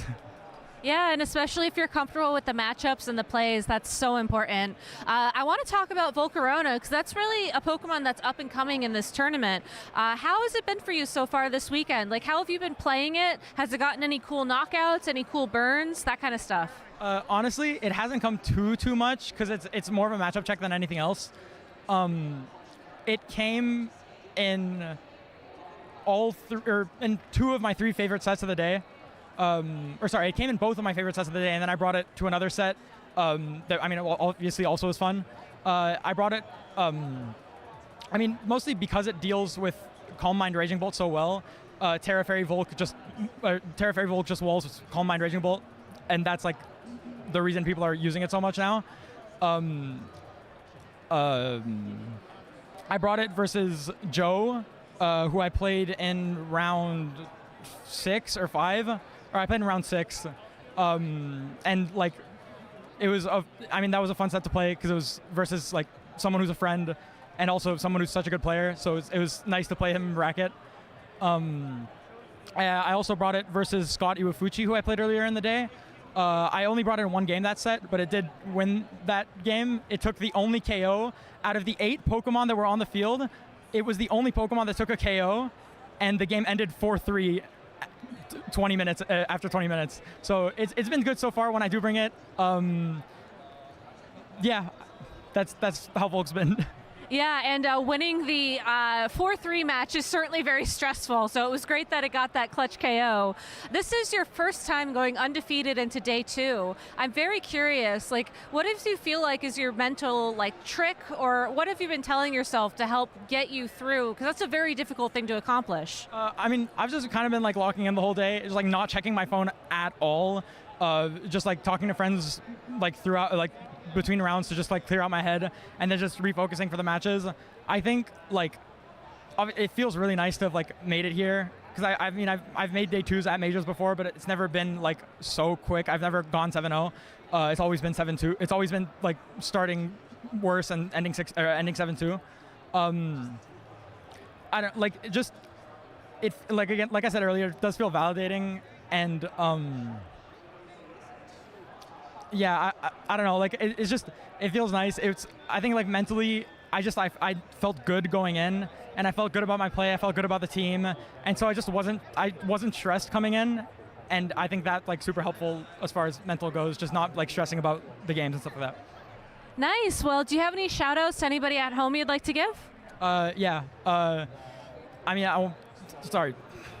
I want to shout out like everyone who helped me prep, who helped me like decide on a team and like helped me like mess with EVs, stuff like that. I want to shout out Tara for being cool. My friends, like, I'll probably tell my friends to watch stream when it does come on. So my school friends and stuff who are gonna watch this too. I want to thank everyone like in my B&B for like letting me room with them and stuff. And I guess like my mom too for letting me like be able to come to events and stuff. Yeah, and for like, trusting me to like come out to Vancouver alone from the East Coast, and yeah, obviously it wouldn't have happened if I wasn't able to take the trip in the first place. Yeah, that's pretty much everyone. Obviously all my friends in bonds and everything, but yeah, that's awesome. Well, Ali, thank you so much for your time, and best of luck competing tomorrow. I'm sure everybody at home can't wait to watch. I am here with Zach, who is currently undefeated. I meant to talk to you when you were 7-0, but now you're 8-0, so it's all good. Yeah, it was a nice little break, I guess. Got to focus in on the match, and then I get to come back for another round or another interview here. So. Yeah, so congratulations on locking in your ticket to day 2. What 6 Pokemon are you running on your team, and how has it been going? Right, so I'm running a bit of an unconventional team. I have Instant and Amoonguss, which is the standard part, and I have a slow Ursh for Trick Room with Porygon 2. And then I have Roaring Moon and Landorus as kind of like an option for when that part of the team doesn't work through. Yeah, so Porygon 2 is a unique Trick Room setter in the format. Players like Scott Iwafuchi is known to be running it for a while. What made you decide to try it out? So I actually saw a video on YouTube that was running the team, and I saw it, and I was like, wow, Trick Room, like Ursh and Trick Room being able to hit through Protects is kind of like the Tailwind stuff, but it's like the format I feel like is more catered towards Tailwind than is Trick Room, so I feel like I could catch people off guard with it, and so it's been really successful so far. Nice. So who has been your most valuable Pokemon of the day? Oh, absolutely P2. Porygon 2 puts in so much work. He sets up Trick Room, heals himself, and does all the damage. It's like everything in one bundle kind of Pokemon. Nice. So you're going to be competing tomorrow. What's your plan tonight to prepare? Are you just going to rest, or are you going to try and study? Yeah, I think I'm going to study and look over some of the stream matches, maybe review some of the matchups that I thought were harder throughout the day, but just kind of relax and take everything as I go. Like win or lose, doesn't matter. I just want to play good Pokemon and have a good time. So. Nice. Well, I'm glad to hear, Zach, that you've had a good time so far. Hopefully the good time keeps rolling. Do you have any shout-outs you want to give to people at home? Oh, man, I have a lot. So the whole Georgia people and everything, the community, I want to thank all of you guys. So it's like Bruno, Toller, man, there's so many people to name, Rich. I'll get more later, Tanner. But also I wanted to thank some of my team building partners and just like practice partners of BK, Ryan, and Ethan. And then a shout out to Chuppa and Neil for both helping me coach, and Neil helped make the team in the first place. So. Nice. Well, thank you so much. Sorry, and of course my mom and dad for support me. Of course, you cannot forget mom and dad. So thank you so much, Zach, for your time, and best of luck competing tomorrow. Thank you. Thanks, Gabby, and congratulations to all of our Day 2 players so far. We have seen some incredible matches on stream, and we have one more remaining for you as we find out who our final competitor in Day 2 will be. Will it be Aaron Brock, most notable for running the Dreadnought team at San Diego Regionals and making top 4 before, or Rafa Bagheera, who is one of our top trainers from way back when? Really excited to see Rafa on stage and representing Canada in our final win-and-in match.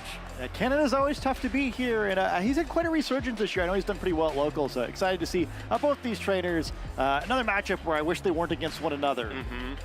It looks like we are going to be taking a look at Aaron's team first, which is pretty close to some of the more standard balance cores that we have been seeing, with the one exception of that Corviknight, which of course our colleague, friend, Lendul really showed off its power as a Landorus incarnate counter. Really can't do much of anything to that Pokemon, but had some interesting wrinkles to this team of the Ogerpon, Hearthflame, Amoonguss, Incineroar, etc. Yeah, I think that's a pretty big wrinkle in the traditional format. I actually think it's going to be very important in this matchup, too. So I hope you're all Corviknight fans. This is an interesting one, though, too, where it is the bulk-up version. You know, sometimes we see things like body press, so it can really only use, can literally only use Brave Bird offensively, which limits it a little bit. But I think it's a really cool set, and probably a Pokemon that a lot of trainers aren't prepared for. Yeah, it makes a lot of sense on this team in particular. It patches up that Landorus weakness, patches up a lot of that other those other weaknesses to ground types, which we may be taking a look at in just one moment. But of course, you see the Ogerpon, Incineroar, Amoonguss, Raging Bolt, and even the Urshifu. None of those Pokemon really love staring down the Landorus. So this Corviknight making a lot of sense on Aaron's team. But in order to get into Day 2, Aaron will have to go up against Rafa Bagheera, who will be his opponent in this upcoming match. And Rafa does not have the Landorus, but does have another incredibly powerful ground type force attacker, the Ursaluna.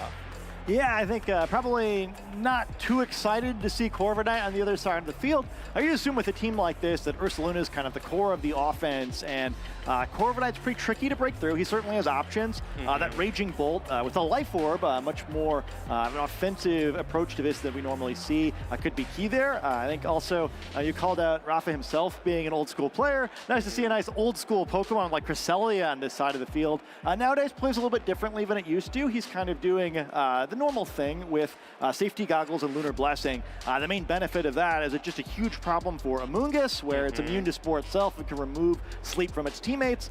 There is an Amoonguss on Aaron's team, so there's definitely some give and take in this team matchup. Yeah, and speaking of Pokemon from the distant past, is Ursaluna evolved from a Teddiursa originally caught from Pokemon Emerald. So this Ursaluna has seen some things and is ready. It actually is going to be pretty excited to see the Corviknight is the bulk up variant without the body press. So by only having Brave Bird means that it won't be able to hit the Ursaluna for super effective damage. And because Rafa is running the Swords Dance variant of Ursaluna, may be able to outpace any kind of defensive boost from that bulk up. But we're going to have to see what happens as we head into game 1 here. Double Incineroar on the field alongside Corviknight and the Raging Bolt. That Corviknight will, of course, be able to reflect back the Incineroar Intimidate on Rafa's side, getting an double Intimidates onto Rafa's Incineroar, but immediately threatened by that Raging Bolt. Yeah, I think another critical piece of information, though, is the order those Intimidates happened in. I'm sure Aaron happy to see that as we start out the battle, but yeah, I think this is a smart start for Rafa here. Really can't afford to let this Corviknight get its stats rolling. Yeah. With the bulk up variant of Corviknight, threatening it with that Raging Bolt immediately is going to be extremely important.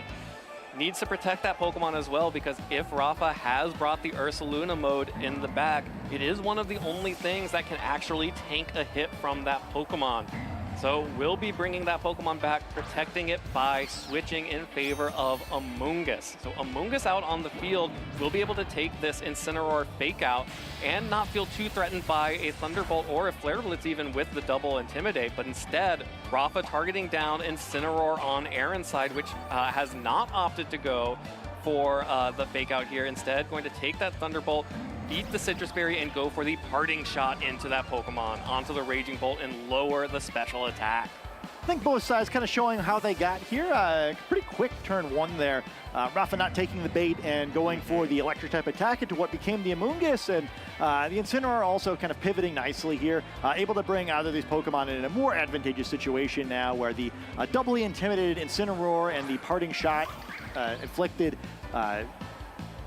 Raging Bolt there, both having reduced offensive stats now. So with the Amoonguss there too, we talked in the pregame about the bulk up option for Corviknight, but the Ogerpon knows Swords Dance as well. So perhaps going to go through that method instead and not having to deal so much with the type disadvantage against Raging Bolt.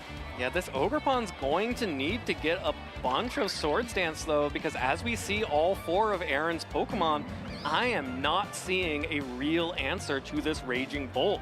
You have the Incineroar, you have the Amoonguss, and the Hearthflame Ogerpon, and of course the Corviknight. None of those Pokemon is threatening super effective damage on the Raging Bolt, and in fact are threatening resisted damage except for a knockoff from that Incineroar. Yeah, I think so too. Be critical, I think, to get rid of this Amoonguss, where even though Cresselia is kind of going to negate its most obnoxious tactics with the spores, it is potentially going to be able to draw some attacks away as we see this Swords Dance. Aaron kind of all-inning quickly on Ogerpon, perhaps, as the sweeper for this game. Yep, having to get this Ogerpon going, immediately goes for the Swords Dance, takes a U-turn in return. Again, Rafa is running the Assault Vest variant of Incineroar, so does not have the ability to go for Parting Shot, which means that this Ogerpon will be able to potentially get some Swords Dances off and keep ahead of the Intimidates. But Ursaluna switches into a Spore, which means that the Flame Orb will not activate. And that's actually really obnoxious at a lot of levels for Rafa. In theory, it's not such a big deal, right? Well, Cresselia can just remove it. But I think in a lot of other situations, what you probably want to do here is just get the Trick Room off of Cresselia and protect with Ursaluna. But even though you can remove the sleep in the middle of the turn, you still can't use Protect because it has increased priority. So kind of an awkward spot now for Rafa. Has to switch out the Ursaluna, where otherwise probably he wouldn't have had to. Yep, switching out the Ursaluna, bringing the Incineroar right back in to try and keep this Ogerpon under control. These Intimidates are going to be very important. Again, this is the Assault Vest variant of the Incineroar. It is not Safety Goggles, so is open to being spored by that Amoonguss. Rafa really relying on the Safety Goggles Cresselia to make sure that all of his Pokemon remain awake and at him. But it's just going to be double Incineroar switch in for both Rafa and Aaron, while Aaron goes ahead and terastallizes the Ogerpon to get the attack boost, get the Embody aspect, and completely negate the Incineroar's Intimidate from Rafa, which means this is a +2 Ogerpon able to fire off some Ivy Cudgels now. It's a really aggressive move, though, removing its resistance to most of Rafa's attackers' offensive moves. Yeah, no resistance to ground type, no resistance to the electric typing, but who and no cares? Problem. When you could just pick up KOs like that, +2 Ivy Cudgel with the terastallization boost, really making Cresselia look paper thin right there as Raging Bolt comes back out to try and do some damage control here. Yeah, that just didn't happen back in my day, and now this is a really tricky spot, right? You have the Incineroar, who is like relatively safe here, but can't really do anything the other direction either, and yeah, I mean, you've got the sleeping Ursula in the back, or can't activate its orb because it's asleep. Didn't take any sleep turn, so whenever it comes back in, it's going to have to snooze at least for one round. Really looking good for Aaron so far in this match. Yeah, but Aaron is still going to have to figure out a way through this Raging Bolt, especially with the Hearthflame Ogerpon removing its resistance to Thunderbolt. We'll be able to take some big damage from this Life Orb Raging Bolt. Rafa switching out the Incineroar, has to keep protecting that Pokemon to cycle Intimidates and keep the Ogerpon under control. So brings in the Ursaluna here, but it's just going to take another Ivy Cudgel. Not quite a one-hit KO. Fake out, of course, brings the flinch to Raging Bolt, but Ursaluna has done nothing. Still winter here, so that bear is asleep. Yeah, I mean, the worst thing, too, is if it wakes up, it's going to faint because the orb is going to activate and knock it out. The plus side is that, at least Raging Bolt didn't take any damage there and does resist Ogerpon's attacks, but you gotta start to wonder now how feasible it is for it to do enough damage, because it does still have to deal with Incineroar and Amoonguss protecting this Ogerpon. Yeah, and we'll have to be dealing with the Life Orb recoil as well, so all of that chip will start adding up, and Aaron has effectively taken off the big damage from this Ursaluna from the game. Rafa has to retreat Ursaluna to get Intimidates out onto the field to try and keep this Ogerpon under control, but bringing in the Amoonguss will be able to protect the Ogerpon from attacks from the Raging Bolt after this next turn, which means that Aaron will be able to start getting more Swords Dances. Big Thunderclap, though, will deal good damage to that Ogerpon. Not enough to pick up the KO, though, and that might be the last opportunity Rafa gets to target down that Ogerpon, as that Ivy Cudgel is going to be one more to pick up the KO. Yeah, I mean, the good news is it can use Protect. The bad news is I don't know how it stalls long enough to actually get to hit that Pokemon again. Awful lot of HP to work through on this Amoonguss, and there's still an Incineroar, and even Corviknight at some point, can at least, take an attack for the team and effectively deal 10% damage to this Raging Bolt. Yeah, and Aaron does not have many good opportunities to hit this Raging Bolt for super effective damage, but who cares when all of Raging Bolt's partners are just going down to this Ogerpon? Aaron will go ahead and retreat that Pokemon to try and preserve it for the future, and brings in his own Incineroar to get another Intimidate off onto Rafa's Incineroar. Has the Amoonguss out on the field, will be able to Spore or Pollen Puff or do any number of things that Amoonguss is known to do. As Rafa brings back in the Ursaluna, which has been on the field multiple times but has yet to take a turn, has yet to take an action, as Aaron also retreating the Amoonguss for Corviknight here. So 3 switches for 3 Pokemon, just the Incineroar on the field for Rafa, which is just going to go for a delayed switch. U-turns their own Ursaluna on the switch-in to go ahead and protect the Raging Bolt and bring back in the Incineroar for an Intimidate. This is by far the most complicated way I've ever seen anyone intimidate their own Pokemon. The Mirror Armor from Corviknight, what would have been a pretty cool play for if the Corviknight was not on the field and had the Ogerpon still out to get more Intimidates off onto that Pokemon. Aaron was able to cover, and instead Incineroar has intimidated itself with that Mirror Armor. That's kind of just how this game went. Incineroar being a bit of a scaredy cat now with its scaring itself with that Intimidate, and Rafa's got to think about game 2, right? I think the first 3 turns of this game just cannot play out this way, where an uncontested Swords Dance from that Ogerpon is just going to be an L for Rafa if it happens again in this set. Yeah, and this is something that I've seen happen over and over again with the Assault Vest Incineroar in particular. And this is why, I had run Assault Vest Incineroar before, and why I had moved away from it, is you just can't keep up with some of these other Pokemon if you don't also have Parting Shot. It just becomes too slow to have to switch your Pokemon out and back in to get another Intimidate or attack drop off on your opponents.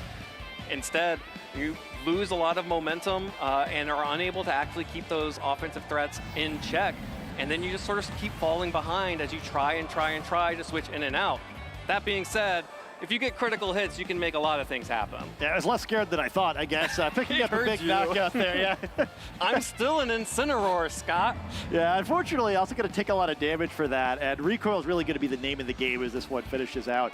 It's starting to look slightly less impossible, but Amoonguss is still a pretty serious problem there. At the very least, if it gets Flare Blitz, that's going to cause Incineroar to knock itself out, and a Raging Bolt with only single target attacks.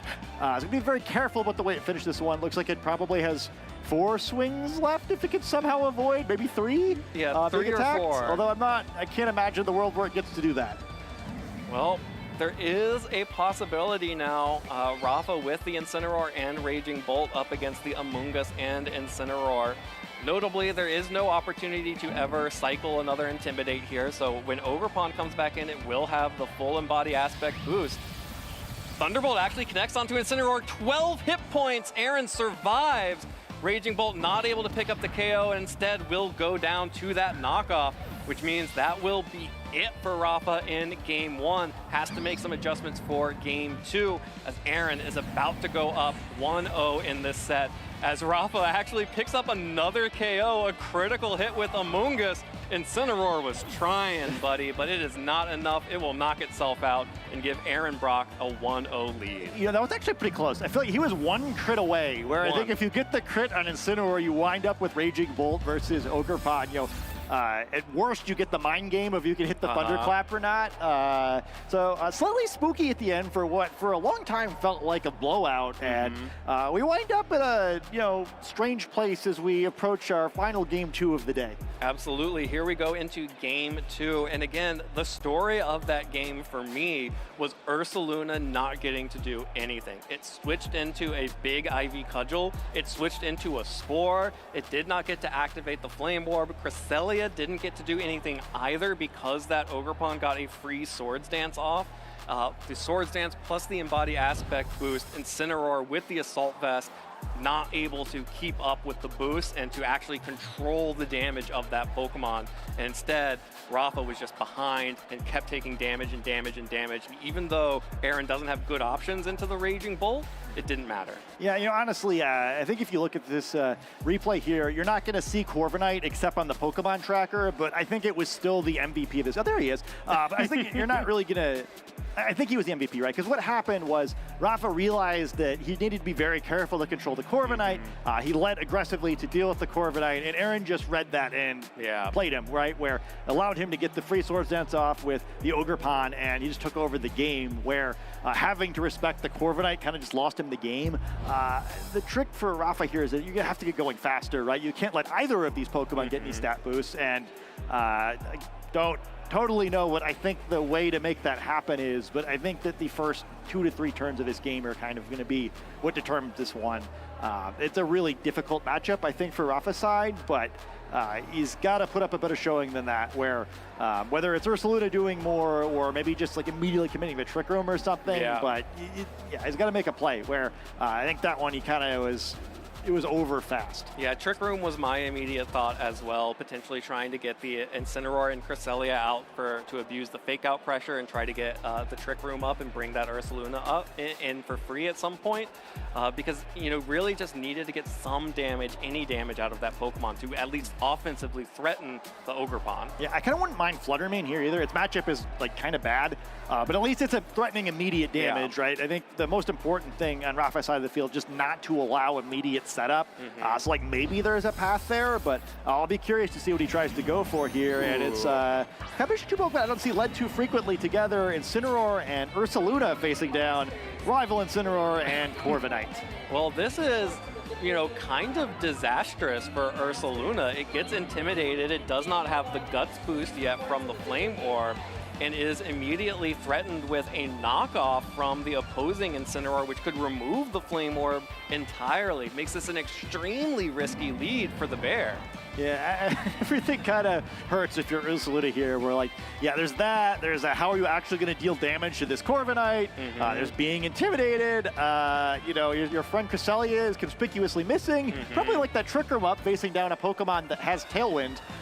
There's a lot of things that have to happen before this Ursaluna is a happy bear, but it's awake this time, which is better than last game. It is awake, which is better than last time, as Incineroar on Rafa's side will switch out for the Cresselia, the reliable partner to this Ursaluna, but was not immediately led alongside.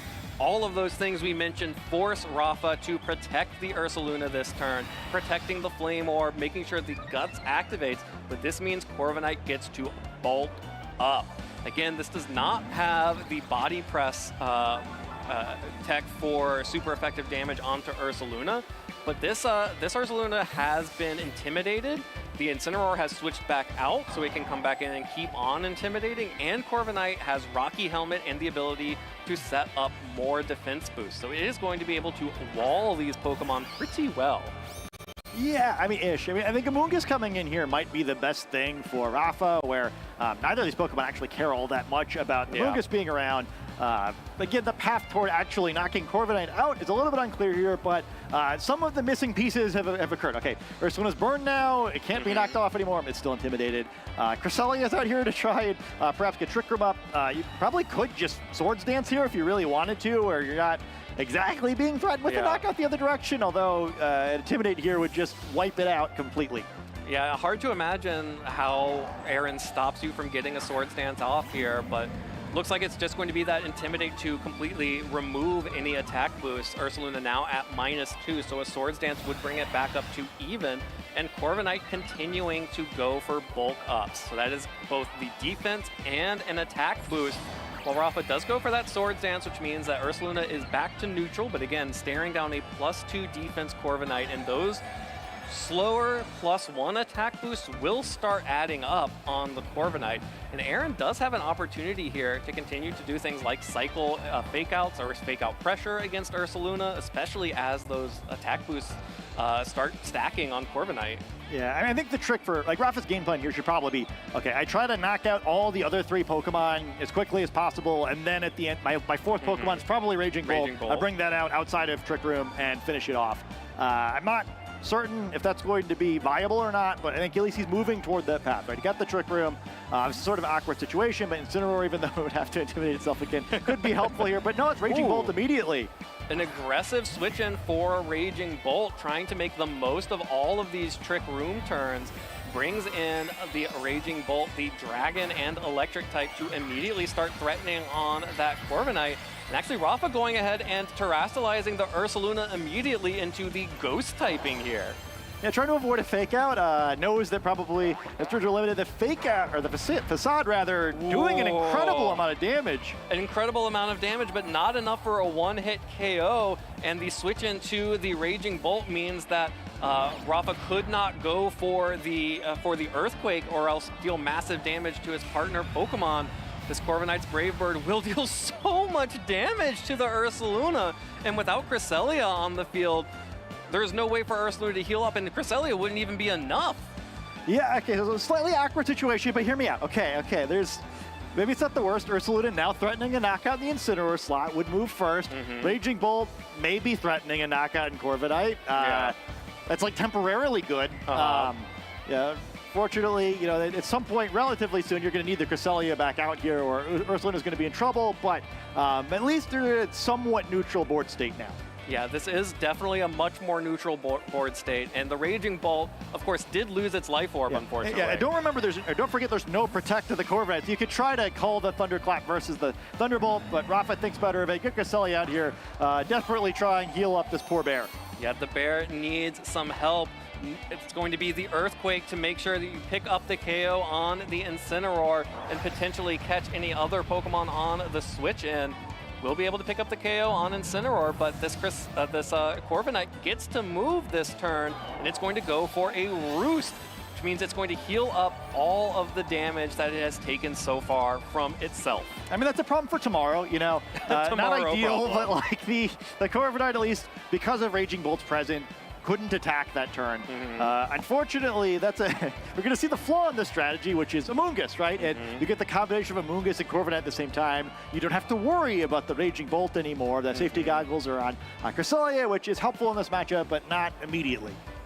Yeah, well, this is actually kind of a tense position because if Amoonguss comes out and goes down while Trick Room is in effect, really can't do a whole lot to the Ursaluna and the Cresselia. Actually, though, it is carrying Sludge Bomb, which just may deal enough damage to this Ursaluna at how weak it is already. Yeah, I think you probably have to just do the Protect Lunar Blessing here, which probably works against you as much as it does for you. And the Trick Room turns are starting to run out here, right? Only two left. At that point, yeah, I mean, I don't know if he's accomplished enough in this Trick Room. Yeah, and this Corviknight, again, with +2 attack because of those 2 bulk ups, will still be threatening damage onto the Cresselia as well. Yeah, I wonder if maybe instead you just let Ursaluna go, like try to go for a helping hand facade and just hope that that's enough to get rid of the Amoonguss. Like maybe then at that point you can do enough out of Trick Room to have a chance.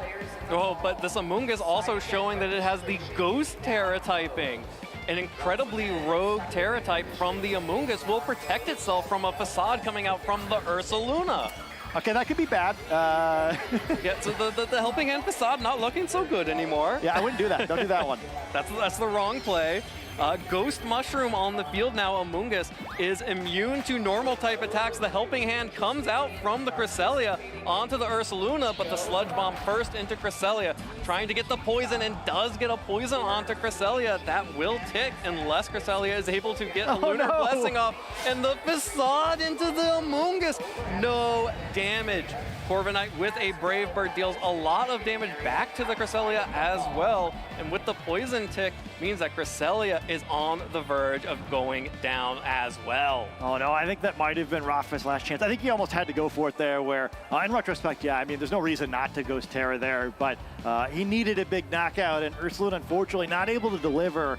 Really tough spot now where even, Lunar Blessing is not going to help much. I think it's probably also impossible where I think Amoonguss can just knock Cresselia out because of the poison the previous turn, and fire a Brave Bird in the Ursaluna slot, and Rafa's gonna have to get real creative now. Yeah, well, this Pollen Puff from Amoonguss picking up the big KOs. That's why it was my #1 caster choice. Amoonguss going on the offensive here. Cresselia will go down. Ursaluna gets to fire off an Earthquake, but Corviknight not affected by it because for the time being, it is still a flying type.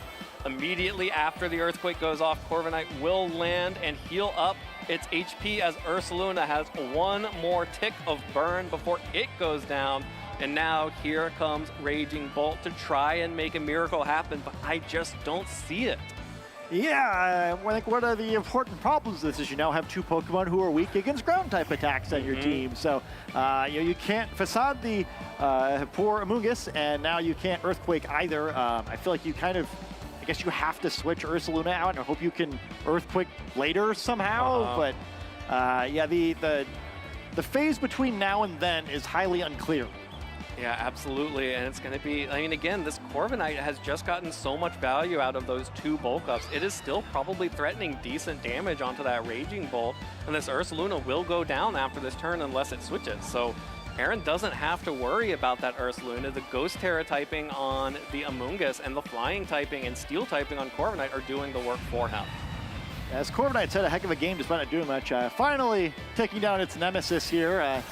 The two of them stared at each other for 5 turns, and things are looking very good for Aaron, who's just played a great set with a positive matchup here. Yeah, and absolutely no Rage Powders coming out from the Amoonguss means that Corviknight dodges a Thunderclap, but gets knocked out by the Thunderbolt here from the Raging Bolt, which will go to sleep due to a Spore, which means that it's going to be Aaron's final Pokemon and Amoonguss up against the Raging Bolt and the Incineroar coming in now. Ooh, and it's Hearthflame Ogerpon in the back. Yeah, it suddenly doesn't look that impossible anymore. I mean, still bad, right? But not great, but not impossible. Yeah, which, I mean, that's something. Yeah. I mean, once again, right? Amoonguss is going to take a lot of damage from a Thunderbolt if it has to eat one. Unlike Corviknight, this Ogerpon actually is intimidated, and all jokes aside, if somehow this Raging Bolt maybe gets a quick wake up. Yeah, Incineroar picked up a knockout here. You can see it.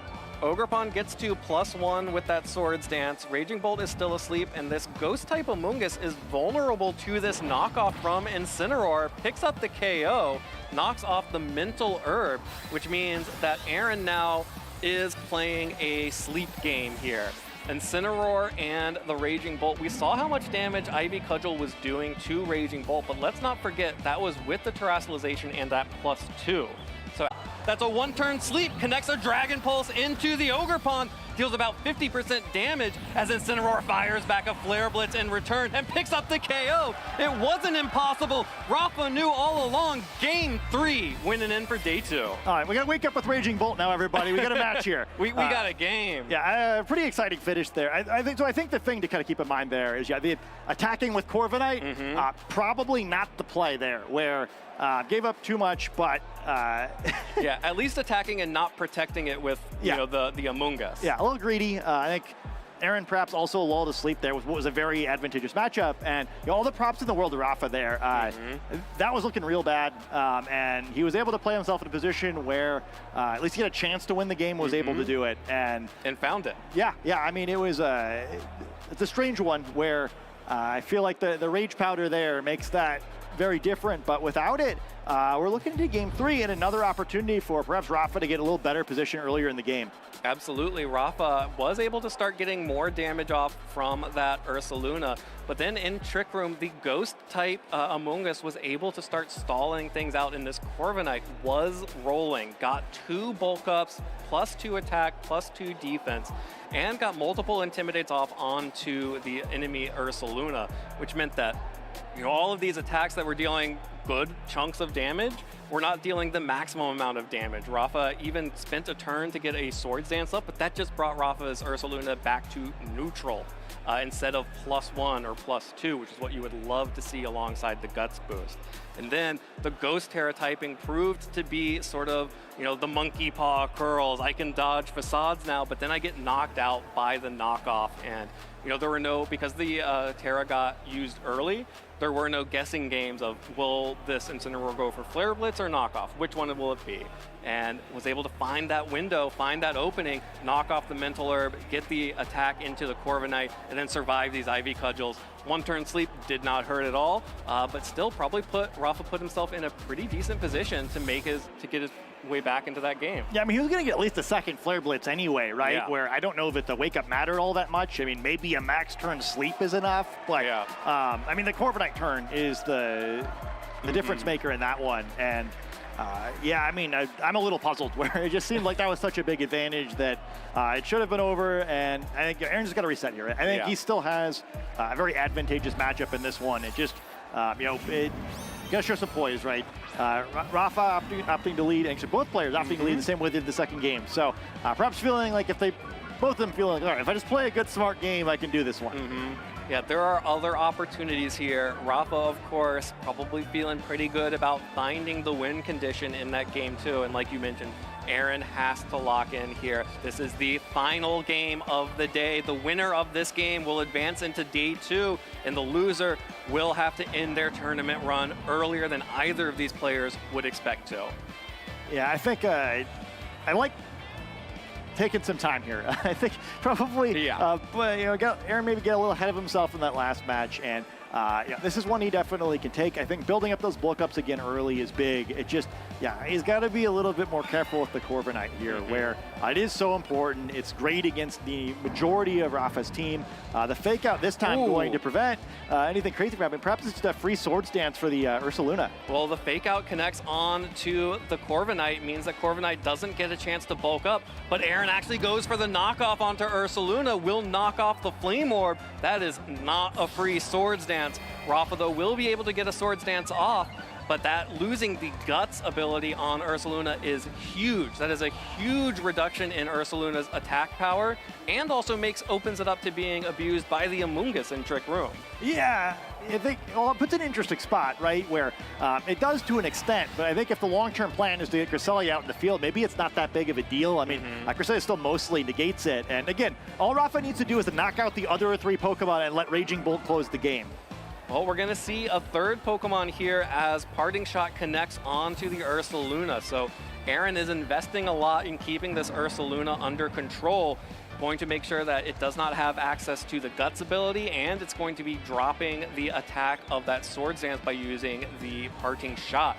Got a sneak peek of the final Pokemon, Aaron making some adjustments here, but that Raging Bolt is not going to love seeing Earthquakes coming out from the Ursaluna. This Among Us, however, it will happily take a U-turn from Rafa's Incineroar. And now Rafa gets to choose what Pokemon will come in. You have to imagine seeing the Among Us, it's going to be the reliable partner, Cresselia, coming out. Yeah, sort of an awkward turn order here, though. We'll see another Swords Dance for this Ursaluna. Gonna get its attack boost one way or another. Yeah, this is kind of a mirror of Game 1, where the Hearthflame Ogerpon on Aaron's side was able to start getting Swords Dances off, and Rafa wasn't able to control it because only having the Assault Vest meant that you would only get intimidates every other turn, versus Aaron has access to Parting Shot, which instead of now being at +4, it's now at +3, which is still scary. Yeah, sort of an interesting position now, though, because I assume on Rafa's side, maybe if you want it, you can go for the Protect Trick Room, get the turn order back in the right order for you. You're still Earthquaking against the Flying-type Pokemon, but you know, maybe you can pick up the Amoonguss and start moving from there. Yeah, and actually no access to Facade here means there is no real reason to worry to terrestrialize the Amoonguss. Instead, just going to switch it right back out and try to keep the Ursaluna under control. That's another Intimidate connecting with Ursaluna. But these Swords Dances are really powerful, and Ursaluna, like we mentioned, has no incentive to go for Facade because there is no burn, which means you are switching in a Fire type into a potential Earthquake from this Ursaluna. Brave Bird not enough to pick up the KO, and no residual damage coming out from the burn means that this Ursaluna is a little bit more healthy than usual, and the Helping Hand plus the Swords Dance plus the Earthquake on the Incineroar and the switch, and that is a one-hit KO. Rafa's Ursaluna has woken up. Yeah, I mean, no Flame Orb, no problem yet. A big knockout there. We've seen kind of the effectiveness of all this cycling, and Ursaluna is still in a position where it doesn't need to knock out every Pokemon of the team, right? Potentially looking pretty scary now. We're no longer able to be intimidated, and with the roster of Pokemon available, it's still pretty challenging to stop Ursaluna from maybe getting one more knockout, right? It's hard to get both. But you could, again, now that the Protect Trick Room play is still available, and then what does Corviknight's partner do while Ursaluna tries to take out that other Pokemon? Yeah, well, Ursaluna is still in range of a Brave Bird from Corviknight. That's always a possibility. And of course, Trick Room is a little bit less optimal for Rafa because the Flame Orb has been knocked off, which means there is no burn to prevent Spore. Which means if you do set up the Trick Room, Ursaluna would have to potentially waste a turn by being put to sleep, even with the Lunar Blessing. It would happen after the turn. Could be a little bit awkward, but here's a big Brave Bird to pick up the KO. Rafa just sacrificing Ursaluna here to the altar of Corviknight. Another Brave Bird connecting. Will pick up that KO. Cresselia goes for a Lunar Blessing, but there's nothing there. Hoping to maybe catch Aaron going for a Roost or another Bulk Up or another Switch, and another Poison from Sludge Bomb. Aaron's Amoonguss is trying to limit the effectiveness of this Cresselia. Something fierce. Yeah, I mean, that damage matters too, right? Where even if there isn't like a double target in this slot next turn, which seems very unlikely now that Raging Bolt has come out in the field, that damage is still going to chip away on the Cresselia potentially. It's fairly likely we will see a Brave Bird into that slot, and it's still going to add up where Cresselia probably only has a couple turns left, and I don't know if this Raging Bolt is going to be able to take down the Amoonguss fast enough, but sort of a fun exchange where which support Pokemon can enable their partner here the best. Well, here we are again in the same kind of situation as Game 2, where Amoonguss is able to protect Corviknight from Raging Bolt with the Rage Powder ability. But, we saw in Game 2 that Aaron was incredibly willing to just let Corviknight be open to a Thunderbolt. Yeah, I mean, and there's a chance at it again, although with the Roost here, not likely to be a one-hit KO even if he calls it. The Roost at least removing the flying typing, which means that this Amoonguss is just taking a critical hit Dragon Pulse. That's a lot of damage, and we know it's a mental herb, so will not actually be able to heal up any of that damage unless it switches out. Cresselia will go for Trick Room here, so making sure to switch the dimensions for these next 5 turns. As we have now the Raging Bolt being, the Amoonguss being the fastest thing on the field, then likely the Raging Bolt and likely the Cresselia and Corviknight. I mean, I think Rafa's really close to finding the window here, right? Really, it doesn't matter now that Amoonguss is slower than Raging Bolt because it's not going to knock it out, and a Lunar Blessing would enable Raging Bolt to wake up before it moves anyway, where the turn order is just so important for Cresselia against Amoonguss, and it's set up now in a way where Rafa is likely to gain a Pokemon advantage here. Yeah, Rafa is finding ways to poke holes in Aaron's team here.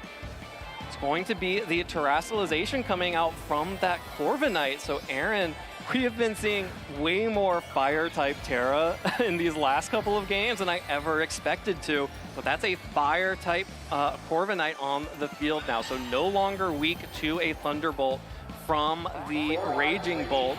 Another Pollen Puff into Cresselia, not enough to pick up the KO here, but Cresselia able to get a Lunar Blessing off to heal itself up, cover for any spores against the Raging Bolt, and also heal up a little bit of the Life Orb recoil damage that Raging Bolt has taken. There's a Thunderbolt into the Corviknight. That Terrestrialization not enough to pick up the KO, but that is still about 75% damage. This Brave Bird into Cresselia. Cresselia hangs on with 1 or 2 hit points. Recoil not enough to knock out the Corviknight as well, but this Cresselia is hanging on by the skin of its teeth. Oh, that's so pivotal, though. I mean, like, it really changes things. Where I think there would have been advantages and disadvantages to both players if that knockout occurs. And Incineroar doesn't get its free switch. Instead, now Cresselia being threatened by potential knockout from this Amoonguss, but if it goes for that option, then Raging Bolt can pick up a knockout in either of these Pokemon as well. A really tricky turn for both of these players, as could easily throw the tournament away. Remember, this is game 3. Both players are 6-2. A wrong decision here is going to knock one of these players out of a tournament. Absolutely incredibly tense turn. Our players have played 8 rounds of best of 3 Pokemon, all coming down to this decision on this turn of game 3. Aaron has opted to go for a Spore onto Raging Bolt, which puts Raging Bolt to sleep, but Cresselia goes for the Lunar Blessing. Cresselia is sticking around. It will heal itself. It will also wake Raging Bolt up. That means that this Raging Bolt gets to fire off an attack onto either one of these Pokemon, goes for the Dragon Pulse into the Amoonguss. That will pick up the KO on Amoonguss, and now Corviknight has the opportunity to deal some damage back. It has had multiple bulk ups, but it was not able to pick up the KO on Cresselia last time, but this time it does. Aaron finally knocks that Pokemon out, which means Rafa is down to his final 2 Pokemon, Assault Vest, Incineroar, and now the final Pokemon is revealed from Aaron Brock. It is Assault Vest Raging Bolt. And just 6 HP remaining for that Corviknight. Much simpler game if that is a knockout. Instead, Raging Bolt is going to need to try to find a way to pick up this knockout. Also, because Corviknight was able to survive, able to reflect that Intimidate back to the Incineroar, was already going to struggle to deal too much damage to this Raging Bolt. And a really interesting spot. You'd assume the Raging Bolt on Rafa's side is slower, giving the respective team compositions, and it's really an interesting spot now. Do you maybe go for perhaps like a cheeky knockoff from Incineroar onto the opposing Raging Bolt to get rid of that Assault Vest, maybe? It's definitely an option, but instead going for the fake out onto Raging Bolt. Of course, Raging Bolt on Aaron's side, unable to protect. So Rafa going for perhaps the safer play there just to get the Corviknight off the field. Say, hey, let's all take a moment. Let's step back. Let's breathe. You don't move, I'm getting the Corviknight off the field, and now we can have, a nice, civilized Incineroar Raging Bolt versus Raging Bolt. And there's still more Trick Room remaining, so yeah, I think probably we see that turn now. Rafa just absolutely seemed like he was buried in this set, but could he be taking this one? Oh, the knockoff knocks off the Assault Vest. This is a Dragon Pulse from a Life Orb Raging Bolt. Lost the Assault Vest, picks up the KO! Rafa, hometown hero! Rafael Bagheera will advance to day 2, 2-1 over Aaron Brock in one of the tightest, most exciting best of 3 matches of the day. Yeah, I mean, you have to respect his determination, right? It looked so bad till about halfway through game 2. I think even then, it just seemed like it was such a tough spot, but he didn't give up on the game. He kept pulling all the advantages back he could and was able to get in a position where, he had one big turn in that second game, was able to turn things around. And then I think in that third game, with it more neutral, again, he was able to keep a good enough position, able to pull that victory in. Oh man, I just really respect it too. He really shows what he's learned for years of competing, where it would have been so easy to kind of just throw in the towel, I think, in that set. But, absolutely. Wow, what an impressive performance. Wow, we were truly blessed with 2 incredible matches here in round 9. And congratulations to Rafael Bagheera and to Raghav Malavia for making it into day 2 off of those 2 impressive victories. This game 3 was incredible. Entirely different from both of the games came before. Ursaluna was able to start getting those Swords dances off did lose the Flame Orb, crucially, so was not able to get access to Facade for the biggest possible damage, and this Corviknight was coming so close to dealing the crucial damage that it needed to pick up KOs onto both the Cresselia and the Ursaluna, but wasn't quite able to close the deal and finish it off. But you know who could? Ursaluna with those Earthquakes. And really seeing Ursaluna's power here, right? Where despite not having that Flame Orb, kind of the whole thing the moveset's built around, able to pick up that big knockout with the help of the helping hand from Cresselia, and then Amoonguss doing its best there to battle Amoonguss back, tried getting its so second hard. first Sludge Bomb poison of the set, but wasn't enough. Nice critical hit there. I don't know how much that one mattered, but yeah, it was so tight the whole way through. Corviknight just firing Bravebird after so Bravebird, close. but Cresselia hanging on, trained with trust and love there, and able to help close this one out. You see the power of Lunar Blessing. You know, Cresselia, that unique move, really strong against the opposing Amoonguss, and you know, I know you predicted because Amoonguss is so powerful, but the most direct counter in the game perhaps to Amoonguss's tricks there. Yeah, the safety goggles, Cresselia with Lunar Blessing, basically shutting down Amoonguss, which is an important addition to this team. You know, people think about Cresselia and Ursaluna as partners just because of Levitate and the ability to dodge Earthquakes, but also being able to protect Amoonguss, protect your team, the rest of your Pokemon from Amoonguss is a critical part of that as well, and we saw how important that was. Rafa deserved pop-off there as he is headed to day 2. Yeah, I'm really impressed. Obviously, I gave up on game 2 a little bit too quickly there, and I'm really glad he didn't. Like I said, I think a lot of players kind of would have just realized this is a ridiculous deficit, right? Like, this is probably not going to happen. And yeah, I mean, if you want to win tournaments, you can't give up on sets, right? Yeah. I think it's just so important. Like, okay, well, the best thing I can do is play to my outs here, right? Even if the odds aren't in my favor, I need to do everything I can either to give my opponent a chance to make a mistake, or maybe I get a roll in my favor. He kept himself in it. I think he was definitely like one bad trade away from losing the game, and it just never happened.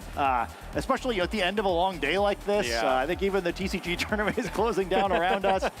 Really impressive run by him. Yeah, absolutely, and it's worth noting that Aaron was, you know, pretty close to taking that game 3 as well. You know, if we were maybe one turn further into Trick Room, Aaron had more outs there, and just that game, that whole set was so close throughout it, and major props to Rafa for finding the win condition in that game too. You're right, I was over here like, all right, here we go, 2-0, let's go get some dinner, but then Rafa found the win condition, managed to sneak a Thunderbolt through Amoonguss into the Corviknight, and took control of game 2, and then it seemed like Rafa just had Aaron in his sights, was ready for it. It all came down to some really tense decisions in that game 3, and it was Rafa who still had the stamina, still had the energy to make those calls. Yeah, it's Raging Bull who had that good eat and kept finding those holes, got those clutch knockouts, and wow, what a set that turned out to be. All right, well, let's go ahead and toss it down to Gabby to hear from the man himself, Rafael Baguera, who is our newest addition to the Day 2 squad. Thank you so much, Evan. Rafa, congratulations on your win. Congratulations on making day 2. How does it feel? It feels amazing. This regional means a lot to me just because it's my hometown. So, you know, it feels good to represent, so. Yeah, and represent you did. I mean, that was such a crazy set. It felt like every game was very close. I want to go back to game number 1. You know, when you saw the lead, when you saw the Corviknight, what were you thinking? I was okay facing off against Corviknight just because I know that my Raging Bolt pins it, and if he tears out of the electric weakness, that means I can Earthquake with Ursaluna. So there wasn't like one specific Pokemon that I was afraid of. It was just a matter of getting all my Pokemon into position. Yeah, and it seemed like it was a little bit of a struggle to get that positioning. And in game number 2, it got really close at the end. You know, Raging Bolt waking up in the nick of time. Were you nervous at that point? Did you think that, oh man, you know, maybe it just wasn't going to work out? I mean, in that position, I thought I had the game won anyway, just because he couldn't break through the Incineroar, and that could 2-hit KO with Flare Blitz. But I mean, yeah, it was. At that point, I thought it was fine. But before that position, I thought I might have lost. I just had to play out, so. Why did you decide to lead the same lead all 3 games? I switched it up games 2 and 3 just because right. In game 1, he caught my Ursaluna coming in and he spored that slot, which made it really difficult to actually make progress. So in games 2 and 3, I wanted to lead it even in the face of Corviknight just because I knew I needed to get my Flame Orb activated right away. Yeah, and in when I think it was game 3 as well, you lost the Flame Orb pretty early on. Did that worry you at all? Yeah, it was terrible just because he could spore my Ursaluna and it means I don't get my boost. And like he led the same thing in game 2 and he did he made a different play then, so I thought I was safe to just Sword Stance, but he made a good adjustment. Nice. Well, now that you're locked into day 2, what's your plan for tonight? Are you going to practice, study? I'm just going to go to bed. It's been a long day. I'm tired, so get dinner and go to bed. Yeah, I know. It's been a very long day, so we won't keep you here for too long. Do you have any shout-outs you want to give? Shout out to Tub, shout out to PNW. I'll have more for tomorrow, so thank you. All right, well, sounds good. Have a great night, Rafa. Thank you so much for joining us, and casters, right back to you. All right, thank you. Congratulations, Rafa, for advancing into day 2 here at the Vancouver Regional Championships. And wow, what a way to go out for this tournament. We've had 2 incredible round 9 matches. Congratulations to Raghav and Rafa for making it into day 2. Of course, defeating Gio Costa and Aaron Brock, respectively. 2 players who have made it all the way to top 4. Of course, Gio defending regional champion. We said it at the start, this has been the densest in terms of talent regional championship we've had thus far, I think, and all of these matches today have proven it. Yeah, I think that the 6-2 field just seems so brutal where I think several of the matches off stream too are just like matches between 2 fantastic players, and somebody's got to lose. And I guess if nothing else, it really reinforced the importance of having a good start to your day, because you don't want to win this matchup to begin with. But man, both the players we saw on stream just clutched it out so well there, where both in positions where it would have been easy to lose the match, but they were poised, they stuck with it, and I'm really excited to see how they do tomorrow, where it's harder to start at 7-2 than it is 9-0 or 8-1 or whatever, but these players have proven they don't have any quit in them. Yeah, they have no quit in them to speak of. Well, but that is going to be us quitting day 1. But let's take a look back to see how our players got here. These are the most popular Pokemon that they had to get through. And I am here to officially apologize to Raging Bolt. Raging Bolt looked good today. It's a Pokemon I didn't believe in. I still don't think I believe in the Calm Mind set or a Booster Energy set, but now that we've shifted over into the Assault Vest set and this Life Orb that Raphael was running on his Raging Bolt, I'm a believer. Yeah, I liked the Life Orb set a lot. I hadn't seen a whole lot of that in tournament play, but I really saw its effectiveness there, at least when I was allowed to hold on to it. And I think that kind of like that group of 4 Pokemon to me, from Incineroar down to Rillaboom, looked really good today. Yeah. I gotta say, Fluttermane did not look as good as its usage, and I would not be surprised if we see far less of it on the usage stats tomorrow, where we saw it in quite a few matches, but it didn't really do anything in most of them.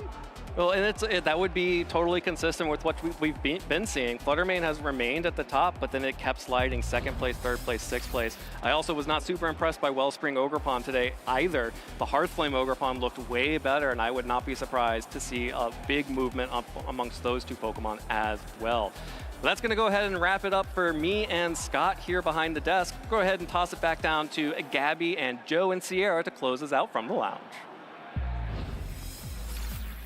Thank you so much, Evan. I am here with Joe and Sierra, and what a crazy day 1 of competition it has been. What has been your favorite moment so far?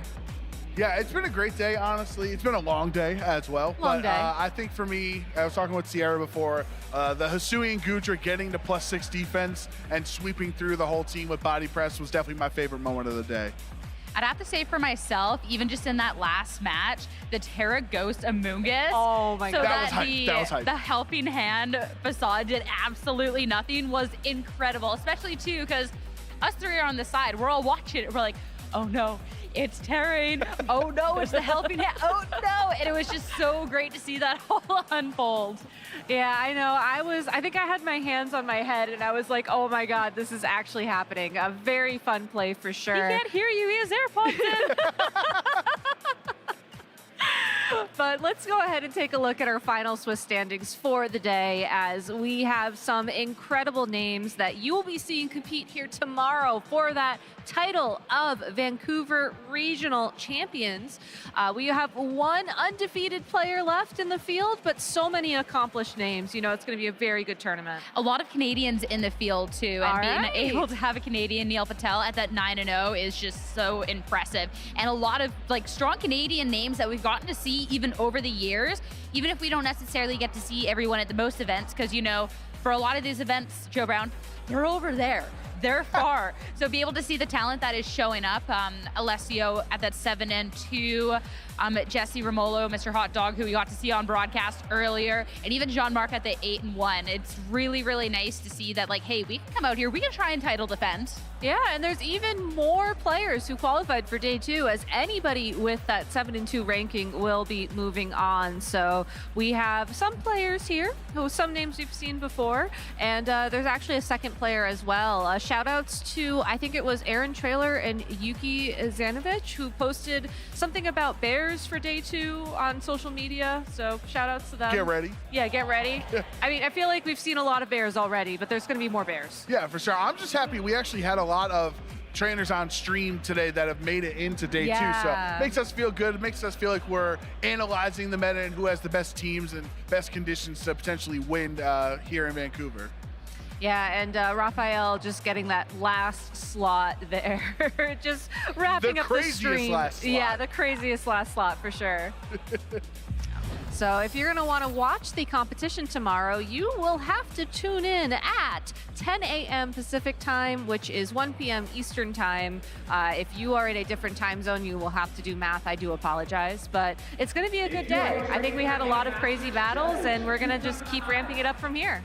All of our internal clocks, we're all 3 hours behind. It's basically bedtime if we were East Coast gamers right now. Yeah. That's how it works. Yeah. Yes, That's that how is time indeed works. how it works. But no, I'm really excited for day 2 here. I think we've gotten to see a lot of really fun teams and a lot of really great plays. And it's only going to get amplified in day 2. Like, let's be real.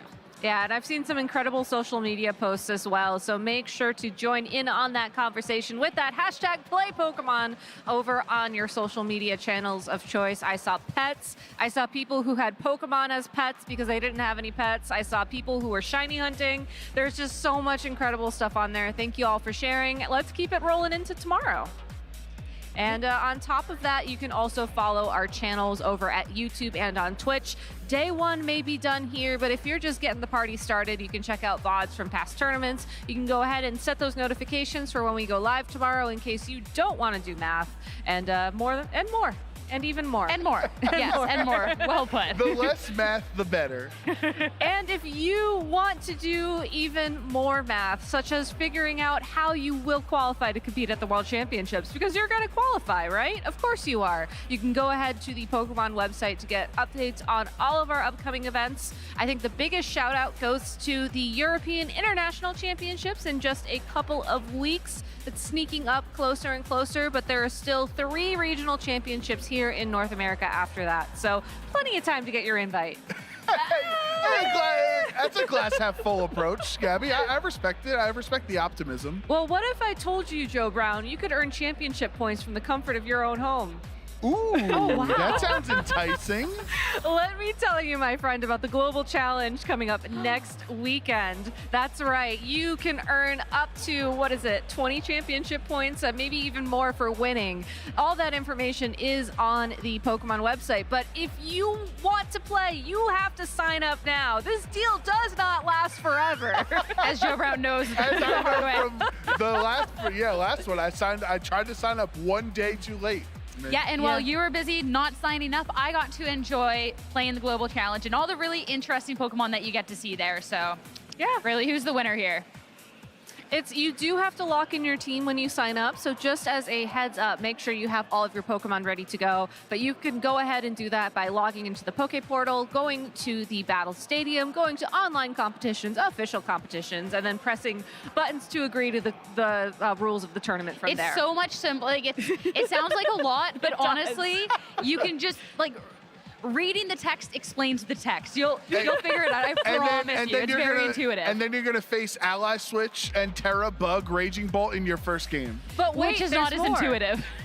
But wait, there's more. If you complete 3 games, you also get a lovely participation prize. I believe last time it was 100,000 LP. Do you know how many bottle caps you can buy with that? 10. How many vitamins? I think the quick math on that one. Enough. So yeah, make sure to check that out in game. I know that we're kind of making fun of it a little bit, but it really is a great way to practice VGC from the comfort of your own home. So definitely sign up if you can. If not, we'll remind you tomorrow. Don't worry. So yeah, I think that's it for us here today. Thank you all so much for watching, and we will see you bright and early tomorrow.